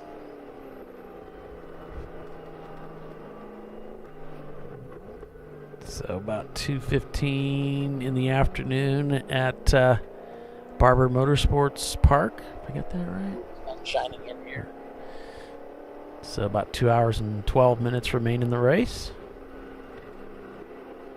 Like I said, I think we're going to see a lot of cars coming in for pits.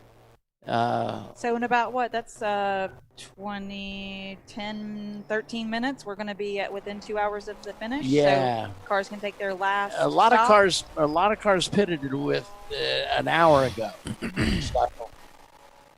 They were going to be inside their window real soon. Yep. Hong North sitting in second place is still down a lap to Visceral, who leads this race. There's quite a bit of separation on track too. So you got Pinky's out in third. Total Motorsports just completed another lap behind Pinky's out. And then it's Birmingham Racing right there. Top 5. And wow, I don't see. got a lot of cars here. Visceral's on lap 127. Hong North on lap 126. Ho Chunk on lap 125. And then a gaggle, everybody drink, on lap 124. Pinky's out. Tuttle Motorsports, Birmingham, 903. GMS Racing, Subliminal, all on lap 124. Wow. And then we drop down to 2 laps to 2 guys in a Miata, Milan +2, and Kudzu Racing. All on lap 122 with Chump Change Racing on lap 122. 901 Motorsports in their 901 car on 122. Auto Techniques Lackluster Racing on 122. So, field's pretty tight. Yeah, when you have a good portion of the top 10 on the same lap. Yeah.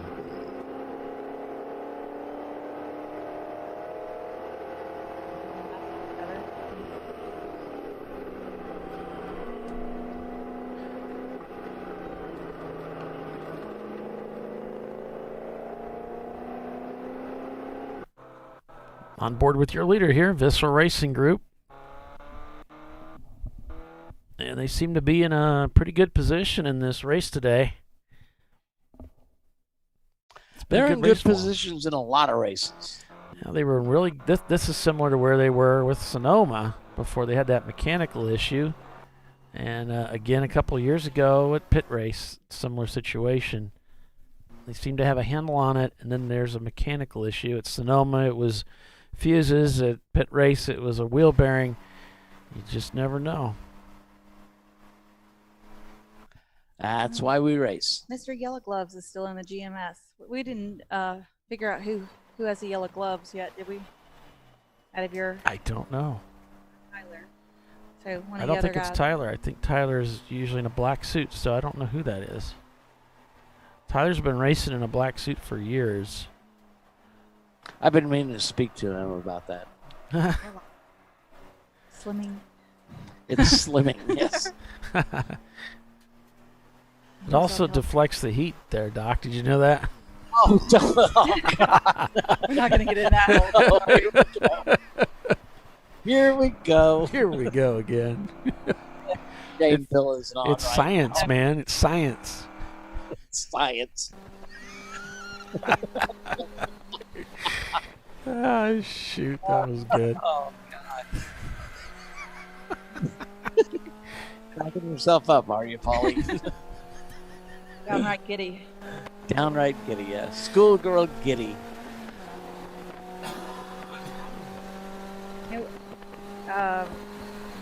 We haven't talked about the Miatas too much. My buddy Adam from WM Racing contacted me. He said, yeah, we're still having problems with fuel venting.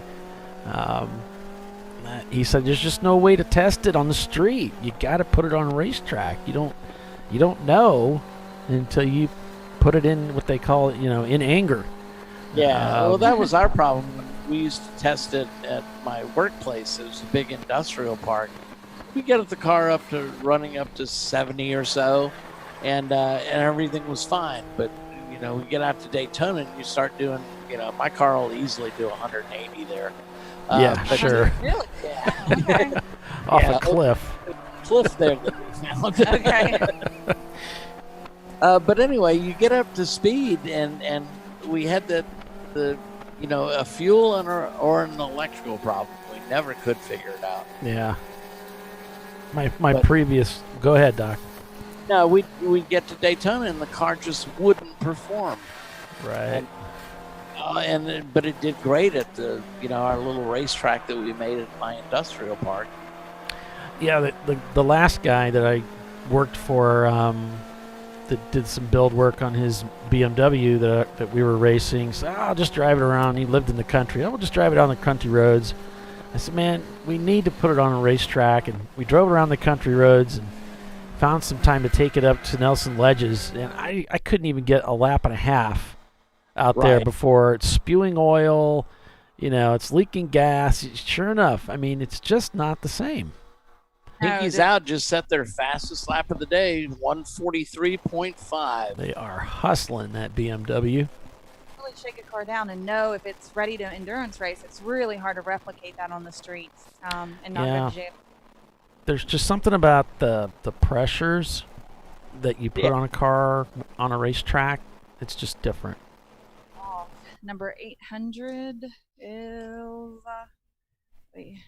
Touchstone. The Touchstone. We're going to rejoin the course. Looks like they got off there. And Tiffany, if you could just turn your microphone up a little bit, that would be great. Will do. Awesome. Pinky's Out just set their FTD for the day at a 143 according to one of my charts here. Yeah. 43.5. That's pretty stout. Like you already mentioned that. I'm sorry, I'm so tired. That's no problem. What I do best is point out the obvious. That's my job. Correct.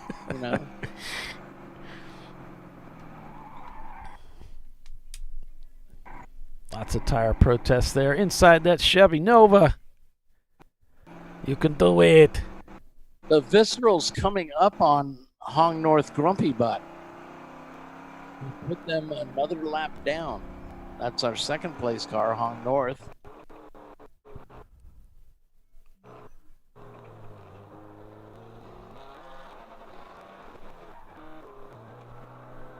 Sorry about all that buffering there, folks. He's stretching before he gets in the car. Yeah. Somebody on the pit lane doing some exercises and yoga moves. Getting ready to get in the car, maybe.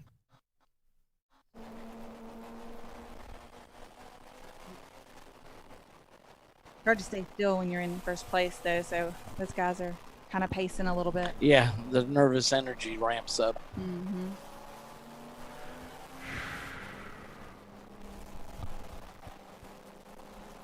My guess is that's the driver going in next that's over there stretching and moving about. Right. It's like, oh, I got to bring it. Probably not. Probably that young kid, and he's like, yeah, I'll go. Right.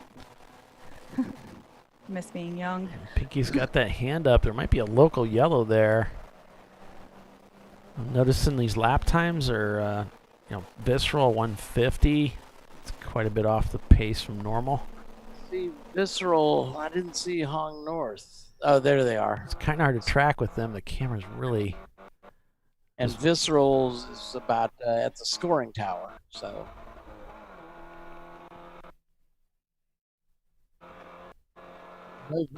Ron and his team, Visceral, would like to put Hong North down another lap. About the full straightaway behind going into museum. All right. Pinky's out, turns into 146. Of course, Visceral with a 150 and Hong North with a 146. He's not going to be able to catch him. This is true. I can do that much math. Not much more. Yeah, Ho-Chunk is just kind of in the mix of this thing in that EC car. But Pinky's and Hong North are turning very similar lap times. Tuttle as well in that 145. The number 903 of 901 Motorsports, a 145. And a 146 for Birmingham Racing.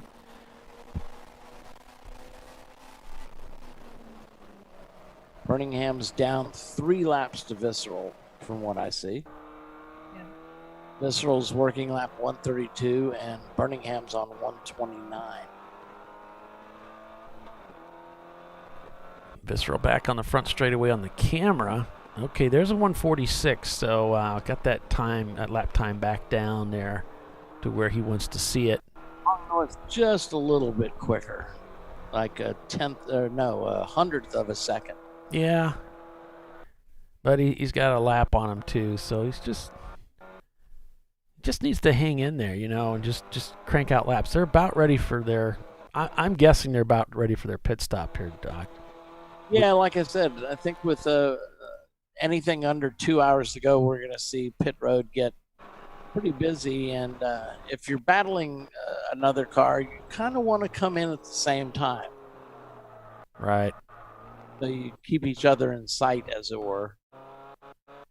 I saw the driver switch to that camera because I saw the driver in Visceral waving people behind. Not really waving somebody by, but there might be a local yellow somewhere out there.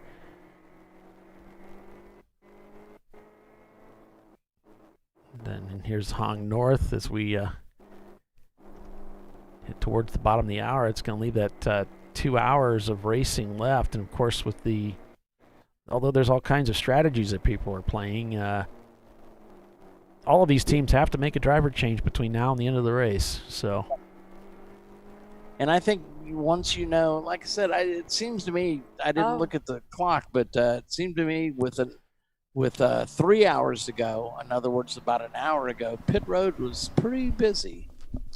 Birmingham is right on the tail of the 903 car. Let's see if they come up over 4 together. They're so much faster on that last lap. A big 143 out of Birmingham. That's tough for anybody to stick with. The 903 of 901, a 145. They're side by side in the hairpin.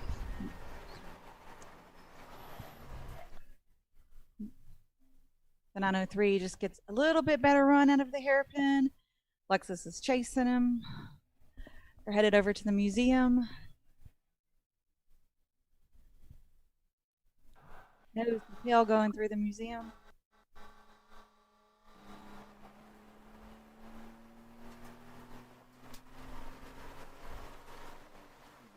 Looks like Love Racing is come into the pits. Yep, I got the hood up.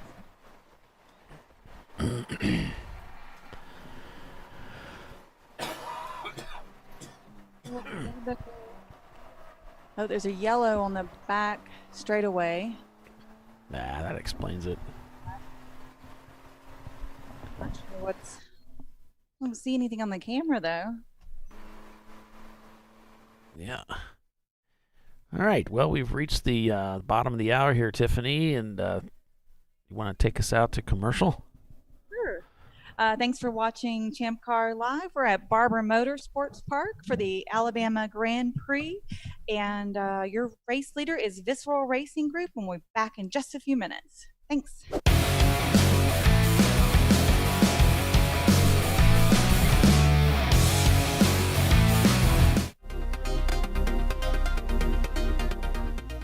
Welcome to TireRack.com, revolutionizing tire buying since 1979. With our unmatched selection of branded products, finding what fits your vehicle and is right for you and how and where you drive has never been easier. Through helpful online shopping tools that include our professional hands-on reviews done at the introduction of a tire and consumer reviews that give real-world feedback over the life of the tire, you can make the right tire choice and find exactly what you need. And if you prefer to talk to someone, our tire testers, our sales team, are available on the phone. And that's how we get you the right tire for you and your vehicle for where and how you drive.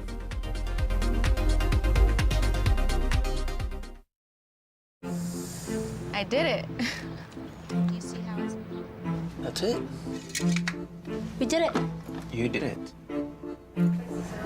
You can do it. The path to I did it starts at AutoZone. Get in the zone. Located in Northeast Ohio with 40 years of combined experience, Money Shift Racing knows how to deliver performance and safety, offering everything you need to get your vehicle and drivers ready for race day. From safety equipment to full engine assembly and repair, in-house fabrication, 3D design, and rapid prototyping. Money Shift Racing. Performance done right. Hey guys, this is Chad Thornton, and on behalf of Racing Radios, welcome to the 2020 Champ Car Endurance Series. Since 1979, Racing Radios has pioneered communication systems for the sport of racing. With a long-running history and passion for motorsports, Racing Radios supports those who build it, run it, break it, fix it, and run it again, pushing the limits of what's possible with the resources available. We built Racing Radios on these same values. As a 2020 Champ Car sponsor, Racing Radios will provide our experienced support team and trailer at select Champ Car events throughout the year. Free gear and exclusive discounts for the winners of the Racing Radios 14 Hours of Charlotte event. And most importantly, 15% off orders for all Champ Car teams. It's time to kick off 2020 right.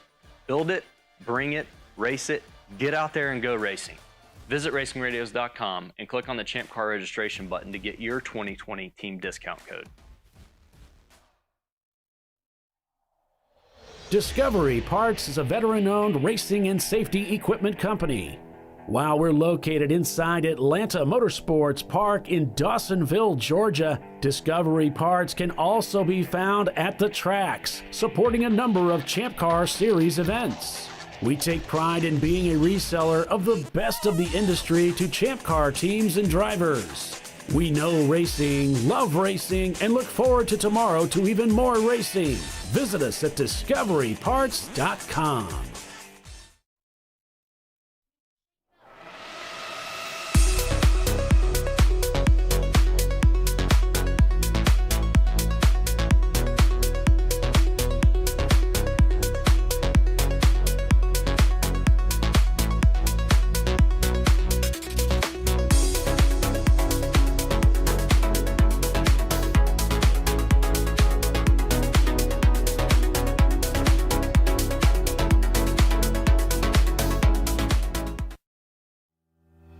Lifeline USA is a leading manufacturer of onboard fire suppression systems. Lifeline's continuous commitment to research and development ensures that we supply the most innovative and cutting-edge products available. Used by the majority of the world's motorsport championship-winning teams and constructors, Lifeline has a proven history of success.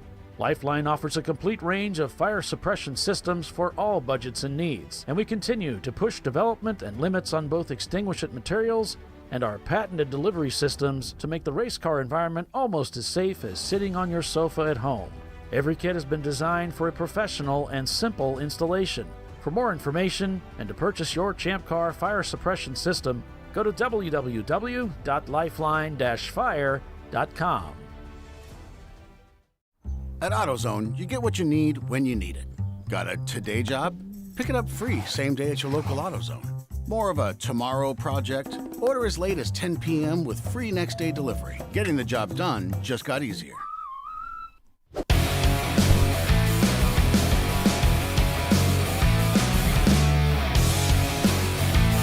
All right, welcome back, everyone, to Champ Car Live, presented by AutoZone.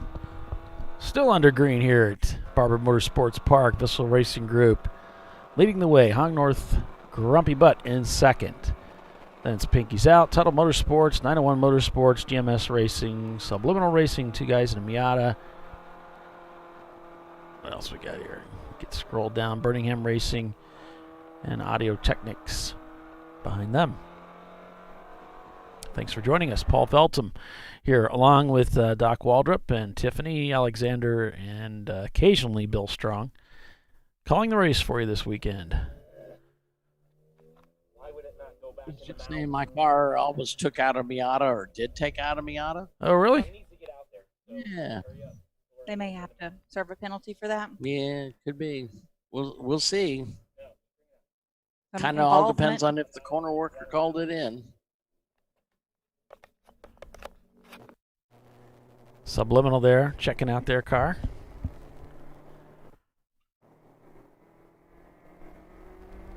Yeah, they've kept Visceral in sight, but can't make up any real ground on him. Here we go, back on board with Visceral Racing Group.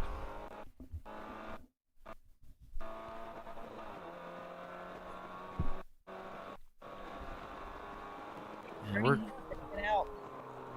it's like they still haven't pitted yet, Visceral, for that driver change. So that'll be their. Well, he's got some time to play with. He Well, wasn't. Ron's talking to his guy right now on the radio. You can see him right down there. None of their guys have their gear on yet. One was doing like calisthenics a minute ago, so I was wondering if he was either nervous or getting ready to go in the car. Probably get which one? The guy in the black? Uh-huh. Yeah, that's what he does before his. He was touching yeah. elbows to knees and yeah. I used to be able to do that. I can touch my elbow to my belly. That's funny. That's because your belly's near your elbow. Yeah, Bill. yeah, it's easy. Well, not really. I was doing some sound checks out there. Not happy. So everybody doesn't sound well. Everybody's. I think he's saying they sound too loud, perhaps. There's a few of them, and there's some of our leaders that are. Yeah, there's probably two of them that I could tell you. So, I think if we had gone specifically by not as bad No, as you not would really? think. Okay. Yeah. So, yes, my car's that's headed. like a Harley loud. My car is headed to pit out, so I guess he was in penalty box. Doc's car's pretty loud too. Really? Yeah. So several cars that are in the top 10 have. We're not. Nobody's exceeding the track limit, so we're still okay. Okay. Or a little louder than Champ Car Yeah. rules. No, we needed to check A few cars. the orange one because he lost his muffler. Right. And he was actually below what the others were. So it's like, darn, that's pretty wild. So if they're not exceeding track limits for the sound, why are you not happy? Exceeding our limits. The Champ Car rules. Champ But Well, that would be a problem. Yeah. Yeah. So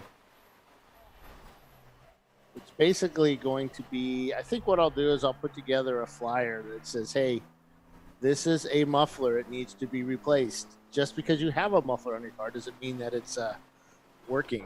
Because I know a lot of these guys had mufflers on and they passed, but some mufflers only last maybe a race, maybe half a race, maybe 3 races, maybe 4 races. You blow the padding out of them. I had we found a muffler that would last us about 10 races. Yeah, I mean, remember, mufflers are made for street cars. Yeah, they're not made to right. And even handle the extended racing RPMs. ones still tend to be too loud because most racetracks want a little over 100 dB. We're at 96 dB. But I let the race director know, and they make the final decision on that. So that's where we're at. But yeah, these guys are going to have to, for the first races of the year next year, most of them are going to have to make their cars a little quieter. Birmingham fell to what says 13th, but that's actually 10th on that last pit stop. Oh, just about contact there with Visceral. Trying to get around a slower competitor there. Like the Soggy Bottom boys there. Yeah, Way sorry. high. All right, so you had gear on. The driver. That's the driver suited up. Yep. That's the one that was doing the stretches a minute ago. Yes. So Steve is in the car right now. Yeah, he's got that green helmet with the reddish orangish suit. Yep. The all black suit and white helmet is he's the guy that did all our data for us. Really good driver. oh, so they're about to put a hot shoe in there? Well, no, that's one of their regular drivers. I think the hot shoe's the kid in the or the guy in the white shirt, the white suit. It's a real thin one, lightweight. Lightweight. Tuttle was really mad because I think that guy had driven for Tuttle before. Mm. He was really mad about that, huh? Well, yeah, because he wants to have all fast drivers. Because it's Tuttle. Because he's got a fast car. Yeah. He wants to win. Yeah. I mean, it makes sense. I mean, realistically, we all come here because we want to win. I'm just.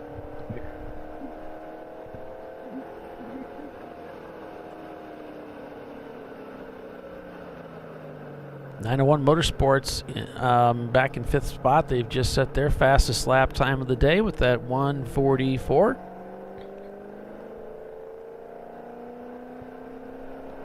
On board with Subliminal Racing in their 91 Corvette.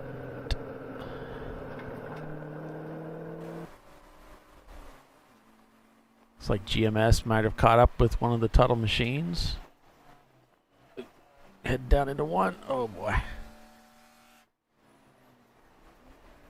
Not sure. It's kind of hard to make out. I guess that's not a Tuttle machine. It looks like a BMW. Trying to come around the outside on the carousel for the pass.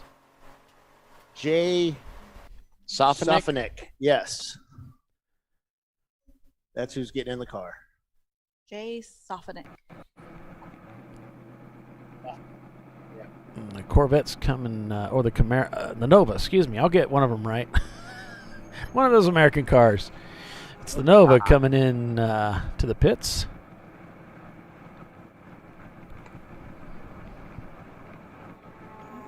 Whoa, whoa, whoa. He needs to stop. He does. Get your timer. Got to get that timer. Yeah, these guys are new, so right. And maybe he had some issues stopping. I had a car blow by me when I worked pit out here one time, and the guy came up to me. This is pretty close to the end of the race. Came up to me and says, "Man, I tried to stop. I had no brakes." And now we're having trouble getting the car to refire. Oop, stalled it. There we go. Had a hard time stopping mine with no brakes and only 3 wheels too. One time. The 341 is in taking fuel. That's on Second Thought Racing.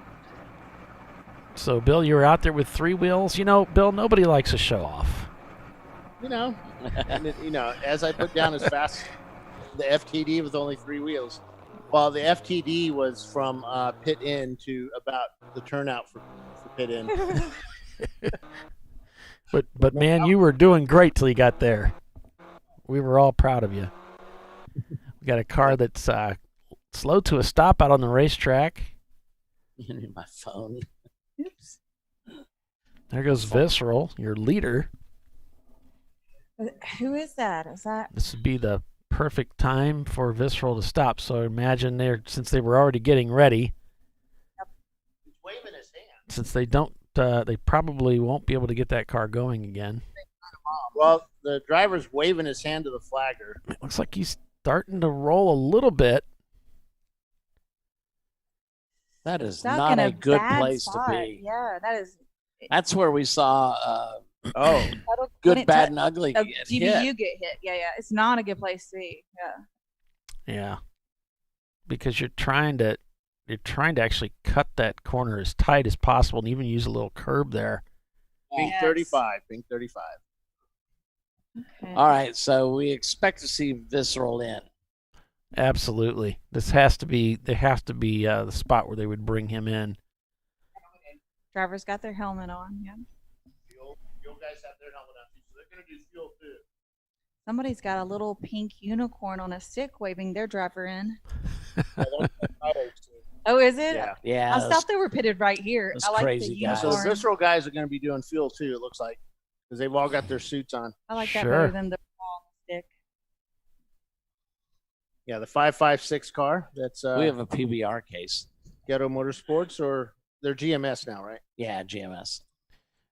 EV on scene. Leviathan's in with their MR2.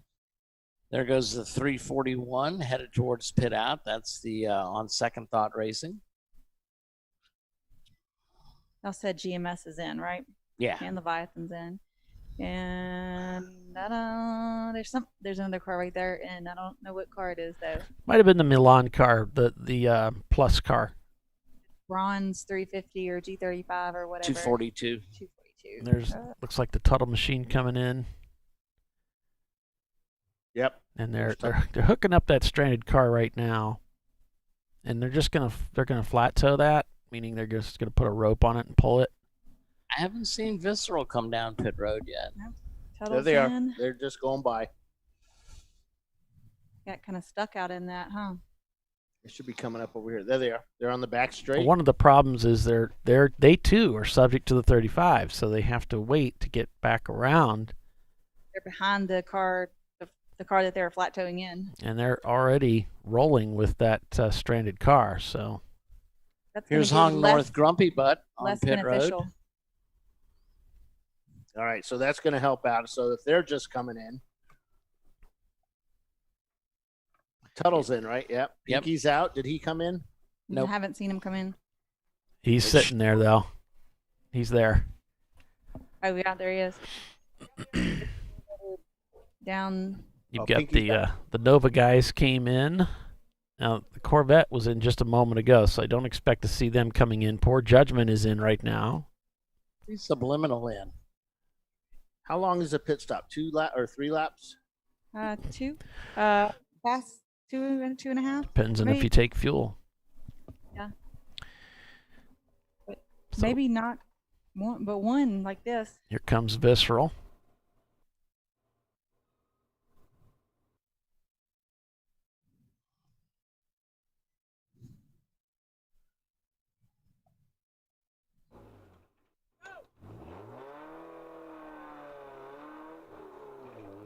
Pit road speed is 25 miles per hour.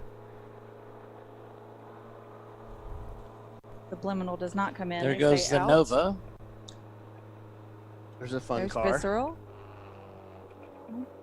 Actually have eyes on them. It looks like somebody emptied their cool box there. Visceral goes through it. That's the Leviathan MR2 right there. And the purple 35 is out. We are is green. off. Green. Yep. Yeah, green. that's what I was trying to say. Green. So that means the rest of Visceral stop is going to be under green conditions. Yep. Somebody be pushed so on long. pit to lane. get Oh, in. Momo Champ being pushed down pit lane. 230. Oh,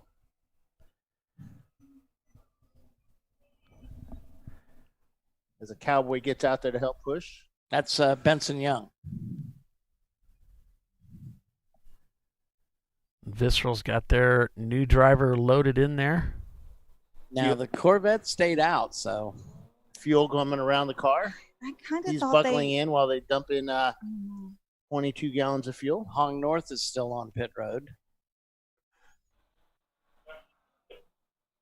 both those teams, Hung North and Visceral, came in at the very tail end of that pink 35. So that'll give some of the other competitors a lap. There's a Dr. Waldrop car being pitted. Okay, Huggins is rolling out. Went down the pit that was lane. Doc's car. The 230's coming down the pit lane. Here's Soggy Pinky's out, Bottoms. headed towards It pit out. is a busy, busy place right now on pit lane. 494 headed out. Busy. There's not that many cars on the track. They're all on pit lane. Yeah, this is in most of those people's pit window right here is to jump in now. You know, you get those driver changes done and get it out of the way, and if you can make it on fuel, then there's no reason not to stop here. Looking to see how that's the worst part about being at pit in or pit out is that you have to kind of judge when the to send angle. your car out. Yeah, they're holding that one guy there because he got there too early. they're holding is that Leviathan? Yeah, I think so. No, that's a Miata. No, yeah, you're right. Did I say Bill was right? Okay. Did we It get that happens on every now air? and then. We're not recording this, Tuttle, are we? yeah, Tuttle got there early too. So Poor Judgment Racing rolling down the pits. There's quite the bottleneck out at pit out.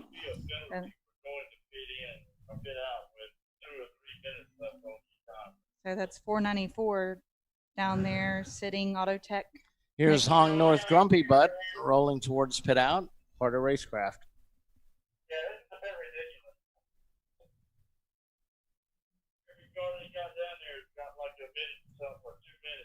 And we talk about this in the drivers' meeting, and Dana does a really good job talking about it too, of holding up those drivers and those cars before you need to release them, so that when they get down there, there's only a few seconds left on the clock. So Yeah, really, you should get there with like 10 seconds maybe. it just creates so much congestion. You know, it really creates a problem for these guys that are doing the due diligence to make sure that they do end up down there at the right time, and then you've got all these people in the way. You know, you get there and you're behind a car that's laps down.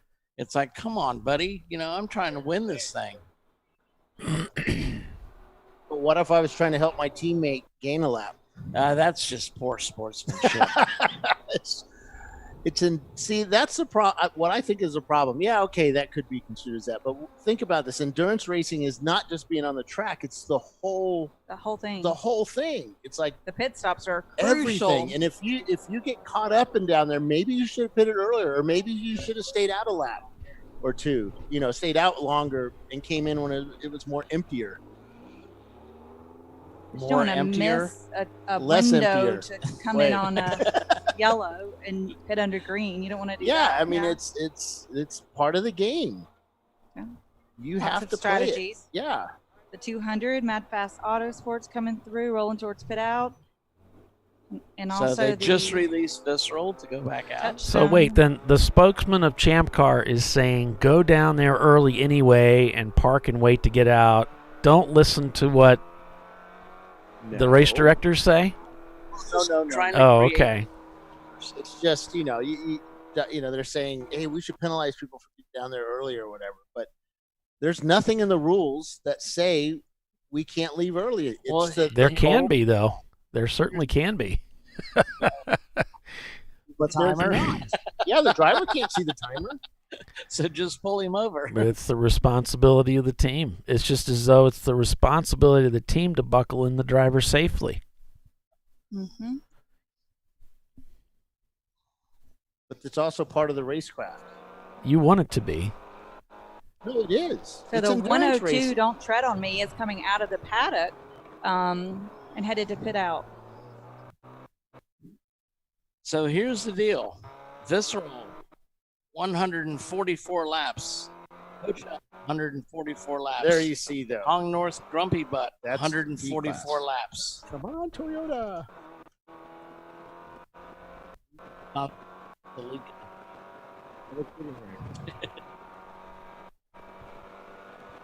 Subliminal on their own lap, 143. Pinky's Out working their own lap, 142. And then Kudzu, that's an EC car. Two guys working lap 142. And then three cars working on lap 141. Tuttle, GMS, and another EC car.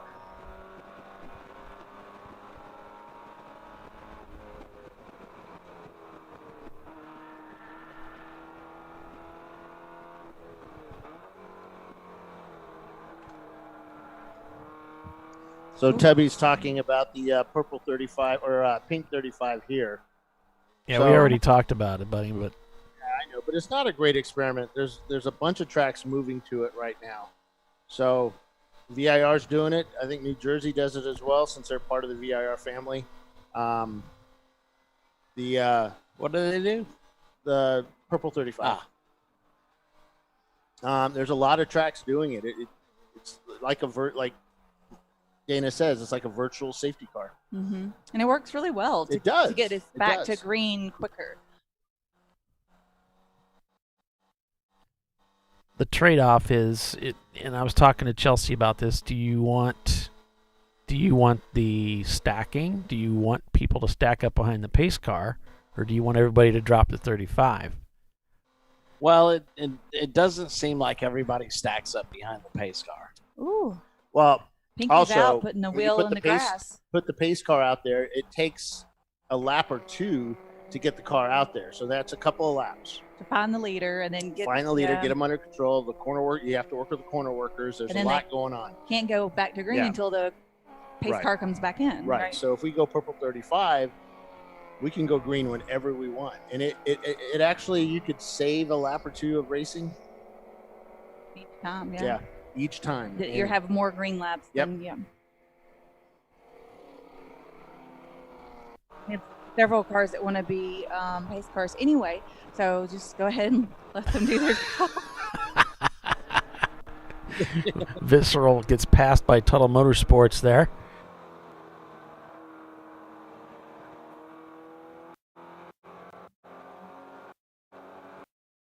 I would think that most of the front run cars would prefer the purple 35. Well, sure.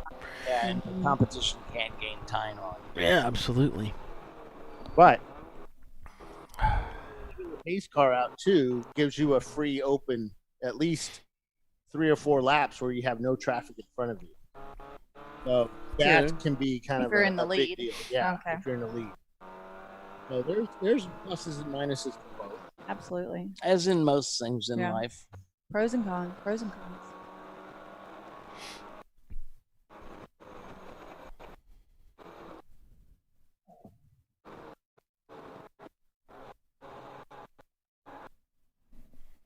Sorry about that. The buffering we're having on the Visceral camera there, folks. We've got some bandwidth issues here at the track again this year, so it makes it a little tough to get a clean feed, but you kind of get the general idea. They've been passed by Tuttle Motorsports. Got a driver fresh in the car here, so we'll see. We'll see what happens. Actually, several of these cars have fresh drivers, right?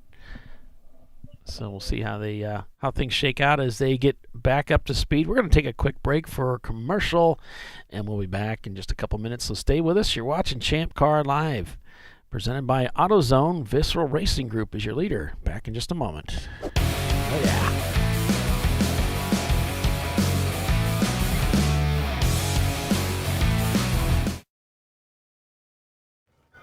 You know, I'd buy tires online, but then what? We've thought about it. We're TireRack.com. They should let you ship directly to a mechanic. Actually, we call them independent recommended installers. They should have like 1,000 mechanics. Try over 7,000 installers. Then you just make an appointment. At a time that's convenient for you. This could change tire buying forever. TireRack.com, the way tire buying should be. Worn shocks and struts can be dangerous, so replace them with Duralast loaded struts to restore ride control and improve brake performance. They come with a new spring installed and compressed, so installation is safer and quicker, which means less hassle, more safety. Duralast loaded struts, available only at AutoZone. Frozen rotors from Diversified Cryogenics deliver increased performance and a higher level of safety, while significantly reducing braking system costs. So to tell you a little bit about the durability of this product. So we have seen an incredible extension of the life of our brake rotors using frozen rotors. We've gone from brake rotors every other weekend to 6 weekends on one set of brake rotors, and I think they can go farther. The durability has been amazing. And it's been a fantastic season, and man, a lot of that is due to the way our car can brake on those frozen rotors. For more information, go to frozenrotors.com. Lifeline USA is a leading manufacturer of onboard fire suppression systems. Lifeline's continuous commitment to research and development ensures that we supply the most innovative and cutting-edge products available. Used by the majority of the world's motorsport championship-winning teams and constructors, Lifeline has a proven history of success. Lifeline offers a complete range of fire suppression systems for all budgets and needs, and we continue to push development and limits on both extinguishant materials and our patented delivery systems to make the race car environment almost as safe as sitting on your sofa at home. Every kit has been designed for a professional and simple installation. For more information and to purchase your Champ Car fire suppression system, go to www.lifeline-fire.com. In 1977, Bill Wood set the standard for high-performance brakes. Today, every Willwood product is born from racing technology and is proudly manufactured in the USA. Engineered, designed, rigorously tested to deliver unsurpassed control on and off the track. Whether it's for cruising or absolute performance, Willwood has an application for the ultimate stopping experience. Race-proven, street-ready, drive Willwood.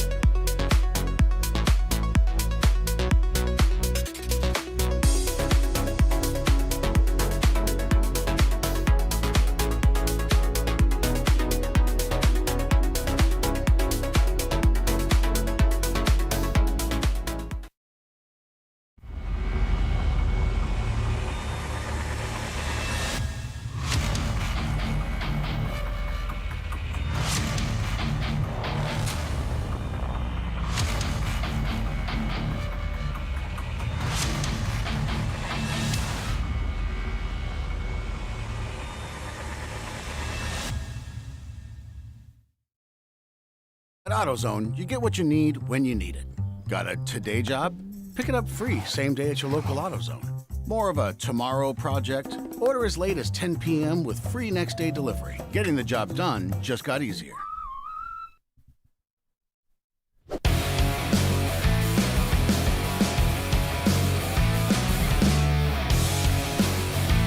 Yep, welcome back everyone to Champ Car Live, presented by AutoZone. And we're back here live for the final race of the 2020 season at Barber Motorsports Park. We're seeing the Chevy Corvette of Subliminal Racing getting fueled up for their final stint. Visceral Racing Group is your leader. I'm Paul Veltum, joined by Doc Waldrop, Bill Strong, and Tiffany Alexander as we call the race to the finish here for you. Not much time left, about an hour and a half. Things looking pretty good for Visceral Racing. Hung North Grumpy Butt is second. And then it's Pinky's out. They just set their FTD with a 143. So things going well for them on the 147th lap for that team.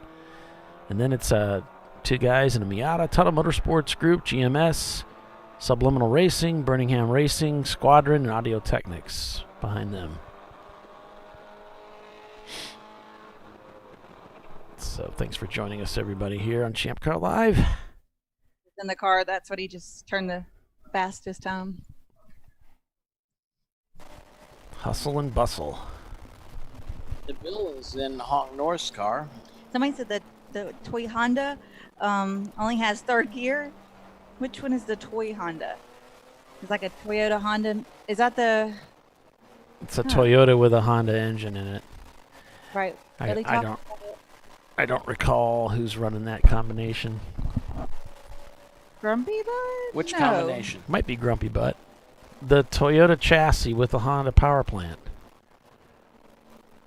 We don't have that many Toyotas, so right? Maybe it's Hong North. And we had a car black flag for dumping fuel. It was the 380 of Poor Judgment Racing. The Mustang, the parts, whatever. Parts, whatever. Spare parts. Spare parts. There we got a car turnaround, yeah. That must be the 05 there. Getting turned back around. Spun right in front of Pink.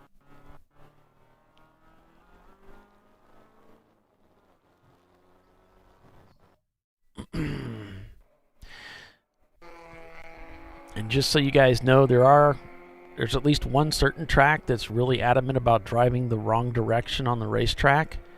And so if you do a turnaround like that, you could find yourself black flagged for driving the wrong way on the racetrack. Which track is that? It's Road America. Oh, okay. They're sticklers for that. So what are you supposed to do if you're facing the oncoming traffic? I don't know. Magically lift up your car and turn around, I guess. But you can't get out of your car to do that.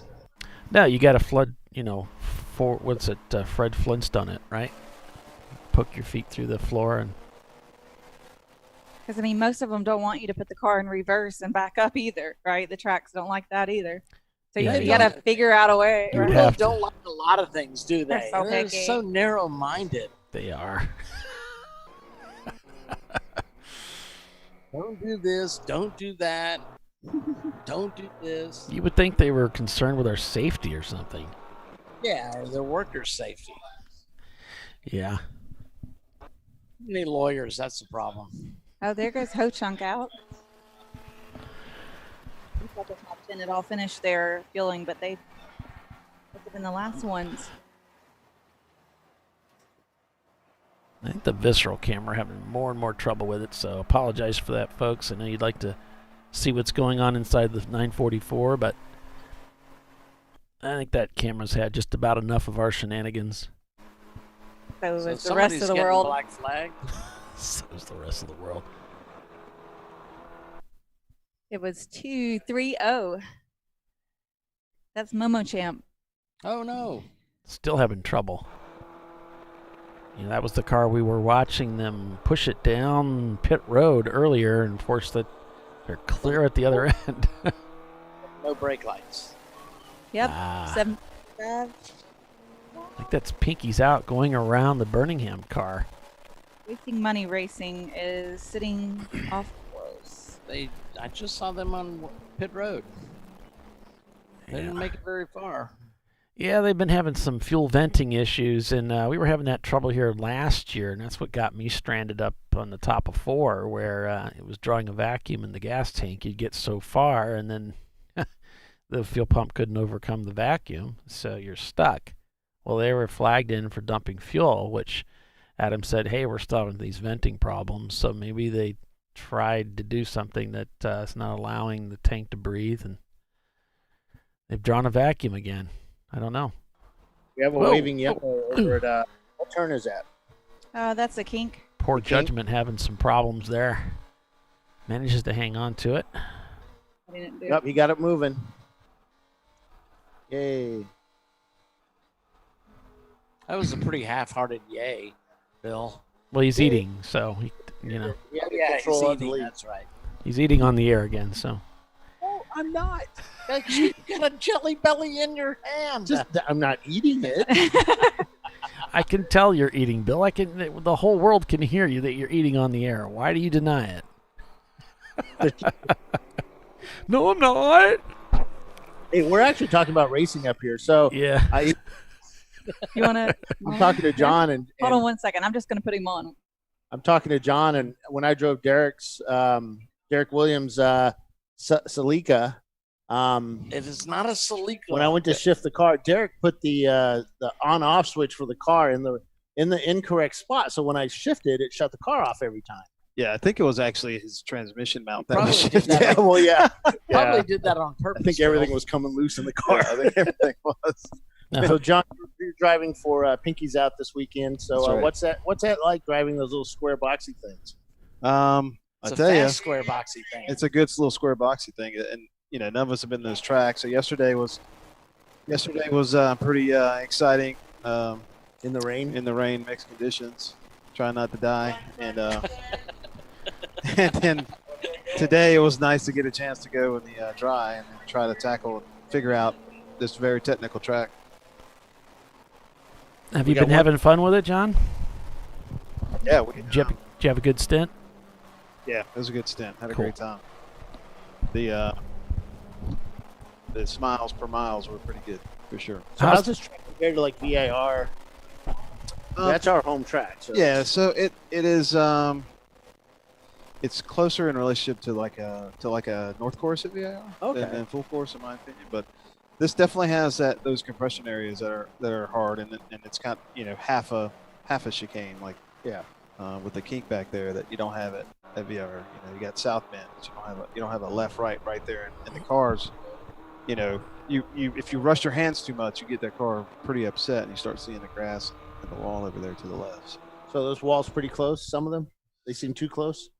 They're just they remind you that they're there, and in Chris's car, as we're entering the tunnel turn, it kind of jumps into there. You're trying to carry so much speed that the car comes off the ground and it compresses back up into the bottom of it, and you're trying to figure out, okay, can I get on the throttle or not? And Is it time? yeah. And at one point, I bottomed out his car pretty hard, so I quit cutting the corner so hard there. But because I had never heard his car make that noise before, and I was like, I'm not going to do that again. Ooh, that's a new noise. The compression at this track is so unbelievable because some of those hits are so steep, right? This place is one thing is like there's no bumps unless you want them to be. Because the thing is so smooth everywhere, so you have to hit those curves to get any bumps out of this place. It's pretty amazing. It's like the grip is the same, like whether you're on the right side of the entry to the turn, on the left side, and turn 5, the grip is the same all the way to the inside or all the way to the outside. Obviously. Now we're looking at Pinky's Out right now with his dashboard. So over the last year or so, we have a couple of pro teams that race with us, and they do their dash up like that. And I remember at a race, Chris taking a picture of the dashboard, and then of Salen's cars. Yeah. And then Chris comes out with his new build, and he's got a dash just like that. Does that help having those color-coded switches in that? I don't know what any of those color codings mean. Oh, he just painted whatever. He's got pretty big labels. I don't need my reading glasses to read them. And the nice thing is you really fun of Bill? You know he can't read. You really only have to start it, to make sure the fuel pump's on. Right. And so then it's like there's driving our car. Yeah, and then there's like a backup. The only thing that you have in there's like a 1-lap surge, reserve thing. Right. So luckily we didn't have to use any of that today. But Chris tried to make everything easy because he knows. I was going to say because he knows who his friends are. They're not the smartest guys around. You're like a helicopter pilot. So, are you fixed wing now? Yeah. Okay, so you're a fixed wing pilot, so it has to be simple. It does. Yeah. Nothing too shiny because I'll stare at it the whole time. And of course, squirrels aren't allowed up there, so that's what gets. Like every once in a while, his dash will make a color, and I'm like, I wonder what that was. So we have a lot of pilots, adrenaline junkies, right? Yeah. Is that what you guys are? You enjoy the adrenaline? I wouldn't say necessarily that. I think we're, certain pilots you gotta be able to manage your fears. It's just like yesterday driving here. I mean, I had to make sure I was scared like most of the time. Then I knew scared. I was going a decent speed, right? And when you're flying, there's certain times when you're a little bit scared, but you kind of got to manage it. So, like 20 feet off the ground at 400 knots. Yeah, when they say, "Hey, it's going to be clear skies today," yeah, and all of a sudden those clear skies are gone. There's thunderstorms everywhere. There's Were you dust. part of the formation that flew over us at Charlotte? No, I was actually. Okay. Yeah, we were racing that day. I couldn't remember. I got out of the car, and I'm supposed to help the other driver buckle in. And I'm sitting there staring at the That's sky. Derek. Yeah, that was Derek. I knew Derek was one of them. I had not been flying the Apache for a while, and then Derek, Derek and I I got back in the Apache and went to Afghanistan with Derek for a while. So most important though, how's your wife doing? She doing good? She's doing good. Yeah. It's good to know. Yeah, you're we concerned. talk every now and then on on Facebook. And, That's right. How's your general yet? How's your wife and your dog? Oh, they're doing good. They're doing good. Always, how does this always go this way? Every What's wrong with this conversation guy? goes southward. Really? Strong. Really? Should I explain how you came up and greeted me yesterday or day before yesterday? Those weren't my hands. Just so you know, they weren't my hands. Most likely, people are saying, "So, how are you and John doing?" You didn't like it. You go. Oh, I just know that when you and Derek are around, I have to just relax because if I tense up, You're gonna get hurt. Yeah. That's when you know you're true friends. When you don't tense up, you just go, relax. There's a certain sense of humor in the military that Oh, you're yeah. allowed. So you know what happened yesterday in the race, right? Uh-huh. So I told Roger. Roger always has a little dog with him here. He goes, Lily. Right. About 10 minutes before the end of the race, they were pretty far ahead, and I called him on the radio and I said, "Hey, if you ever want to see this dog again, you need to start slowing down now." And he was willing to give up that dog for that win. That's true racecraft. I'm just putting that out there. He was willing to give up that dog. For that There's a true 903 on pit road. They were running up pretty good. They are in. They seem to have dropped quite a bit. That's right. So where are you going to race at next? Road Atlanta. I burned a piston at Sebring, and that motor's kind of getting put back together. So That's on your car, right? Yeah. And your car is which one? The Danger Racing. Danger Group, Racing. That's right. So when's Derek going to get his car going? I don't know. I saw some stuff he was selling, so I don't know. I think he's going to build a house. He'll probably rent with us. Right. Went with Troy. Maybe rent with Chris. So he's one of those guys that has discovered that it's probably better just to rent somebody else's car. Less hard. Oh, Pinky's out. Just about loses it. Yeah, he was. You know what? He'll do that again next time too. That's the thing with Chris. Because he knows the limit now. Well, yeah, because if he finds that limit there, then he'll just do that every time now, as long as it looked like it was faster. So Pinky's out just set their fastest time of the day That's with a 1:42.753. I told you he'd do almost 2 seconds faster lap than Visceral. He would do about a second faster. He is very quick. I had Chip actually got on the radio at one of the purple 35s or pink 35s and told me, "Hey, when are you going to start going fast?" Well, Skip is pretty quick for the most part. Or wait, sorry, Chip. Yeah. He's pretty quick, but that's his motivational. Hey, when are you going to start? Yeah, going fast. Yep. Yeah. And those guys have been racing a long time together. Wow, because Chris is pretty young. Yep. Yeah. He's still a baby. Yes. But he enjoys this. He was a drifter, and you get the shows. Especially a drifter as not a drifter as in not a drifter you're like of drifter. Yeah. Yeah. Bill, since you used to be You're giving one. your age up. Yeah. So if you watch Chris, I mean, if he's not, he's continually sawing at the wheel. I have to remind myself that I need to be slow. The car needs to be moving, right, or I'm not going fast enough. Kind of deal. Yeah. I'll get in that 9/10 kind of pace, and everything's smooth, and it's a decent lap time, but it's not, it's not the ultimate lap time. It's getting to be about time you buy a bigger race suit, maybe. It's wintertime. COVID-19. Oh, you should talk. My 19 COVID. I bought mine 2 sizes too big so I could grow into it. Planning ahead. Yes, I did. So you're gonna be ready. So you said maybe Road Atlanta with these guys. You guys going to go to the national championship? Go to America? I don't know. It's a long tow out there. We'll have to see. Okay. We're going to Watkins with Chris. But some of the dates just don't kind of work out. Right. So maybe Daytona with my car. And we'll have to see. Obviously, Chris is going to do the 24. But Huggy. Everybody's always said, well, Huggy only does VIR. Huggy only. So we're here at Barber trying to get a W, and we're always trying to get a W up there too. So is he running out of places to put trophies? They got a really big shop, so He's got more room, huh? They've got trophies kind of everywhere. Yeah, they do. I do too, but they're not in this series. So what's it like? What's it like passing that little yellow, brown, and flame? Watch it, Bill. Flame-proof E30 out there. He's very polite. Yeah, he's very polite. Oh, Good. ouch! Yeah. That means we're not. That very car. fast. The car really looks good. Yeah, Thank you. It is much better looking than Huggy's car. That paint job on it. Well, Huggins' cars looked really good at one point, but yeah. Well, so the background is they race VIR. Is that subliminal stopped on track? The Corvette. They're just on the mono. They're still doing. I have them in the in the paddock or the pit area.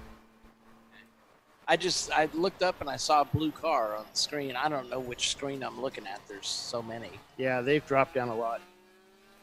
So it's somebody else then. Our camera has them with the hood up. Okay. Yeah. There's Brew Crew passing Dirty Air there. Was that one of my cameras? Look in at that. car? He took that inside line. In which car, Bill? 717? No, that's not ours. What is 717? Yeah, that's the subliminal. Yeah, that's not ours. I have no earthly idea who's in our car. Yeah. Oh, well, thanks for talking with us, John. Yeah, man. Yeah, And, appreciate it. Thanks for only insulting me twice. Huh? Thanks for only insulting me twice. Well, Give us more time. I'll give you guys that to Tiffany. I'm sure she smells much better. Yes. Oh, yeah, consider. God, stop touching me like that. It's his birthday today, right? No. It's all lie. 58 and a. Yeah, well, Doc's birthday is every day. These are all the bonus years. Yeah. Yeah. That's Hello. That's like a birthday. Like I said, these are all the Good to bonus see you, years. John. This is like free play on the pinball machine. I've heard some of the stories from his youth. There we go. We got a car off. That's the 350Z. Yep. Got it that's going. That bronze one. It's fun hanging out with those guys. They're a trip. You just really have to, they're Army guys. You kind of have to be prepared for Army things being done to you. Humor. Yeah, you don't want to sleep around them because you'll wake up with things drawn on your face or duct tape to the trailer. It's a good thing you don't drink. Oh, my Yeah. God, yes. That's okay. Yeah. Huge advantage. Yeah. Yeah, when they were deployed, they used to send. Me and Troy and we were all part of a group. Troy's never been in the military, so they were sending pictures, just inappropriate pictures of them and to each other, and just to try and outdo each other. And Troy's like, "What the hell are these guys saying?" I'm like, "Dude, What's wrong it's a with military thing. It's a military thing, yeah. Yeah, really fun. Fun guys and fast drivers. Holy cow, they're quick. Yeah. We still got Visceral Racing Group leading the race with Hong North, Grumpy Butt in second, Pinky's Out, Arrow in third, back a few laps from Visceral. Tuttle Motorsports then behind Pinky's Out. And then we got two guys in a Miata, GMS Racing. Having a pretty good show of it for GMS. Well They done, are. guys. Up in sixth place. Visceral coming around the Brew Crew Racing gives a wave. Thank you. I think that was more like a see you later. Yeah, it could have been. Have barely over an hour to go. Yeah. right? Yeah. Yep. Huh? That's what I've got. I don't know. Oh, you put the clock up there. Who's in charge here? Yeah. Oh, it's me. That's right. Oh, boy. Guilty party. Sorry. There's only a 33-second gap between Hong North and Visceral. So, Wow. and they're pretty much quicker lap, but I mean, they could do it. I mean, one of the once you can see the car in front of you, it makes it a lot very easier. motivating. Yeah, Yes. it makes it a lot easier to chase him down. that's when I usually make a mistake. Once you, no, I'm with Bill. Like when I can see them and I can just shorten that brake zone up just a little bit, just so, There's a and you can focus. see Yes. I call them reeling them in. Yeah. Oh, so, yeah. That makes me very motivated. Well, even at Charlotte, when we were leading that race, the second place car, I could see him in my mirrors, and I could see how I was I could use certain landmarks to see where I was compared to him, and that was a motivator too. Yeah. As long as you're looking at the correct car. I've done that too, thinking it was the wrong car, and get past my. Crap, that was that was the wrong car. Second place car. Damn it! Now I'm in second place. Now I'm that car. Yeah, but you can get messed up looking in the mirror. Oh yeah, you can't. Yeah, miss your marks. Yep. And Ron's car is pretty nice. Visceral Racing Group. They you can see everywhere out of that car. Yeah, well, he's got the door sills cut down. He's got no A-pillars, just the glass going up there. It's the Lexan. It's a wonderful car to drive. It weighs about 5 I don't know pounds. what it's like to drive fast because I am Bill Strong, but it's I've got a reputation to maintain. Yeah. I brought it home without any of the duct tape missing, or displaced. How could you tell? The whole car is duct tape. I know. None of it got displaced. None of it went You didn't missing. have to buy any duct tape, huh? Nope. All right. Like numbered. I got no black flags. Looks like it's starting to get dark out there. We've got no. It's super high wispy clouds up there. It's just the sun's kind of getting deep in the sky. So you can tell this race is about to end, not only from the countdown clock, but the easy ups are starting to disappear on pit road. Yep. Right. The weather's likely to remain nice, and teams have finished with their fuel stops. Right.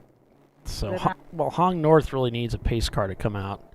That would help them catch up with Visceral quite a bit. Let me turn up my radio. Yeah, Visceral's just going into the hairpin, and I'll call out Hong North when I see him in the hairpin. So Ho-Chunk is in the grass coming down the front straightaway. Oh, they certainly are. Oh, boy. Are they?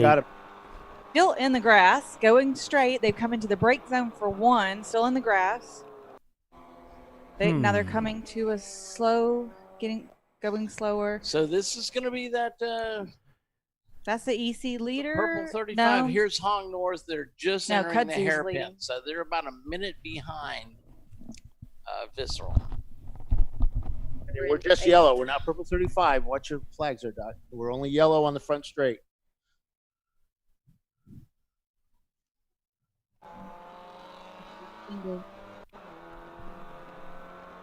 So as we're heading off to caution, or I imagine we're going to go to caution. We need to go to break anyway.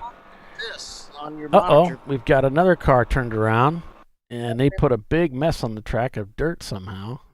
I guess they did. That's talent there. I don't know how they pulled that off. Splitter dug in. They overshot the corner. a little bit. Some of the cars going through it and collecting it. And that can ruin your race weekend too, picking up all that dirt right there. Yeah. I mean, they help clean off the track, but unfortunately And there's a waving yellow there, and some of those guys rolling through there, they don't look like they saw that. Waving yellow means 50% of race speed. So he's getting there he goes. And there's debris there. There should be actually a debris flag being thrown too. I think they probably will. The big issue is the safety aspect of the yellow that they take care of first. Yeah, I think, obviously once a lap, everybody's going to know it's there, and you just got to deal with it. Boat That's 35. That's approaching the full tunnel course turn, yellow, so you're carrying 35. a lot of speed through. So I imagine his splitter dug in and Right. All right, folks, we'll break for commercial. We'll be back in just a couple minutes, so stay with us. You're watching Champ Car Live at Barber Motorsports Park. Visceral Racing Group is your leader. We'll be right back.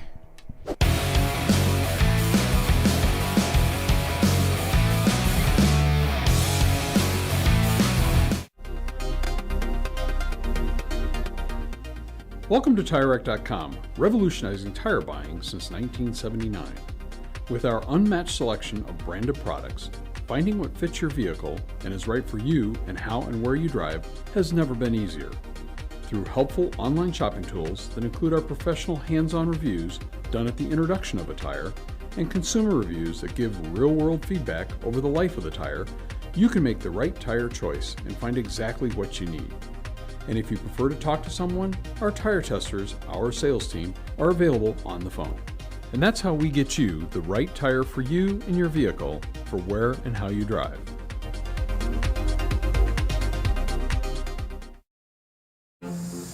I did it. Do you see how it's... That's it. We did it. You did it. You can do it. The path to I did it starts at AutoZone. Get in the zone. Located in Northeast Ohio with 40 years of combined experience, Money Shift Racing knows how to deliver performance and safety, offering everything you need to get your vehicle and drivers ready for race day. From safety equipment to full engine assembly and repair, in-house fabrication, 3D design, and rapid prototyping. Money Shift Racing. Performance done right. Hey guys, this is Chad Thornton, and on behalf of Racing Radios, welcome to the 2020 Champ Car Endurance Series. Since 1979, Racing Radios has pioneered communication systems for the sport of racing. With a long-running history and passion for motorsports, Racing Radios supports those who build it, run it, break it, fix it, and run it again, pushing the limits of what's possible with the resources available. We built Racing Radios on these same values. As a 2020 Champ Car sponsor, Racing Radios will provide our experienced support team and trailer at select Champ Car events throughout the year. Free gear and exclusive discounts for the winners of the Racing Radios 14 Hours of Charlotte event. And most importantly, 15% off orders for all Champ Car teams. It's time to kick off 2020 right. Build it, bring it, race it, get out there and go racing. Visit racingradios.com and click on the Champ Car registration button to get your 2020 team discount code. Discovery Parts is a veteran-owned racing and safety equipment company. While we're located inside Atlanta Motorsports Park in Dawsonville, Georgia, Discovery Parts can also be found at the tracks, supporting a number of Champ Car Series events. We take pride in being a reseller of the best of the industry to Champ Car teams and drivers. We know racing, love racing, and look forward to tomorrow to even more racing. Visit us at discoveryparts.com.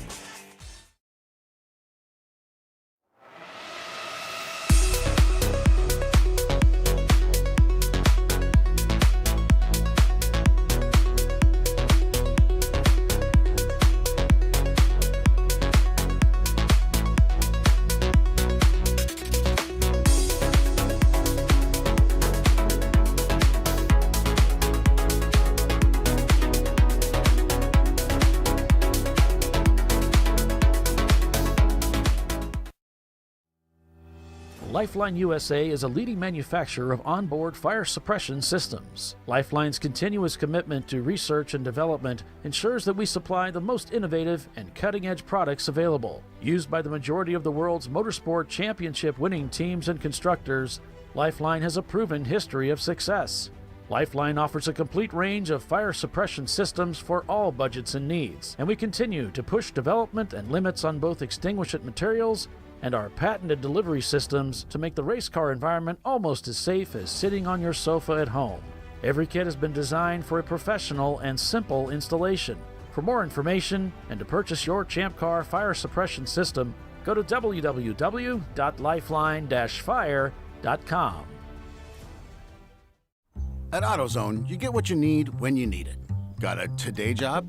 Pick it up free same day at your local AutoZone. More of a tomorrow project? Order as late as 10 p.m. with free next day delivery. Getting the job done just got easier.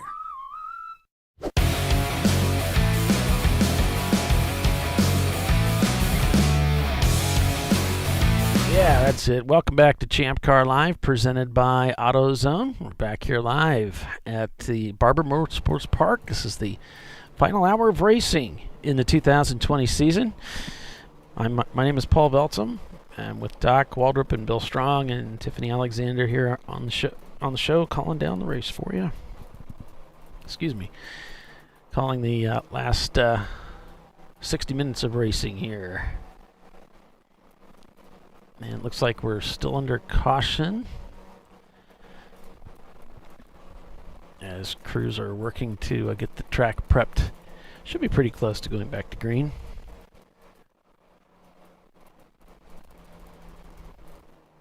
Got a black flag being thrown for this car coming up here.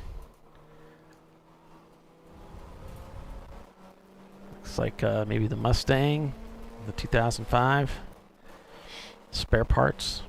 I'm not sure if that's who that is or not.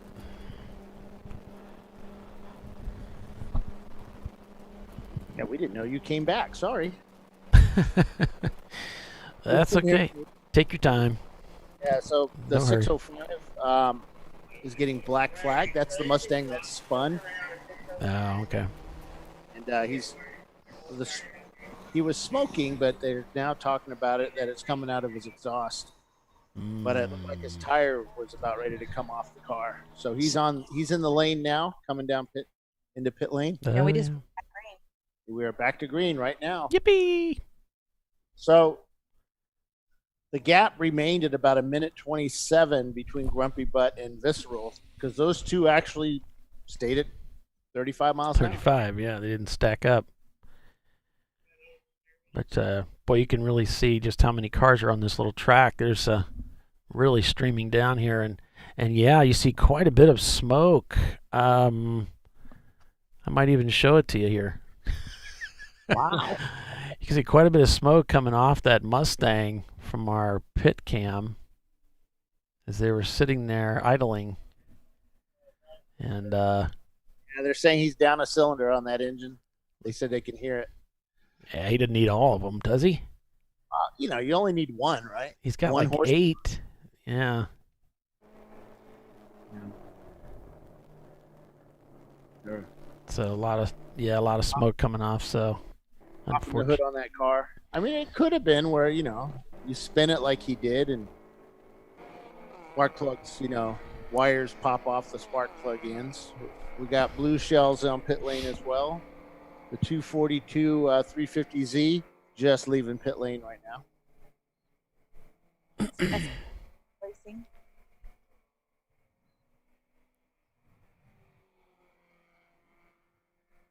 Okay, we're looking at a 39-second gap now between Grumpy Butt and Visceral Racing. That's Dingus going back out to 8:33. They survived their How does that punt. happen? That was a big... Pinky's just got passed by a Miata heading down into Museum here. Pinky's trying to Maybe not. get this back and head up into this the chicane here.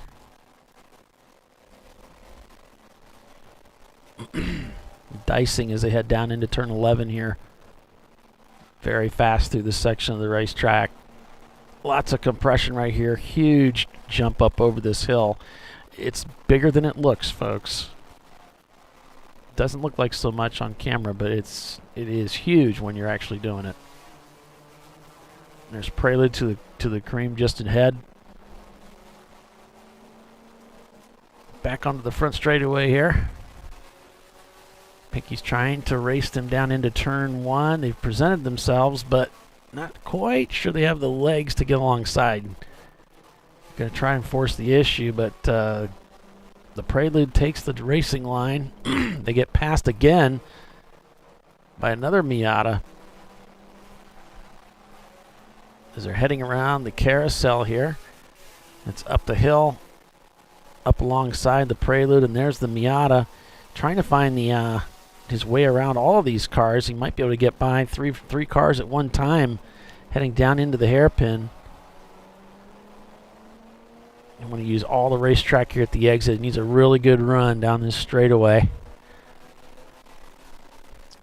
The 903 car, the 901 Motorsports is in. Yeah, they've been in several times.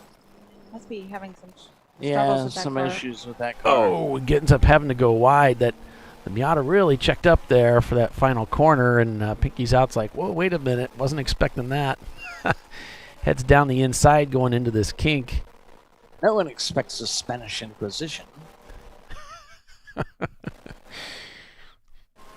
It's inconceivable. Never go up against a Sicilian when death is on the line. Yeah, I just watched that for the first time recently. For the first time? I'd never. It's a classic. I know. I noticed that now.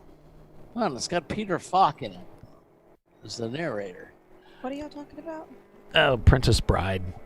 Oh, I was thinking that sounded familiar. I love that movie. I thought it was a kid movie. I mean, My it name was is- kind of billed that way, but it was fantastic. Yeah, my name is Diego Montoya. Killed You my killed father. my father. Prepare to die. It's a fantastic movie.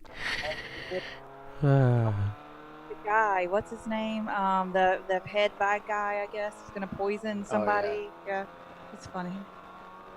Very dry. The Six-Fingered Man. Yeah. That movie's got a lot of one-liners. And it's got Andre the Giant, who did a fantastic job in that movie. Did Andre ever do a racing movie?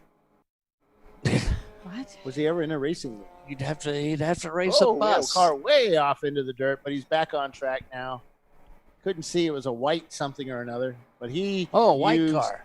all the track. He's getting his money's worth. Yep. It's the way I play golf. That's why I play pool. Yeah, that one may be at the end of its life on data because I accidentally left that one on all night.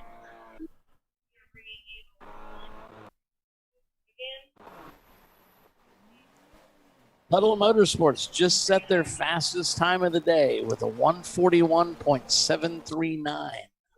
102 is getting black flag for the smell of transmission fluid burning. Yeah, that's not good. Don't tread on me. Oh, leaky too. I believe it's leaking fluid, possibly. Subliminal still looking at that Corvette. They're under the hood working on it.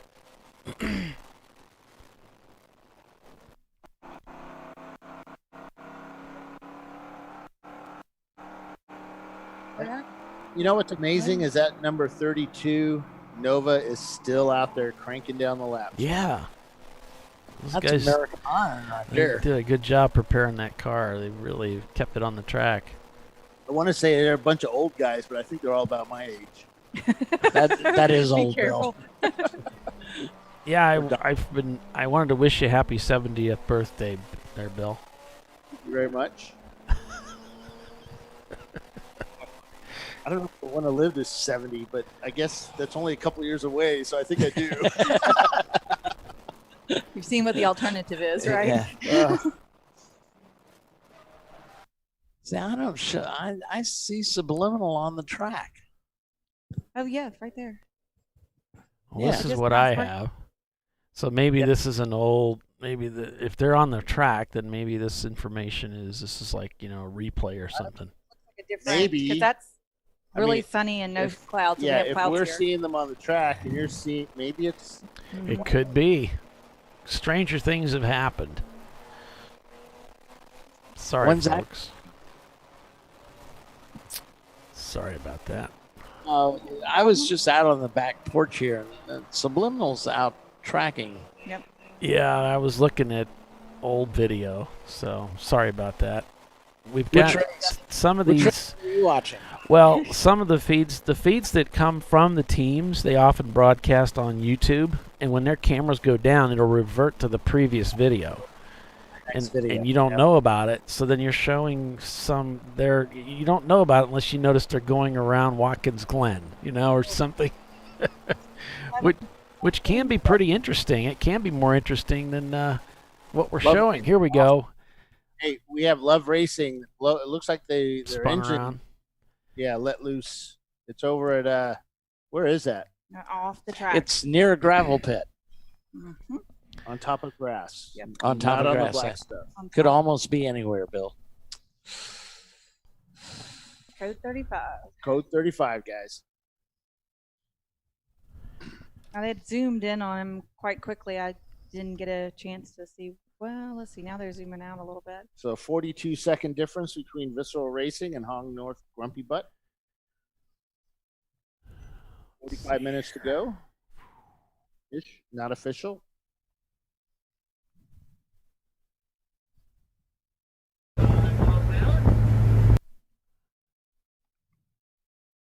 Getting a feed in from the WM Racing team. Had problems with fuel leakage on the racetrack, so it hasn't been a great day for them today. Yesterday, a much better day. That's the carousel where they went off and parked it. Turn 2-3. Yeah, now, is this a different car we're looking at that's stranded also? That's the same one that. Oh.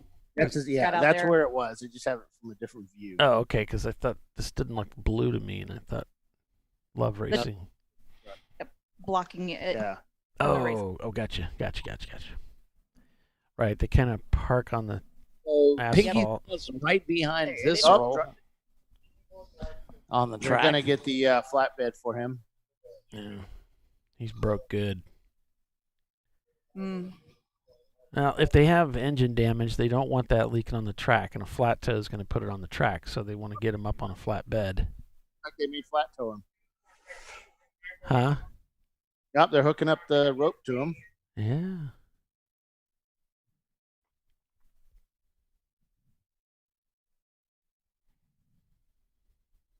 Got a lot of drama here. The suspense is killing me.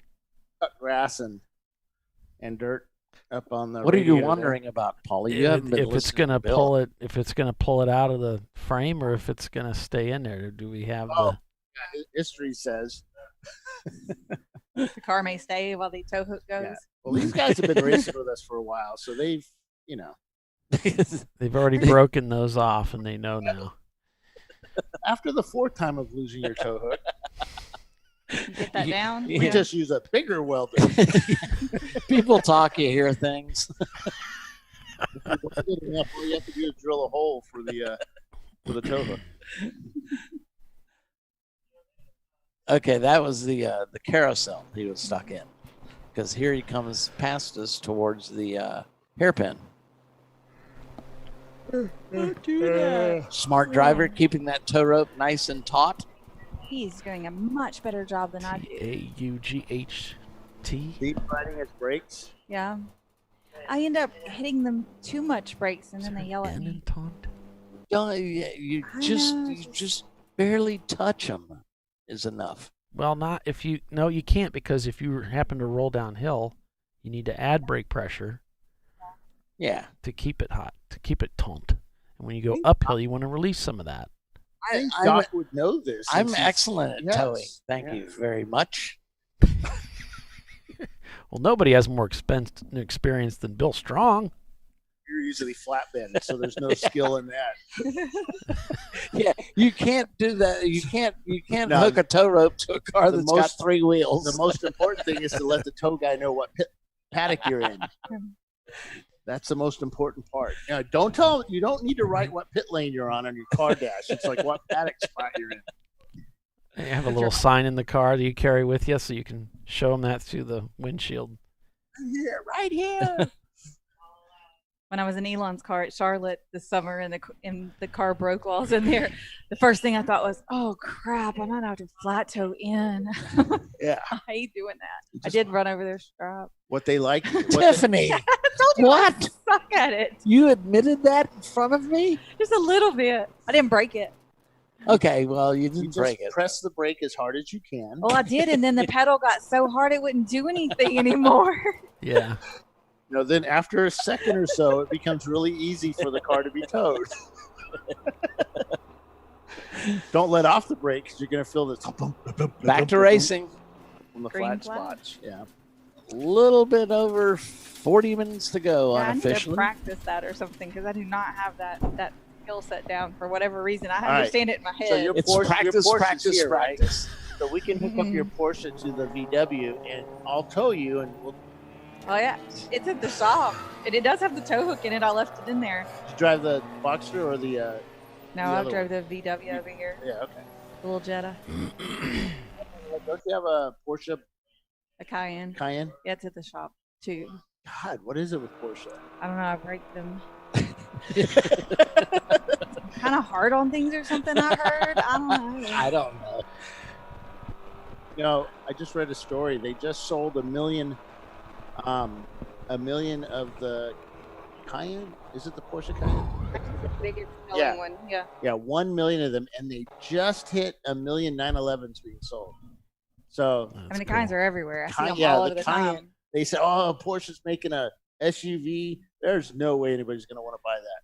I was one of those people. I was like, that's just wrong. They make Yeah, so sports was I. cars until I drove one. Yeah, I was yours like, is nice. wow, this thing drives like a I sports drove, car. I drove back from VIR in it. So I can tow with the it. Champ Car VW Touareg is the same thing as the Porsche Cayenne. All-wheel Except the drive. body, yeah, all-wheel drive. The 10,000 body's a little. towing You have capacity? you have Yeah. the V8 though, right? Yes. Yeah, I have the VR6. So I got the V8 where I could tow and stuff. we can tow a lot. I pulled a F-150 with its brakes on recently. I That was towed pretty the- fun. The tree cutter has the boom on the top that goes up to cut the top of the trees out like 80 right. feet, right? He got stuck in the mud at our house, and I towed him out with my Cayenne. Is that why it's at the shop? No, that's, I did that perfectly fine. I've towed Casey's truck out. Mm-hmm. I can do it the other way. Just being towed maybe doesn't work very well. And one of the headlights comes off and on. I think the ballast is bad and Well, no, it's because it's made by VW Porsche. The wiring is So the absolute worst. Visceral's last lap was a 2:15. Nope. We I've just got lost. waiting for data. Yeah, we're Leading. back. Okay.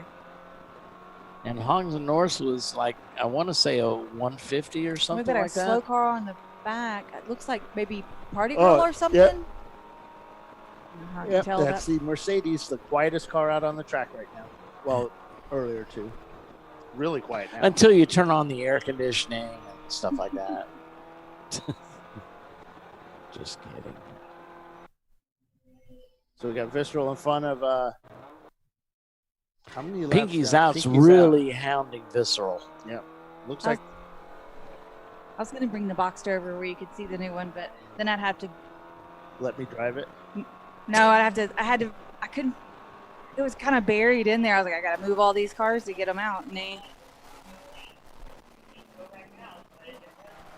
We got a car. Oh yeah, That's they've the same stopped. one. That's the Mercedes. why didn't they try to go in the pits? It Party was girl. already-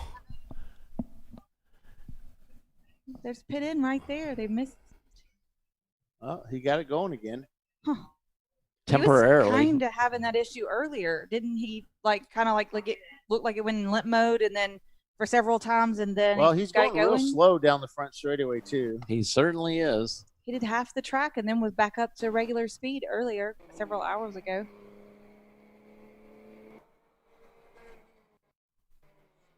He's far driver's right going down This the is front scary straight here. here. We got a group of cars coming up. I don't see him on the front straightaway. That was a little scary. We had a big group of cars coming up, and It's a gaggle, Bill. A gaggle. Everybody drink. a gaggle of cars.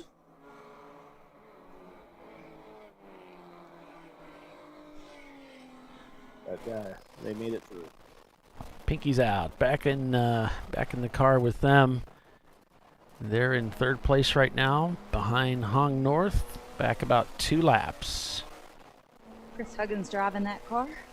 Tuttle Motorsports up to 4th place. They're coming around turn 6. Accelerating hard, trying to catch. Oh, wait, where? Oh, not turn 6. He was going down the front straightaway, wasn't he? Just watching. So confusing. Because you haven't been out there. I know. One day. We should have done some pace laps or something in one of the cars. Jackie won't allow that. I would have. Well, if I let Doc set this up, we could have had time to go do that kind of stuff. I hire people to set this stuff up. There's Visceral right there, just ahead of Pinky's Out. Yep. They come down the front straight away. He's been about the same distance behind him, so he can't get past him.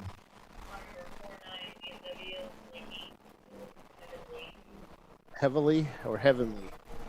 Heavily. Probably heavily. That's Leviathan, I think. No.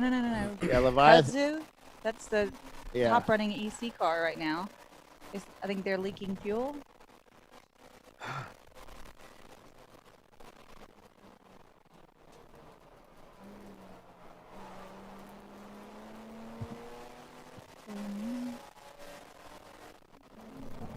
Still showing Visceral Racing Group in the lead, but on the same lap as Hong North Grumpy Butt. And Visceral just turned a 144 to Hong North's 148. Grumpy Butt, I don't know if you caught the note that Kevin Bailey said Grumpy Butt is a K-swap. Yeah, and that's the one that I think is rolling around in 3rd gear. Right, that's what we're trying to clarify earlier. Somebody said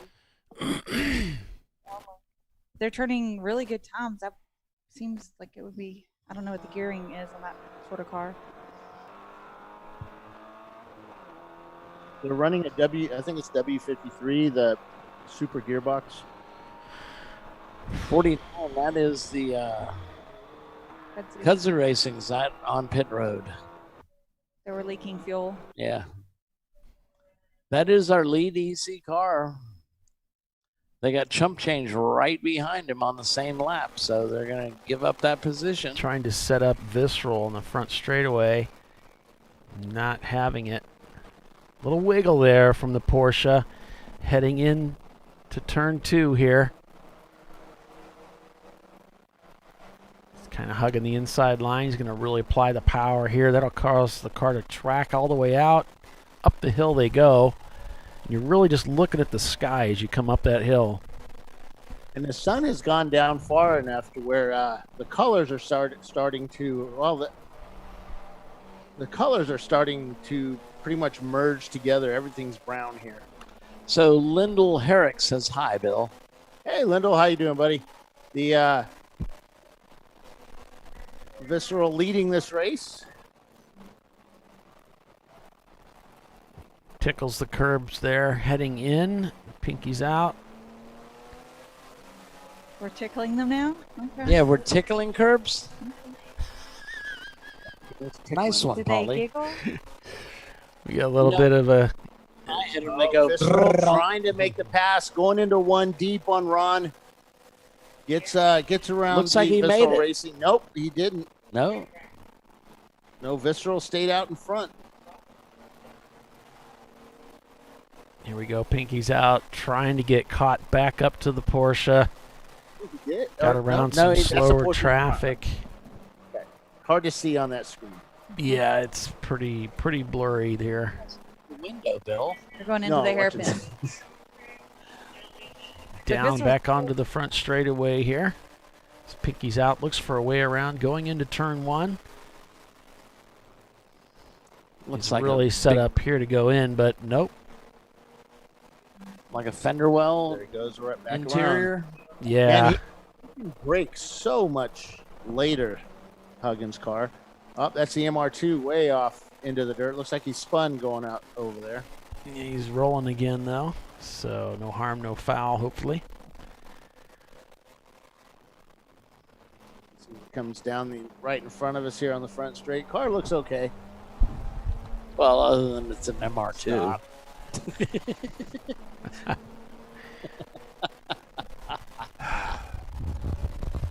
winds in Dock Waldron. Nothing. I got nothing out of it. What did you say? I said more wins in Dock Waldron. Oh, we just ignored you. One in my MRT. Oh, but I guess E30s have a lot more wins than MRTs. Maybe. Troy had a lot of wins.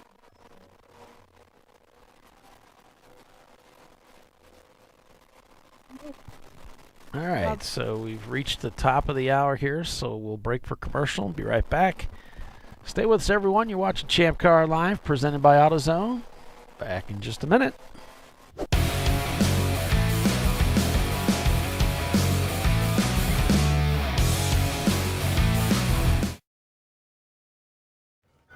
You know, I'd buy tires online, but then what? We've thought about it. We're TireRack.com. They should let you ship directly to a mechanic. Actually, we call them independent recommended installers. They should have like 1,000 mechanics. Try over 7,000 installers. Then you just make an appointment. At a time that's convenient for you. This could change tire buying forever. TireRack.com, the way tire buying should be. Worn shocks and struts can be dangerous, so replace them with Duralast loaded struts to restore ride control and improve brake performance. They come with a new spring installed and compressed, so installation is safer and quicker, which means less hassle, more safety. Duralast loaded struts, available only at AutoZone.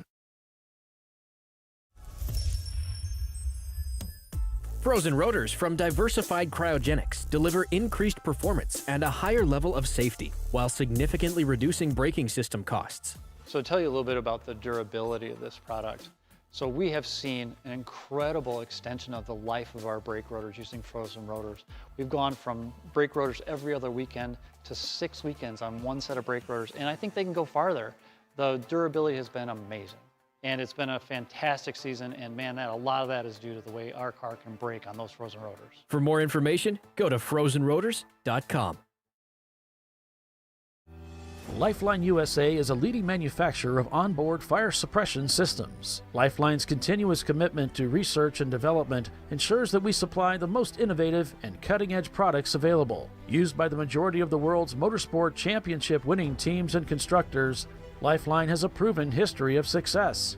Lifeline offers a complete range of fire suppression systems for all budgets and needs, and we continue to push development and limits on both extinguishant materials and our patented delivery systems to make the race car environment almost as safe as sitting on your sofa at home. Every kit has been designed for a professional and simple installation. For more information and to purchase your Champ Car fire suppression system, go to www.lifeline-fire.com. In 1977, Bill Wood set the standard for high-performance brakes. Today, every Willwood product is born from racing technology and is proudly manufactured in the USA. Engineered, designed, rigorously tested to deliver unsurpassed control on and off the track. Whether it's for cruising or absolute performance, Willwood has an application for the ultimate stopping experience. Race-proven, street-ready, drive Willwood.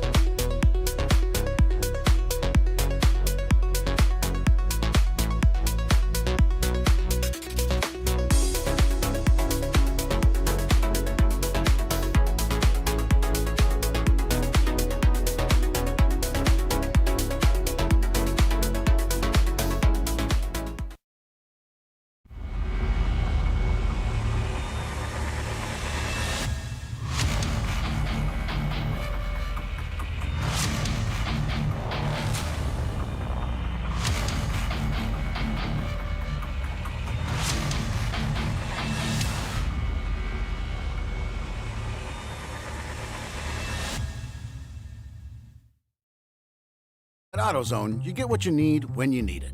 Got a today job? Pick it up free same day at your local AutoZone. More of a tomorrow project? Order as late as 10 p.m. with free next day delivery. Getting the job done just got easier.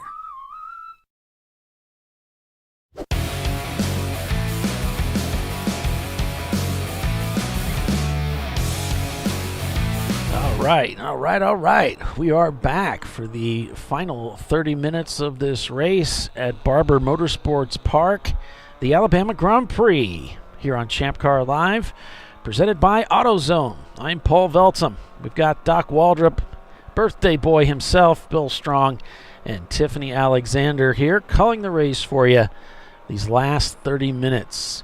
And right now, Visceral Racing Group in the catbird seat, looking good out there on the same lap, but leading this race over Hong North Grumpy Butt in their Toyota Supra, who's having transmission problems. So let's see, last laps, 144 for Visceral, 147 for Hong North Grumpy Butt. So not expecting to see them catch them. Even with these yellows, a lot of the yellows out here with these 35 mile per hour pink flags, that changes things quite a bit to where the field doesn't stack up. So that's gonna play into the hands of Visceral, who needs to keep that gap. They've had their share of bad luck over the years, but they might find themselves with a win here. Last year it was Tuttle Motorsports, who's currently in 4th place, who won this race on that Sunday. But today, it's really been Visceral Racing Group. They've been in command of this race the majority of the day.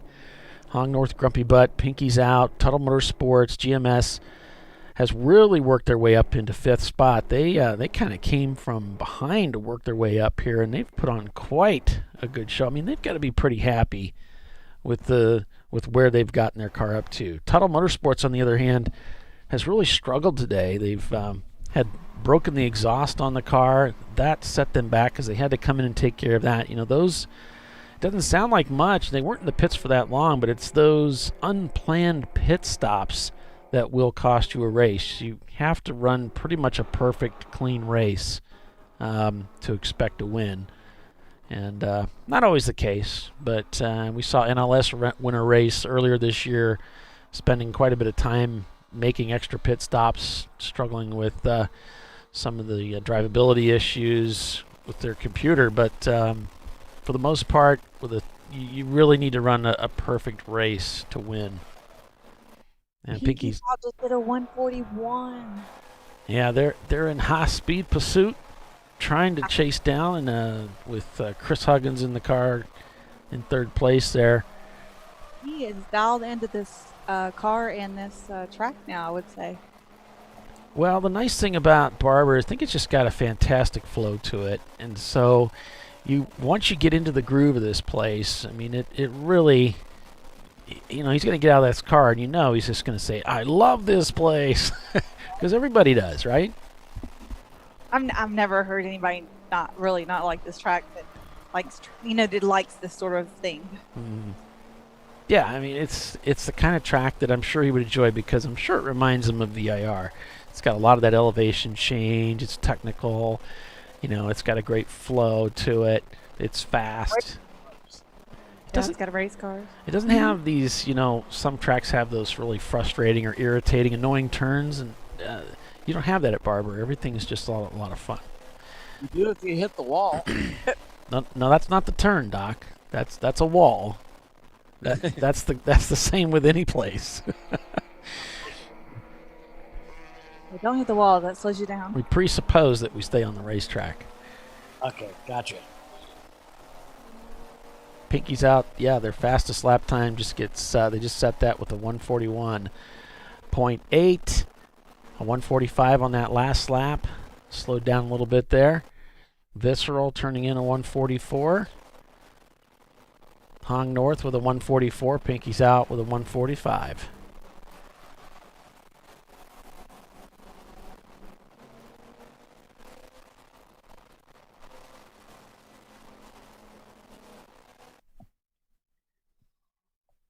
Got cars coming into the pits here as we wind down the final 25-ish minutes or so of the race. And Visceral Racing Group just winding down these laps.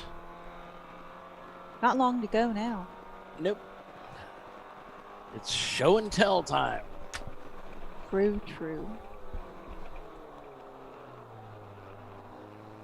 And this is where Visceral found themselves at Sonoma, leading a race, in command. They had control of the situation. Mechanical failure set them out. We've seen that, in so many other races too. There was 19 minutes to go, 9 minutes to go, something like that. It ain't over till it's over. Close.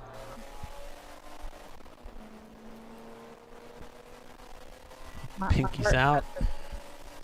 Yeah, Ron's such a nice guy. The whole team is. Yeah, he's nothing like me. Pinky's out. Ollie. Beneath our wings. But see, that wind is actually just methane from all the crap that I shovel out.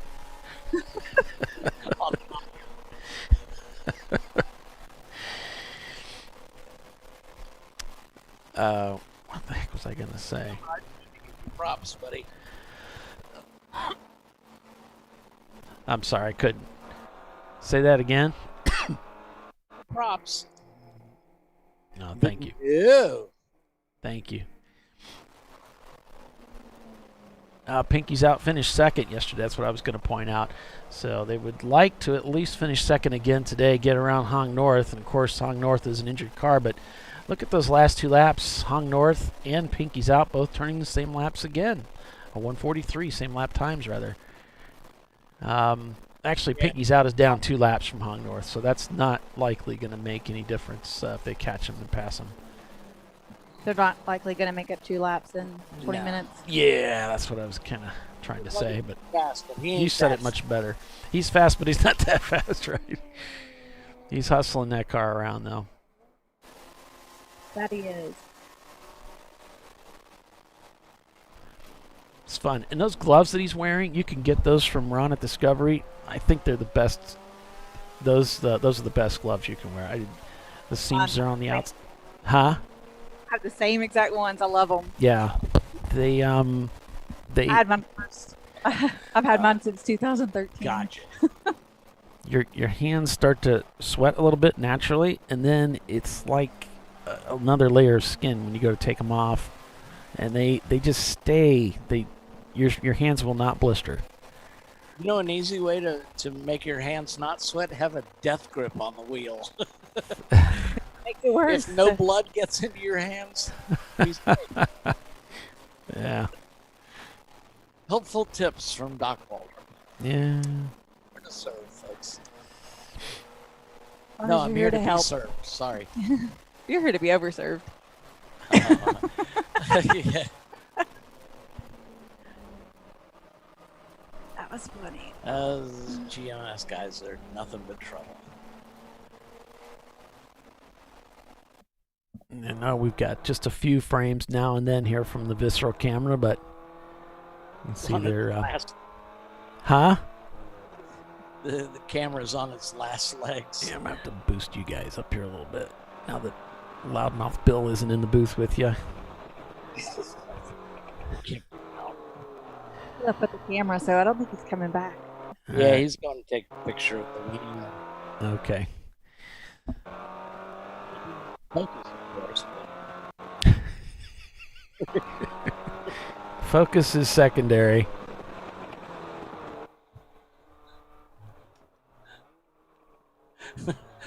First is being able to identify the leader. Well, he's really good with colors. Yeah, but Visceral's multicolor, so. See the Poor Judgment Racing rolling through the pits. Must have needed to come in for something. They're getting ready to head back out. Someone's getting pulled by the safety truck. 900. And here's GMS Racing. Bailey Racing?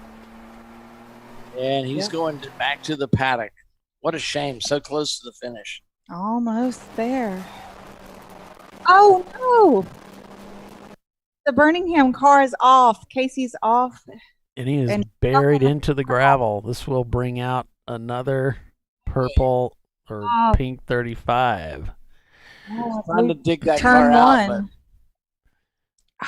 Turn one, yeah, looks like he slid Pink 35. Yeah, he went in sideways. Got a little bit of damage there to the bodywork.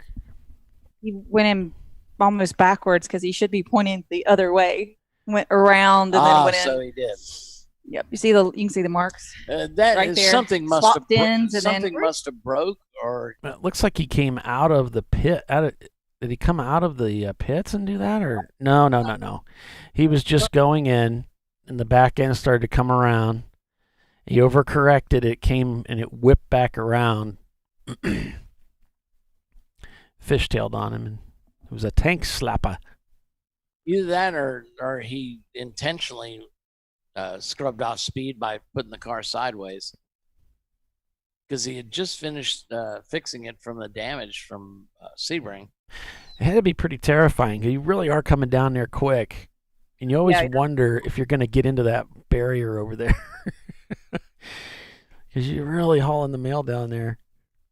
And usually if you get the car loose, I mean, Casey's driven this track a million times, right? So he knows to straighten the car up and just go straight, because the track goes uphill and it helps slow you down, you know? Well, you can see his skid marks. He looped it before he hit the gravel. I don't see the tire marks crossing each other. So then there may be a little bit of something down in the corner there. He may have run over something. The car might be leaking. You know, that's what happened to me at Road America. Just suddenly I lost the back end of the car and slid off into the grass, and it was so unnormal. Shouldn't have happened there. So with his experience level, it's a safe bet that there was something else going on there that happened. Towards him? Say again? Here comes the safety vehicle's approaching him. Ah.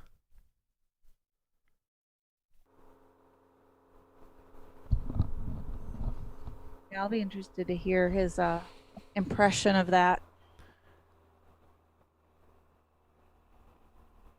Of what went down. Just seems to me he's awfully deep. So see how he came down there, and then he swapped ends right at looks like the track out, then crossed over the grass into that runoff zone and was still sideways. Yeah. And the gravel caught him and stopped him. Exactly. So it looked like to me. Yeah, I think you're right. I think he slid all the way across that secondary piece of asphalt sideways into the gravel sideways, and that's why he's in so darn deep. I mean, you're cooking it through that turn right there. Oh, yeah. And the gravel did its job. That's the whole point. We want to slow the car down before it has an impact and probably save the race car. Didn't hit anything, didn't flip, it didn't do any, just safe. It did its job. Saved the race car and protected the driver at the same time. Yeah, I need that one to go home in one piece. Yeah, we like Roger. No, that's Casey in there. Oh, is it Casey? Yeah. The hubs. That's something that I've brought up before too, is that you talk about safety and are you sure you should be doing this? Is it dangerous? Yeah, there's a level of danger there, but keep in mind that a lot of these racetracks, like this one in particular, are really designed for much higher horsepower race cars than what we have. Mm-hmm. And so when we go off track, and here he's just kind of shaking it down, making sure he's got some of the gravel out of it. But, when we do go off track and we end up less likely to hit anything really hard, because, again, like a Road America is designed for these 800 horsepower Indy cars or 1,000 horsepower, whatever they are. And our cars are lucky to get over 250. So when we go off, we're less likely to really hurt ourselves. More embarrassment and frustration than anything. Oh, he's shaking the car full of frustration, I'm sure. Oh, yeah. I mean, that's understandable. Well, face it, when you look at it, we're a bunch of idiots. I mean, the good thing is it's today and not yesterday, right? Like they were in 7th place. They're not looking at a trophy or anything, so it didn't cost them anything for real.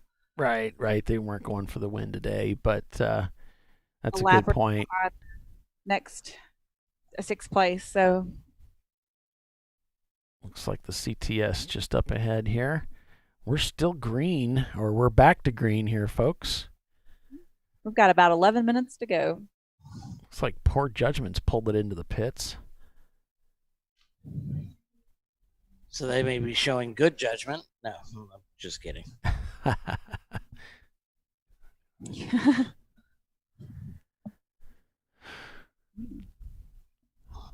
Well, not really, but thank you. All right. Well, that was kind of scary. So back on board with Visceral Racing Group.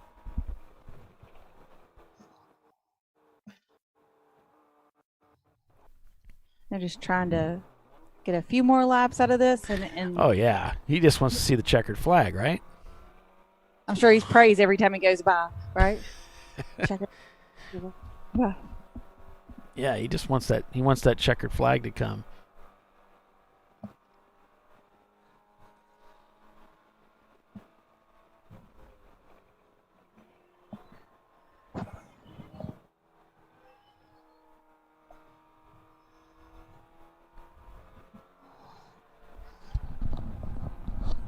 Yeah, I think I remember. I think one time when I came up over that hill of turn one, making that left-hander there, and got just a little too much speed in the car. I just let it track out a little bit into that, over the curb there a little bit, and brought it back in. I think I did end up crossing over a little bit of grass as I went towards the carousel, but nothing too dramatic at all. But use that part to kind of help slow yourself down and keep straight, Yeah. The way that, he was going around like mid-corner, maybe earlier. You could see the black marks being laid down. Like that back end was coming, swinging around. So that was really strange what happened. You really do. Because when you go into that corner, it's so... Fast. It's so freaking fast. You don't have to brake very much. So to get that back end to come around like that, maybe he was trying to brake. Oh, I wonder if he was trying not to hit somebody. I wonder if there was a competitor there in his apex or something like that. We've seen cars go three wide, and they're constantly. I wish we had that picture back where the black marks are at, because it's really high in the corner. It's just, you're not braking there. You're going towards the gas there. So that was my initial observation. Is dang, I bet that's what happened. Go off the one, they kind of go off straight. He was just trying not to hit somebody, and especially if somebody came out. No, it was before pit out. It was somebody ahead of him. I'm predicting it was somebody ahead of him as he went into the corner that was unusually slow as he went in. And he was like, oh my gosh. And he got on the brakes and he still was turning. And so there you go. The back end starts to come around. He comes off the brakes. He corrects. And it tank slaps. It comes around. And he's off into the gravel because he's still trying to brake.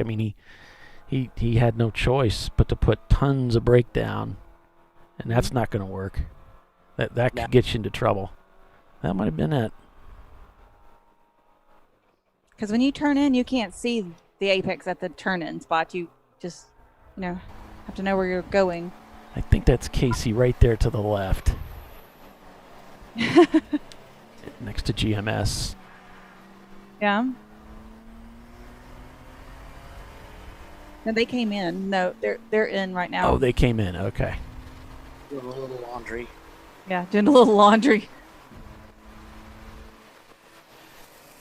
I think he finished that lap and then came in. It's like, okay.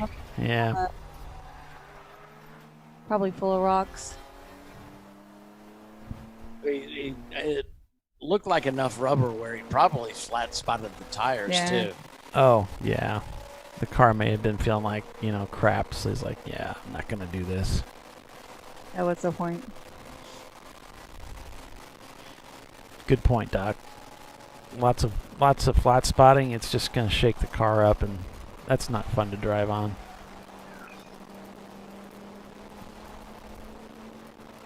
There's the Subliminal guys, a Corvette in front of WM here.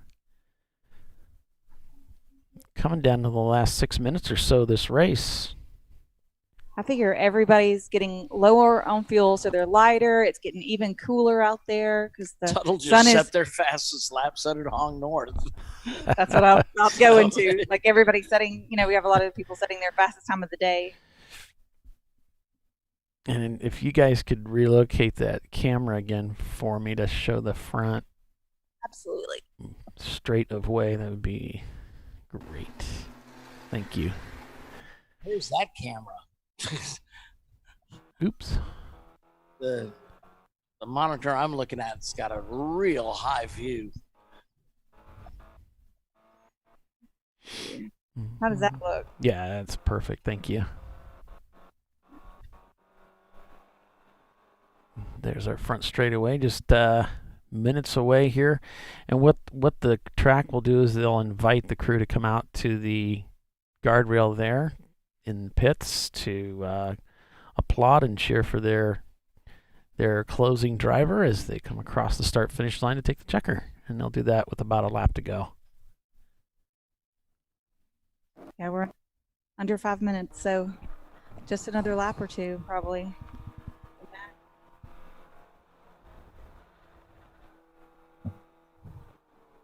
Thanks for joining us, everyone, here on ChampCar.Live and for supporting ChampCar and ChampCar.Live this season. It's been a privilege to serve you, and it's been great to have everybody participate over on our YouTube channel and throughout the membership. Molly? What's that? You got cut off there. What was that you said? Band leader said on the Titanic. Been out. Yeah, Guess we're done with 2020. That's true. Thank you. Right? We want to wish happy holidays to everybody. I hope you have an enjoyable holiday season as we head into 2021. Oh, goodness. I need to start my Christmas shopping, I guess. Yeah, you probably should do that if you haven't done that. There's great car stuff going on, Yeah, you've been a busy person. Yeah. Stay busy.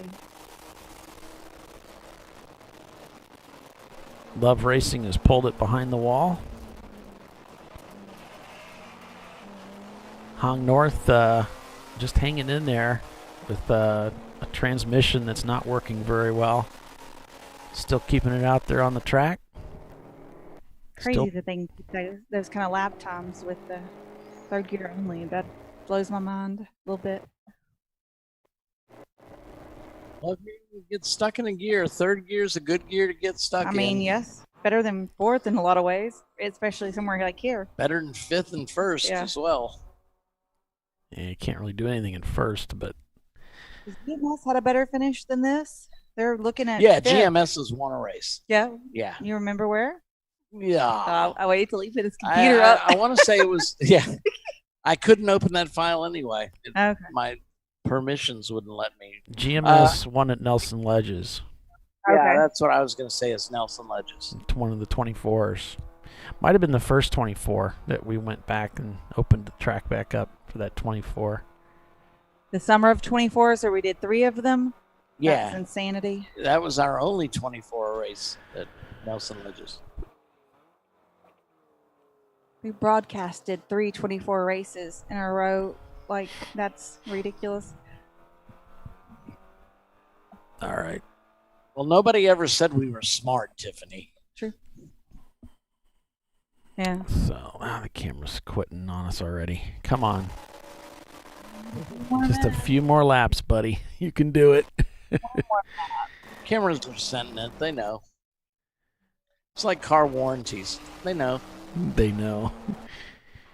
They're sentient. That looked like the Casey mobile out there again. So maybe they took it back out. I thought I saw him out there. I don't see it on. It's not on the pit lane anymore. So maybe you just came in and check it out. right. Let me see. Well, with those wheels going into the kitty litter sideways, he might have broke a bead. Yeah, the car's back out. So here they come into one again for the first time. Let's see how that works out. Pit crews going out to the fence. No, guys, don't go over the Armco. God. I don't think they let them here, don't Do they? they? Yeah, they can go to the wall. Wow. We treat them like adults until they don't act like adults. That's my philosophy. Since when have we ever behaved like That's going to go 10 minutes. Yeah. Not. Back when I used to run events, I was like, I'll treat you like adults as long as you act like adults. Yeah, the over-under line has got to be small.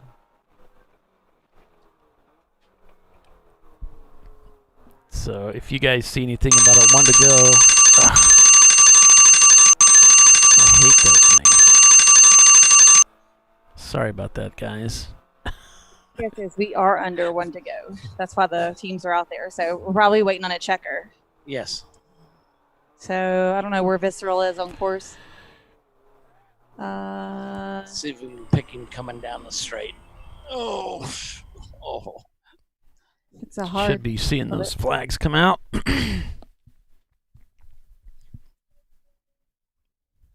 Shouldn't be long now. Coming up on the close of the 2020 season. The final checker of the year. It's been a pretty good race for Visceral Racing Group. They've put on a really good show. They've driven a solid race today. There he comes. There he is. Checkered flag is in the air, but this time it's for Visceral Racing Group in their Porsche 944S, taking the win here at Barber Motorsports Park for the Alabama Grand Prix. Behind them, it's going to be Hong North Grumpy Butt in their Toyota Supra, and then Pinky's Out Arrow in the number 146, taking third place, and Tuttle Motorsports, last year's winner, taking fourth. And then it's GMS Racing with their fastest lap time of the day on the previous lap, taking fifth place. Subliminal Racing, a Chevrolet Corvette, the D-Class winner, taking sixth place. Two guys and a Miata in seventh. Birmingham Racing brings home eighth place. Chump Change, I believe, is going to take home the EC win in ninth place overall. Leviathan Motorsports in 10th in their MR2. So they'll be moved up to 9th because of the EC role. And then I believe it's Audio Technics going to take 10th place. Checkered flag.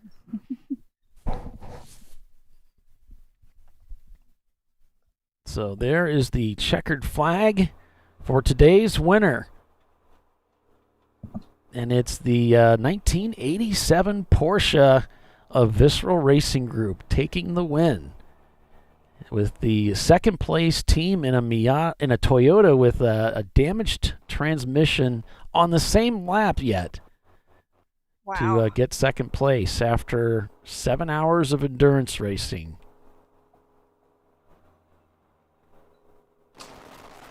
Pinky's Out having a pretty good showing on their first time here, with a second place and third place finish.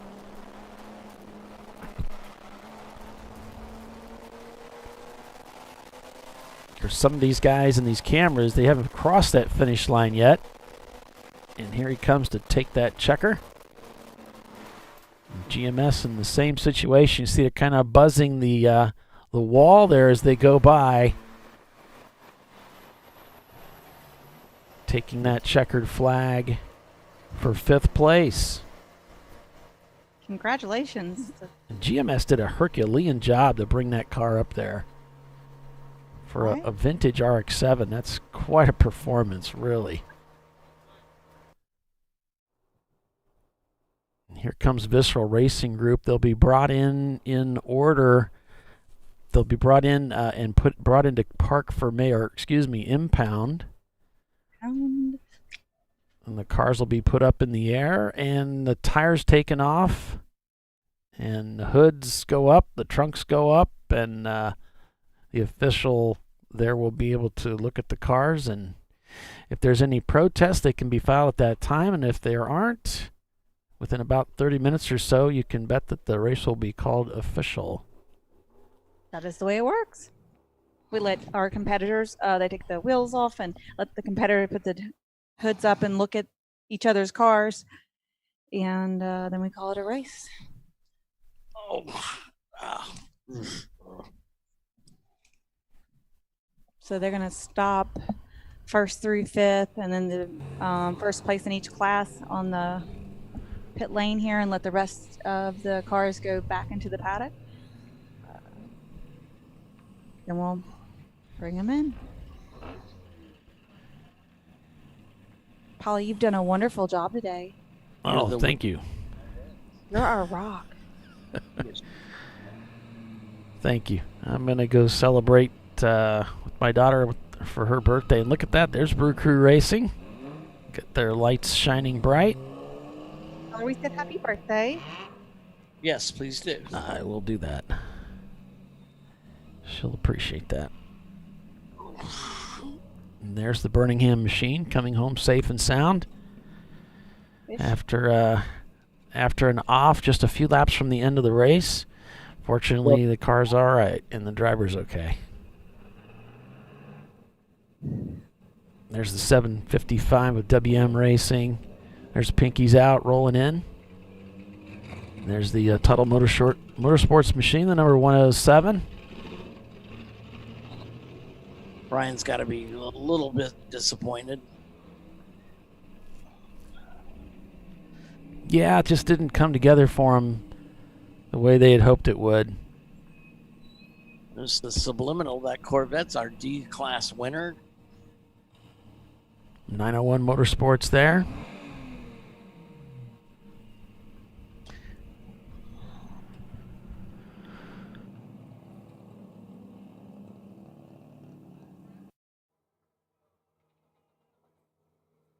So I guess that's going to bring our broadcast to a close, folks. We want to thank you again so much for joining us today and supporting us throughout this year. And we're all looking forward to the excitement of the 2021 racing season in Champ Car. So I want to say thanks to everybody. Thank you, Tiffany, and thank you, Doc, and wherever Bill is. Thank you, Bill, for all of your hard work this season for the show and everything you bring to it. I appreciate it. I'm grateful. Certainly couldn't do it without you. And well, you barely do it with us. well, that's true.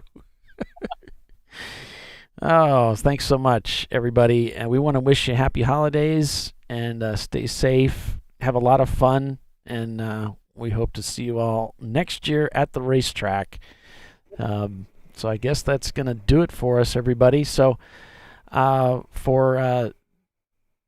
Doc Waldrop and Tiffany Alexander and for Bill Strong, I am Paul Veltum, and we will see you next year, folks. So long from Barber Motorsports Park. Bye. Tiffany, you guys say goodbye too. Doesn't have her headset on. She's already gone. Okay. So long, everybody. Bye-bye. Bye-bye.